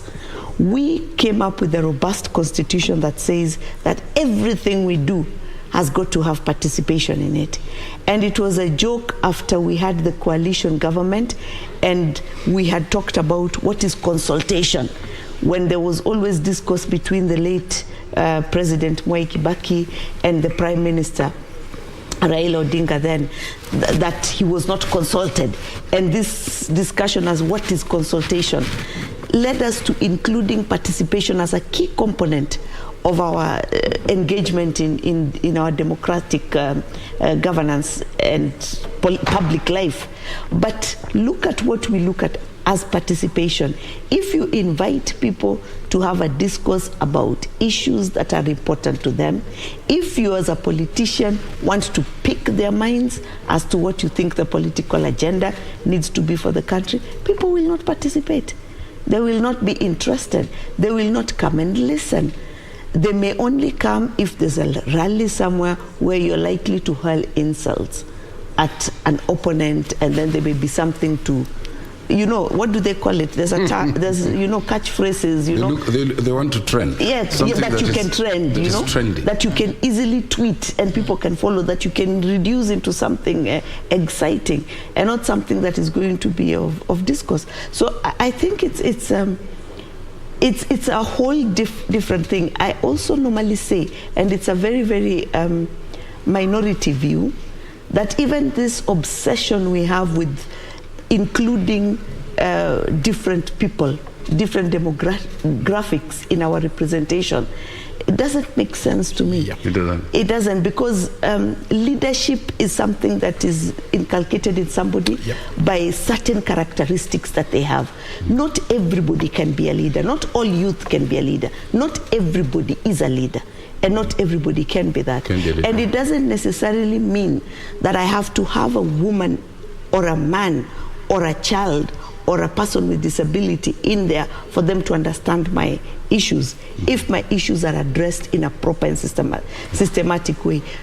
It is very, very true that there's benefit in having wider representation and wider people in there, but it is not the primary. But you see, we have really confused this conversation of leadership until now. It doesn't. It's a difficult conversation to have. It's a difficult one to have. Because look at even the 2/3 gender rule. Yeah. You come to a country where you're saying that your vote counts. Every single vote has to count. And we want people to go to the ballot and choose. But we want you to choose a person of a certain gender. How do you marry the two? If you want to have that, then you must look at having a different kind of political system. You must have something like perhaps what you have in South Africa, where we select a party, and then we tell the party that make sure you give us people. So we know. You see, like the way we are seeing maps now, and we know that this party is yellow. So we expect if this party is yellow, we anticipate that you'll give us a third of either gender. This side that is blue, we expect that you'll give us a third of either gender. But we give you the party, and then you do the math, But you can't then talk about your free vote, each vote counting, and also want that vote to be directed as to how it needs to go. So we have really confused this conversation, and because of many, many factors. Wakili, that confusion, would it be part of the reason why we are seeing low voter turnout, a lot of voter apathy, that the youthful demographic is feeling, hey, you know what? We are not part of that conversation. It's a bit confusing for us. It's a bit schizophrenic. We don't see ourselves there. So why bother? What are you seeing? From my end, that's a very interesting discussion to have, equally as to what my other discussants have put across. I've just been wondering how rich this discussion can be. The youth, let me first speak on the aspect of the youth. The youth are on a very interesting lot. I think at some point, we never anticipated to have such a robust youth who feel neglected. Once they feel neglected, they pull off. They just concentrate on things which I think appeal to their minds. So when you're telling them that you want to vote, and the same people who have been in office are the same people who are contributing to their employment, money being stolen left, right, and center in chunks, and nothing happens, then they're like, why do it? For what reason? Why should we even go vote for such people to go and steal? No, that is also one aspect. The other aspect is that these people, their agenda is not actually appealing to the youth, because they're not talking anything close to what it is that the youth are associating themselves with. You know what I find interesting? Yes. Is every time you hear, and I say this with tremendous respect to the leadership or politicians, it's a bit confusing the way Millie said, there's always, we are building for the youth. We are building for the youth. We are building for the youth. So what's the matrix that then guides that process of building for the youth? Building for the youth. Because you always hear that. You know, you are the leaders of tomorrow. And this is where Tom, I was telling you, we have dropped the ball. It's like, I don't know whether you have a son. You tell him, my son, you know, I want to go build your house in the village.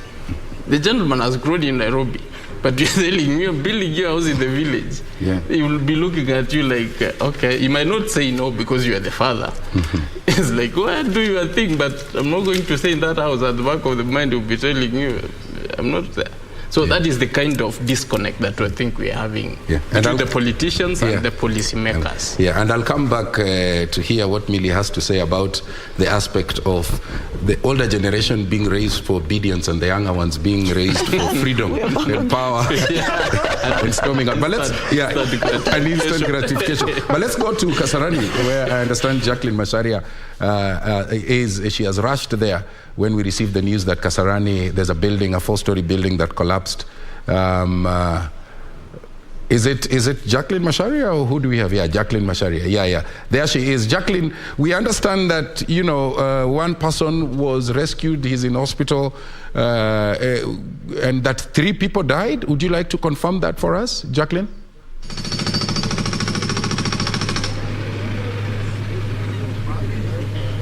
Good evening, Tom Boyer back in studio. I am live here in Wiki, where at around 4 p.m.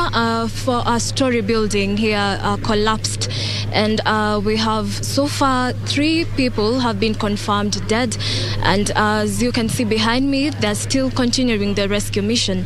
I am joined by the Dr.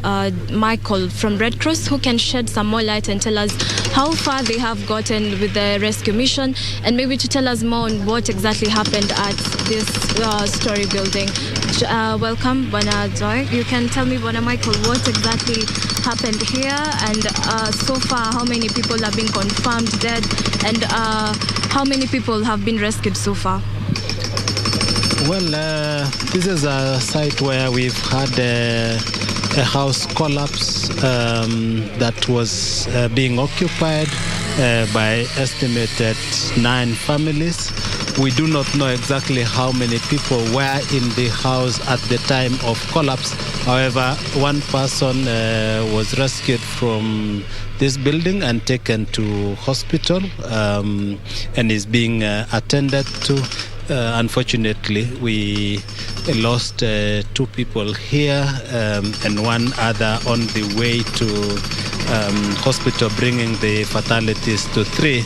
And as you can see, we received information from the people who live around here that there are people who are trapped inside. They were just seen walking in shortly before the collapse of the building, and that is the efforts underway now is to try and do the search and rescue, and these are efforts under a multi-agency team, and you can see we have the DRU from the military, we have the NDMU, the NDOC, and other actors working here in an effort to see if we can be able to rescue any person alive. Maybe you can tell us how long do we expect to see these people being rescued, the ones who are still trapped in the building? The structure is said to have been a 4-story building, and as you can see, it's a total collapse, and it's quite difficult to give an estimate since we have to try and penetrate to the point where in the suspected points initially, but also we have to be able to peel off every bit to ground zero. So we will be able to know at least by maybe tomorrow around 1000 hours how long this is likely to take. But as you can see, it's going to be a night-long process, and being the fact that we do not know exactly how many people may have been in the building, then the efforts also have to be calculated well, so that in the event there is anyone in, then we do not injure them. Thank you so much. Thanks. Thank you. So, Tom, as you have heard from Dr. Michael from Red Cross, they're saying they're not sure how many people are still trapped in the building, and they are yet to continue with the rescue mission. And we will keep you updated on how many people have been rescued as information comes in. Back to you, Tom, in studio. Thank you very much. Jacqueline Macharia, they are reporting from Kasarani. We did hear from the representative from Red Cross that, yes, it is not only a rescue, but a search first before we use the word rescue. So a search and rescue effort ongoing. Of course, he did indicate that there's a multi-agency team that is on the ground. We'll be keeping you updated on those events as they unfold. Let me just bring in Doreen Arangi and her guest, Advice Mundalo. We were talking about the youth. Perhaps they can go into the mind of the youth and tell us at this time when we're electing, how do they process decisions? Doreen, help us on that one. Yeah, and we're just seated here with Advice Mudalo, who is a political and communication strategist, and is here saying the youth do not want their time wasted. Advice. The youth want value for their time. That's what you say. Yeah, the youth want a lot of value for their time. The youth don't want their time wasted. The youth have so many things to do. They do not want fake promises, you say? They want real promises. But you see, on quite a serious note, when it comes to matters of voting, partly actually the youth are actually to blame for some of the issues. Because today, the literacy levels are very high. We cannot compare the youth today versus the youth like years back. So we cannot say that they are not aware of the reasons why they need to come out and vote. So in as much as yes, would want systems that are better, like I had my colleague putting it, that technology needs to be advanced to also help them. But you see, the only way for them to actually ensure this is able to happen is by them getting out, voting the leadership that has their interests at heart, so then this technology can move to the level that they want. But for as long as another person is going to make decisions on their behalf, then they do not expect another person to make the decision, and then that decision will have their interests at heart. So I would want to move quite away from the trajectory of trying to sanitize the youth and make them look right in their inefficiency to just come out and vote, and want to really encourage that as young people, me being one of them, we should be able to really come out and take part in these democratic processes, because that is the only way we are going to actually have this transformation. But again, in another light also, most of the young people, we have actually a chunk who have the willingness. But most of the young people are the new job. They have new jobs. They are young people at work. The state of their salaries is not also very high. So when you look at the cost of transport even to vote, sometimes also a challenge. So like I've met several who were telling me, I'm voting in Busia. I'm in Nairobi. My voting cost is about 5,000 shillings. So, and this young person doesn't actually have this money. Of course, we're able to really encourage these people. But of course, that also was the challenge within this election. But be that as it may, it's important that we keep encouraging that young people must come out and actually just vote, so that we don't look for excuses for ourselves, and we also don't try to ensure that we are at a position that makes us look more sanitized. Okay, I hear you. And we'll be coming back to you, because I mean, we need to exhaust this issue of youth, also knowing fully well that they just about 8.4 million out of 22.1 million, such a very small number, so to speak, but that's coming in later. I now want us to cross over to Bomas, where our very own Ben Troy Njue is there. Ben, what do you have for us from there?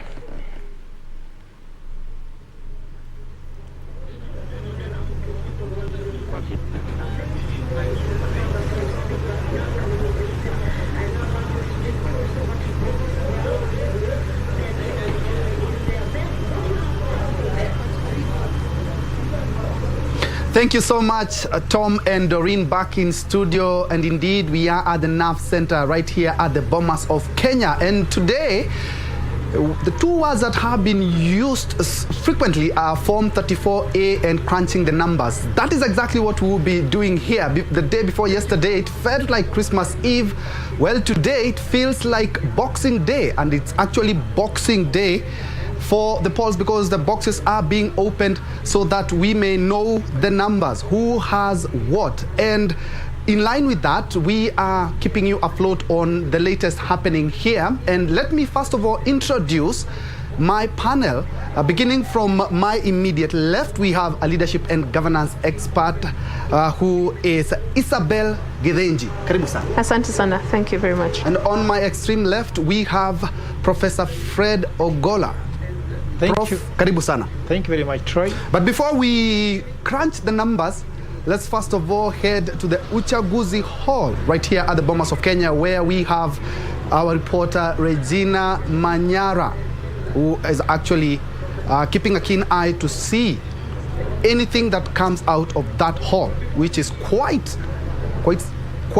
being expected with high expectations. Then we'll be crunching the numbers. Ray, if you can hear me. Indeed. Good evening, Troy. There, as you can see, we are right at the auditorium, Uchaguzi Auditorium, and it was quite an anticipatory mood there with various stakeholders, including media and some political parties, their representatives, and friends of the presidential candidates who are already in the auditorium, only to get information like 5 minutes ago to indicate that IEBC chairperson Wafula Chebukati and his team of commissioners will not be addressing the media and the stakeholders from here at the National Tallying Center up until tomorrow 10 a.m. Troy. Now, some of the updates that we have been waiting for is in regard to the status of elders. Remember, this particular area, they had to wait, or rather there was a delay in as far as the voting exercise was concerned. In his latest brief there, IEBC chair said we need to look out for if that particular exercise was over, as well as Diaja Primary School that had some issues when it comes to matters of logistics. That would be just some of the updates that we'd be waiting for, or rather we have been waiting for, including to see if any RO from the various counties will have made their way to the National Tallying Center. As it stands, no one has, and that's why we're just having a bit of entertainment as the various stakeholders on their evening, totally changing their plans because we're waiting eagerly to hear from the IEBC Commission in regard to where we are. Just to remind you that also IEBC has maintained that the results that have been announced on ground at the polling stations are final, and that what we're expecting is the ROs walking through this door for verification and announcement. That is a verification of what they have transmitted as Form 34As against their original Form 34As, as well as Bs against their respective Form 34As, after which we'll collate that data and announcements are going to be made. But now we hear that someone is actually addressing the media. Let's just have a keen listening to what is happening. We are here expecting the returning officers from the constituency to arrive. We expect that the earliest they can be here is tomorrow morning. The earliest they can be here is tomorrow morning. So as the commission, we see it good to inform you so that as you sit here and as you continue tallying from the online portal, you're aware that the next stage will be the arrival of the constituency returning officers. Once they arrive, they'll come to the central space together with the agents and IEBC staff so that we can verify the original 34As that will be here. So, ladies and gentlemen, be patient. The next brief will be done tomorrow morning. Thank you. There you've heard it, Troy. That is what I was alluding to earlier. That information we had received is that IEBC just recommending for stakeholders who are already within Uchaguzi Hall. This encompasses multi-stakeholders, including observers, the media, and we have friends and family of even the presidential candidates, and as well as political parties representatives therein. The first RO expected here at the National Tallying Center is expected in the morning at around 10 a.m. You've just heard from the Vice there, Juliana Cherera, advising those who are already here to better plan for their evening and be ready to have the first activity in the morning, and the estimated time being 10 a.m. So what are we going to be seeing come 10 a.m.? We're going to be seeing the verification of the transmitted Form 34As against their original, as well as the verification of the constituencies Form 34Bs against their respective Form 34As, after which the coalition of Form 34Cs and confirmation of the constitutional threshold of 50 plus 1%. Remember, conversation with various stakeholders, including political analysts, have said that this particular August 9th election is quite a close call. And there's been also conversation in regard to what results are being transmitted by various media outlets, with IEBC maintaining for as far as it's concerned, it has zero confirmed results. That what you're seeing is provisional until they verify what is being transmitted. Over to you, Troy.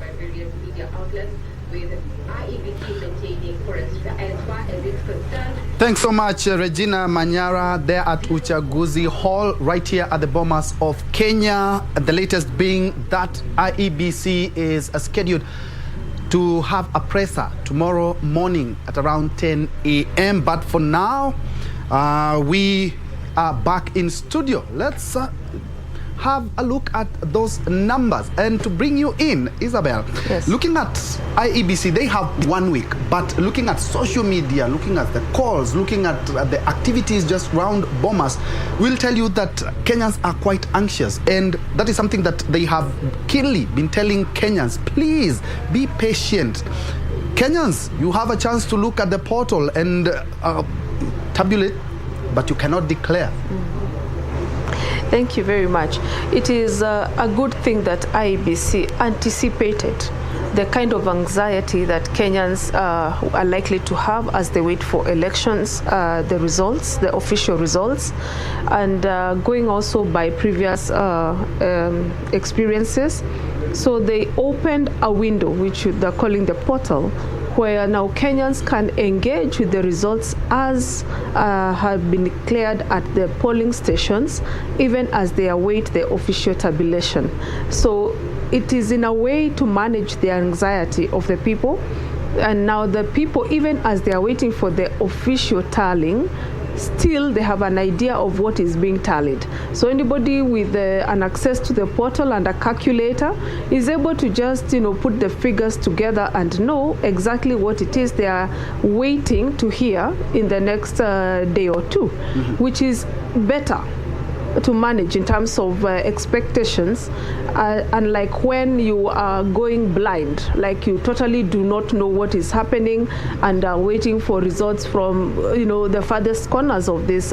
In fact, not only the farthest corners, even just nearby here in Langata itself, that it's been over 24 hours going to, and still we don't even have just the results from this area. So ordinarily that would cause tension. So it's a good thing that the IEBC thought of, involving stakeholders and giving them that window where they can see what they're expecting to see, and then saying, give us time to tabulate this. Prof, there are some concerns that have been raised in terms of how different people are tabulating the results themselves, and even the Media Council has come out to actually try and bring some normalcy. And looking at television stations, looking at online, you will see a lot of discrepancies, which of course there are some of the things that raise some temperatures. I won't call the discrepancies. I will just call them different strategies or approaches different media houses have chosen on the order.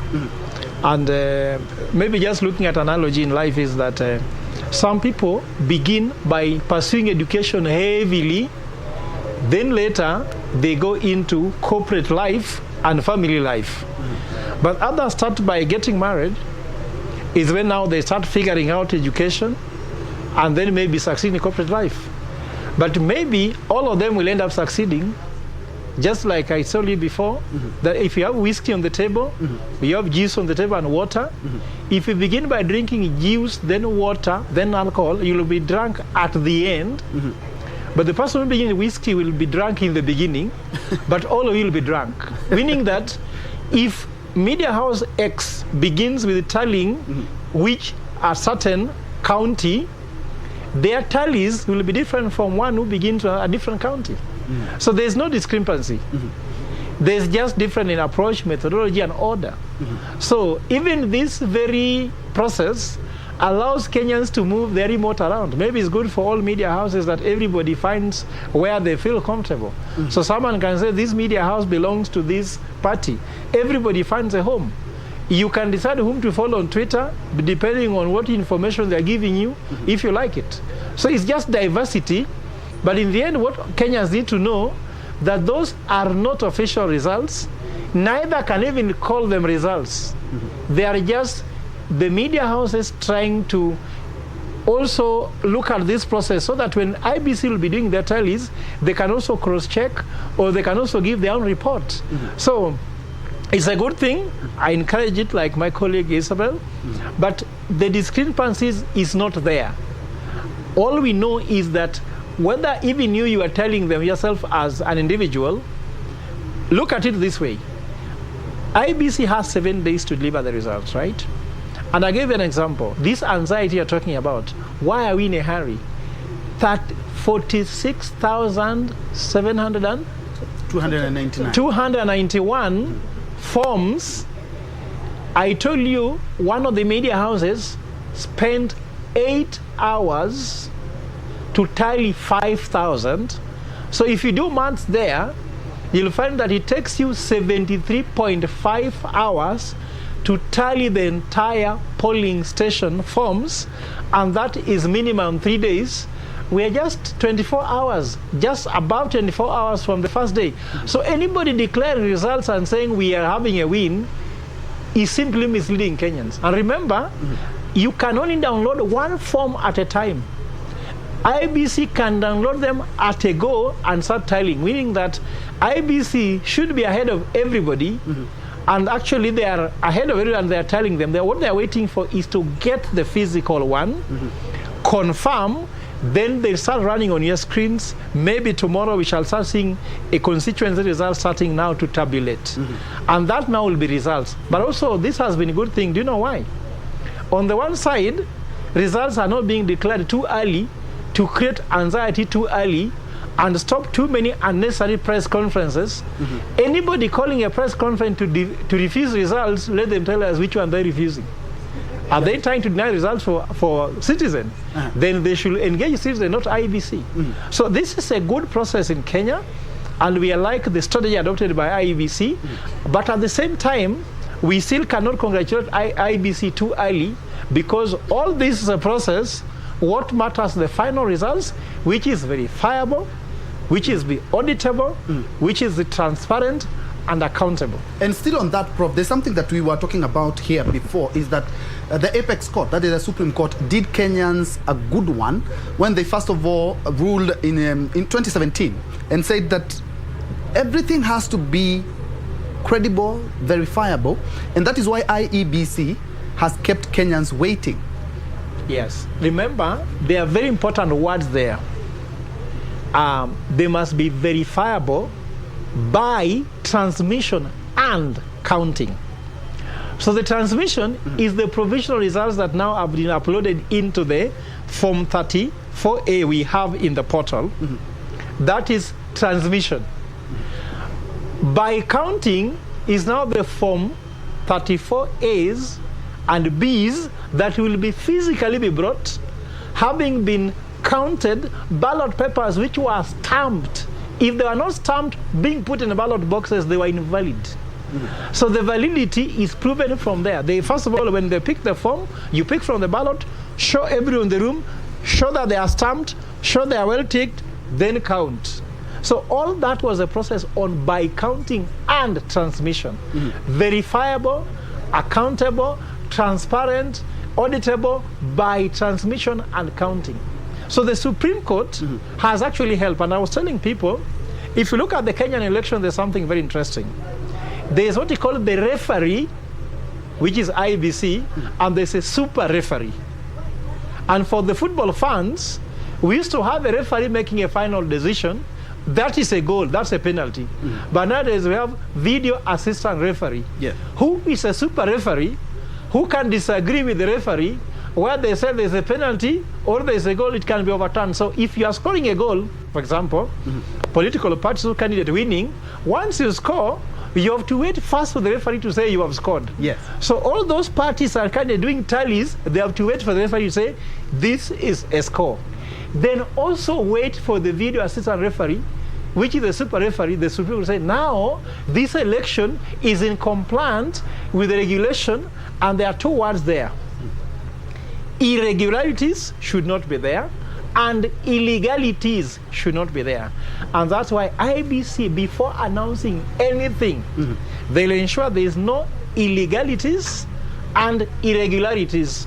All those media houses can commit those irregularities and illegalities. IBC and Supreme Court has no issue about it. But for IBC, they must have no illegalities and no irregularities to make the election be actually valid. Indeed. And looking at what IBC Chair Wafula Chebukati talked about in his last presser, looking at the numbers themselves, 65 points. This is Kenya's biggest election yet, 22.1 million registered voters. Looking at even the media houses here, the international community, everyone is waiting for this election. But the turnout was quite dismal by any standards. Even if we add the manual voter register or those who voted, it will still be one of the lowest turnout in Kenya's history. I think this must have come as a big surprise to everybody. I think even the pollsters that had been run over time, I doubt that there's any that thought of that kind of a turnout. Now, one of the areas in which I was not too surprised was on the turnout from Mount Kenya. Mount Kenya, when one of the coalitions was doing their nominations, and yet they had singled out Mount Kenya as what would be one of their strongholds. The turnout during their nominations was hitting 2%. They recorded very low turnout at the nomination stage, and that was a pointer. But I doubt that people really studied that as a pattern that would actually replicate itself. Secondly, when the audit was done on the register, which came a bit late in the day, and just days to the elections, then it turned out that the majority of the voters from that, not really from that region, but the majority of the voters, as people had thought would be the youthful group, it turned the other way around. And it was too late in the day to change strategy and now start approaching the other cadre of 35 and above. And the 35 and above, the issues that speak to them, majority of these people are people with families, young families especially. So they want to speak, they would like to hear certain issues that affect them and their families and savings and stuff like that and their economic empowerment. So it was too late again to change the model, to change the narrative. So by and large, some people may have felt that there was, they didn't feel addressed. Again, when an area does not have a presidential candidate, especially Mount Kenya, they possibly would not, buy in. There was nothing in it for them. There was no calling for one of our own to go and, save, salvage, or, uplift. So perhaps those things spoke to the voter turnout, as well as propaganda, because, come the night and the morning of the elections, usually there are things that happen that can cause people to, just decide, I'd rather do something else. I'll watch this. And it's a good thing Isabel has brought about then the matter of demographics. Prof, looking at the KPMG audit report on the voter register, it showed that young people are always there to participate in politics, but not the electoral process. And looking at how the demographics that have voted, who voted yesterday, the women and the youth.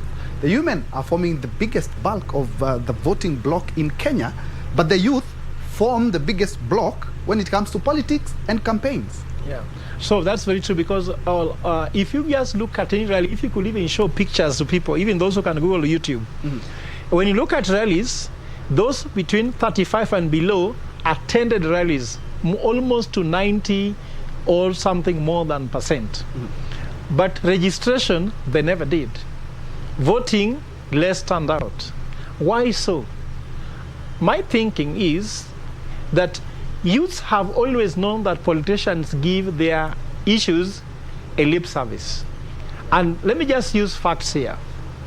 We had one candidate talk about hustlenomics, looking at the people at the bottom of the pyramid, but their choices did not reflect their philosophy.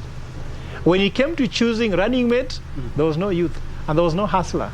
Because the running mate for Deputy Ruto is not a hustler.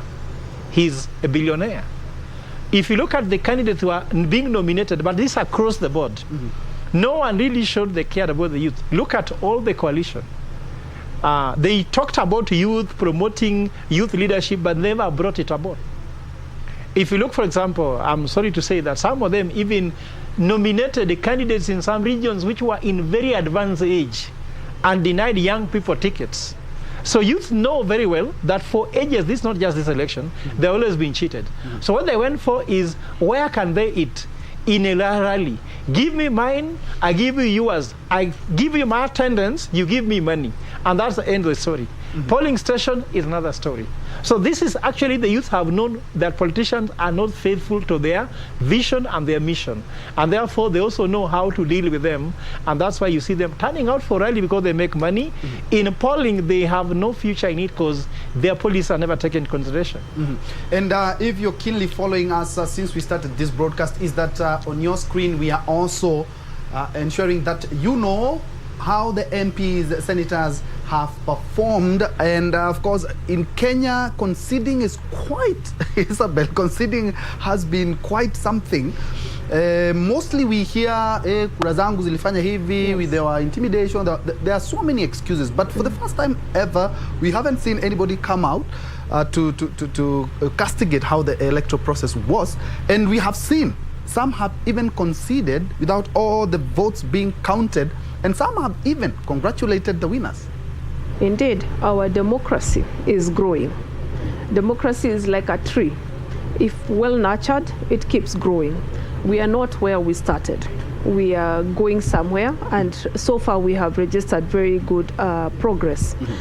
One of the things that would speak to this issue is the manner in which the elections have been conducted.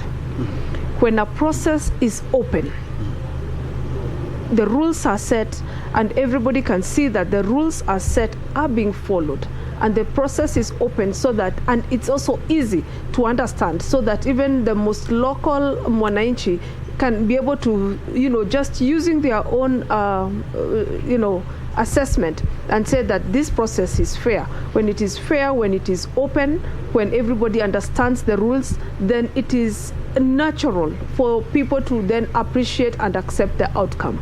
And Kenyans have also come of age in a way that they are able to, and that narrative started being pushed towards as we neared the elections, that begin to detach yourself emotionally from your candidate. Because at some point, now results are going to be given, and a candidate, this is going to get the result and the other one. But you as a voter, this is not your result. This is the result of that candidate. There is no loss for you as a voter, because the person who wins that election automatically becomes your leader. So the voter was taught, and that goes to civic education, that you know what, you push them up to the line where now they go for the race, but up to there, you just step aside. It is not your race, it is not your loss, it is not your win. However, there'll be a leader, and that leader will be your leader. So once the leaders then know, the candidates know, that you cannot go back to the electorate and say, cry to them because you have lost and expect them now to come out. Kenyans have come of age to say, you know what, no, it's my country, I am not going there. And I like that about the Kenyans. We have also matured to a point of saying we are going to have peaceful elections. And so they will not be mobilized by politicians to go into the way of, crying with them, and especially doing wrong to the other Kenyans just because a candidate lost. And Prof, I would like you to weigh in on those candidates who are actually conceding and some congratulating their opponents, and also weigh in on the same. A lot. Isabel has talked about our democracy being a tree, so the more we nurture it, the better it grows. But I voted, for the first time, I voted in the year 2002. I was in my early 20s. Yeah. I'm over 40 years now. And the voting patterns and the politics have never changed. Regional. And we can see it from the maps, that the colors, We are seeing the candidates, and we know where these candidates have a strong point, which is narrowing down to all those who decide to vie using their candidate's party. So many casualties, Jubilee casualties in Central, so many casualties in the Rift as well. Yeah, so first of all, on the issue of conceding defeat, I've been a politician myself. I ran for ODM ticket for Ugenya. Of course, I can say I won, but you don't have facts, so I can say I won. But I was not given the ticket, but a story for another day. Okay. There's a reason why sometimes candidates concede very fast. By the time elections are going place, you are in your village there. You are having almost 300 people looking for you for breakfast, for lunch, and for dinner. And the more you are seeing the race, the more you are spending, and you see very well you have lost. So as soon as you declare you have lost, I think your budget starts going down. So it's economically beneficial to declare early that you've lost. So that is my thinking. The other thing also, like you said, transparency, which IBC has put everything in the portal. So if your candidate is denying that he lost, he should go to the portal and tell you where do you think there's a discrepancy and bring it up. And it can be audited. And also we have Supreme Court, High Court, Court of Appeal that can adjudicate in all these matters. And there was something that was done when we built the first new constitution that showed that judiciary was independent. And people told people, if you think that something is wrong, go to William Mutunga. People believed in the judiciary. So believing in judiciary has been one of the things. For example, you see the issue of BBI. Supreme Court nullifying the election in 2017. So those things have made Kenyans feel like IBC does not have the last word. So you still have other lives after IBC, and follow the right channel because we don't want chaos. And I heard something very beautiful about a certain woman. I wish I had her name. I could even send her something even for what she said. She said, tunataka uchanguzi ituondokee tuendelee na maisha yetu. That was said by a woman in Kiambu. I want this election to get off my way so that I can go back to business because the economy is bad. Economy is in distress. Somebody wasting our days. For example, look at kids. Results may be announced on Saturday, Friday. We don't know when. IBC knows when. Kids were supposed to go back to school today. They've been told now schools can go back on Monday. What if we don't get a president by Sunday? We will still go through a process and kids will still be told your school will be our polling centers. Now even the question we ask ourselves, should we continue polling in schools whereby we have stopped kids from going to school for polling. There are so many questions that we can actually ask. So people want, I want my kid to go to school. So why are you still prolonging this thing? Telling me you've lost and you have no evidence. So this is what is bringing all these numbers that people need to be starting to be very careful about how you can declare these elections. And of course, if you try to ask the questions about all these dynamics about tribal things here, the one thing is that politicians know we belong to our tribes. And because of that, they manipulate it. But there's something very interesting which has happened in this election, which makes it look very tricky for you that actually you can realize there's a dynamics. How did Mount Kenya trust Ruto and Ruto look like their own to the point that they look that they're betraying Uhuru Kenyatta? Because Uhuru Kenyatta tried to advise them, follow Raila. And they have, even there's data showing that Ruto has won in a polling station where Uhuru voted, in a polling station where Martha Karua voted. Don't you see there's something new? And this is what I want to tell you. As far as Uhuru is concerned, he gave Mount Kenya people direction, and they didn't follow. So he told them, this is the route to Canaan, and they refused to go to Canaan. But Ruto told them, let's go Hustler, and they have followed Hustler. And should Raila Odinga win, then Ruto could have succeeded to escort Mount Kenya plus his kinsmen to a position successfully. And I'm sure you may start seeing delegations later going to visit Ishaweri to tell Uhuru, we are very sorry we didn't follow direction. So this will start changing the dynamics again about how we see things. And if at all Raila does not win, of course, Ruto could have succeeded to conquer Mount Kenya and maybe may want to control it.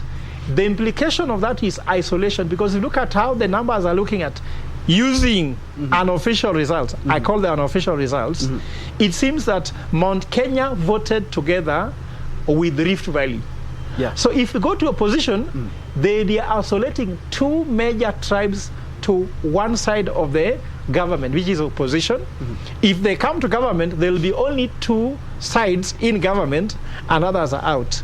So if you talk about developing in let's say democracy, I see this as a challenge, because we want a united Kenyan where people vote basically on policy, manifesto, and the election looked to be more issue-based than others, but the voting has not made us to really cement and embed issue-based politics. It's gone more to regional and tribal.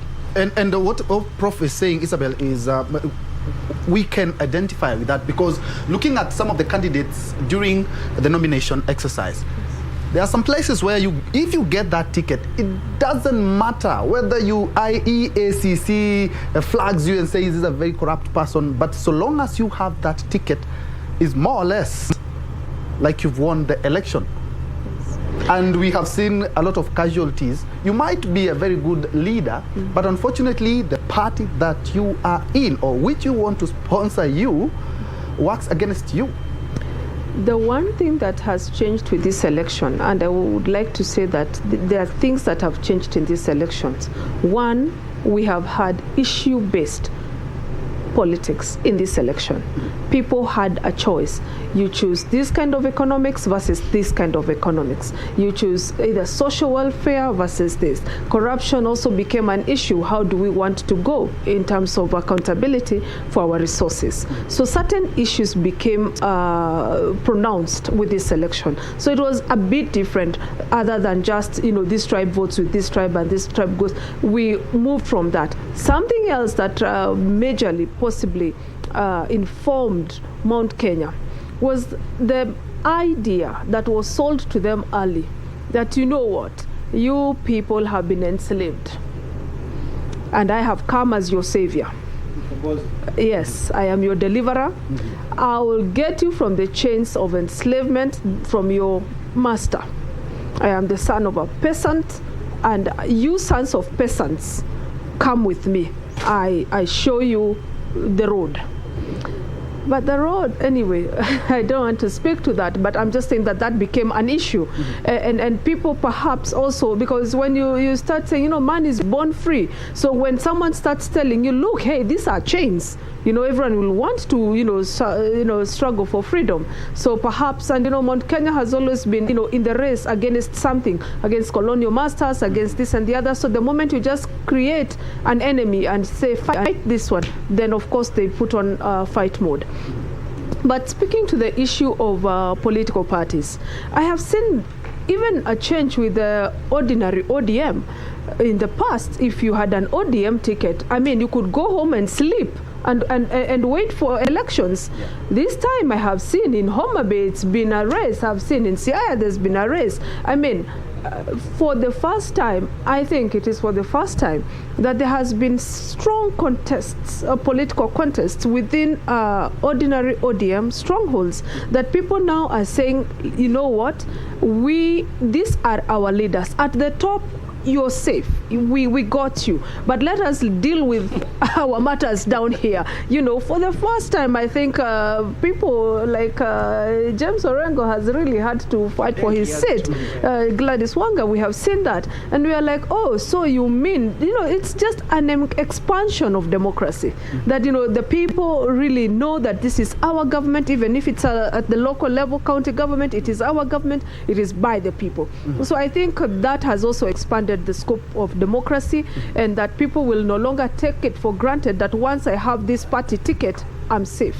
You have to deliver for the people, and they are taking account of how you're going to do it. Indeed, Prof, you are nodding. Yeah, you wanted to add something on the same. I was nodding because what people have discovered, that parties are vehicles for these politicians to access power, because they have no serious values.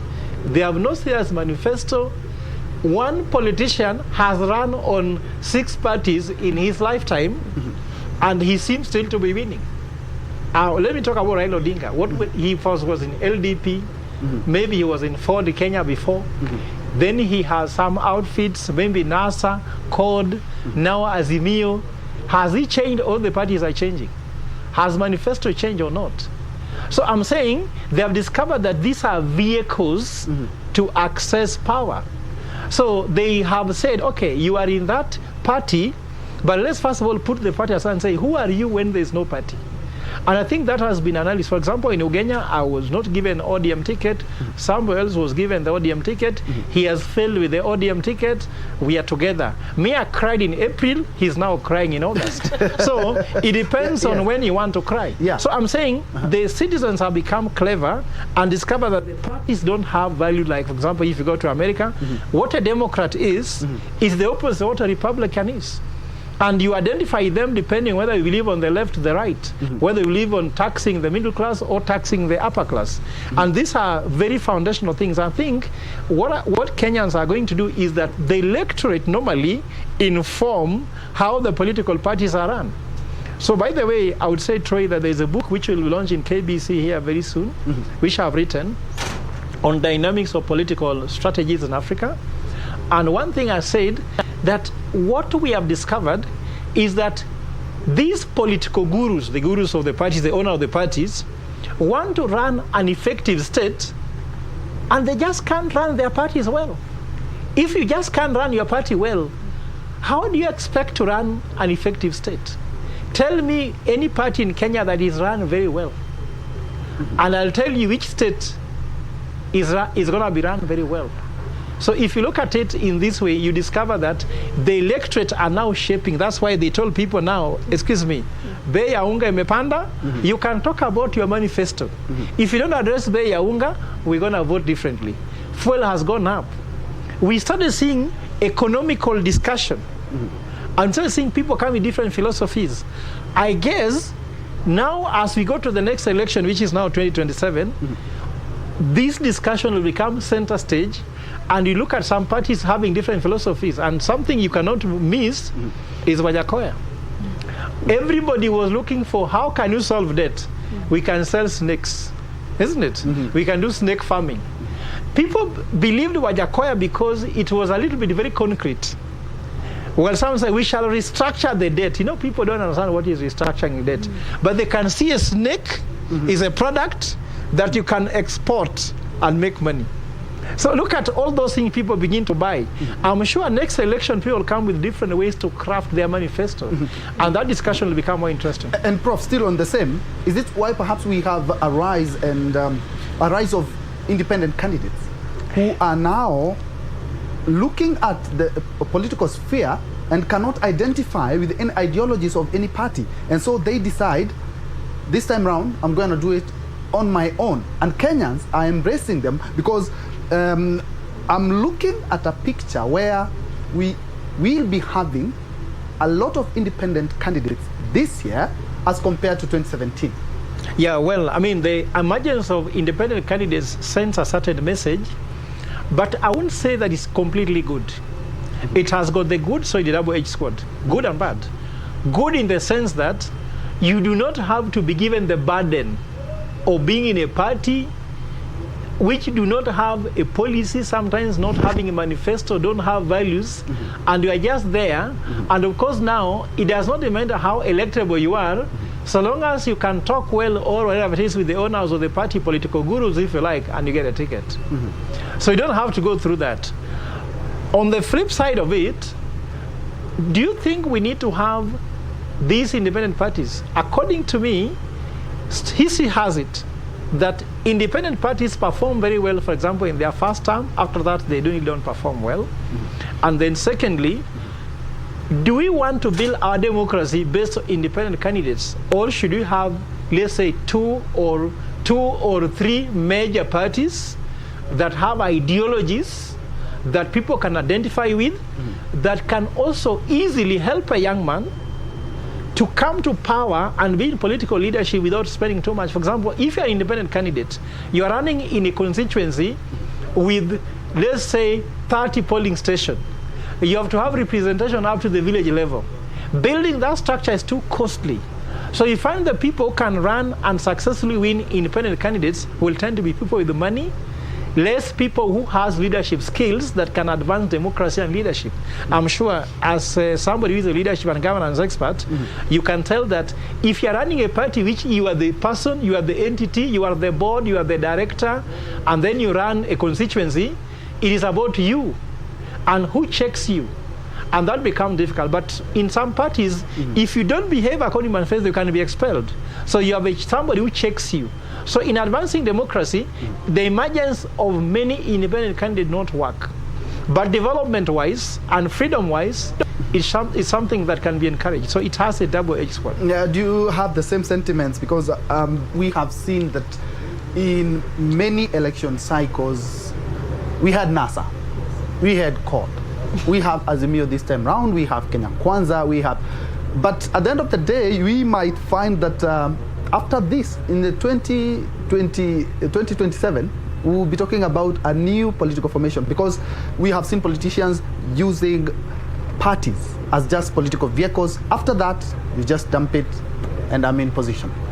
You know, one, political parties exist to, grab power from government.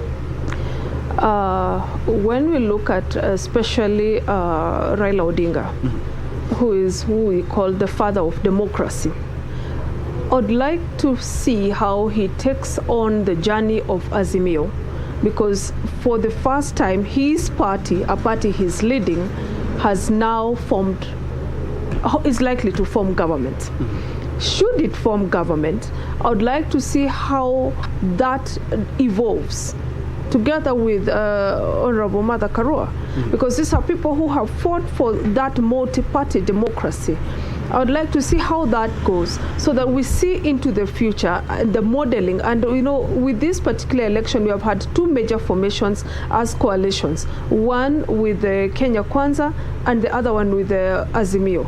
The difference between the two is the Azimio decided to become a political party, Unlike Kenya Kwanza, which is just a coming together of political parties that continue to keep their identity, this Azimio decided to become a political party. So it is good to watch how that then can begin to shape into these 24 political parties currently, how that shapes into formation of what Prof is speaking to, a major rift, or is it like a major reverse, that this one goes this way and this one goes this, and is formed specifically by ideology. The amendment bill to the political parties that was just passed recently also spoke to something new that was introduced, an ideology. Political parties did not have that in the past, but now even as you're registering in the political party, you have to speak to the ideology of the party, so that we move from individual-centered parties into ideology as the driver of these political parties. But even to speak to the issue of the emergence of the independent candidates, perhaps what informed a lot of that signing into the independent candidates is flawed nomination processes within the political parties. And so some people from advance would just feel that I might not find a fair process there, and I might be locked out because I'm not keen with the party leader, or I don't have the kind of resources that my opponent has, and etc., etc. And so that might have informed the formation of that. But when we look at our constitution, it talks about Kenya being a multi-party democracy. So we still must go back to forming our political parties and strengthening them with our own ideologies, putting them to accountability so that we see the growth and the membership and all that. But we cannot deviate to going back to individuals running government. It speaks badly even to the idea of teamwork.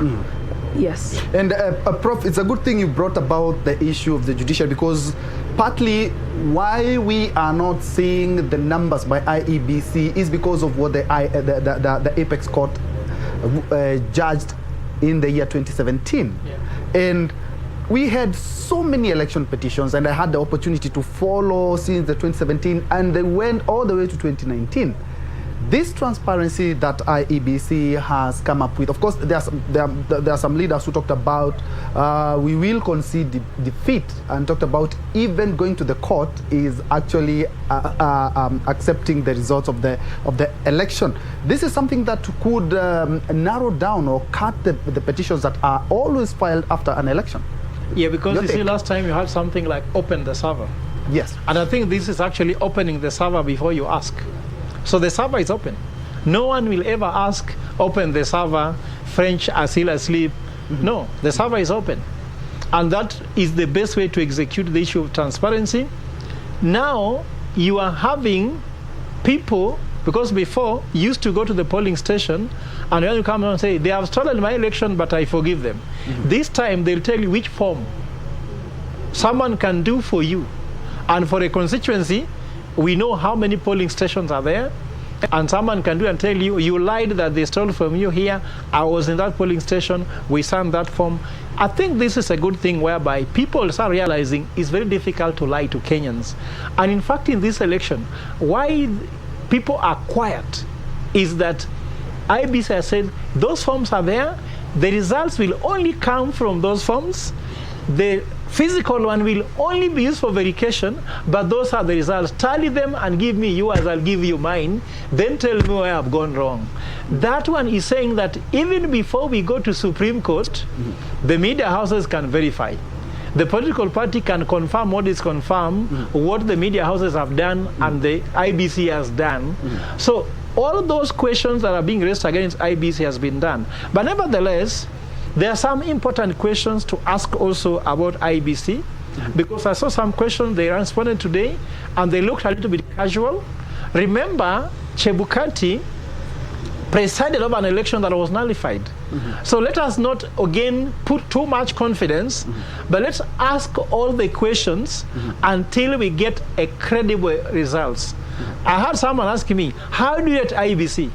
When Chebukati was asked himself, how do you rate the institution yourself? He said, until I have the results, I cannot rate myself. Which means, in spite of all that has been done, It's not over until it's over. When we get results that the same Supreme Court will say this was credible, it had no irregularities, it had no illegalities. Remember, there's something that is important for us to mention on this show.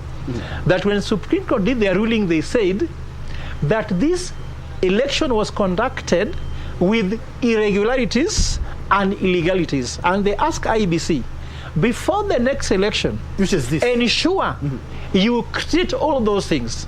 And there's something very interesting, that should the court be called upon to adjudicate in any other next election, if those irregularities and illegalities are not treated, the court will reach the same decision irrespective of who is the candidate. I'm sure as Chebukati sleeps, walks, moves, eats, he knows that should he not cure the irregularities and the illegalities, the Supreme Court called upon will reach the same decision irrespective of who is the candidate. Remember, they reached that decision when the president, sitting president, was running. What if it is this time where there are guys running are not sitting presidents? So that's why we need to be patient as Kenyans, allow Chebukati not just to give us results, but results which has no illegalities and regularities. Remember, this election is 44.6 billion Kenya shillings. If that happens, we shall spend another near 44.6 billion shillings, and that money can do so much. Indeed, and of course, as we wind up, perhaps you can also dig in that conversation. Is that the transparency that IEBC has endeavored to follow, and that is why Kenyans are quite anxious, because it's the first time that we haven't seen the big wall having the numbers, but it's for a good reason. We can avoid a lot of petitions in court and tribunals because of making the process seamless, free, credible, and transparent, as Prof says. You know, sometimes patience is a good thing. And sometimes not rushing into things is also a good thing. I was here in 2017, still at Bomas. And I remember, just interacting with the system. And I vote in Pumwani ward, which is just here in Kamukunji.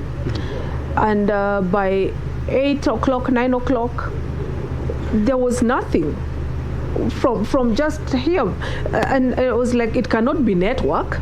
We're in Nairobi and all that. So the fact that this time the portal has the forms, but we don't have the drama, because that drama is possibly what creates the chaos. That you start seeing results streaming in little by little, then come to midnight, there's a pause.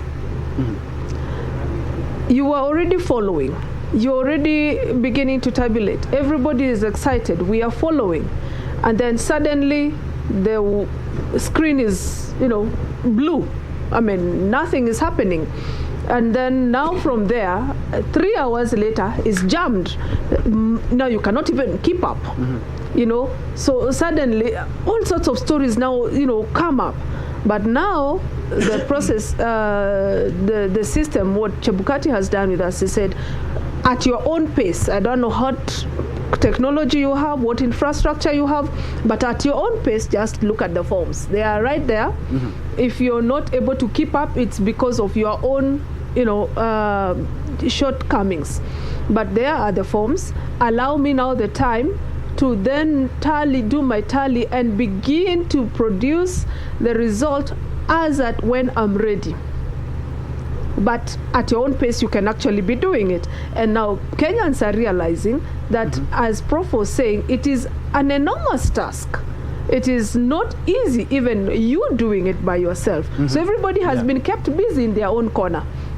you know, and that buys us the time that we need so that we can actually have a verifiable process. Of course, and let me give you a minute each as we wrap it up and also follow keenly on what other parts of the country. We have seen some of the MPs have already been announced as winners or MP-elect, and so we also be keeping a keen eye on that. Perhaps we can start with you, Prof.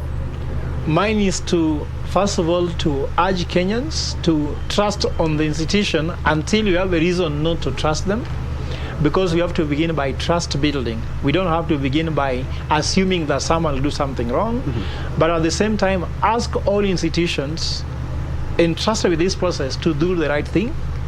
Also ask parties that are giving signals which are not appropriate to stop doing it. The propaganda. Yes, let them, if they have tallied, then they'll keep the results until they have a reason to present to IBC to doubt what IBC is doing. So we should not be throwing and saying we have these numbers. No one has asked you. Just tally, everybody's tallying. Keep your results until you're asked to submit them to disconfirm or confirm the official results, because there is no results to confirm, there is no result to disconfirm. I know everybody has a tallying center. I know Azimio has done their tallying also. They are also having their numbers, they are waiting. Let Kenya Kwanza also just wait with the result they say they claim to have. They have not been asked to go live and demonstrate them. Let everyone look at peace.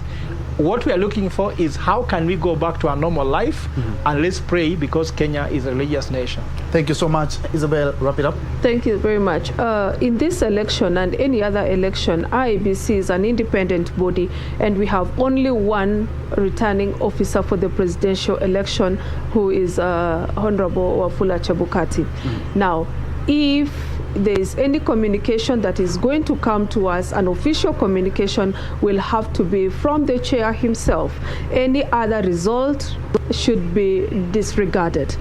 Any other communication, the official communication is here with us at Bomas and through the chairperson and the commissioners.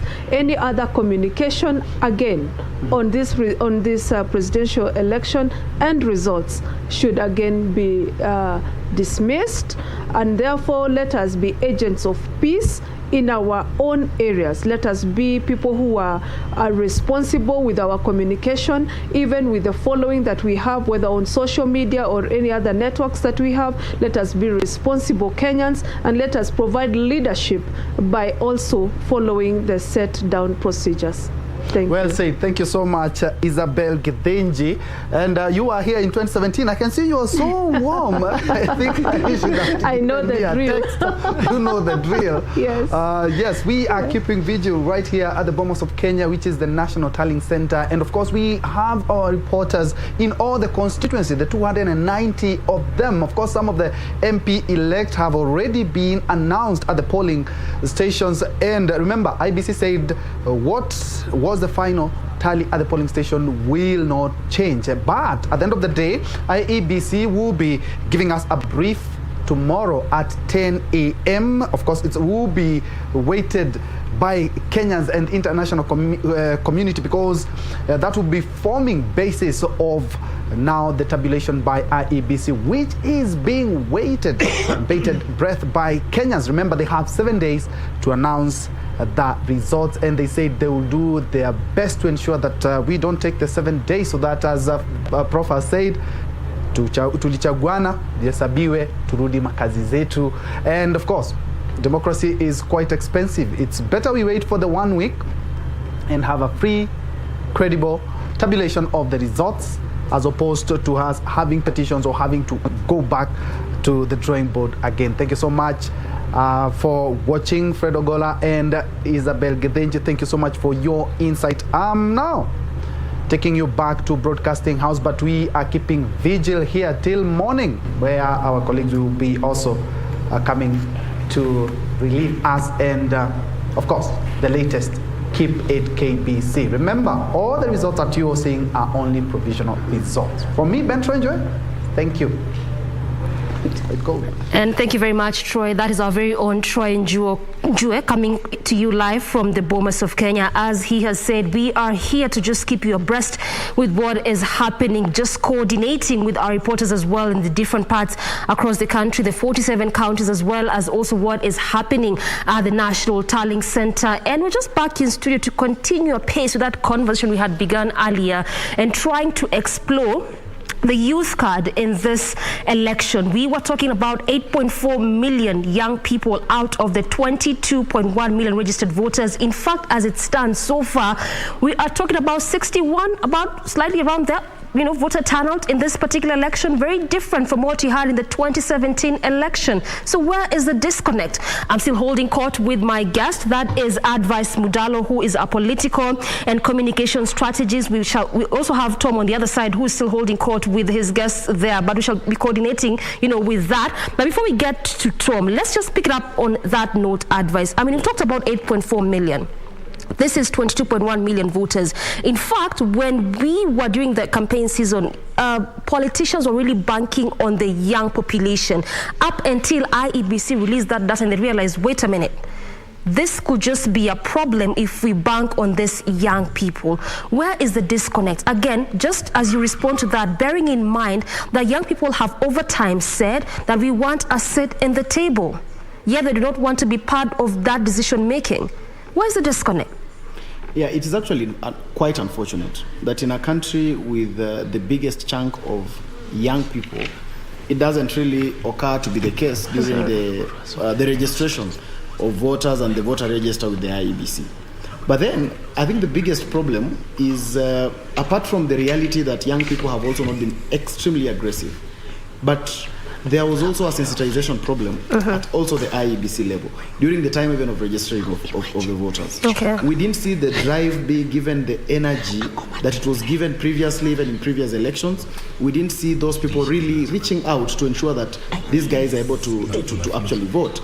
Two, we are also having a problem where young people have limited their knowledge so that people do not really know to what extent the politics affects them. The narrative of it doesn't affect me has gone so much into them that some people feel it's unnecessary to even go register. It's unnecessary to vote, and it's unfortunate that we have made people believe that their vote doesn't count. The aspect of people also believing their vote will not count also contributes to actually young people feeling like, okay, it's not very necessary for me to even go out there and vote, because they would ask you, even if I vote, will my vote really count? So the issue is there should be a lot of work also from the IEBC in terms of just trying to ensure, and of course they can use this election to try and change that narrative by trying to ensure we believe in the electoral processes. The trust in the electoral process has continued to wither down the years. And that is a problem. That is what is affecting turnout. It is also affecting the motivation of young people to even actually come out and be part and parcel of the process. But be that as it may, we must also applaud those who have actually come out, because we have quite a number that even came out to even not just participate as voting, but we have those who came out to even be voted for. And in this election, significantly, we had a high number of young people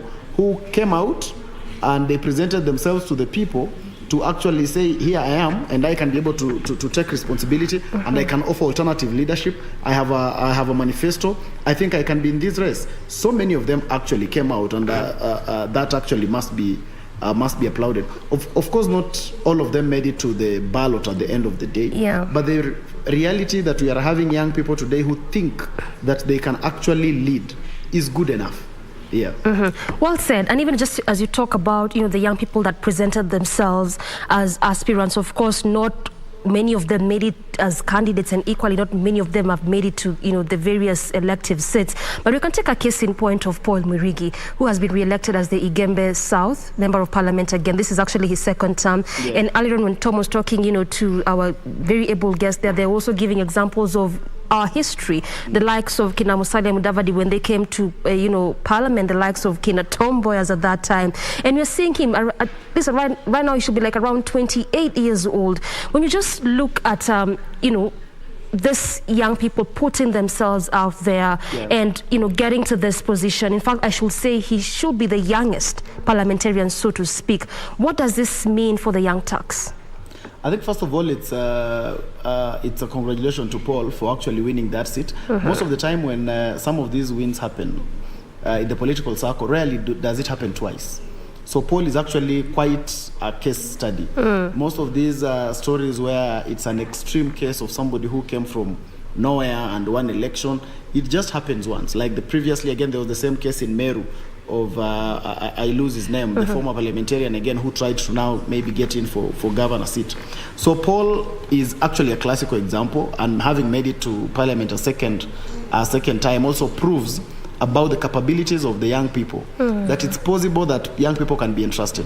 Because in some places, the only reason why we are not having young people in these offices is because there is also a disbelief that you can really entrust the constituency, the county, the ward in the hands of a young person. But such case scenarios of young people who actually make it, like Babu Owino, who has also made it for a second term, overwhelmingly actually. And when you go to Embakasi East, you can be able to see that, yes, there is some work that he has actually been able to do. So some of these people actually are supposed to the latest one being the Feather Road there. Exactly. Some of these people are supposed to be the green light that young people actually have. That when you trust us, we can also be able to deliver. So maybe I would just urge that the more the young people, like when you are given the responsibility as a young person, I always say, you should be able to know that you are working not just on that job you are given, but you are also representing millions of other young people. Because it is from your duty, it is from your service, that another person will be able to believe that, yes, we can actually elect this guy. Yes, this guy can also be entrusted with a parliamentary seat. Yes, this person can also be given this. So you represent so many people, including when you are given opportunity as CSs from the Zak Kinuthias and the Nadias who have been serving in the ministries as young people. It is important that they do a good job, because they do not just represent themselves, they represent millions of other young people. Well said. And just to remind our viewers, what you're seeing right there on your screens, those are just pictures, images of those particularly parliamentarians who have either retained their seats or, they have been declared as winners. Rather, the seats of members of county assemblies as well as members of parliament are declared at the constituency tallying center. And this is after the Form 34As are presented from the various polling stations in that particular constituency and then presented there, whereby the arrow, declares the winner there. So those is just, that is just what you're seeing there. Either those that have retained their seats in various particular constituencies, or better still, those that have, been declared as the winner. So that's what you're seeing there. But coming back to your advice, there's also quite a lot that has been proffered.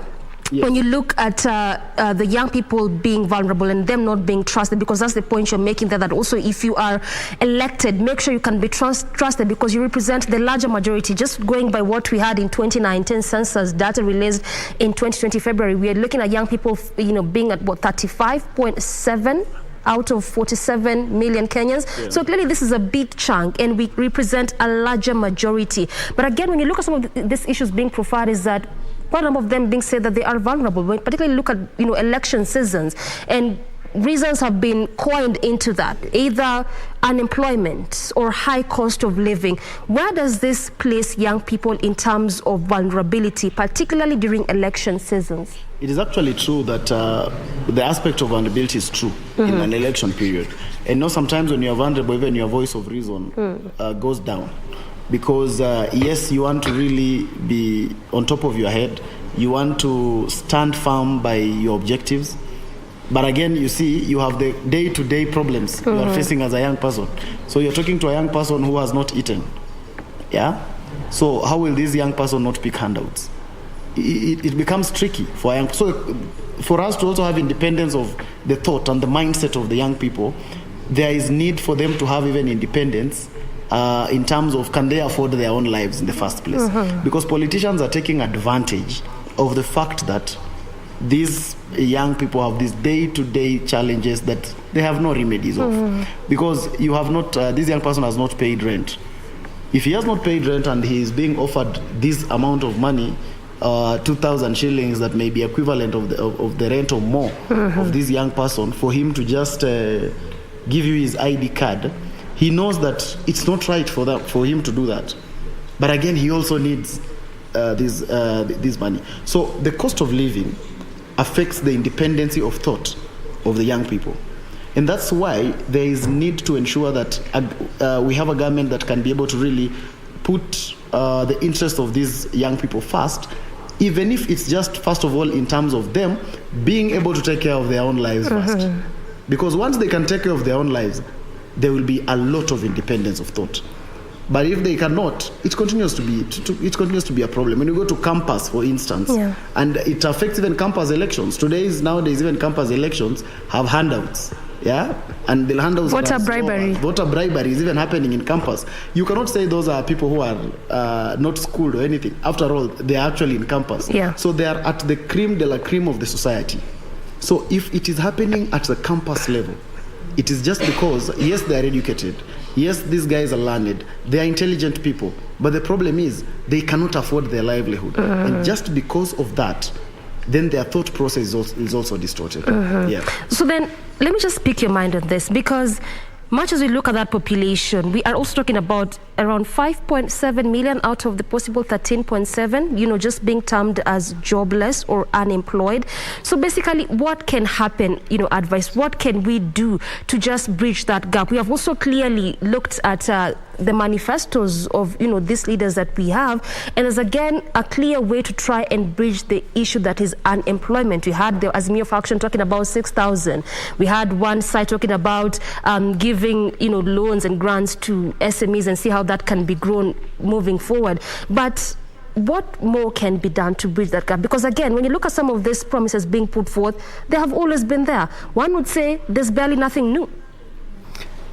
I have always stood by the fact that government must be able to create jobs for young people. The issues of telling the young people that they can go out there and create jobs for themselves, that they should become entrepreneurs and those kind of things. Some of these things we are pushing young people to are talent-based. Just because there is no job does not mean every young person will become a skilled businessman.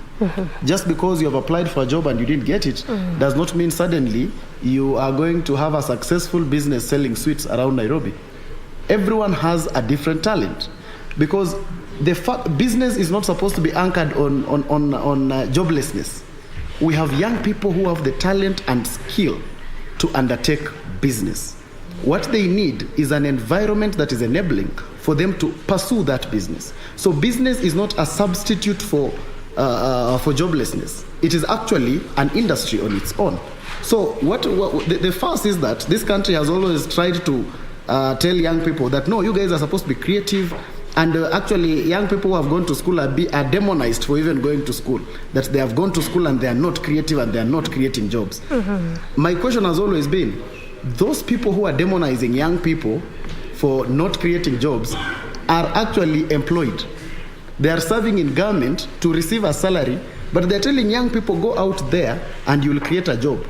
If you've been in government for over 20 years, at least you even have enough savings to begin a business. Why can't you go out and begin the business so that we give that job to a young person? I do not believe that young people must be criminalized into going out to create businesses. The government must know that it has a responsibility to create jobs for young people. You cannot be able to take to the university, graduate 7,000 teachers, and then tell us you can only employ 500 teachers, and the rest of the 6,500 should go and open academies. It doesn't work like that. Let us be able to be in control of our resources. So yes, there is a problem of joblessness in the country, and it's very unfortunate, because this is actually what is pushing the youth towards the cliff. That's why you see some aspects of now, even crime are going up. And when you have an educated population, and then you don't have jobs, even those that go on crime perform very well because they are actually educated. So they will not go breaking people's doors or anything. They'll use technology to even do that. And that will become even more disastrous to the country. So the aspect of joblessness is something that government coming in must be able to tackle from the beginning. It's actually an emergency for this country. But the one fact that we must run away from is telling young people that they should go out there and create jobs for themselves. What is the percentage of jobs that actually succeed world over? World over. You look at the percentage, not just in Kenya, world over, not more than 20% of businesses succeed every year. And only about 10% of businesses make it beyond 7 years. That is the reality of business. But we are criminalizing young people and telling them go out there and start a business. In fact, and coming up with these motivational stories that I started something with 1,500 shillings. I started my kayak with just the first tire. Those stories, young people just need to be given jobs. All right. I mean, it's interesting to just hear you say, all that advice. And Tom, I can clearly see Millie there just giggling over what advice is saying here in respect to telling young people to go out there and look for jobs, start businesses, just become entrepreneurs. Millie, what would you have to say in respect to just what advice is saying here? Yeah, Mundalo has come. He's come out guns blazing, and, but there's a point he makes, and I agree with him. Although the question, and I would like us to now summarize. There's the question again of technology, the acreage, and the opportunities that exist, the jobs that can be made virtually. But let us now just summarize. And I know the reason we spent a lot of time on the youth is because we see a nexus between the voter apathy and that young population. But let me just read something and then you comment to it. And I don't know who wrote this. Bad officials are elected by good citizens who don't vote. Bad officials are elected by good citizens, including the youth who don't vote. So I just want, as we summarize this point on the youth so that we can also tackle other issues. Perhaps I may start with you, Dr. Bad officials are elected by good citizens who say, you know what, I will not register to vote. I will not turn up at the polling station because I have my own issues.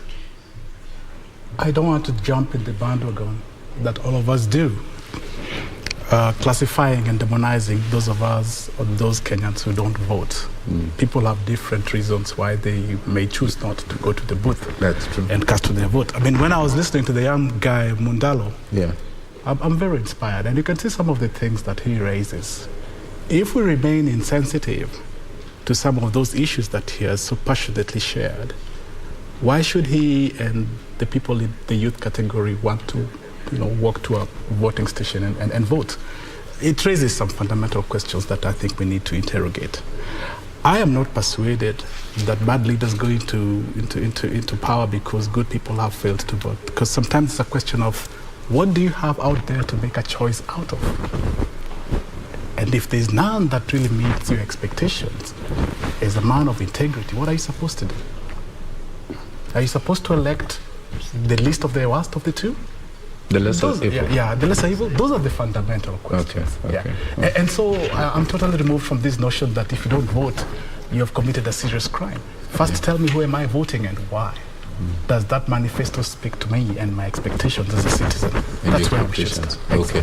And there's also, and I like the way you have brought it out, there's also the issue of, yes, there's no shortage of people who can make extremely good leaders in this country, in the best sense of the word.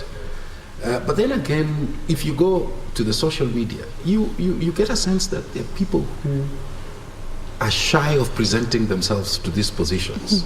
But they're brilliant keyboard warriors, and they're making a lot of noise on the social platform, but nobody is presenting himself for a position of leadership. So what do we end up with? A certain cluster, okay? People who are popular. Precisely. All right? People who are trending, and so on and so forth. So, I don't know. The same question to you. Bad officials are elected by good citizens, including the youth who don't vote. Very true. And I think that one of the things that we've heard said by the youth over and over again is, and before I go to that, you know, we were brought up to be very, very polite and to be people who anticipate, do not anticipate that people will acknowledge us. But we are very appreciative when people do acknowledge us. Now we have brought up our children to expect you to recognize them. You know, they are very, very aware of their space. Oh, so the validation. Yes, they are very aware of their space, and everything they do. Yeah. We say these entitled young people. You know, everything they do, they must see why it would benefit them, and that's the question that they normally ask. Yeah. And we even had it being asked today, that why would I vote if, I mean, how will it benefit me? So we have brought up these people who are very entitled, and we are not showing them the importance or the relationship of their existence and their growth with the leadership that we have. Because what we have in Kenya in particular, not outside even these borders, not even if you go to Tanzania or Uganda, but in Kenya, the leadership we have is a job. So when you're enticing somebody to get into a job, it must be a job that they can fit into, you know? Not everybody wants to be a doctor. I remember a young man I talked to once, and we all thought he was brilliant and that he should be a doctor. And he said, you want me to sit in a room, in a small room with somebody, and then they start telling me their child's nose is running? That's what you want me to do, you know? They thought it was not something that excited them. It's a calling, you know? So if you want to get people into the job that we have made leadership to be, because it's all about how much money they'll earn, what the perks are, what you get out of leadership. It's not about how you're going to transform lives, how you're going to put policies in place, how you're going to put things that will outlive you, how your name will be stated for generations. Why is it that today, when you go across the country and you say the name Agwins Kodek, everybody will want to know who is Agwins, and there's a story behind it. Why is it that when you say the name Tom Mboya or JM Karaoke, that somebody is going to ask you, who are these? Harithuku. Why is it that people will have, you know, those were leaders, but now what we have is a job. So you can't get everybody. We can't all be teachers. We can't all be nurses. Yeah, because you must excite somebody into getting into that job for them to do it. For them to do it. And especially these entitled young people who feel, if it's not for me, it's not for me. It's not for me. Yeah, let me get what is for me, because I know there is something out there for me. Okay. I am not you, and I have my space. And I have my space. Yes. Let me bring in Wakili. She has mentioned some names. Okay? Yes. And if you go into the profile of those names that she has mentioned, JM Karaoke, Harithuku, and so on, Gama Pinto, it was a sizable number. You find that they started politics at a very young age. So how do you get them to internalize bad officials are elected by good citizens who don't vote, so that they realize that, you know what, we got to be at the table. Yeah, we have to be part of policy formulation. We have to be part of, you know, to brighten our future. Yes. You know, so that as a result of that, we start seeing a spike in, or we start seeing a reduction in voter apathy.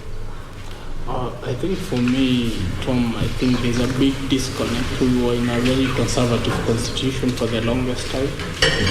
While we were trying to champion the change in this particular country, we ended up enacting a constitution which has very robust ideas, which we are struggling and grappling with. In the process of trying to stabilize around these things, we forgot about our youth. And now we are realizing, these fellas are here. These fellas are here. Now they have beards. Yes, they have beards. They're supposed to be voting, and or actually they have voters cards, but we don't know anything else to communicate to them. It's like you went away, came back, your kid is old. He grew up with you not being there. Okay. So what are... Tom, just as we check your mic, let me bring advice on board. Still sticking a bit on that youth conversation, and we'll finish up on it, because I mean there's also a raft of issues that we need to discuss even as we await results and all of that. But let's quickly just run through what even we had in the manifestos. All the 4 presidential candidates unveiled their manifestos. In fact, it's a faction that is clearly known for just targeting young people and looking at the issues that, you know, they face. Do you feel, or do you think that manifestos and what leaders had in store, you know, just for the country and also ideally for young people, was a key player in respect to the voter turnout? And, you know, ideally we'll coin a lot of our conversation in respect to the voter turnout, because that's where we are. Yeah. I mean, the numbers have gone low. When you look at 2013, 17, and where we are now, significantly low. So what is your mind on that?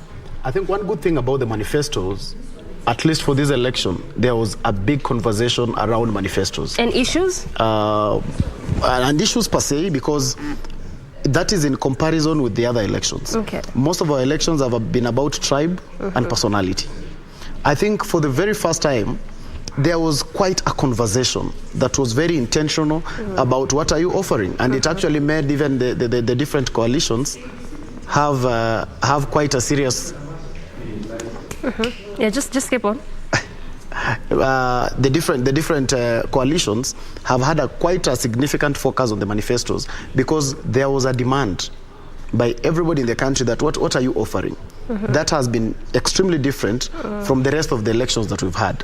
So that was a positive. Okay. But now, in terms of how it actually affected the voting pattern, is a bit wanting, because again, you look at one side of the politics, and the Hustler Nation really spoke to young people and made them their target. But there was no specificity in terms of what were they actually offering. It was just about lumping them and saying, you are our target, and that's all. Yeah. When you look at the Azimio coalition, there is significantly the promises for the youth, a youth ministry, a youth council. There would be a better environment for them to do business, free education, which was quite a target for the young people. But I feel they did not necessarily go out there to vote specifically for these items. The manifestos were good. People wanted to talk about them. People wanted to know what you are actually offering them. But most of it was not actually changing their mind. It was just about, we want to know what it is so that we can reaffirm that we are in the right coalition, or so that we can reaffirm that we are supporting the right candidate. It did not have a lot of tilt in terms of really the numbers and how they actually get out to vote. But again, most of these promises have been promised to the youth. The implementation is what matters most. Yeah. One of the biggest problems we have is because the youth is treated as a minority, yet we are the majority. Until the youth come out and crack their space, we shall continue being the minority. Actually, it's always said women, youth, and people with disabilities. Yeah? It is women, youth, and people, like, those are actually the minority. Those are the people who need a lot of help. They used to be able to understand that they should not be in that category, because if you form the majority of the country, then you cannot be segmented as a minority. Okay. Today, this country, even the aspect of the youth matters are dealt by a department in government. It's a department somewhere in government. You wouldn't know who is in charge of it and something like that. But the chunk of the problem is because we have not been able to claim our space as young people. One, by being competent enough as well. Yes, we have not been given a lot of opportunity as well, but the little that we get, we should be able to really go. One of the panelists referred to the youth as an entitled generation. Yeah? And that is actually what sometimes we have actually presented ourselves to be. And you can see how the perception out there is that the youth are this chunk of human beings who are entitled people, who think that they deserve slightly more than what they should get, which is a very wrong thing for us to be selling out there.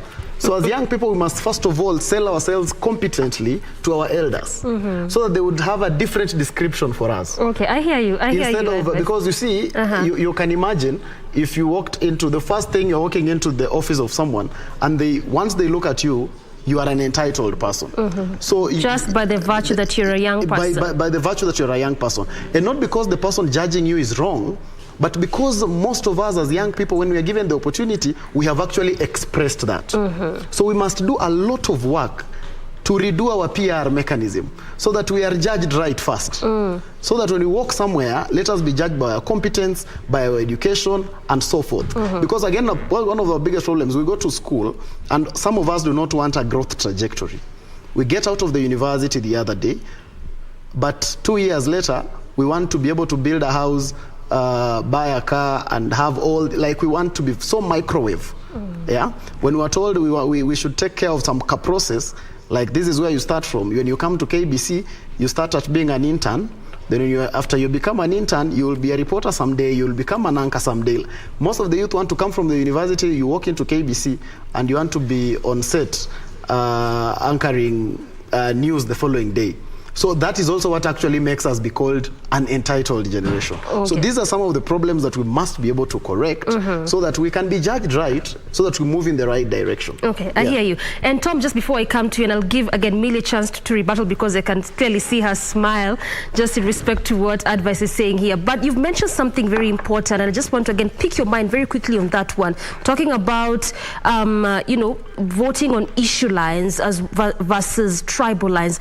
In your perspective, do you think we can ever move past that line, whereby we just totally move from voting on tribal lines, sub-tribes, and move to issues? Why I ask that is because when you look particularly at the Mount Kenya voter basket, we were saying that this is the largest voter basket. But when you compare that to the voter turnout, there's been a bit of disconnect. And a lot has been said of the fact that when you look at the 202 elections, we had Mwai Kibaki, the former president, with Uhuru Kenyatta vying on that seat. Coming to 2007, equally had Mwai Kibaki on the same, vying for that particular seat. Fast forward 2013, we had President Uhuru Kenyatta and the same on 2017. So there's been a lot of conversion with respect to the fact that when you look at this election, we don't have a main front runner from that area. And this is largely what has informed the slightly low voter turnout compared to the number of registered voters in that area. So can we ever move past just, this is my man from my tribe or from my sub-tribe, so this is where I'm voting, and move away from that and come to issues? Can that ever happen? Yes, it will happen. It will happen, but that will also not be able to decipher the reality that when you have a presidential candidate from your area, definitely people will always come out slightly more. I think it is just a political reality, and it has nothing to do with maybe people not wanting issues or anything like that. Yeah. Because trust me, if you are vying, everyone in your family would wake up. Even if they were sure you'll lose, they would wake up to just go and be able to support. So the Mount Kenya case is not an excluded case, because yes, they did not have a presidential candidate. It is only obvious that expectation was that their turnout would not be very high as compared to when they are actually going for one of their own. But again, in terms of voting in the issues, and why I say a time will come when this country will purely vote on issues, is because look at the current political setup. And I've said the difference between this election and the other election is that the conversation on issues has been at high stake. Everyone had to launch their manifesto. Everyone had to explain their manifesto, which was not a reality way before.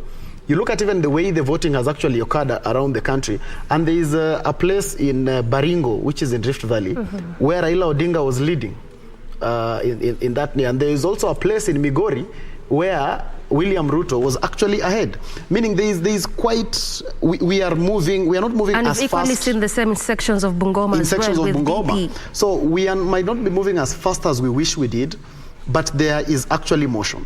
In this election, for the very first time, we're able to see governors launch manifestos, which was unlike before.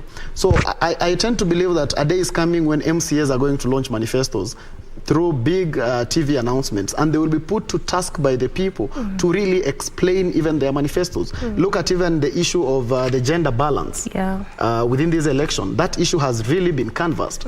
Out of the 4 presidential candidates we have, only one does not have a woman as a running mate. You go to even the governors. Most of the governors in this election were able to actually look for women running mates, just because the gender conversation has really been there, and it has actually made politicians also move towards like understand that this is the issue that actually people want. So I want to believe that there will be a time when this country, people will wake up and go to the ballot, not remembering their tribe, their second name, their affiliation, but basically on the principle of, I believe in this person because he represents what I stand for. So I think that day is coming. Well said. And Tom, let me just also pick Gibson's mind on the same. Do you really think we can ever get to that point whereby it's not about tribe, not about where this person comes from, but it's basically the issues that they seek to address for the common Kenyan? Can we get there? Gibson? Yeah, and in fact, Gibson, as you're responding to that, to that question of whether a time will come when we will have one tribe called Kenya, you were making a point. Yes. And as you're finishing it, perhaps you can also react to what Odala said. Yes, I think I'd rather start by what she has asked so that I don't lose the line of thought. Yeah. Actually, for the youth, they are already there.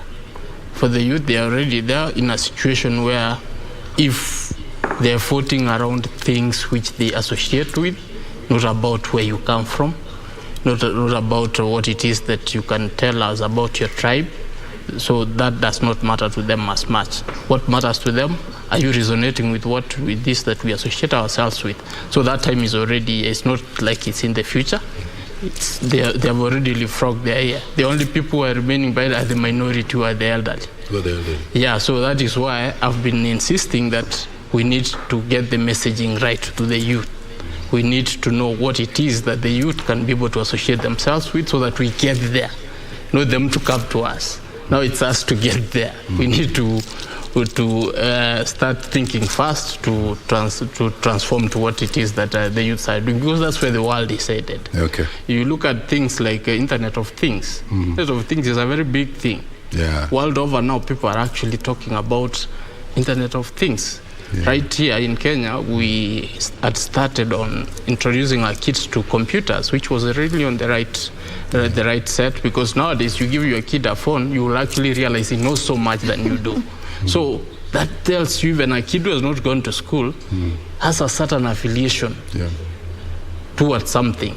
So that means our minds, the way we were brought up, is very different, and we need to actually be able to change. As Dr. was telling us here that he's been learning from his kids. Actually, that is the mindset. We need to associate more with these people so that we understand them, so that we know where it is that they are going, and then we move there with them and we move fast. For example, if we are talking about, I think what Mandela has also been explaining so much is, in so many words, or in some few words, we can just say IBC failed. IBC should have come up with a sensitization mechanism for the youth on Twitter, and then package it for the young people. Should have gone to Instagram, because that's where you find the youth. And then, of course, package it the same way. Should have actually done the process, the sensitization process, not manually or physically, or it should have been done in the manner in which they understand it. You should have packaged it in a manner that somebody on Instagram could actually have clicked and gone through the process successfully, because that's where they meet and that's where the key issues are discussed. We also have now things to do with the youth trying to, the kind of political discussions happening, they don't resonate with them, because you're talking about things which really, they are wondering, what are you talking about? Why are you repeating yourself over and over? And for them, they are very fast. They just post something on Instagram and it becomes a sensation. They enjoy the likes, they enjoy the gratification, the instant gratification which comes out of it, and that is what we need to capture, because that's where their minds are. That's where their minds If we don't move there, then, and we don't know how to actually communicate around that, on those circles, then we're actually going to find ourselves to be in the minority in terms of decision making. Our policies should be able to start moving towards that end and be able to associate with this very important sector of our economy, very important sector of our demographics. So, I mean, just listening to Wakilia speak on technology, you get a sense that the way our politics is set up for the longest time along ethnic, the ethnic matrix. Listening to Wakili, you get a sense that then that setup perhaps has no future going into. You can finish? No, just go ahead. I'm really excited by what Wakili is saying. Yeah. Much I may not fully agree. It depends with what section of the Kenyan population you are making reference to. Even within Nairobi, which is cosmopolitan, and you'd want to assume that people are a lot more aware than everywhere else, you'll still see aspects of tribal affiliation in very young people. Now, if you go back to the countryside, where people are predominantly homogeneous, then you'll find that that problem is a lot more profound. So that somebody in Nyanza, the only leadership they know is a Luo-based leadership. Somebody in Ukambani, the only leadership they know is a Kamba-based leadership, and it is so deep-rooted. So do I see this changing anytime now, soon? My answer is no. Is it going to change eventually? Yes, it will. In my own determination, I think I'll probably see it with my grandchildren. Probably not with my children, but with my grandchildren, I have some level of certainty that we will see that tilt. That's in another, say, 20 years or so. 20 years or so? Yeah. Millie, we have countries that are so advanced. They are teaching science in mother tongue. And mother tongue is culture. Case in point, perhaps, is China. How do you navigate around? It's not as easy as, the other panelists are putting it. It's a complex area because we are seeing examples of advanced nations that have retained their culture, their traditions, their language, their tribe, and they've used it to head towards their true north, and they've done it very well. Very true. Culture is an important thing. Culture is about identity. Yeah. And in fact, you find that now a lot of people have been making money teaching vernacular because you take children to school when they are 2 years, they begin speaking Kiswahili or English, so they don't learn the mother tongue, they don't learn any of the vernaculars because, again, there's a lot of intermarriage. So you'll find the mother and the father speak different languages, so they learn neither. And then when they get to Form 4, so many of them, after clearing Form 4, are going for classes to learn how to speak Luo, learn how to speak Kisi, It's very interesting because they suddenly discover that they want to be able to speak that vernacular. They find it very exciting that you can speak this language that only a few people can, because it's about identity. It's about identity. And it's about feeling that you belong. And there's nothing wrong with us being able to learn all those things, even in vernacular. That is why we say, even the Constitution, you must translate it into vernacular. Even any legislation that you pass, you must translate it into vernacular. So if you're going to learn technology, it doesn't say that Tanzanians are brilliant people, but they study all the way to university in Kiswahili. In Kiswahili. Yes. That's true. Even the good book is has been translated to mother tongue. So we are seeing some, on your screen you're seeing some winners there. Millie Odhiambo from Suba, Member of Parliament. Saga Saga. Is it Saga Saga or Yagari? Gesa Gesa. Gesa Gesa. Gesa Gesa. As she's fondly referred to. John Kabuchia. That is Mukurweni constituency. And by the way, we are seeing some big names also falling, isn't it? Yeah. We have seen some big names falling. And before you even comment on that, that's Paul Mwirigi, Igembe. Oh, he's retained. He's retained his seat. He's a gentleman who was given a vehicle, I think. He's lost. This one has lost. Moses Kuria, he has actually conceded defeat. That's a big one. Moses Kuria's visibility index in this country is way up there. The highest, I think. All right? One of the highest, isn't it? Naomi Shaban is another one. Interesting that they're conceding defeat even before Wafula Chebukati. So the process. Trust the process. Trust the process. Yeah, trust the process. No matter how slow. No matter how slow. We should take that away. George Theuri there. George has also conceded. 2 times serving. Cliff Ombeta. Conceded. And you know he's a tough guy. Yeah. Cliff Ombeta. He actually said that his ideas and the ideas of the locals were not matching. Yeah. Oh, no, did you say that? Yes. Oh, ouch. Okay. Nixon Korir, another one. By the way, Nixon conceded. He was amongst. And if he concedes, then it means there's a. Well, we can't call a winner. If he concedes, the converse is there's somebody. Then he knows the winner. He knows the winner. We'll probably look for him. Now that you say it, it would be very interesting that you concede, then Chebukati says you're the winner. You're the winner. So it's an indictment on your talent system. Yeah, and there. Kimunya conceded. The majority. Kimunya has also conceded. Kimunya. So those are some of the big names that have come down, and and it's interesting that these people are conceding as we wait for Chebukati here, and I want to let's talk about earlier during a presser. Chebukati threw a salvo at the media.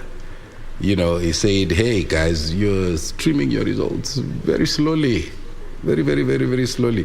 What do you make of that, Dr.? Let me start with you. Because when we were offline,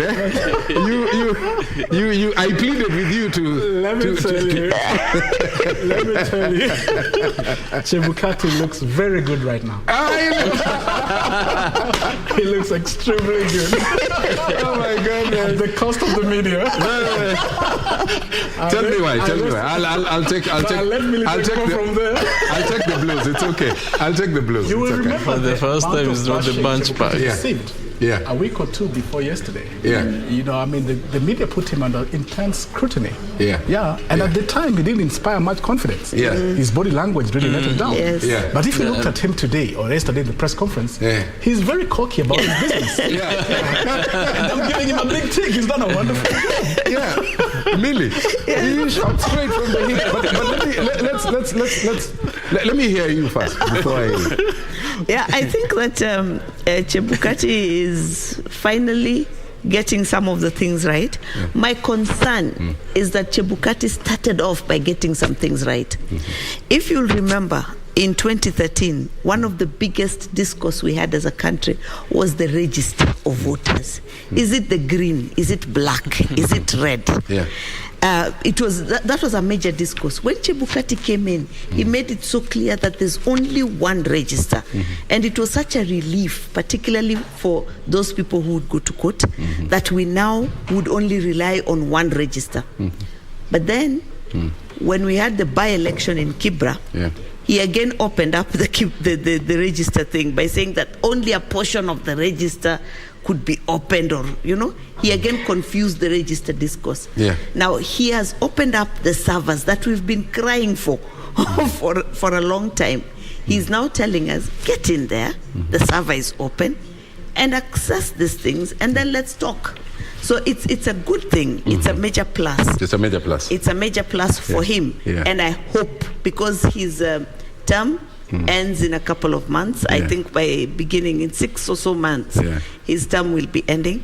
I hope he ends with that high. On that high note. He ends with that high. Okay.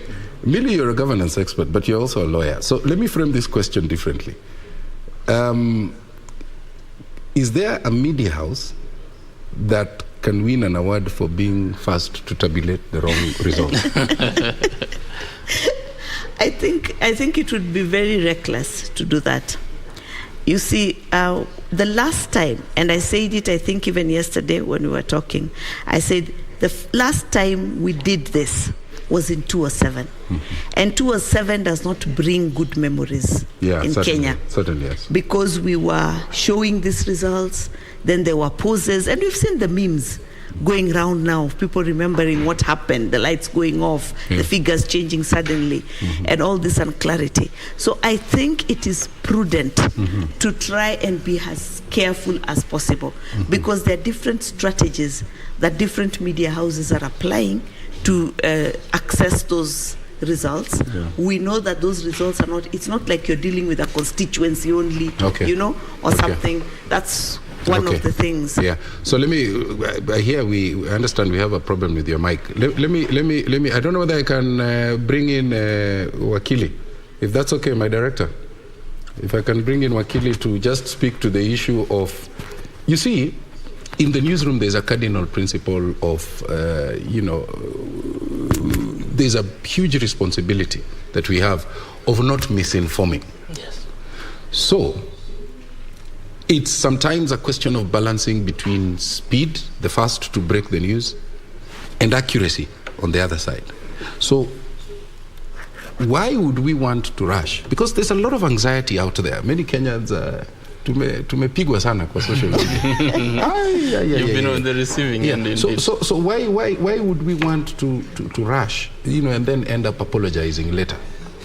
I'd rather you not do that. You just do that which you trust is the right thing. But out here, we have to say what is out here. The expectations of the people is we are living in a generation of instant gratification. The tempers are high, the emotions are high. You see numbers on the other side tilting towards some side. People expect you to be doing the same or giving a different option, then it's not coming. Those are some of the expectations. Those are expected things. So Kenyans are anxious. They are very anxious. Very anxious. They want to know now Yes. that what has my candidate got. But exactly. Let me ask you. You remember the presidential debate, and I know Dr. will weigh in on that one. Yes. There was convergence. Yes. Okay. Maybe that would have been an opportunity also to stretch it a bit. Yeah. And also have convergence on the.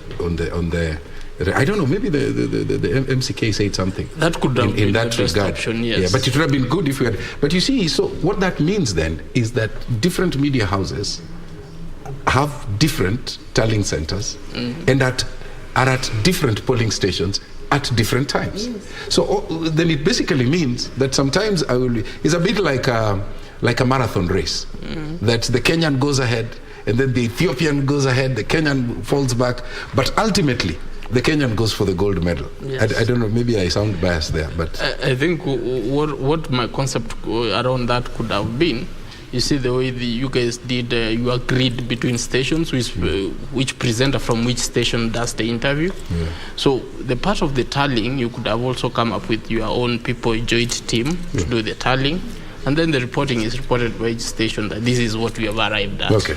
So that now it's only Chepkati on the other side to give a different story, or you try to match the story of Chepkati and what it is that you have. So that it could have reduced confusion. Because now people are saying, if you want to see your candidate winning, switch to a certain station. Yeah. And if you want the other candidate to lose, go to the other station.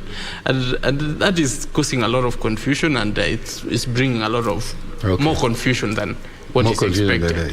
And of course, right now we are in a situation where you tune into this particular station and you see your candidate leading, and you say lock this there. Is the right one. You lock there. Yes. But I'm told those are some of the dangers. When you see something that's so aligned, you need to run out of there. Exactly, and that's the fear. I think it would have been a brilliant idea, as Daktari had floated earlier. If media did that, then you would have your own analysis style. Because there are different media houses that would want to focus on different aspects of what those results represent. That's true. But the results would be the same, the reading of it beyond that would be different depending on what you want to focus on. But this is very tense, and for me it's very frustrating that today you see the city was dead. And I really hope we can get to a place where Kenyans vote and go back to work like they didn't vote. Life goes on immediately. The economy is moving on. We are so broke that it is unfortunate that we can afford to have 3 or 4 days when the economy is churning out very little, because most shops were not open. The cars on the roads were very few, very few things were going on. And that's an unfortunate place to be, simply because we are waiting for results. But let me bring in Daktari. And at the risk of sounding very simplistic, 7 plus 2, 9. 10 minus 1, 9. 11 minus 2, 9. So we all get to 9. We'll get to so ultimately, the only person who is allowed to declare the results, the winners, is Chebukati. Correct. Isn't it possible that when Chebukati will be releasing and declaring winners, all the media houses would have sorted themselves out? Most likely, yes. But I also envisage a situation where Chebukati announces the final results, say, on Friday or Saturday. But given the run rate or the burn rate of the media, data capture and whatever, they'll probably be finishing their bit of their project sometimes mid-September. But the official announcement will have come out. I mean, yeah, because we are just looking at the trends. I think there's a lot of manual work involved in this process. And I don't think most of the media houses had enough capacity to deal with it in the most efficient way. And that is why, to your earlier question about the need for speed, because you talked about speed, speed is critical at a time like this. If media houses are going to report this, it has to be done in a speedy way and in the most accurate fashion. Very basic principle of operations. Either you have the process that works and works efficiently, or you don't touch it. I think there's also the aspect of there seems to be a disconnect between the IBC and the media. I think IBC, Chebukati just threw to the media, you figure it out. There ought to have been a joint kind of training that this is what we have, this is what we will be expecting you guys to be reporting, so that at least media houses know what it is that they're getting themselves into. I think for me, I have a feeling that this was just it's like a dog which was passing and wasn't sure there is food, and a bone is thrown at it and it doesn't know how to go about it. Just that's biting from whichever side. But the media house should have taken the lead in that conversation. They should have. In that conversation. Lily, do you get a sense, I mean, just picking up from what Wakili is saying, being thrown under the bus, and yet that's not your core. The Constitution is clear that that's IEBC's core. Our core is slightly different, you know. So we may not have the nuts, the bolts, the what, like IEBC, and the budgets. Really? The budgets. Especially the budgets. Especially the budget and the resources. Information. Yes. Yeah. And running the election is information. Is IEBC. So how to relay, and it is not like it is new. We did it in 2007. So it is not that it is new, but I think that the problem. But in 2007 it didn't work, Millie. You remember? Even Nani said he didn't know who won. We had to stop at one point because of some other things going on. But the media, what I'm saying is the media was doing it.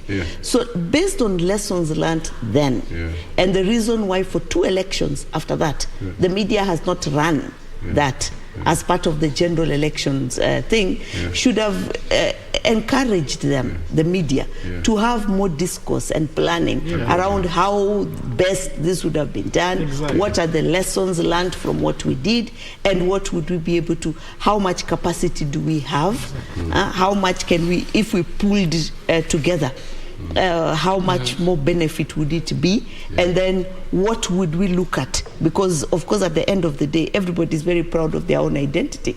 How do we keep our own identity even as we do this? But you make a very good point, but let me bring Daktari in without necessarily putting you on the spot.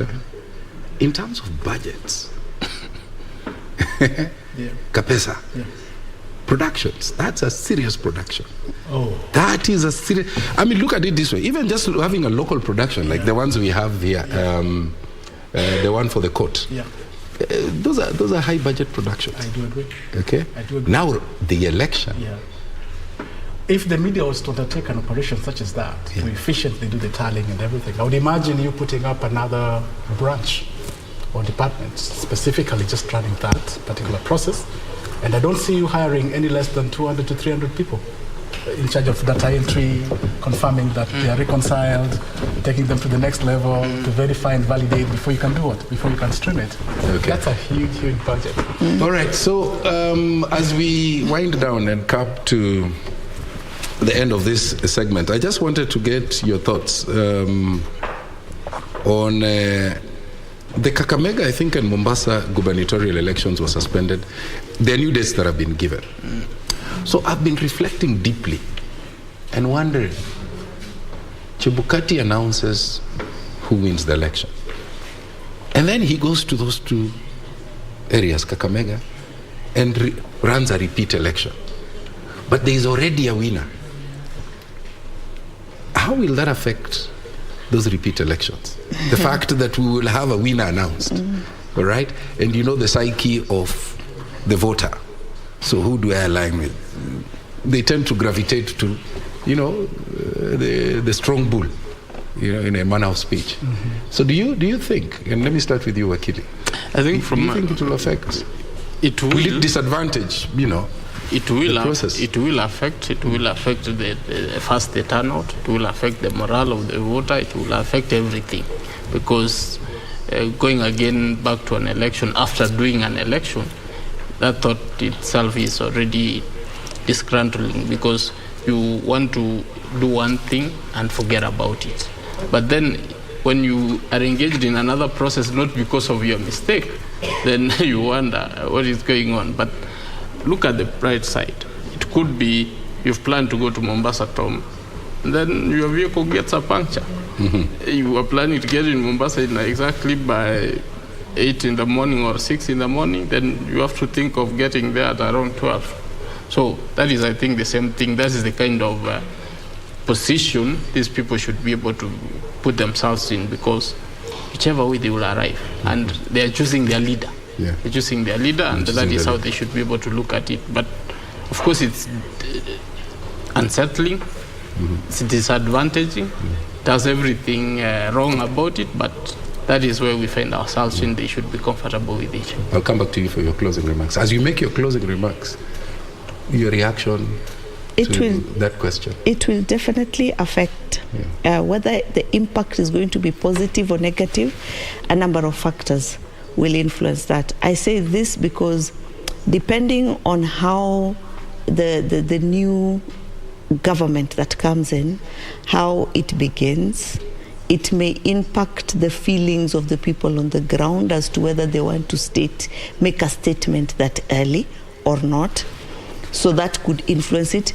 You also cannot underplay the fact that every by-election, and this will be almost like a by-election because it's a postponed election after the general election, the turnout is normally lower, because remember that it is unlikely that people will have a public holiday on that day just to go out and vote.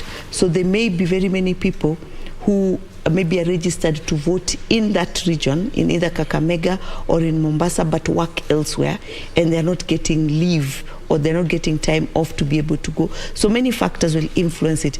But also the fact that since there won't be a general election, it will be possible to pull in all the resources, all the chamas, you know. You've seen, for example, the role Atuoli has been playing in the Azimio campaign. He stands up and the crowd goes crazy because they know what to hear from him, and the insults that he starts with makes people very, very excited. Allah? You know? And then Shenzi, everything is Shenzi style, you know? And you may have an opportunity to pull in fellow colleagues who may otherwise not have been able to participate in your election. So a lot of factors would come into play. You can't call it either one way or the other.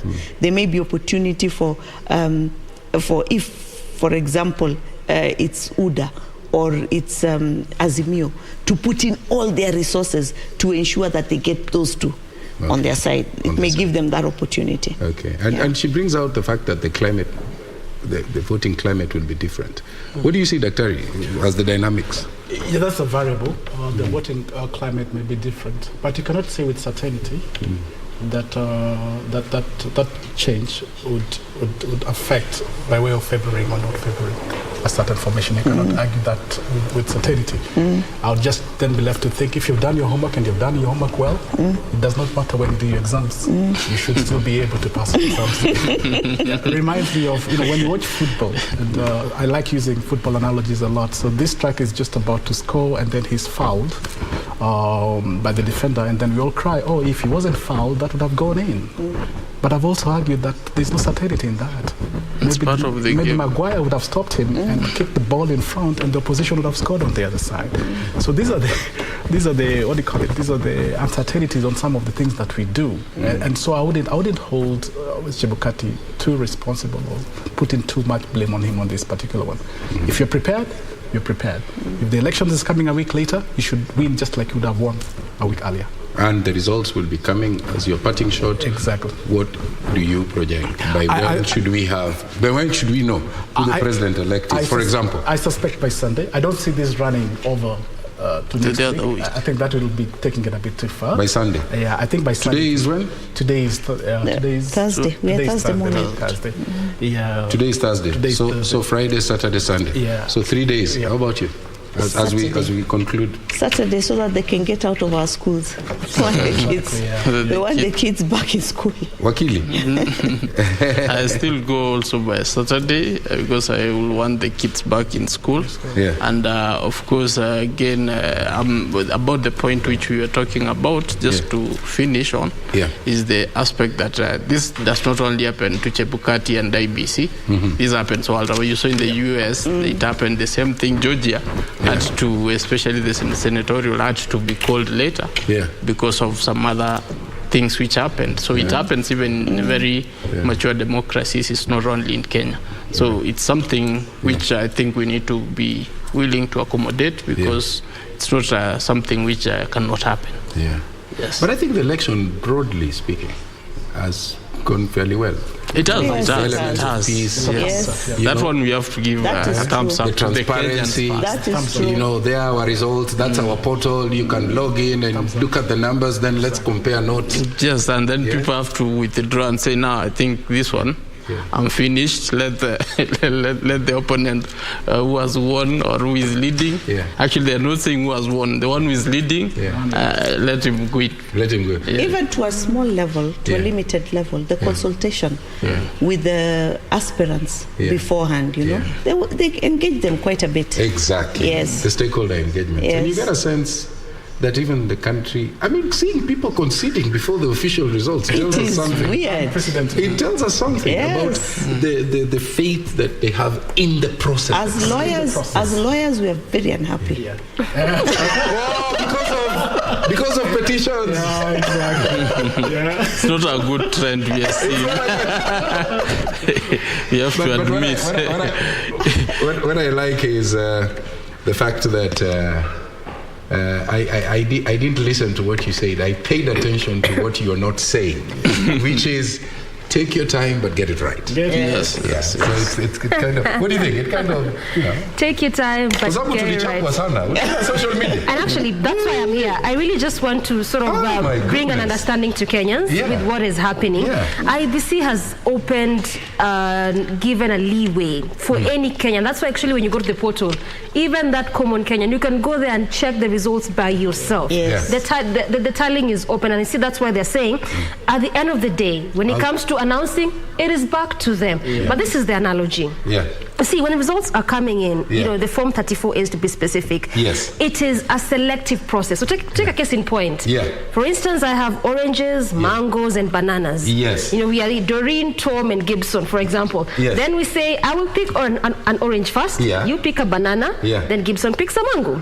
Then again, in the second round, I say, I'll pick a mango. Then you pick, you know, a banana. Then Gibson picks, say, a pineapple. By the time we are done picking, all of us will be having mangoes, pineapples, and oranges. I like that. By the time we're done, mangoes, pineapples, and oranges. I like that. By the time we're done, I will say the two Achilles now declare who has more mangoes. And by the way.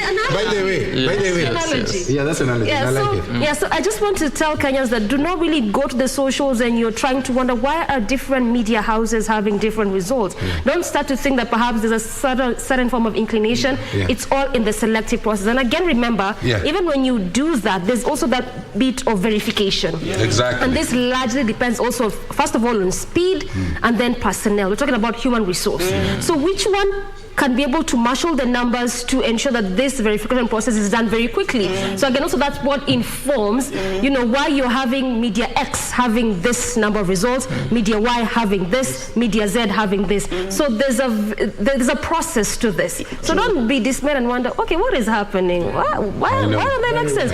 That is the whole idea. There's no black sheep in the media industry. All are right at the end of the day. when you're talking about the banana, you reminded me of the referendum. That's a good place to leave. I want to thank you all for this is national duty. Yes. Millie Wanga, governance expert, Dr. Julian Rowe, conversational expert, and Gibson Gesore, political analyst, and the other guest has left? Advice Mudalo. Yes. Is a political and communication strategist. Yeah. Thank you so much. Thank you to my co-anchor here, Doreen Arangi. I can't see another We want to thank you so much. My goodness. How many hours? What's it? It's going to 1 now. Exactly. Just 8 minutes the top of the hour. No, but it's worth the while.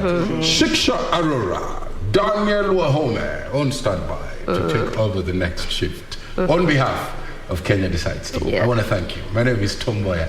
Good night from the capital city. Nairobi, Kenya.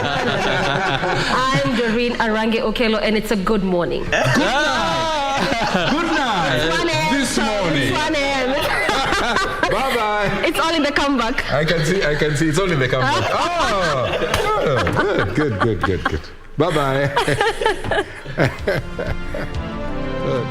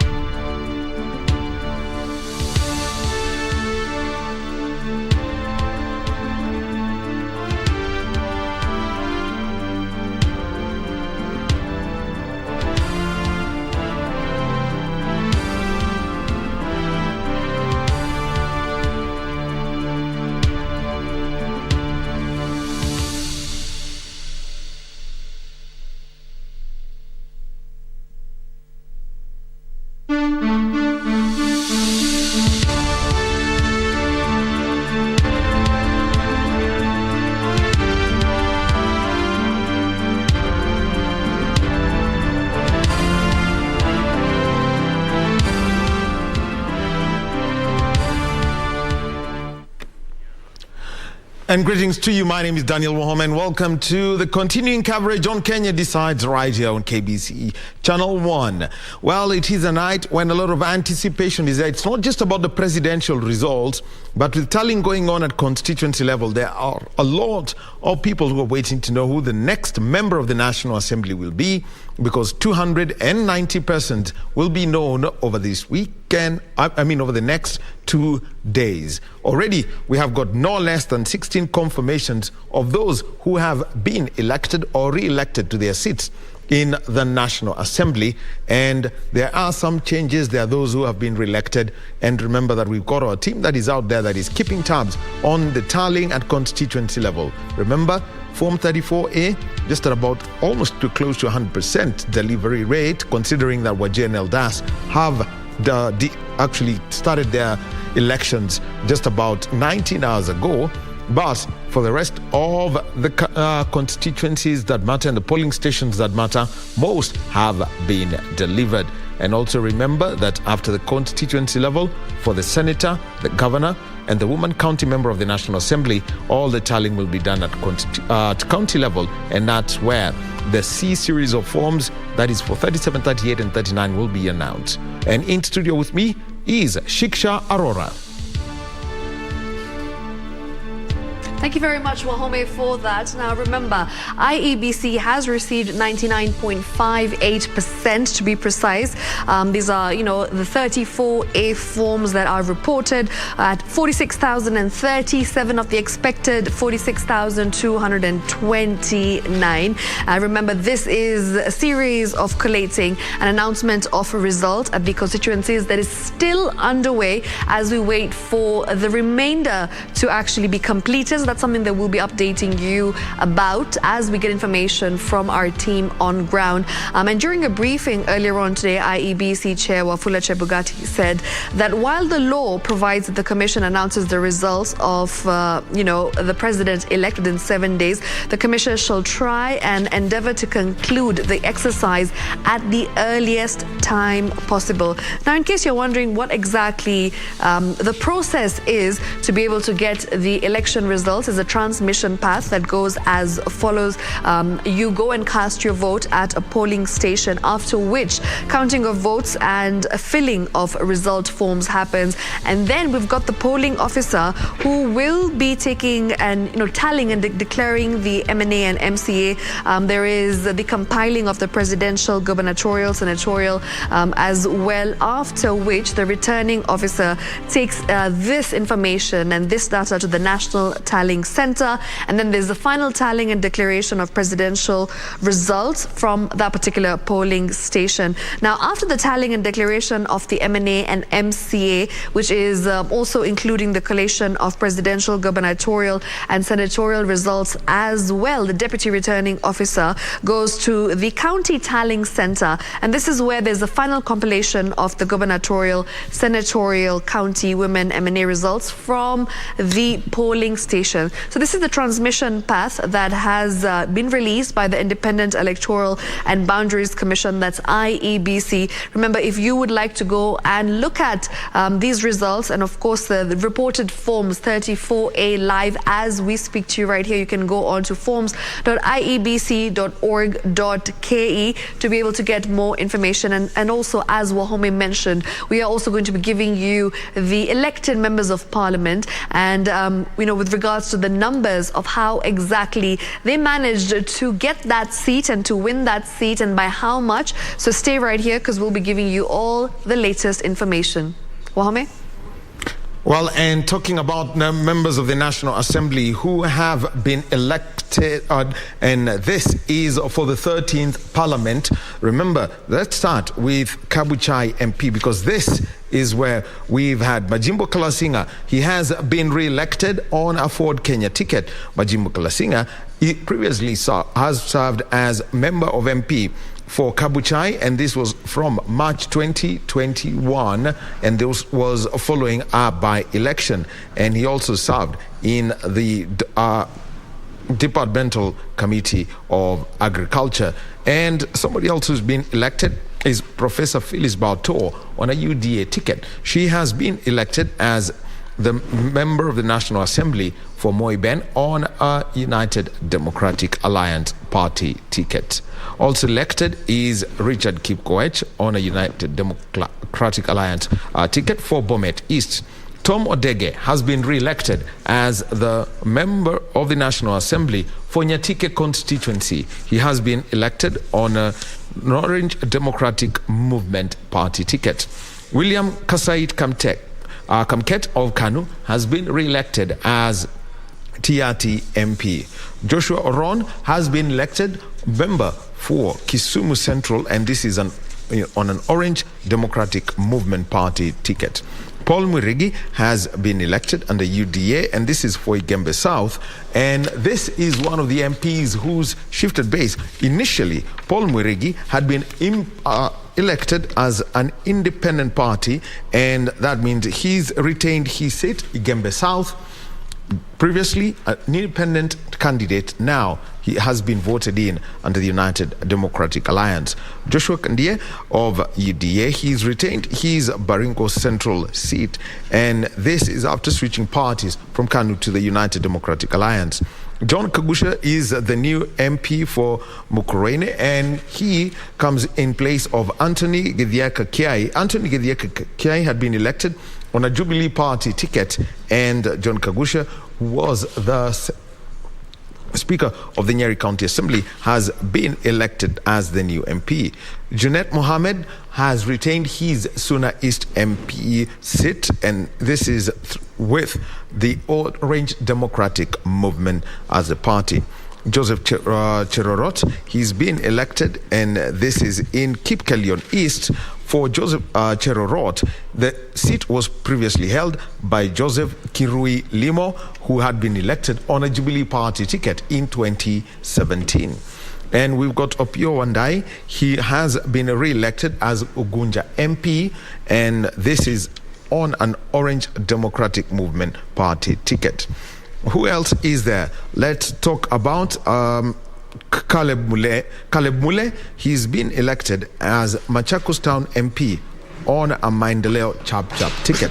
And the other person who's been picked up a seat is Dr. James Nikal. He has retained his semi-parliamentary seat, and this is on an Orange Democratic Movement Party ticket.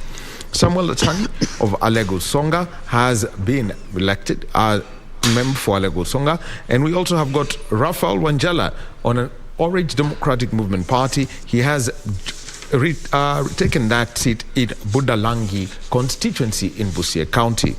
Then let us move on to Tinderet constituency, where Julius Melly has been elected, and this is on a UDA ticket. Millie Odhiambo, elected a member of the National Assembly for Suba North, and she has retained that seat. Then we've got Musa Sirma. He had been elected member of parliament for the first time in 2003, and then for Musa Sirma, he's been elected again as member of the National Assembly for El Damaravin constituency. Susan Kemba has been elected member of the National Assembly for Makueni, and this is on a Wiper ticket.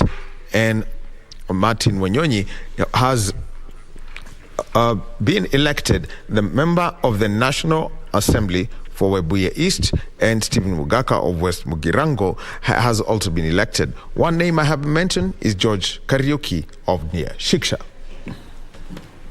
Thank you very much, Wahome. Of course, that is the update of the members of parliament who've been elected. Remember, this year there has been a very interesting turn of events when we speak about the incumbent members of parliament and how some of them have lost their seats and have been and of course some of them who have been re-elected as well. So yes, we'll definitely be taking you through that later on. We've got some results that have come in for Kathiani constituency, and that's from the Tallying Centre, and these are presidential results, with Raila Odinga at 30,000. 6,984. William Ruto with 6,624. Professor George Wajakoya with 300 votes. And Wahiga Mwaure with 91 votes. Members of the National Assembly, we've got Robert Mbui at 30,635 votes. Moya Kitavi at 6,524 votes. Teddy Kioko with 365 votes. And Kiseli Wambua with 165 votes. Now let's just cross over and take a look at what's happening in our respective counties. And of course the tallying centers and how the counting is going as we speak. We've got our reporter on ground. His name is Dan Mwendwa. So we're going to be crossing over to him and just listening into what information he has gathered for us so far. Dan?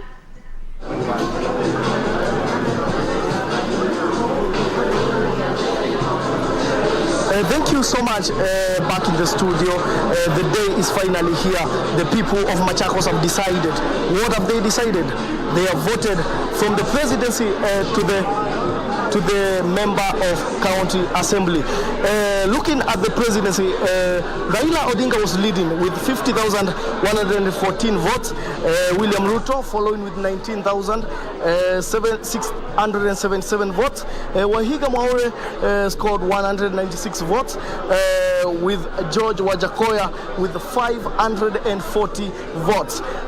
The most amazing thing is that the Machakos constituency have a new MP. Guess who is he? Caleb Mule, the former member of county assembly. Thank you so much and welcome, Bona Caleb. First, congratulations so much. Asante. So, a quick one. What do you think and you have for the Machakos constituency?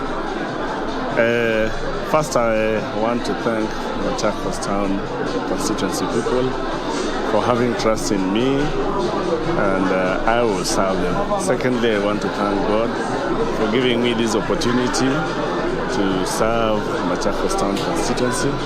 Thirdly, I want to thank my family for giving me support that was needed. You are a member of county assembly. What motivated you to vie for the member of parliament? I wanted to serve a big area. As a member of county assembly, I served Botiki Makimwe, and I diligently served them, and I thought that I would do better with a large area. That is why I wanted to serve Machakos Town constituency. I wanted to serve a big area. And what motivated me is being a member of county assembly, I did a lot. Roads and water and lighting, and with more resources from the national government, I would serve Machakos County better. Again, let me ask you a question. You have been a member of the county assembly. How do you feel beating Honorable Victor Munyaka, a person who has served as a member of parliament for the last 15 years? I thank God. It's God's favor, and it's all, I give it all to God. Yes. What does the people of Machakos constituency expect from you? People of Machakos expect me to work for them, and for sure, I'll work for God's people and people of Machakos generally. I'll work for God's people. Thank you so much. Asante. That was the new Machakos Member of Parliament. We're also joined by one of the elected members of County Assembly, who is Johanna Munyao, who is representing the Mutituni Ngelani ward. How does it feel retaining the seat for yet the second time? I want to say that I'm happy to have been re-elected to serve for another 5 years. I want to appreciate the residents of Mutituni Ngelani ward for having confidence in me, and I want to assure them that I'm going to continue serving them, and I want to assure them again that I'm going to offer my services of oversight, representation, and also legislation as required by law, and assure them that they expect to get more development and servant leadership from me. After stiff competition, do you think that you're the best bet for Mutituni Ngelani ward? I would like to, I want to say that there has always been several elected members before me, and I am the first person to have served for 2 terms. And this is enough evidence that people from Mututunu-Gelan ward have seen that I have been able to offer the best in terms of pushing for development to the area, and also in terms of engaging with the other stakeholders to ensure that our ward gets enough services. Thank you so much. Thank you. This is the end, and we wait to see what the leaders have to offer for the people of Machakos Town constituency. Back to you in studio. Thank you very much, Dan, for that update. Of course, we will continue having this conversation with him later on as well with regards to the numbers. But yes, you are hearing it from him. He is in Machakos getting us the figures from the tallying center as the results come in. Yes, indeed, we've got Caleb, who is the new member of parliament, and we've also got the declaration of the MCA. So we'll be taking you to other constituencies and, of course, other polling stations as soon as we have our reporters on ground. We've got our reporter in Kasarani, that's Jacqueline Masharia. We've also got Zainab, who's in Kamukunji. And yes, we'll be getting more information from them right here on KBC Channel 1. Wahome?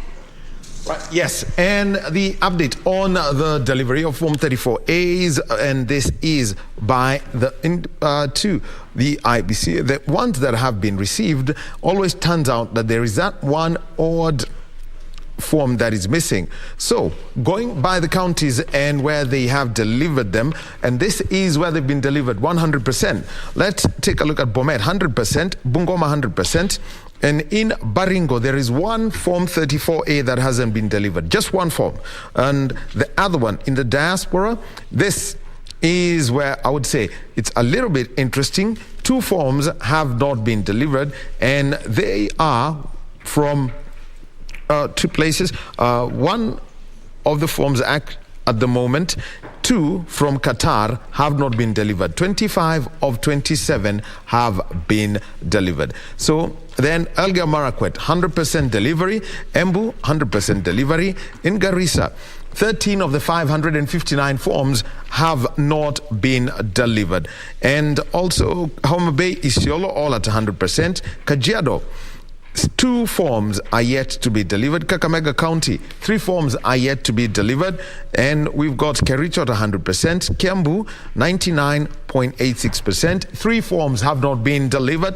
Kilifi County, all have been delivered. Same to Kirinyaga, Kisii County. And in Kisumu County, 1 form is yet to be delivered. 1,169 of 1,170. And 100% delivery in Kitui County. In Kwale County, 3 are yet to be delivered of the 744 forms. Laikipia, 565, 1 yet to be delivered. In Lamu County, 4 are yet to be delivered of the 192. And let's talk about Machakos County. That's where Dan Wendwe is. 1 form is yet to be delivered. Then from Machakos, we move on to Makueni, 100% delivery. In Mandera, 15 forms are yet to be delivered of the 554. Marsabit, we've got 436 of 448. Meru County, 1,641 of 1,643, 2 yet to be delivered. In Migori County, 1 form is yet to be delivered. Mombasa is at 100%, Morang 100%, and 1 form yet to be delivered in Nairobi. 1 Form 34A yet to be submitted. Let's talk about Nakuru County. 1 form yet to be delivered. In Nandi County, 1 yet to be delivered. In Narok County, 3 yet to be delivered, while there is 100% delivery in Nyamira, Nyandarua, Nyeri, Samburu, Siaya, Taita Taveta. In Tana River County, 8 of the 368 yet to be delivered. In the Rakanithi, 100% delivery. Trans-Nzoia County, 1 is yet to be delivered. In Turkana County, 8 of the 786 are yet to be delivered. Western Gishu is at 100% delivery, same as Vihiga County. In Wajir, 512 of the 610. And in Wajir County, we would understand because voting started less than 24 hours ago after the elders scenario. So that is understandable, given that there is still about 98 forms yet to be delivered, especially from elders constituency. Well, in West Pokot, 2 of the 858 forms are yet to be delivered. So that is what we have got coming in from the delivery of the Form 34As, which specifically deal with the presidential election. And we would also like to mention 2 more members-elect of the National Assembly. We're talking about Martin Wanyonyi, Webuye East, and Stephen Mugaka, West Mugirango. So that means the number of the members of the National Assembly whose fate is known so far are 25. 24 from the constituencies and 1 from who is the Kericho woman member of the National Assembly, Beatrice Kemei, who was elected unopposed. Remember, that is one of those who was there. So already we know 25 of those 337 members of the National Assembly. So remember that there is 312 more whose names we are waiting for, and we've got our teams who are on the ground, and they will be giving us a full update as the results are announced by the constituency returning officers. So, Shiksha, an update more. All right, thank you very much for that, Wahome. Now remember, as Wahome mentioned earlier on, the residents of Elders constituency were finally able to exercise the democratic right to vote this morning after IEBC had postponed the elections that was yesterday, citing insecurity in the area.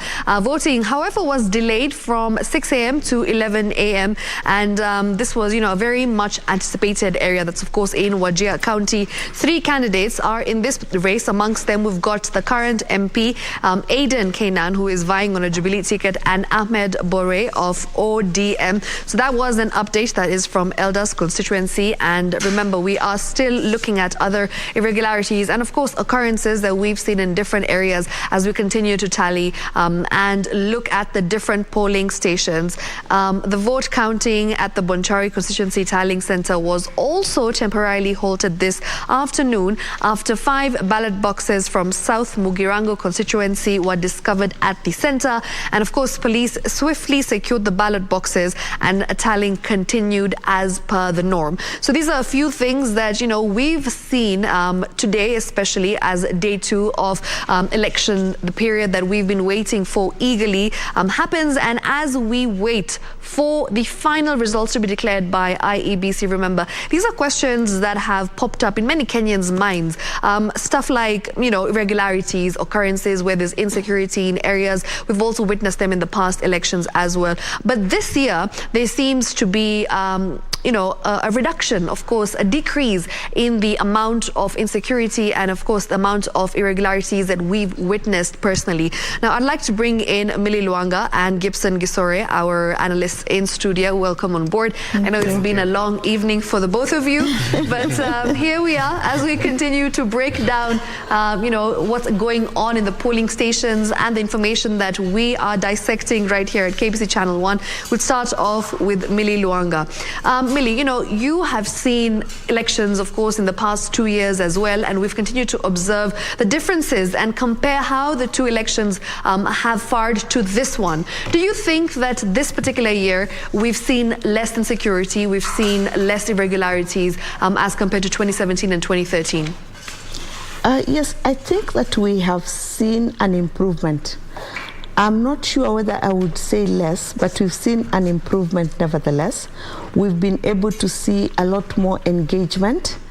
Not necessarily the one-on-one talks or the discussions, but a lot more constructive engagement in that IEBC has been involving the aspirants, the key stakeholders, has been engaging them and incorporating their concerns at every step of the way. And I think that that's a good thing, because the more they incorporate the concerns of the aspirants or the key stakeholders, the less likelihood there is of, at the time we are going to election, there's so much disgruntlement. Because you can never forget the fact that every aspirant comes with at least a minimum, I normally say, of 10 people who believe in them, you know, a minimum, who believe in them and will follow them, and there's that multiplier effect from these people. So if they're disgruntled and when they say something, we tend to believe that these people who are in public space know some things that we don't know. So if they say something, it's so likely that we may be able to start saying that, well, there's a problem.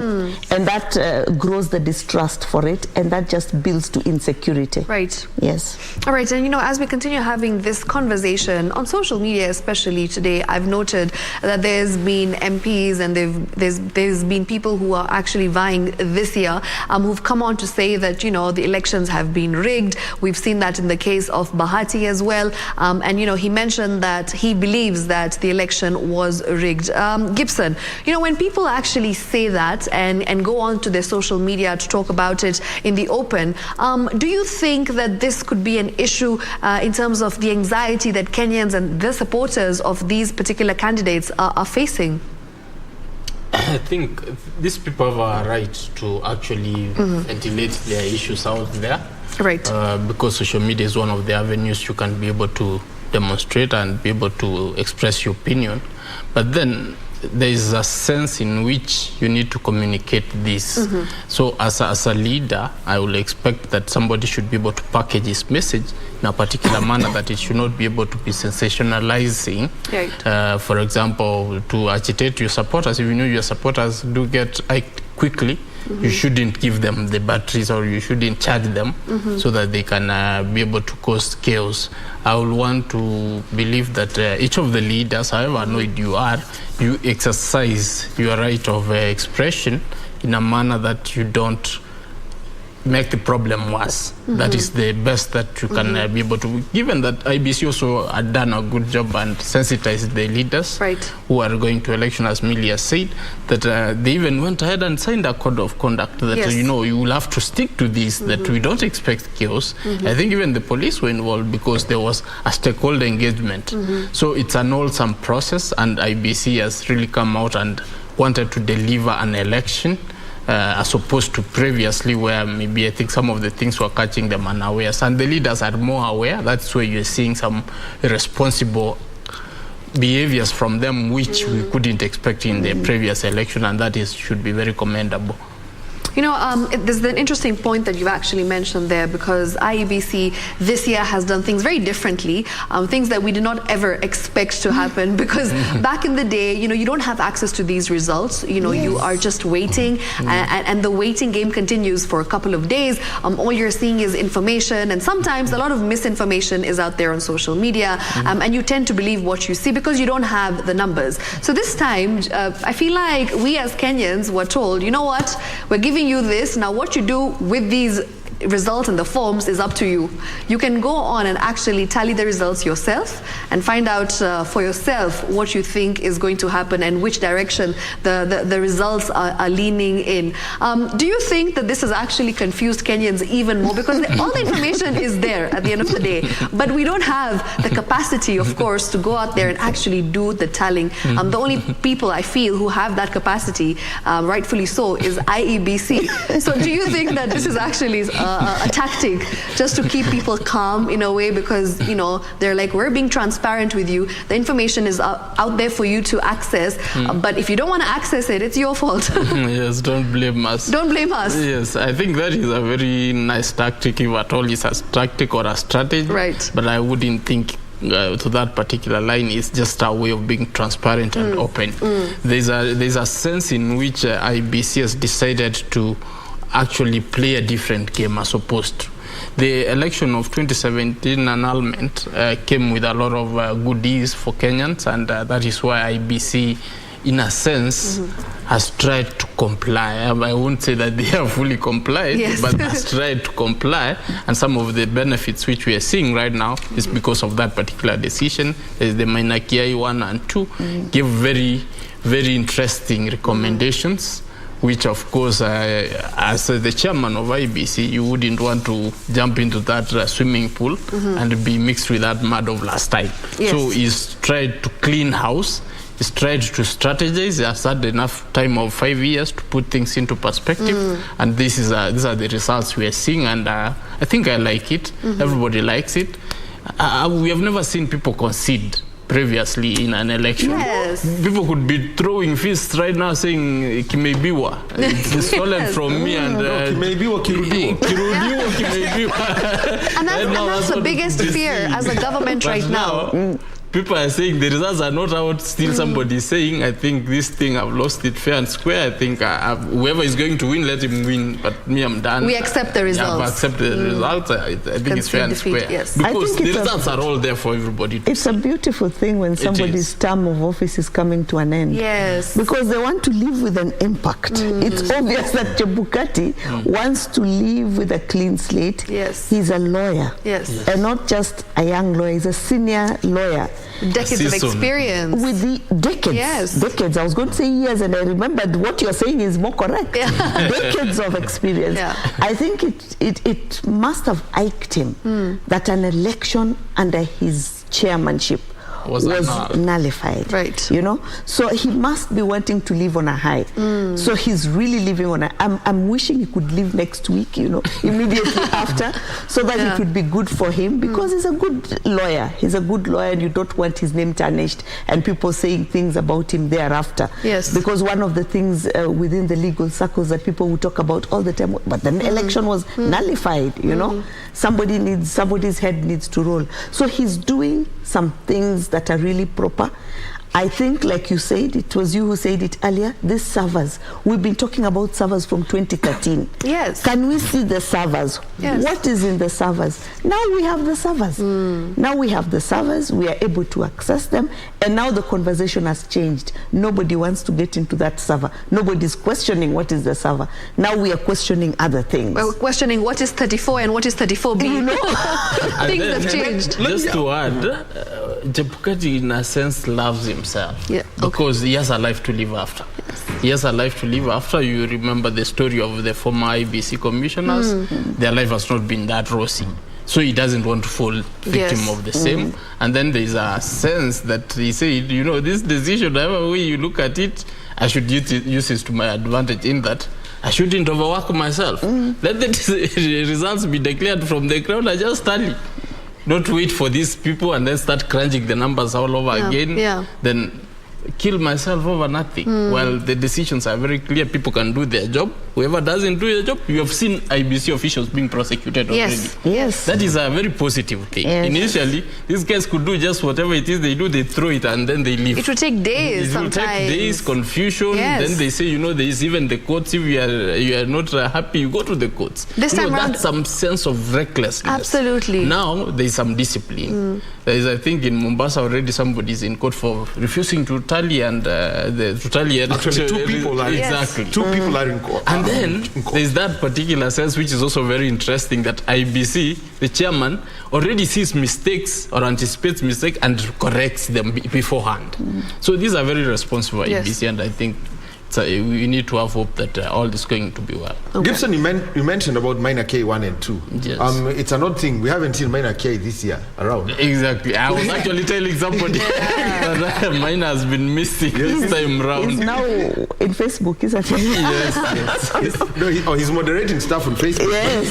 You mentioned minor K 1 and 2. It would be good to say, about why there was minor K 1 and minor K 2. And the impact it had on the 2017 election, because it changed the way we do our numbers. Just the background of that. So in the 2017 election, if you could watch the debates in the Supreme Court, which most lawyers were trying to put across, is that what is the spirit of the Constitution in regards to elections?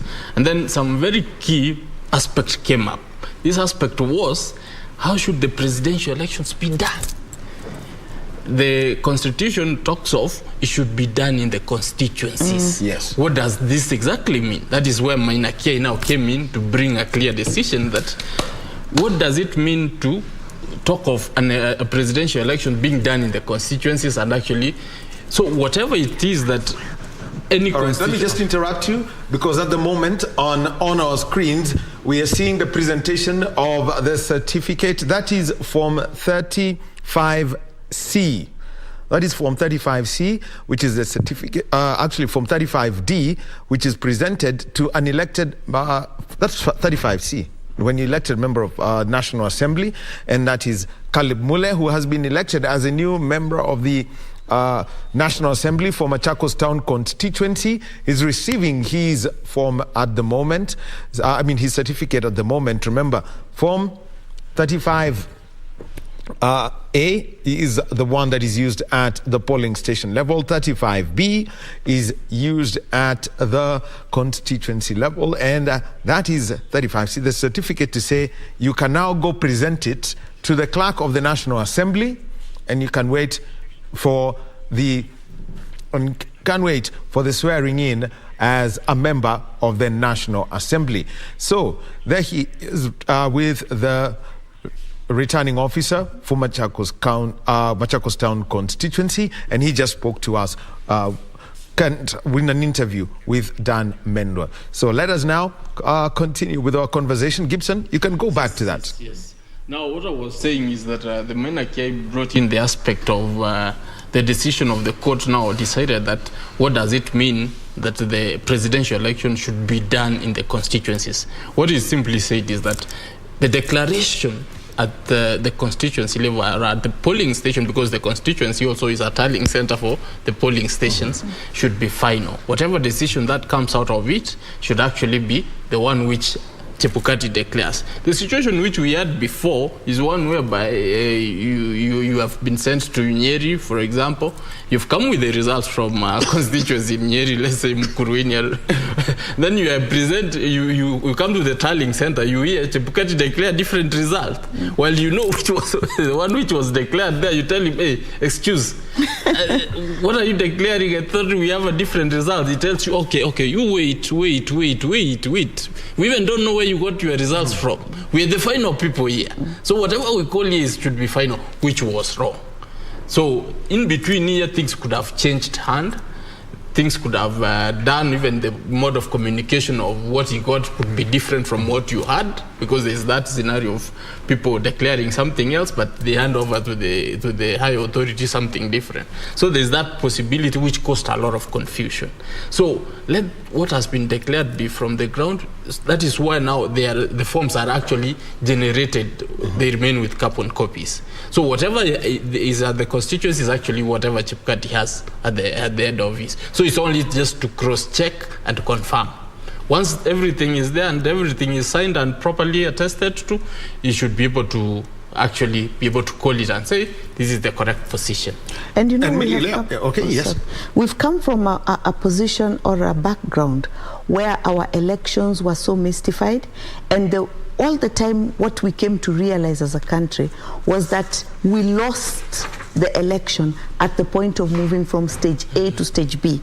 So that, for example, when people came to vote, they would come, and it is at the point of setting up that you'd find in those opaque boxes, somebody has already put in. The black ones were famous for strange things. For strange things already being there. So we've been improving with every election as we go by. We said you have them transparent. It's so clear. Everyone can see if something has already been stuffed in. We have the tags that we tie together, you know. And then there was a point when we lost a lot of votes or a lot of elected leaders at the point of transporting the ballots from the polling station to the tallying center. So we said we now want to tally at the polling station, so you just convert it. It is a studio now, and then as soon as we finish with the studio, we convert it into something else. So you convert it into that tallying center. So Maina K reinforced that, because change doesn't come easy. So much as the law had anticipated that, we were very slow in embracing it. And as my colleague has been saying, it took the court stepping in and reminding us that this is what the law says, for us to remember that once that result has been declared, what change is going to happen as it moves from stage A to the next? It's just a matter of transmitting it to the next stage, but it's final. You've already declared, you've counted, and you've counted when everybody who should be there is there. If we go to 2017, because I think the appeal was, the Court of Appeal decision was made on a Friday, with the elections being slotted for Tuesday the next week. given that a lot of, we don't have that much litigation this time around, but how well are IBC responding to orders that are coming to them, given the harsh lessons that they learned from the Supreme Court decision that was announced on the 1st of September 2017? Pretty good, I would think. Because remember, like now the courts had been giving decisions or issuing their decisions pretty late in the day. The High Court delivered the decision that there would be no manual voting. And then I think, or there would be manual voting. It was that there would be manual voting. And then IBC said, very well, we'll prepare, we are going to print out. And they began to communicate the information to all their agents across the country. Then when the Court of Appeal came up with this other decision that was clarified by the Court of Appeal very quickly, because the first information that went out to the media was erroneous. So they clarified and said, we've not said that there'll be no use of manual. We have said primarily it will be the claims, and should it fail after attempts, then you should be able to use the printed version of the claims. Again, of course, that is what the law states already. That is clearly what the law states. The Court of Appeal did not make any law there. They just restated what the law says. But just defining it as Kenyans, it is the same way tomato. You want to read it this way or that way. And it becomes a conversation that will take forever. All right. Millie Lwanga speaking to us. And now let us listen in to the MP-elect for Machakos Town constituency, Caleb Mule. Machakos Town constituency. Mubea nondoa kwanza kwa ta LP wenye na ndimuadha kana nengo motokoma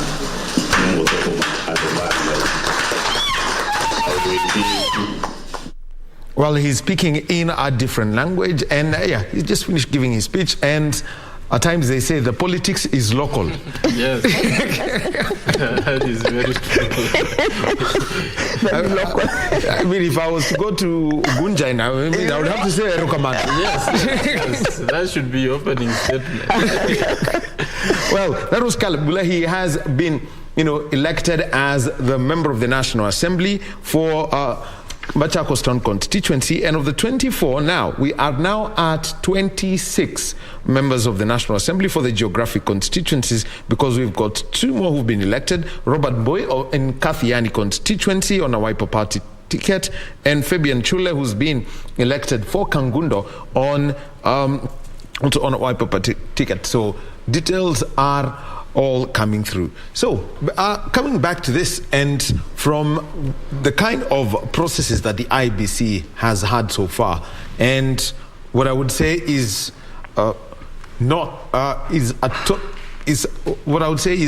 information that has been considered an IBC, where they admit, for example, that in one case they had the case of there was a case of the Kakamega and Mombasa, where the printer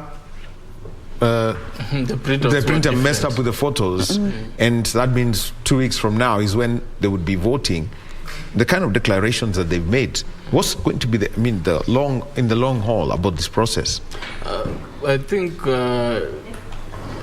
we will. It's unexpected. It's actually an IBC at this particular point. But then we also can't blame them. We can't blame them that much, because the things were being printed in Greece. They sent agents there, and then we were printing millions of things at the same time. So I think the proofreading, there's the aspect of proofreading. I think that's where the mistake happened, where maybe some people went to Greece. Greece is very beautiful, and that's a very nice beaches. So guys might have cross-checked those things, and then they started sleeping, and then they we're leaving this place without checking. I think if the others have been okay, just print everything and then jump to go have fun in the streets just to cool off. And that's what I'm imagining. If I was there, I wouldn't have left without actually checking some of the places. But then we end up in this situation, and then of course they have been fighting these issues of courts to the very end. You know, Songo was in court to the very last minute. Exactly. There was also the other preacher, what is his name, who got orders. Ruben Kigame, actually, in the presidential, and you know, that was very confusing for them. I would have expected that this litigation should have stopped at some point to give them ample time to prepare, because sometimes you can't flog the horse so much, even if you realize that it's actually going to win a race or not to win, you need to throw in the towel and actually be able to let it run its best. So I think IBC must have suffered because of that, and whatever has happened, the beauty is it's coming from IBC. You know, it could have been different if actually on the voting day people went and realized this. It could have been chaos. So they are very responsible this time. They have said, we've noticed there's a mistake. Kindly allow us to correct the mistake. We'll come back to you and you vote, so that you vote peacefully. Right, you know, there's something that you've mentioned, Gibson, that has just caught my attention, because you said that this time round they've been very responsible in the way that they are relaying the results, and of course transparency is something that we are witnessing. You know, back in the day, as Kenyans were very anxious, they didn't have results, they didn't have access to these numbers and figures, they didn't know what to expect. You know, expectations were all over the place, and because of that we would see that Kenyans would not return to normalcy. It would take a long time before someone is actually willing to go back to work. Today, you know, our team was out there just doing spot checks, and we witnessed that Kenyans have actually just gone back to work, and life is getting back to usual, and it's just been day 2. So do you think that this also has something to do with the way IEBC has been really just handling the election this year? Yes, that is a very huge boost to Kenyans believing that this process is foolproof. At any point, somebody will start raising any question and say, you know, I think this thing is not going right. You will see people, especially in the stronghold areas, you will see some movement. Yes. And that is what IBC doesn't want. That's why it's taking time to check things and actually ensure that every process, every query is actually answered to immediately. That is really a big plus for them. If they tell you, like today, they have said, now we're not going to give any update till tomorrow morning, but keep crunching the numbers. Because you have an assignment. Keep crunching the numbers, be on your calculators. If you have any doubt, let's meet in the morning, we talk. You know, that's very important and assuring for Kenyans that, you know, even this guy looks very confident of what he's saying, and we shouldn't trouble him, let him do his job. We shouldn't trouble him, I like that. And the interesting thing is that they're only looking confident now. Yeah. 2 weeks ago, they were not. Yes. 2 weeks all over ago, the place. 2 weeks ago, Kenyans were up in arms. The leading presidential candidates were complaining. There was that lack of certainty. But the fact that IEBC listened, even at that stage, listened, despite the fact that many Kenyans thought that they were not going to be able to hack it. At one point, I remember the big question was, is IEBC really ready to conduct this election? That was actually the biggest question, I think 2 weeks ago. Yes. They were being accused of gross incompetence. Incompetence, and people had all sorts of names to call them. But they listened and they gave us room to be able to ventilate, and they did not try to answer everything that they could not, but they tried to answer what they could. And then now they allowed us to see what they're able to do. And to participate in what they're able to do. So I think that has been able to bring back some kind of confidence, because had they completely shut out Kenyans at the time when we were so unsure of them, then I think even now it would have not taken that quick step to be able to gain the confidence of Kenyans.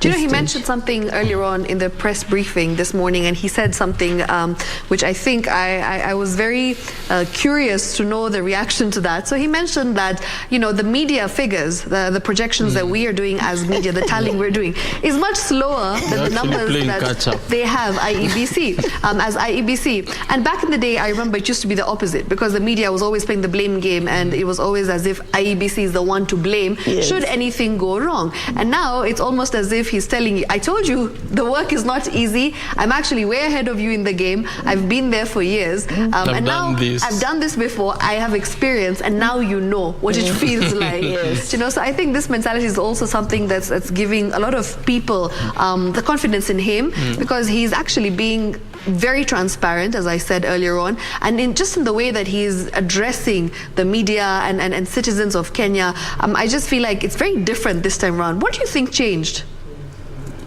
I think the fact that, for me, it's his last term. But I think the fact that the court, the highest court in the land, annulled an election. Yes. It's been an issue of discourse across the continent and even across the globe.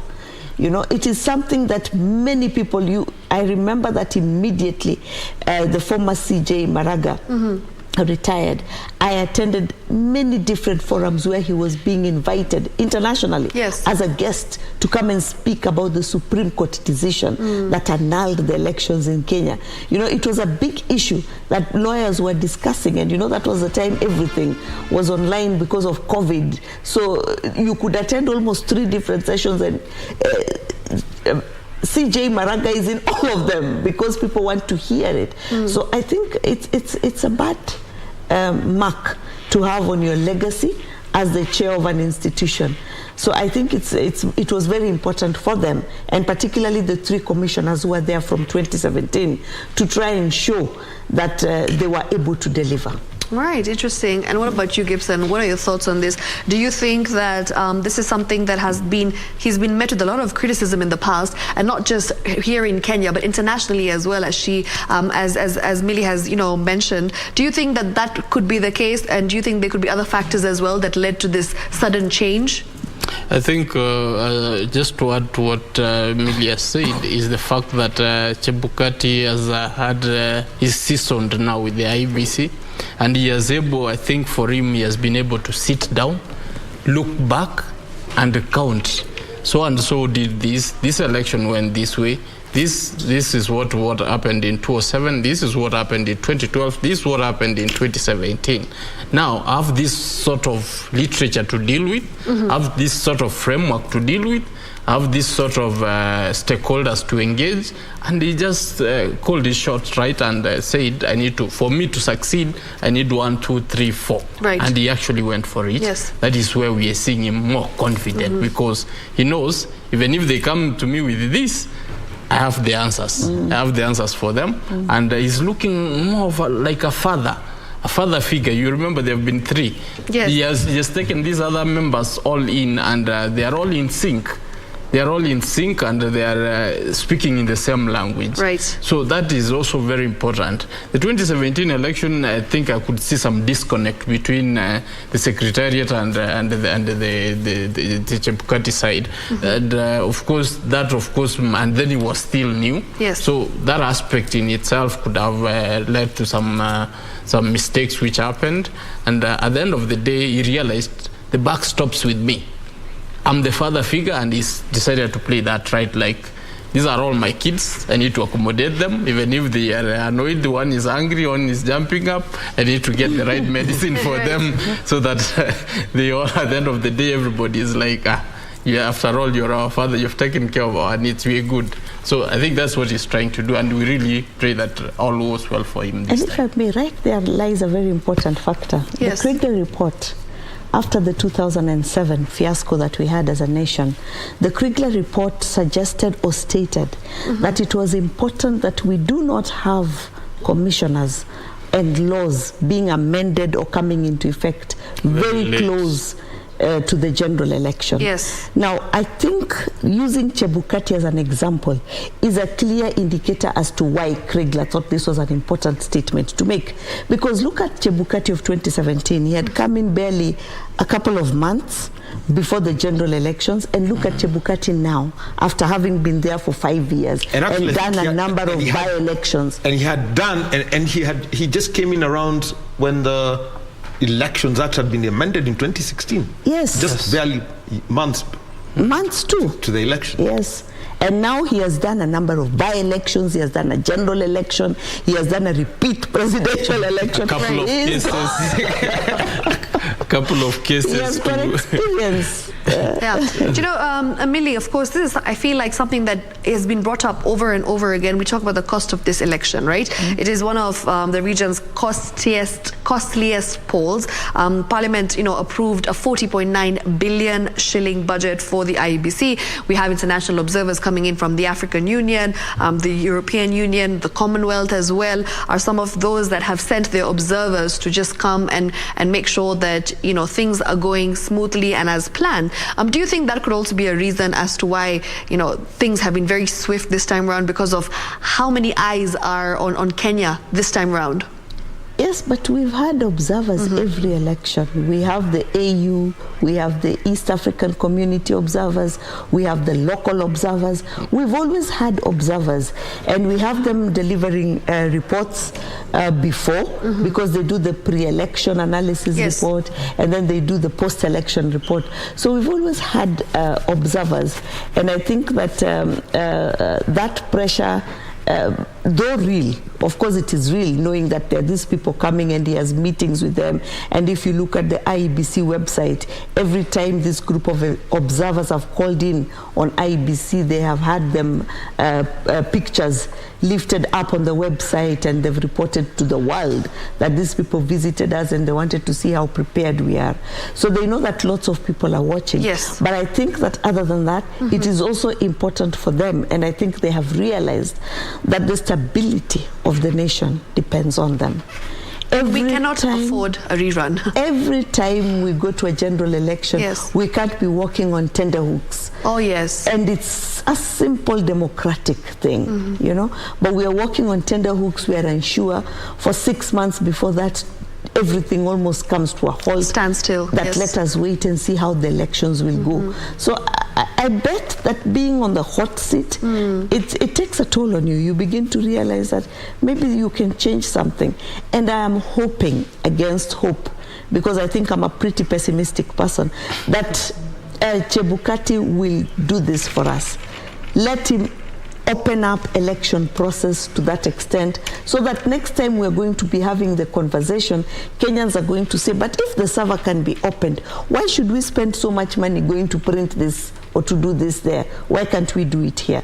He may just make it cheaper for us in the long run. And one of the things I want to bring in, because you keep mentioning about the server, and this was put out during when the submissions were being made before the Supreme Court.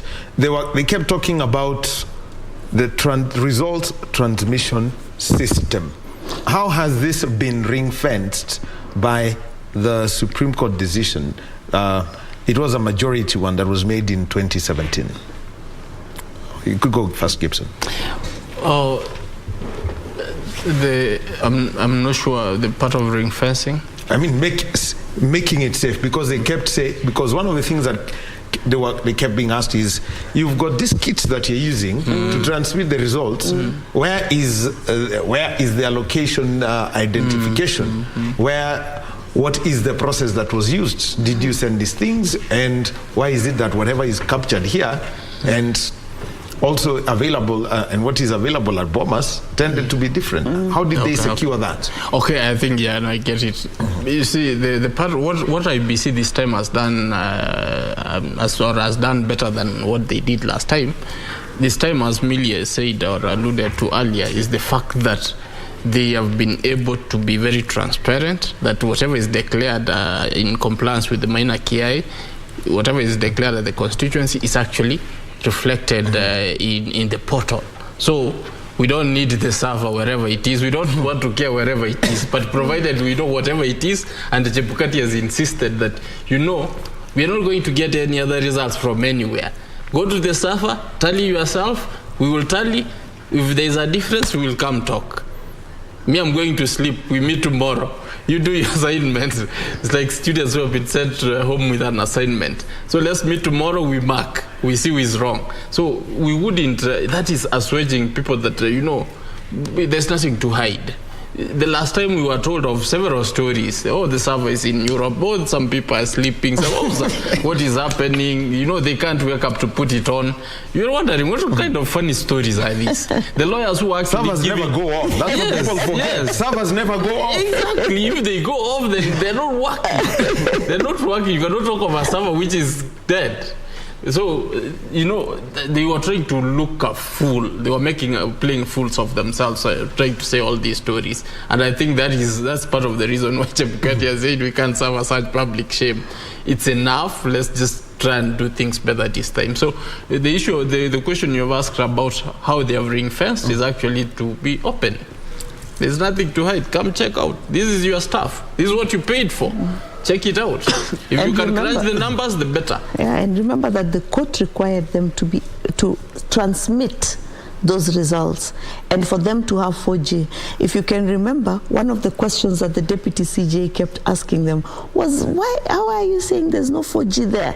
You know, to try and clarify that they should be able to get an alternative system of transmission and be able to ensure that that result is transmitted within a close parameter from the tallying center, if not within it itself, because that was something that the court tried to get them to explain, and there was no explanation forthcoming from them. So once the decision was passed that they must do this, they were required to do this, and that is why even at this time during preparations, IEBC was very clear to tell us that they've ensured there's 4G available in all these places, and in the places where they'll transmit, and where there isn't, they clearly stated what the alternative would be well in advance, so that there's no secret about it. All right, and we've just got news that's come in right now. We've got news that we have an update when it comes to Taveta, and Taveta constituency returning officer Yusuf Mohammed has declared the Member of National Assembly results for Taveta constituency and has declared John Bwire Okalo as the winner. Remember, just recently, of course, Naomi Shaban conceded defeat in the Taita Taveta MP race, and remember, she was the main rival when it came to this particular party ticket, and of course she was trying to retain her seat on the Jubilee party ticket, and she has considered defeat from her main rival, that was Wiper Party's John Bwire Okano. So yes, just news that has just come in that John Bwire Okalo has been declared the winner for Taveta constituency, and yes, we will definitely keep giving you more information as we keep getting these figures, and of course the results coming in from different counties, from different constituencies right here on KBC. We also were meant to have our reporter Alvin. He's in Kasarani Tallying Center, and he'll be giving us information and an update from there as well. We also have Jacqueline Masharia. So we do have a team of able reporters on ground at the different polling stations as they continue to give us this information. Wahome. Well, I'm talking about Taveta constituency. Yeah. Two of those who are there, two of those who lost, one of them, just taking a look at this, is Naomi Shaban. Yes. And there is Mwachala Nzilai. Both garnered 7,772 votes each. They are tied. It just doesn't happen that you've got a tie when it comes to the votes cast, but 18,742, and that is from the Form 35B for John Bwire, who's been elected the MP for Taveta. And we're also looking at at an election that is creating a lot of fuss when it comes down to the numbers, because this is an oddity that I've seen where they may not have won 7,772 votes. What would be the implication if the top two ended up with something like that? Millie. It's odd. I'm tempted, as we already said. It's an election of fasts. We have people conceding, we have auditors, the ones you're alluding to. It's all about the numbers. It's about numbers. It's about numbers, but I think that right from Jubilee 1, when the story of numbers started emerging as a key issue of discourse in Kenya, and people saying, you know, we have numbers, so the numbers speak for itself, and if you have numbers, there's nothing you can do about it. I think that the fact that now we are clearly seeing what it means to have numbers at the point of voting. When you see the numbers coming out and them being able to show you who is ahead and who is behind and by how much, and for you to see it and not wait for the final tally, is helping us to see some of these odd reactions for us as Kenyans, where now we can actually say that I put in a race, a good race, and he won. Yeah, may the better person has won. That is something that has been pretty rare. And for the 27 names that we've mentioned, we've spoken about so far, those we've got confirmation of in the National Assembly, they come in with a role that, for all their manifestos, something has been taken away from them. The CDF, the Constituency Development Fund.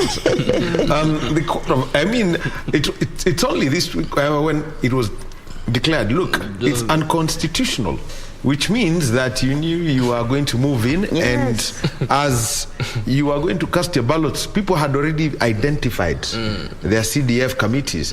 Now, what way forward now for them?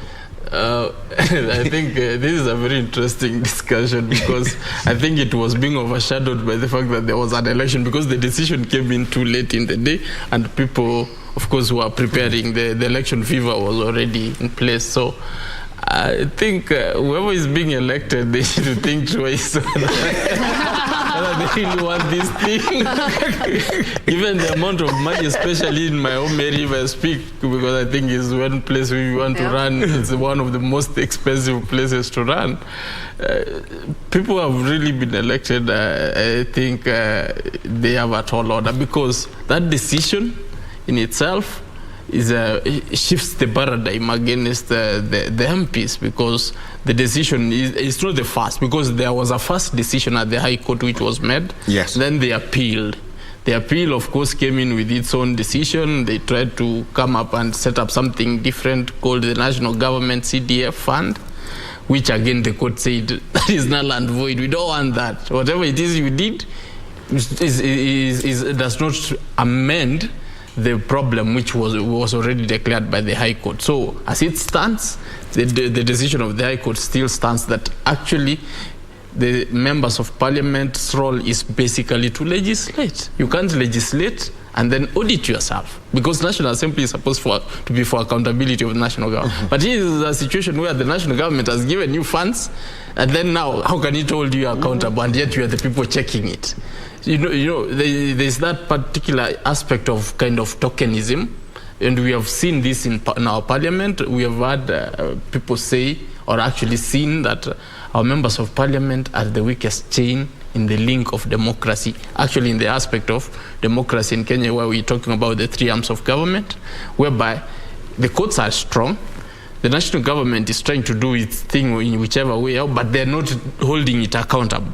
And part of the reason is this, that they have the CDF, which they could actually misuse, and then the national government could look the other side, provided they also give favors to the national government. So this is where I think Kenyans should be happy. This is a decision which is really going to change things, that now we're going to see a major fund, a major decision made, that we are going to elect MPs purely for the role they are meant to be, the constitutionally anticipated role of legislation and holding government accountable. And it should start and end there, not giving the money again to start issuing like tokenism. As you have well put it, that most of these guys, they have nothing else to offer, because the only thing they say, I will distribute the CDF. In their manifesto, they are saying, I will distribute the CDF. I will ensure that I give school bursaries here and there. I mean, very typical things. Now that has been taken away, and these guys will have to start rethinking the process where they actually need to be in the game. So if somebody went in for the CDF, or with the agenda of using the CDF wisely, he should rethink his priorities again. Shiksha. All right, remember, we are getting updates coming in from different constituencies and, of course, different areas. An update just coming in from Kimilili, where Kimilili MP Didmas Baraza has been re-elected. Of course, he garnered 26,000 votes, while his closest challenger, Brian Kayemba of DAPK party, has got 9,000 votes. Now, remember, he is currently wanted, as he allegedly shot dead and aged to his rival, Mr. Brian Kayemba of DAPK party on Tuesday evening, whom he managed to beat by, there's a big gap there of around 17,000 votes. So, does this change the dynamic of everything? Does it feel like it all went to waste? Okay, from the legal aspect, there is, as a lawyer. Yes, as a lawyer, I will want to say that that thing, when I had that communication that somebody had actually been shot. Yes, allegedly shot dead. Allegedly shot Absolutely. dead. Of course, the photos are there. That was very sad. And whoever it is that we talk to, everybody shares the same sentiment that that shouldn't have happened. Yes. That shows that Kenyans have become conscious that we don't want violence. Yes. Other than that, there is the aspect, of course, that will be processed in a different way. The DCI will come in and be able to process that. I hear they are looking for him. Yes, he had 24 hours to surrender. Yes, to surrender and show up. And now that he has been declared winner, now he needs to show up fast. Because no, it's very easy. It's very easy to arrest him. Yes, it's very easy to arrest when he's going to pick his 35C, you get hold of him and grab him and put him inside fast. So other than that, the process of that election, there is a high possibility if actually somebody goes to court for it to be annulled because of the election malpractice, where actually somebody was shot. Yes. So that is very sad. And I think Chebukati himself alluded to that. He didn't allude to the aspect that it's going to be annulled, but actually said that that is a criminality. It will be processed by the criminal justice system, and we are ready for anything. If somebody comes with an order that we need to redo the election, there could be a possibility of that as well. The possibility of that also exists. And if people of that particular place, but however much that they had so much confidence in the guy, but then, you are seeing the kind of person, allegedly. Yes. Allegedly, because that has not been confirmed. But I think the frustration there was also with Chebukati. Okay. Because in the eyes of everybody, this was clearly something that happened in the face of an election. And Chebukati comes up and says that this has nothing to do with the election. It is a criminal offense. Yes. And let DCI deal with it. Yet we have been constantly saying that we want to see IEBC with teeth that can deal with members. Can you imagine how beautiful it would have been if right now we were saying that actually the votes have come in as one, but he's been kicked out. Right. Because of having committed an offense, an electoral offense. And therefore, despite his 26,000, we are giving this seat to the next highest person, which is 9,000. Kenyans would have begun they do to in the feel, Olympics. If you're caught doping, we take we give to the next person. It would have been a very beautiful discussion. It would have moved us away from the tension of waiting for the presidential results. Absolutely. When we talk about the impact of Didmas having lost this seat. But unfortunately, we missed that opportunity. Yes. And electoral offences will still continue. I think also the aspect that we shouldn't encourage this. This is very sad. Yes, as Kenyans, we shouldn't think this law. Whatever the situation which propelled allegedly to do whatever he did or he didn't do, it shouldn't happen. Yes. Nobody should actually get to that level of just pulling a gun. I wonder whether even he's actually a licensed, because there are very strict laws now, especially for licensed gun owners. Yes, they are.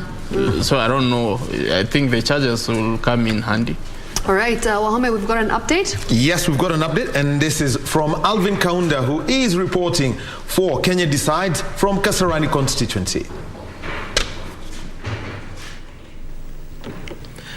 Thank you very much. The counting of votes is still ongoing in many places around the country, and the situation is the same at the Kasarani Constituency Tallying Center, that is the Kasarani Sports Center.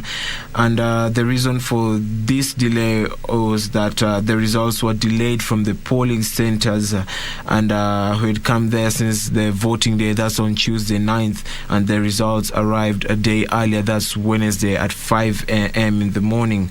And we were earlier informed by the constituency, or rather the constituency returning officer, that this exercise will be completed very early this morning.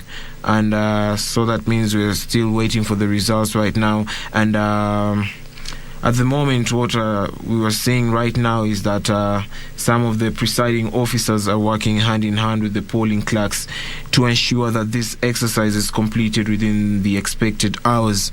For now, what we have here is the provisional results for Kasarani constituency, from the presidential to the MPs for 77 polling stations out of the 240 that we have in this constituency, that's Kasarani constituency. Maybe if I could quickly read them out, is that I'll start with the presidential, and we have Deputy President William Ruto leading with 17,723 votes, followed by Honorable Raila Odinga with 10,765, and followed by David Maure with 127 votes, and lastly Professor George Wajakoya with 110 votes. Moving on to the governor, we have Johnson Sakaja leading with 22,742 votes, followed by Polycarp Igathe with 6,948 votes. Moving on to the senator, we have Wanjiru Margaret leading with the 12,884 votes, followed by Edwin Sifuna with 8,010 votes, and lastly David Mwangi with 232 votes. For the women rep, we have Millicent Omanga with 14,279 votes, followed by Esther Passaris with 8,135 votes. And the MP, we have in the MP race for this constituency, that's Kasarani constituency, we have Ronald Karauri leading with 10,536 votes, followed by Shege Njoroge with 9,234 votes, and followed by Masi Wanjiku Gakuya with 7,641 votes. And also, when you talk about the security of this center, is that it has been strengthened, because the Kasarani Center is not only a tallying center for the constituency, but also a tallying center for the whole of this county, that's Nairobi County. So that's all, and more updates later as time goes by. Back to the studio. Well, thank you very much, Alvin Kaunda, who is at the Kasarani Tallying Center, which is also serving as the county of the Nairobi City County National Tallying Center. So we shall be getting briefings from the county level coming from Kasarani, and this is on Kenya Decides as it continues. And also, meanwhile, this was a story that we had earlier today, where the Independent Electoral Boundaries Commission has received 99.8% of results of Presidential Form 34A, this representing over 46,000 out of the 46,229 polling stations, with the collating and announcement of the result at the constituencies still underway. During a briefing earlier yesterday, IBC Chair Wafula Chebukati says while the law provides that the Commission announces the results of the President-elect within 7 days, the Commission shall endeavour to conclude the exercise at the earliest time possible.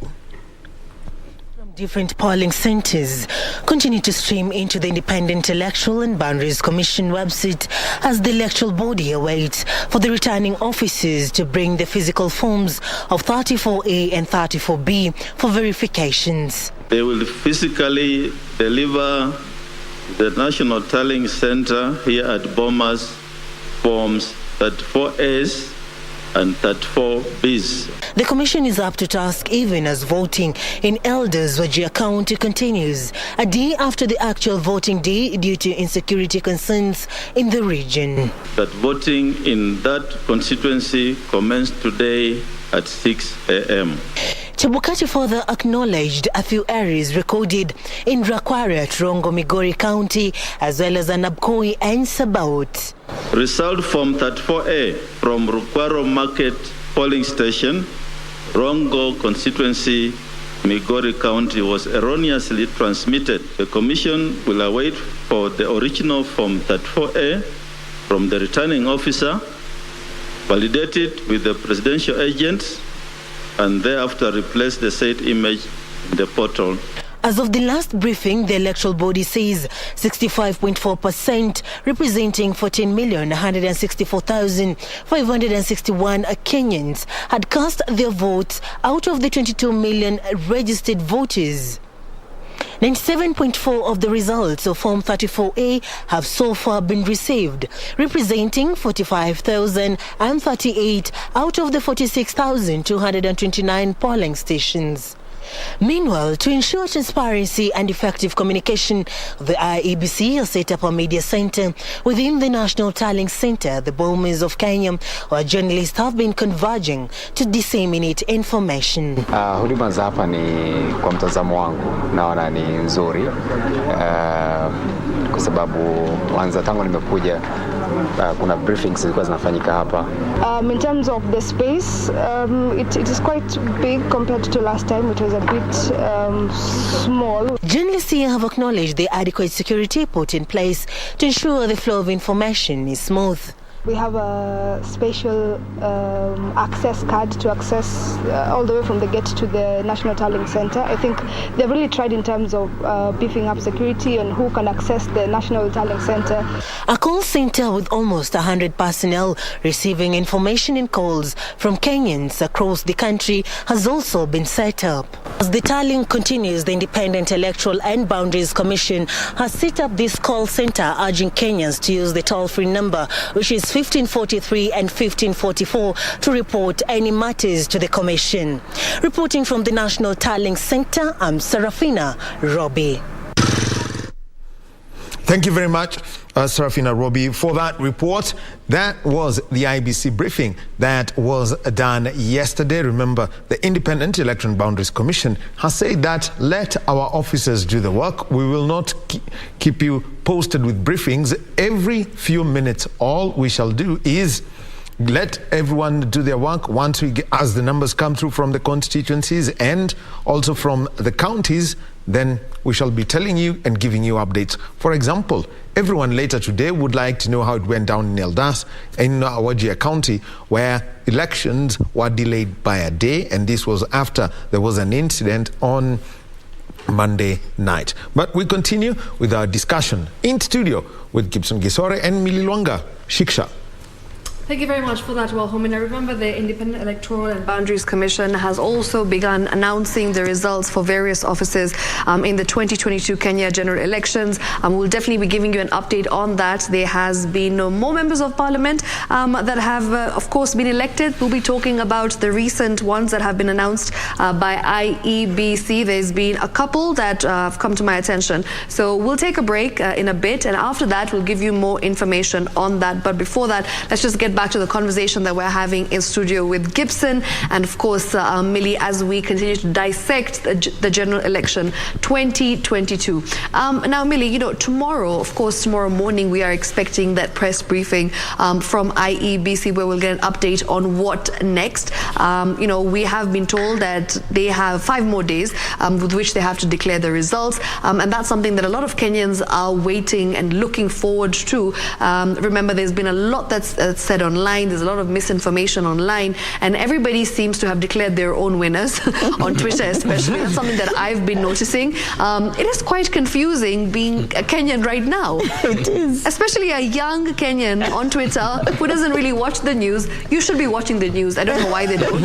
Because we're the ones who will be, you know, giving you the right information, right? And we're verifying all these things that are coming to our attention, and we're really just making sure that we do it in the most righteous way possible. But when you go online, citizen journalism, I believe right now, is one of the biggest factors that's causing anxiety and a lot of misinformation. Fake news is something that we keep talking about, and there's something that has been used time and again. It's a word. It's called sensational journalism, right? And do you think right now on Twitter especially, this is something that's been adopted by leaders as well? People who are public figures who have blue ticks on Twitter are going out there and declaring their own winners. And it is giving them an opportunity to have the most number of likes they've ever seen right in their tweets, because some people have been tweeting and they don't get enough likes because maybe what they've been tweeting is boring, is not catchy. So suddenly you tweet something and many people will retweet, like it and watch, and it's a good feeling. It's a good feeling to have the limelight for the 2 seconds that you do. So I think that's a thrill that is difficult to deal with. Right. Because I think the most we can do is to constantly remind people to educate themselves. Yes. That there is value in waiting for verified information. Absolutely. And not relying on certain sites. Because even the courts have been criticized by lawyers. For example, remember during the BBI case, when the courts quoted, I think, Google. They quoted Google as one of their sources of information, and that was a discourse for an entire week. People saying, really? Is that where you'd base? Was it Google or Wikipedia? It's Wikipedia. I think it's Wikipedia. Wikipedia. Yeah, it was Wikipedia. It is Wikipedia. Yes, it was Wikipedia. And people said, can you really? Do you know how Wikipedia works? Many people don't know that Wikipedia is, how it works, how it generates the information that is sourced in there. So when you rely on it, because even with the mainstream media that has got Twitter handles, the information changes. Yes. Yeah, it changes with time. Once they clarify, once they get it, it's different once it's been confirmed. So educating Kenyans to be able to sit still and enjoy the fact that you're able to get an inkling of what is likely to be, but don't rely on that and base all your hope in it, is something that I think we can't do enough of. Right. I like what I think is a governor. The governor whose Twitters and his video has been circulated so much, the one who said that politics you don't... Oh, that is Mandago. Yeah. Mandago. Weka kwa lungs. Yes, politics, you place here. It's important to use that, make a meme out of it, and tell people that information in social media you put here. Yes. You don't take it and wait for verification.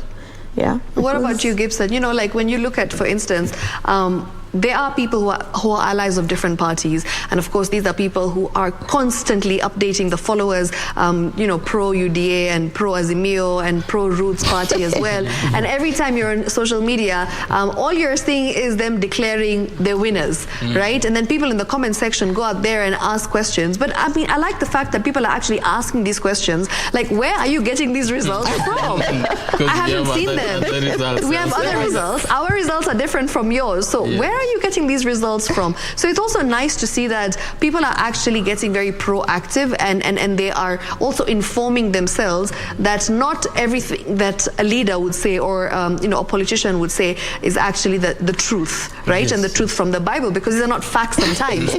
Because you just see a lot of people doing the most, as Millie mentioned, just to get those likes and 2 seconds of fame, which can cause an issue in the long run, because people start getting triggered and there's anxiety that's caused in the process. I think I'm looking at it differently in that, do you imagine from the time elections was declared up to now, you might not be knowing your MC, you might not be knowing, and then there's nothing you know.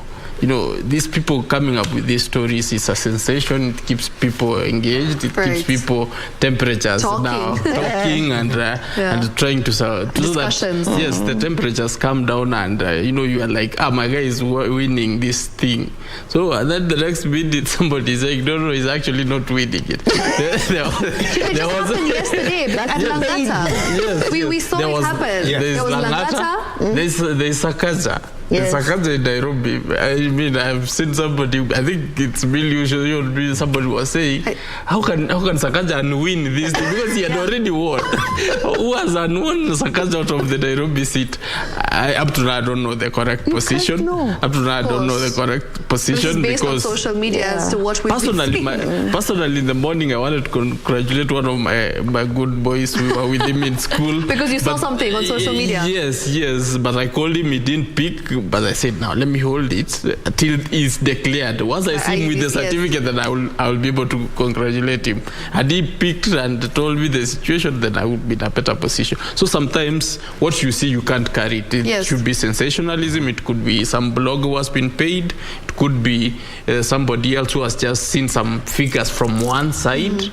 So you need to actually verify or wait for IBC to declare. That is then the only true source. Until somebody is issued, like Mule from Machakos has been issued, then that is the time you can actually say, now we have taken this thing. And you know, I think that's the thrill of social media, because remember even the number of people, especially celebrities, who've been killed so many times in social media. Yes. Someone wakes up in the morning and decides so and so is dead, and people are, oh my gosh, and it's circulating, and then the family is coming out to say, no, this person is alive. Is alive. Simply because you want to see how many people are going to like your comment, how many people are going to comment on it, how. You know, the funny thing is, most of the comments that I actually read under these, declarations of the candidates winning are from the youth. And I feel like they're the ones who are the most engrossed, and they're the ones to pick out the mistakes immediately, because they know they're following the election. They want to know who the winner is. They're following the results. They're actually keeping tabs on the different media outlets, and of course checking on the IEBC portal as well. But then when it comes to voting, they're nowhere to be seen. They become social media returning officers. I like that. On that note, I think they have no agents. They just declare, let it be. Social media returning officers. I think on that note, we should take a break. Right? So we'll be right back in just a short moment. Make sure you stay right here as we continue to, keep tabs on what's happening in the different polling stations, and of course, tallying centers, I beg your pardon. We continue to get all the information from our various reporters on ground, and of course in studio as well with our analysts. We've got Millie and Gibson, and not forgetting my co-anchor Wahome. So make sure you come right back. This is KBC Channel 1.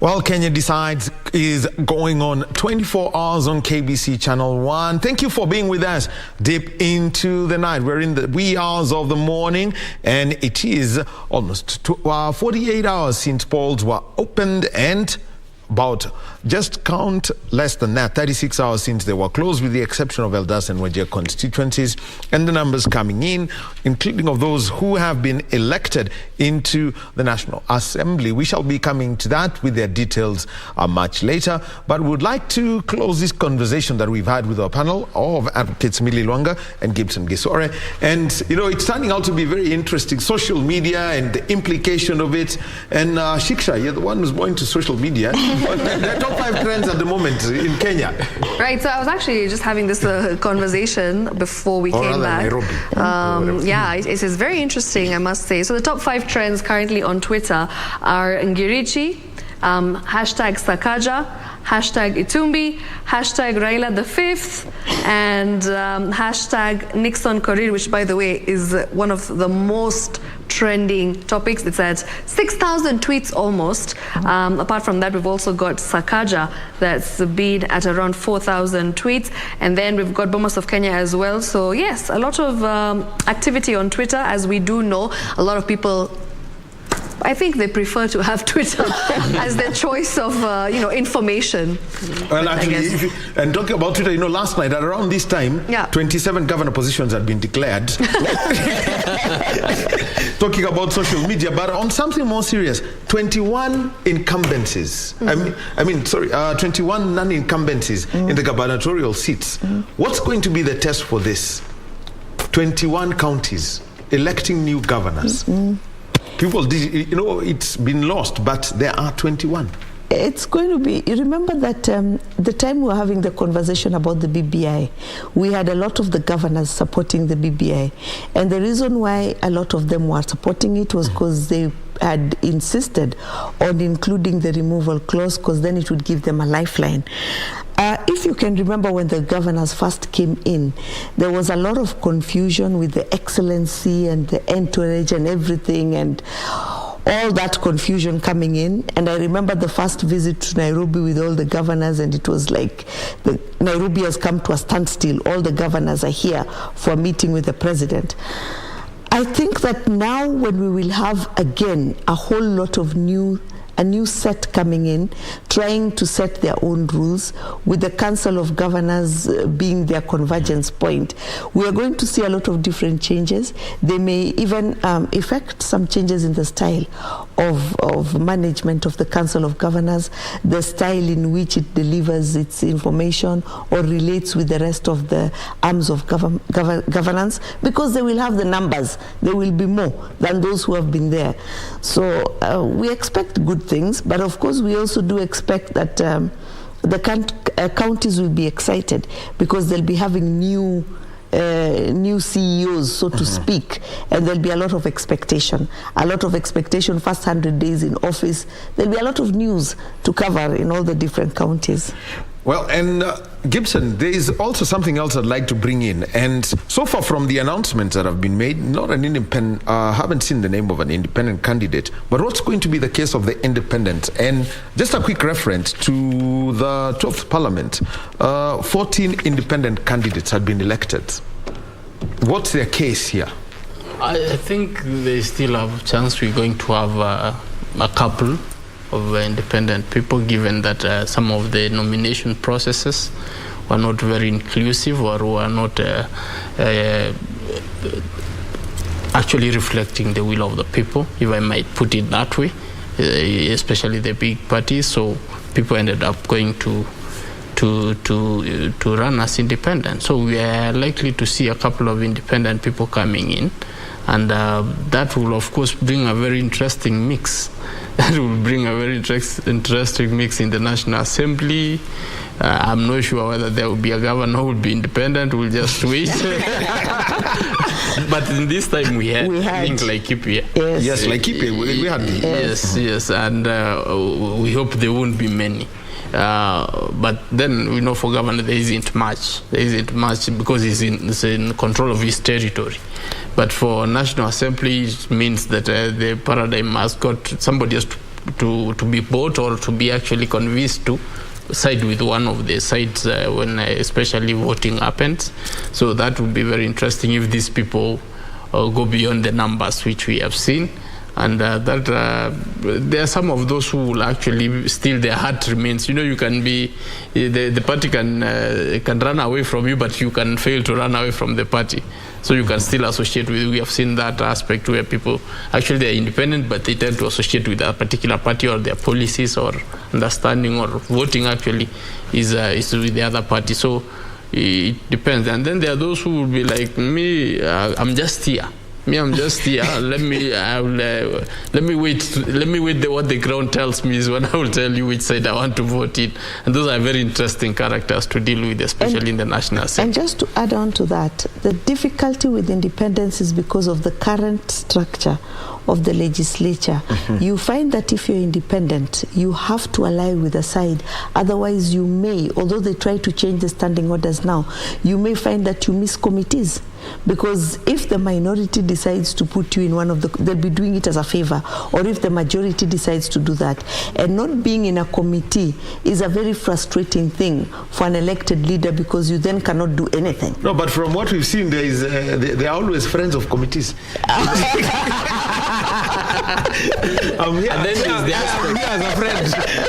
There's also the aspect of missing revenue.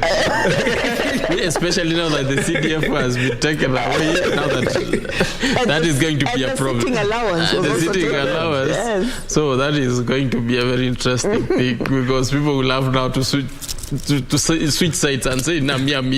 You guys, you left me, but I'm still with you. Don't forget me. Yes. All right, so Shiksha, pick some final words from Millie and Gibson. Absolutely. You know, like we've been just talking about the different elements of this election, and as we await the final results of the presidential elections, currently we've been seeing that subnational results have actually been, you know, trickling in as we continue to talk about the MPs, and we also spoke about the incumbent MPs and how, you know, a lot of them are actually fresh, and a lot of them are actually so to speak, you know, they don't have that experience. And do you think that that's an issue when you talk about a member of parliament who doesn't really have an experience when it comes to having that particular seat per se? Do you think it would be a bit of a challenge for them and to try and get a grip of things in the beginning? It is definitely a challenge, and in fact it is one of the things now that will be their key task, yes, which is representation, oversight and legislation, because in order for them to represent the people, they must be able to articulate the people's issues in the House. In order for them to be able to legislate, it means that they must be able to contribute in the discourse during the making of these bills. Yes. Now we know that with the current setup, with 300 and something legislators almost in the National Assembly, it is very, very difficult for any of them to catch the eye of the Speaker, for them to be able to speak. So it will probably be very frustrating. For the most seasoned ones, they normally know the tricks. They know the tricks where you'll find that they know when to press so that they highlight their name so that they'll be picked up by the Speaker. They know how to catch the eye of the Speaker or the chair of the session so that they're able to contribute. Sometimes they're even called twice, and they have to be reminded that you already spoke to this, you may not speak to it, because they had played the tricks to ensure they're caught. These are things that novices may not know. So I think it's a very frustrating, unless you're a quick learner, it may be very frustrating in the first couple of months. And unfortunately or fortunately, I'm not sure which one to use, we've got a very alert Kenyan society who are watching. They want to see whether you're speaking, whether you're contributing, and they're commenting on that. Yeah. And now that the CDF will have been removed, focus, I'm sure, will be more on who is doing what in Bunge. Are they playing their role? Yes. We've had MPs who have even been re-elected, and they never spoke even once. They were never in Bunge. They were at risk of, I will not name them, but I'm sure we know. All they said is I.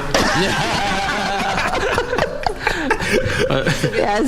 But the only time they actually spoke a complete sentence is when they were being sworn. So there's of course that aspect, and we expect that these people are going to have a challenge, and the standing orders of parliament are legalistic in nature. So if especially somebody does not come from a legal background, we'll need to do a refresher on maybe legislative drafting and such things, and even the standing orders procedures, because some of them, even pretty late in the day, you will actually see the speaker correcting them that's actually against the order. You cannot be speaking after he has spoken, or is actually on a point of order, you can't interrupt him. So if that happens for seasoned guys, or actually people who have been in parliament for the longest, then it means that's going to be a problem, a very big problem, because some of these people will have to be taken to class. And very interesting to notice that once these guys get to parliament, they become larger than life. You call them for a conference, these guys cannot sit 5 minutes. Once they have signed, especially, there's some allowance they have to take, they just sign. The next minute you see them congregating in a southern corner, discussing some very different things from what is actually supposed to be discussed. And off they leave. And then they show up maybe at the close, and they say, we were here. Well, they're actually not even aware what was discussed. And this is how we end up coming up with poor policies, or these people end up passing legislation which actually they ought to have the input, but then they have a very poor grasp of these things.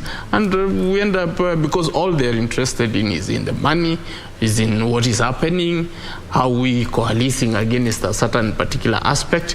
And if the aspect of the new members, if it's actually going to be big, we are actually going to have a bigger problem, given that these other new young ones will be like calves, which will be following the old ones, the seasoned ones. So if the seasoned ones are up to mischief, they will be pulling them in, and will end up having serious issues, especially in decision making at the National Assembly. All right, a quick one from each one of you as a closing remark, because now that the National Assembly numbers have started coming in, we are supposed to have 290 elected from the 290 constituencies, 47 women from the counties.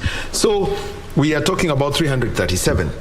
But there is the 1/3 rule about gender representation in parliament, and that means at least 67 women must be elected from the 290 constituencies.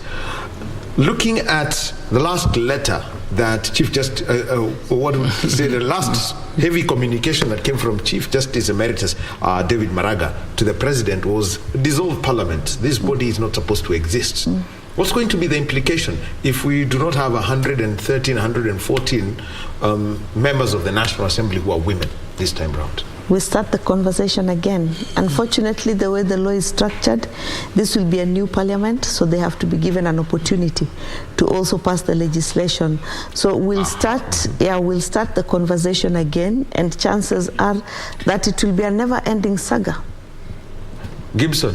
From my end, I think, as of course, I would want to add to that and say that, of course, that will be given, and then even if the discussion flops in the first stage, then they have again another 6 months to bring it up, the way the other parliaments have been doing. Like, you find that there was Duale tried to do this, another person tried to do this after some time, and then we are like, now let's just get back to court and decide whether this thing is workable.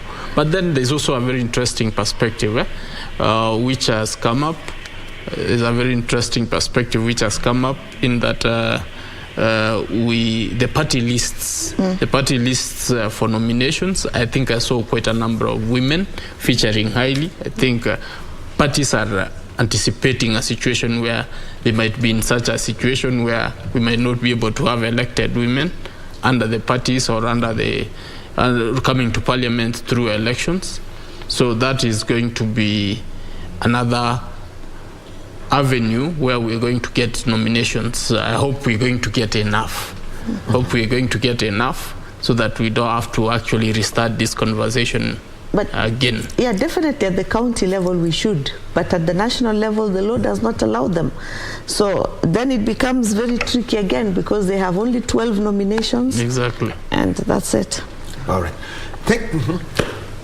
Thank you very much, Millie Lwanga and Gibson Gisore, for being with us. Well, time for us to take a little break, and we shall come back and update you more on what's happening all around the world as the numbers start coming in from the constituency tallying centers. The B series of forms is now in effect. now that all the A series of forms has been dispensed with until Chebukati checks them at Bomas before he makes the announcement by the 16th. Now he's got to do it by the 16th of August, and then after he makes that announcement, 1 week later, he's got some other elections to take care of. Well, let's take a short break. Everyone needs a cup of coffee at the moment in the studio. Everyone. Let's give them that chance.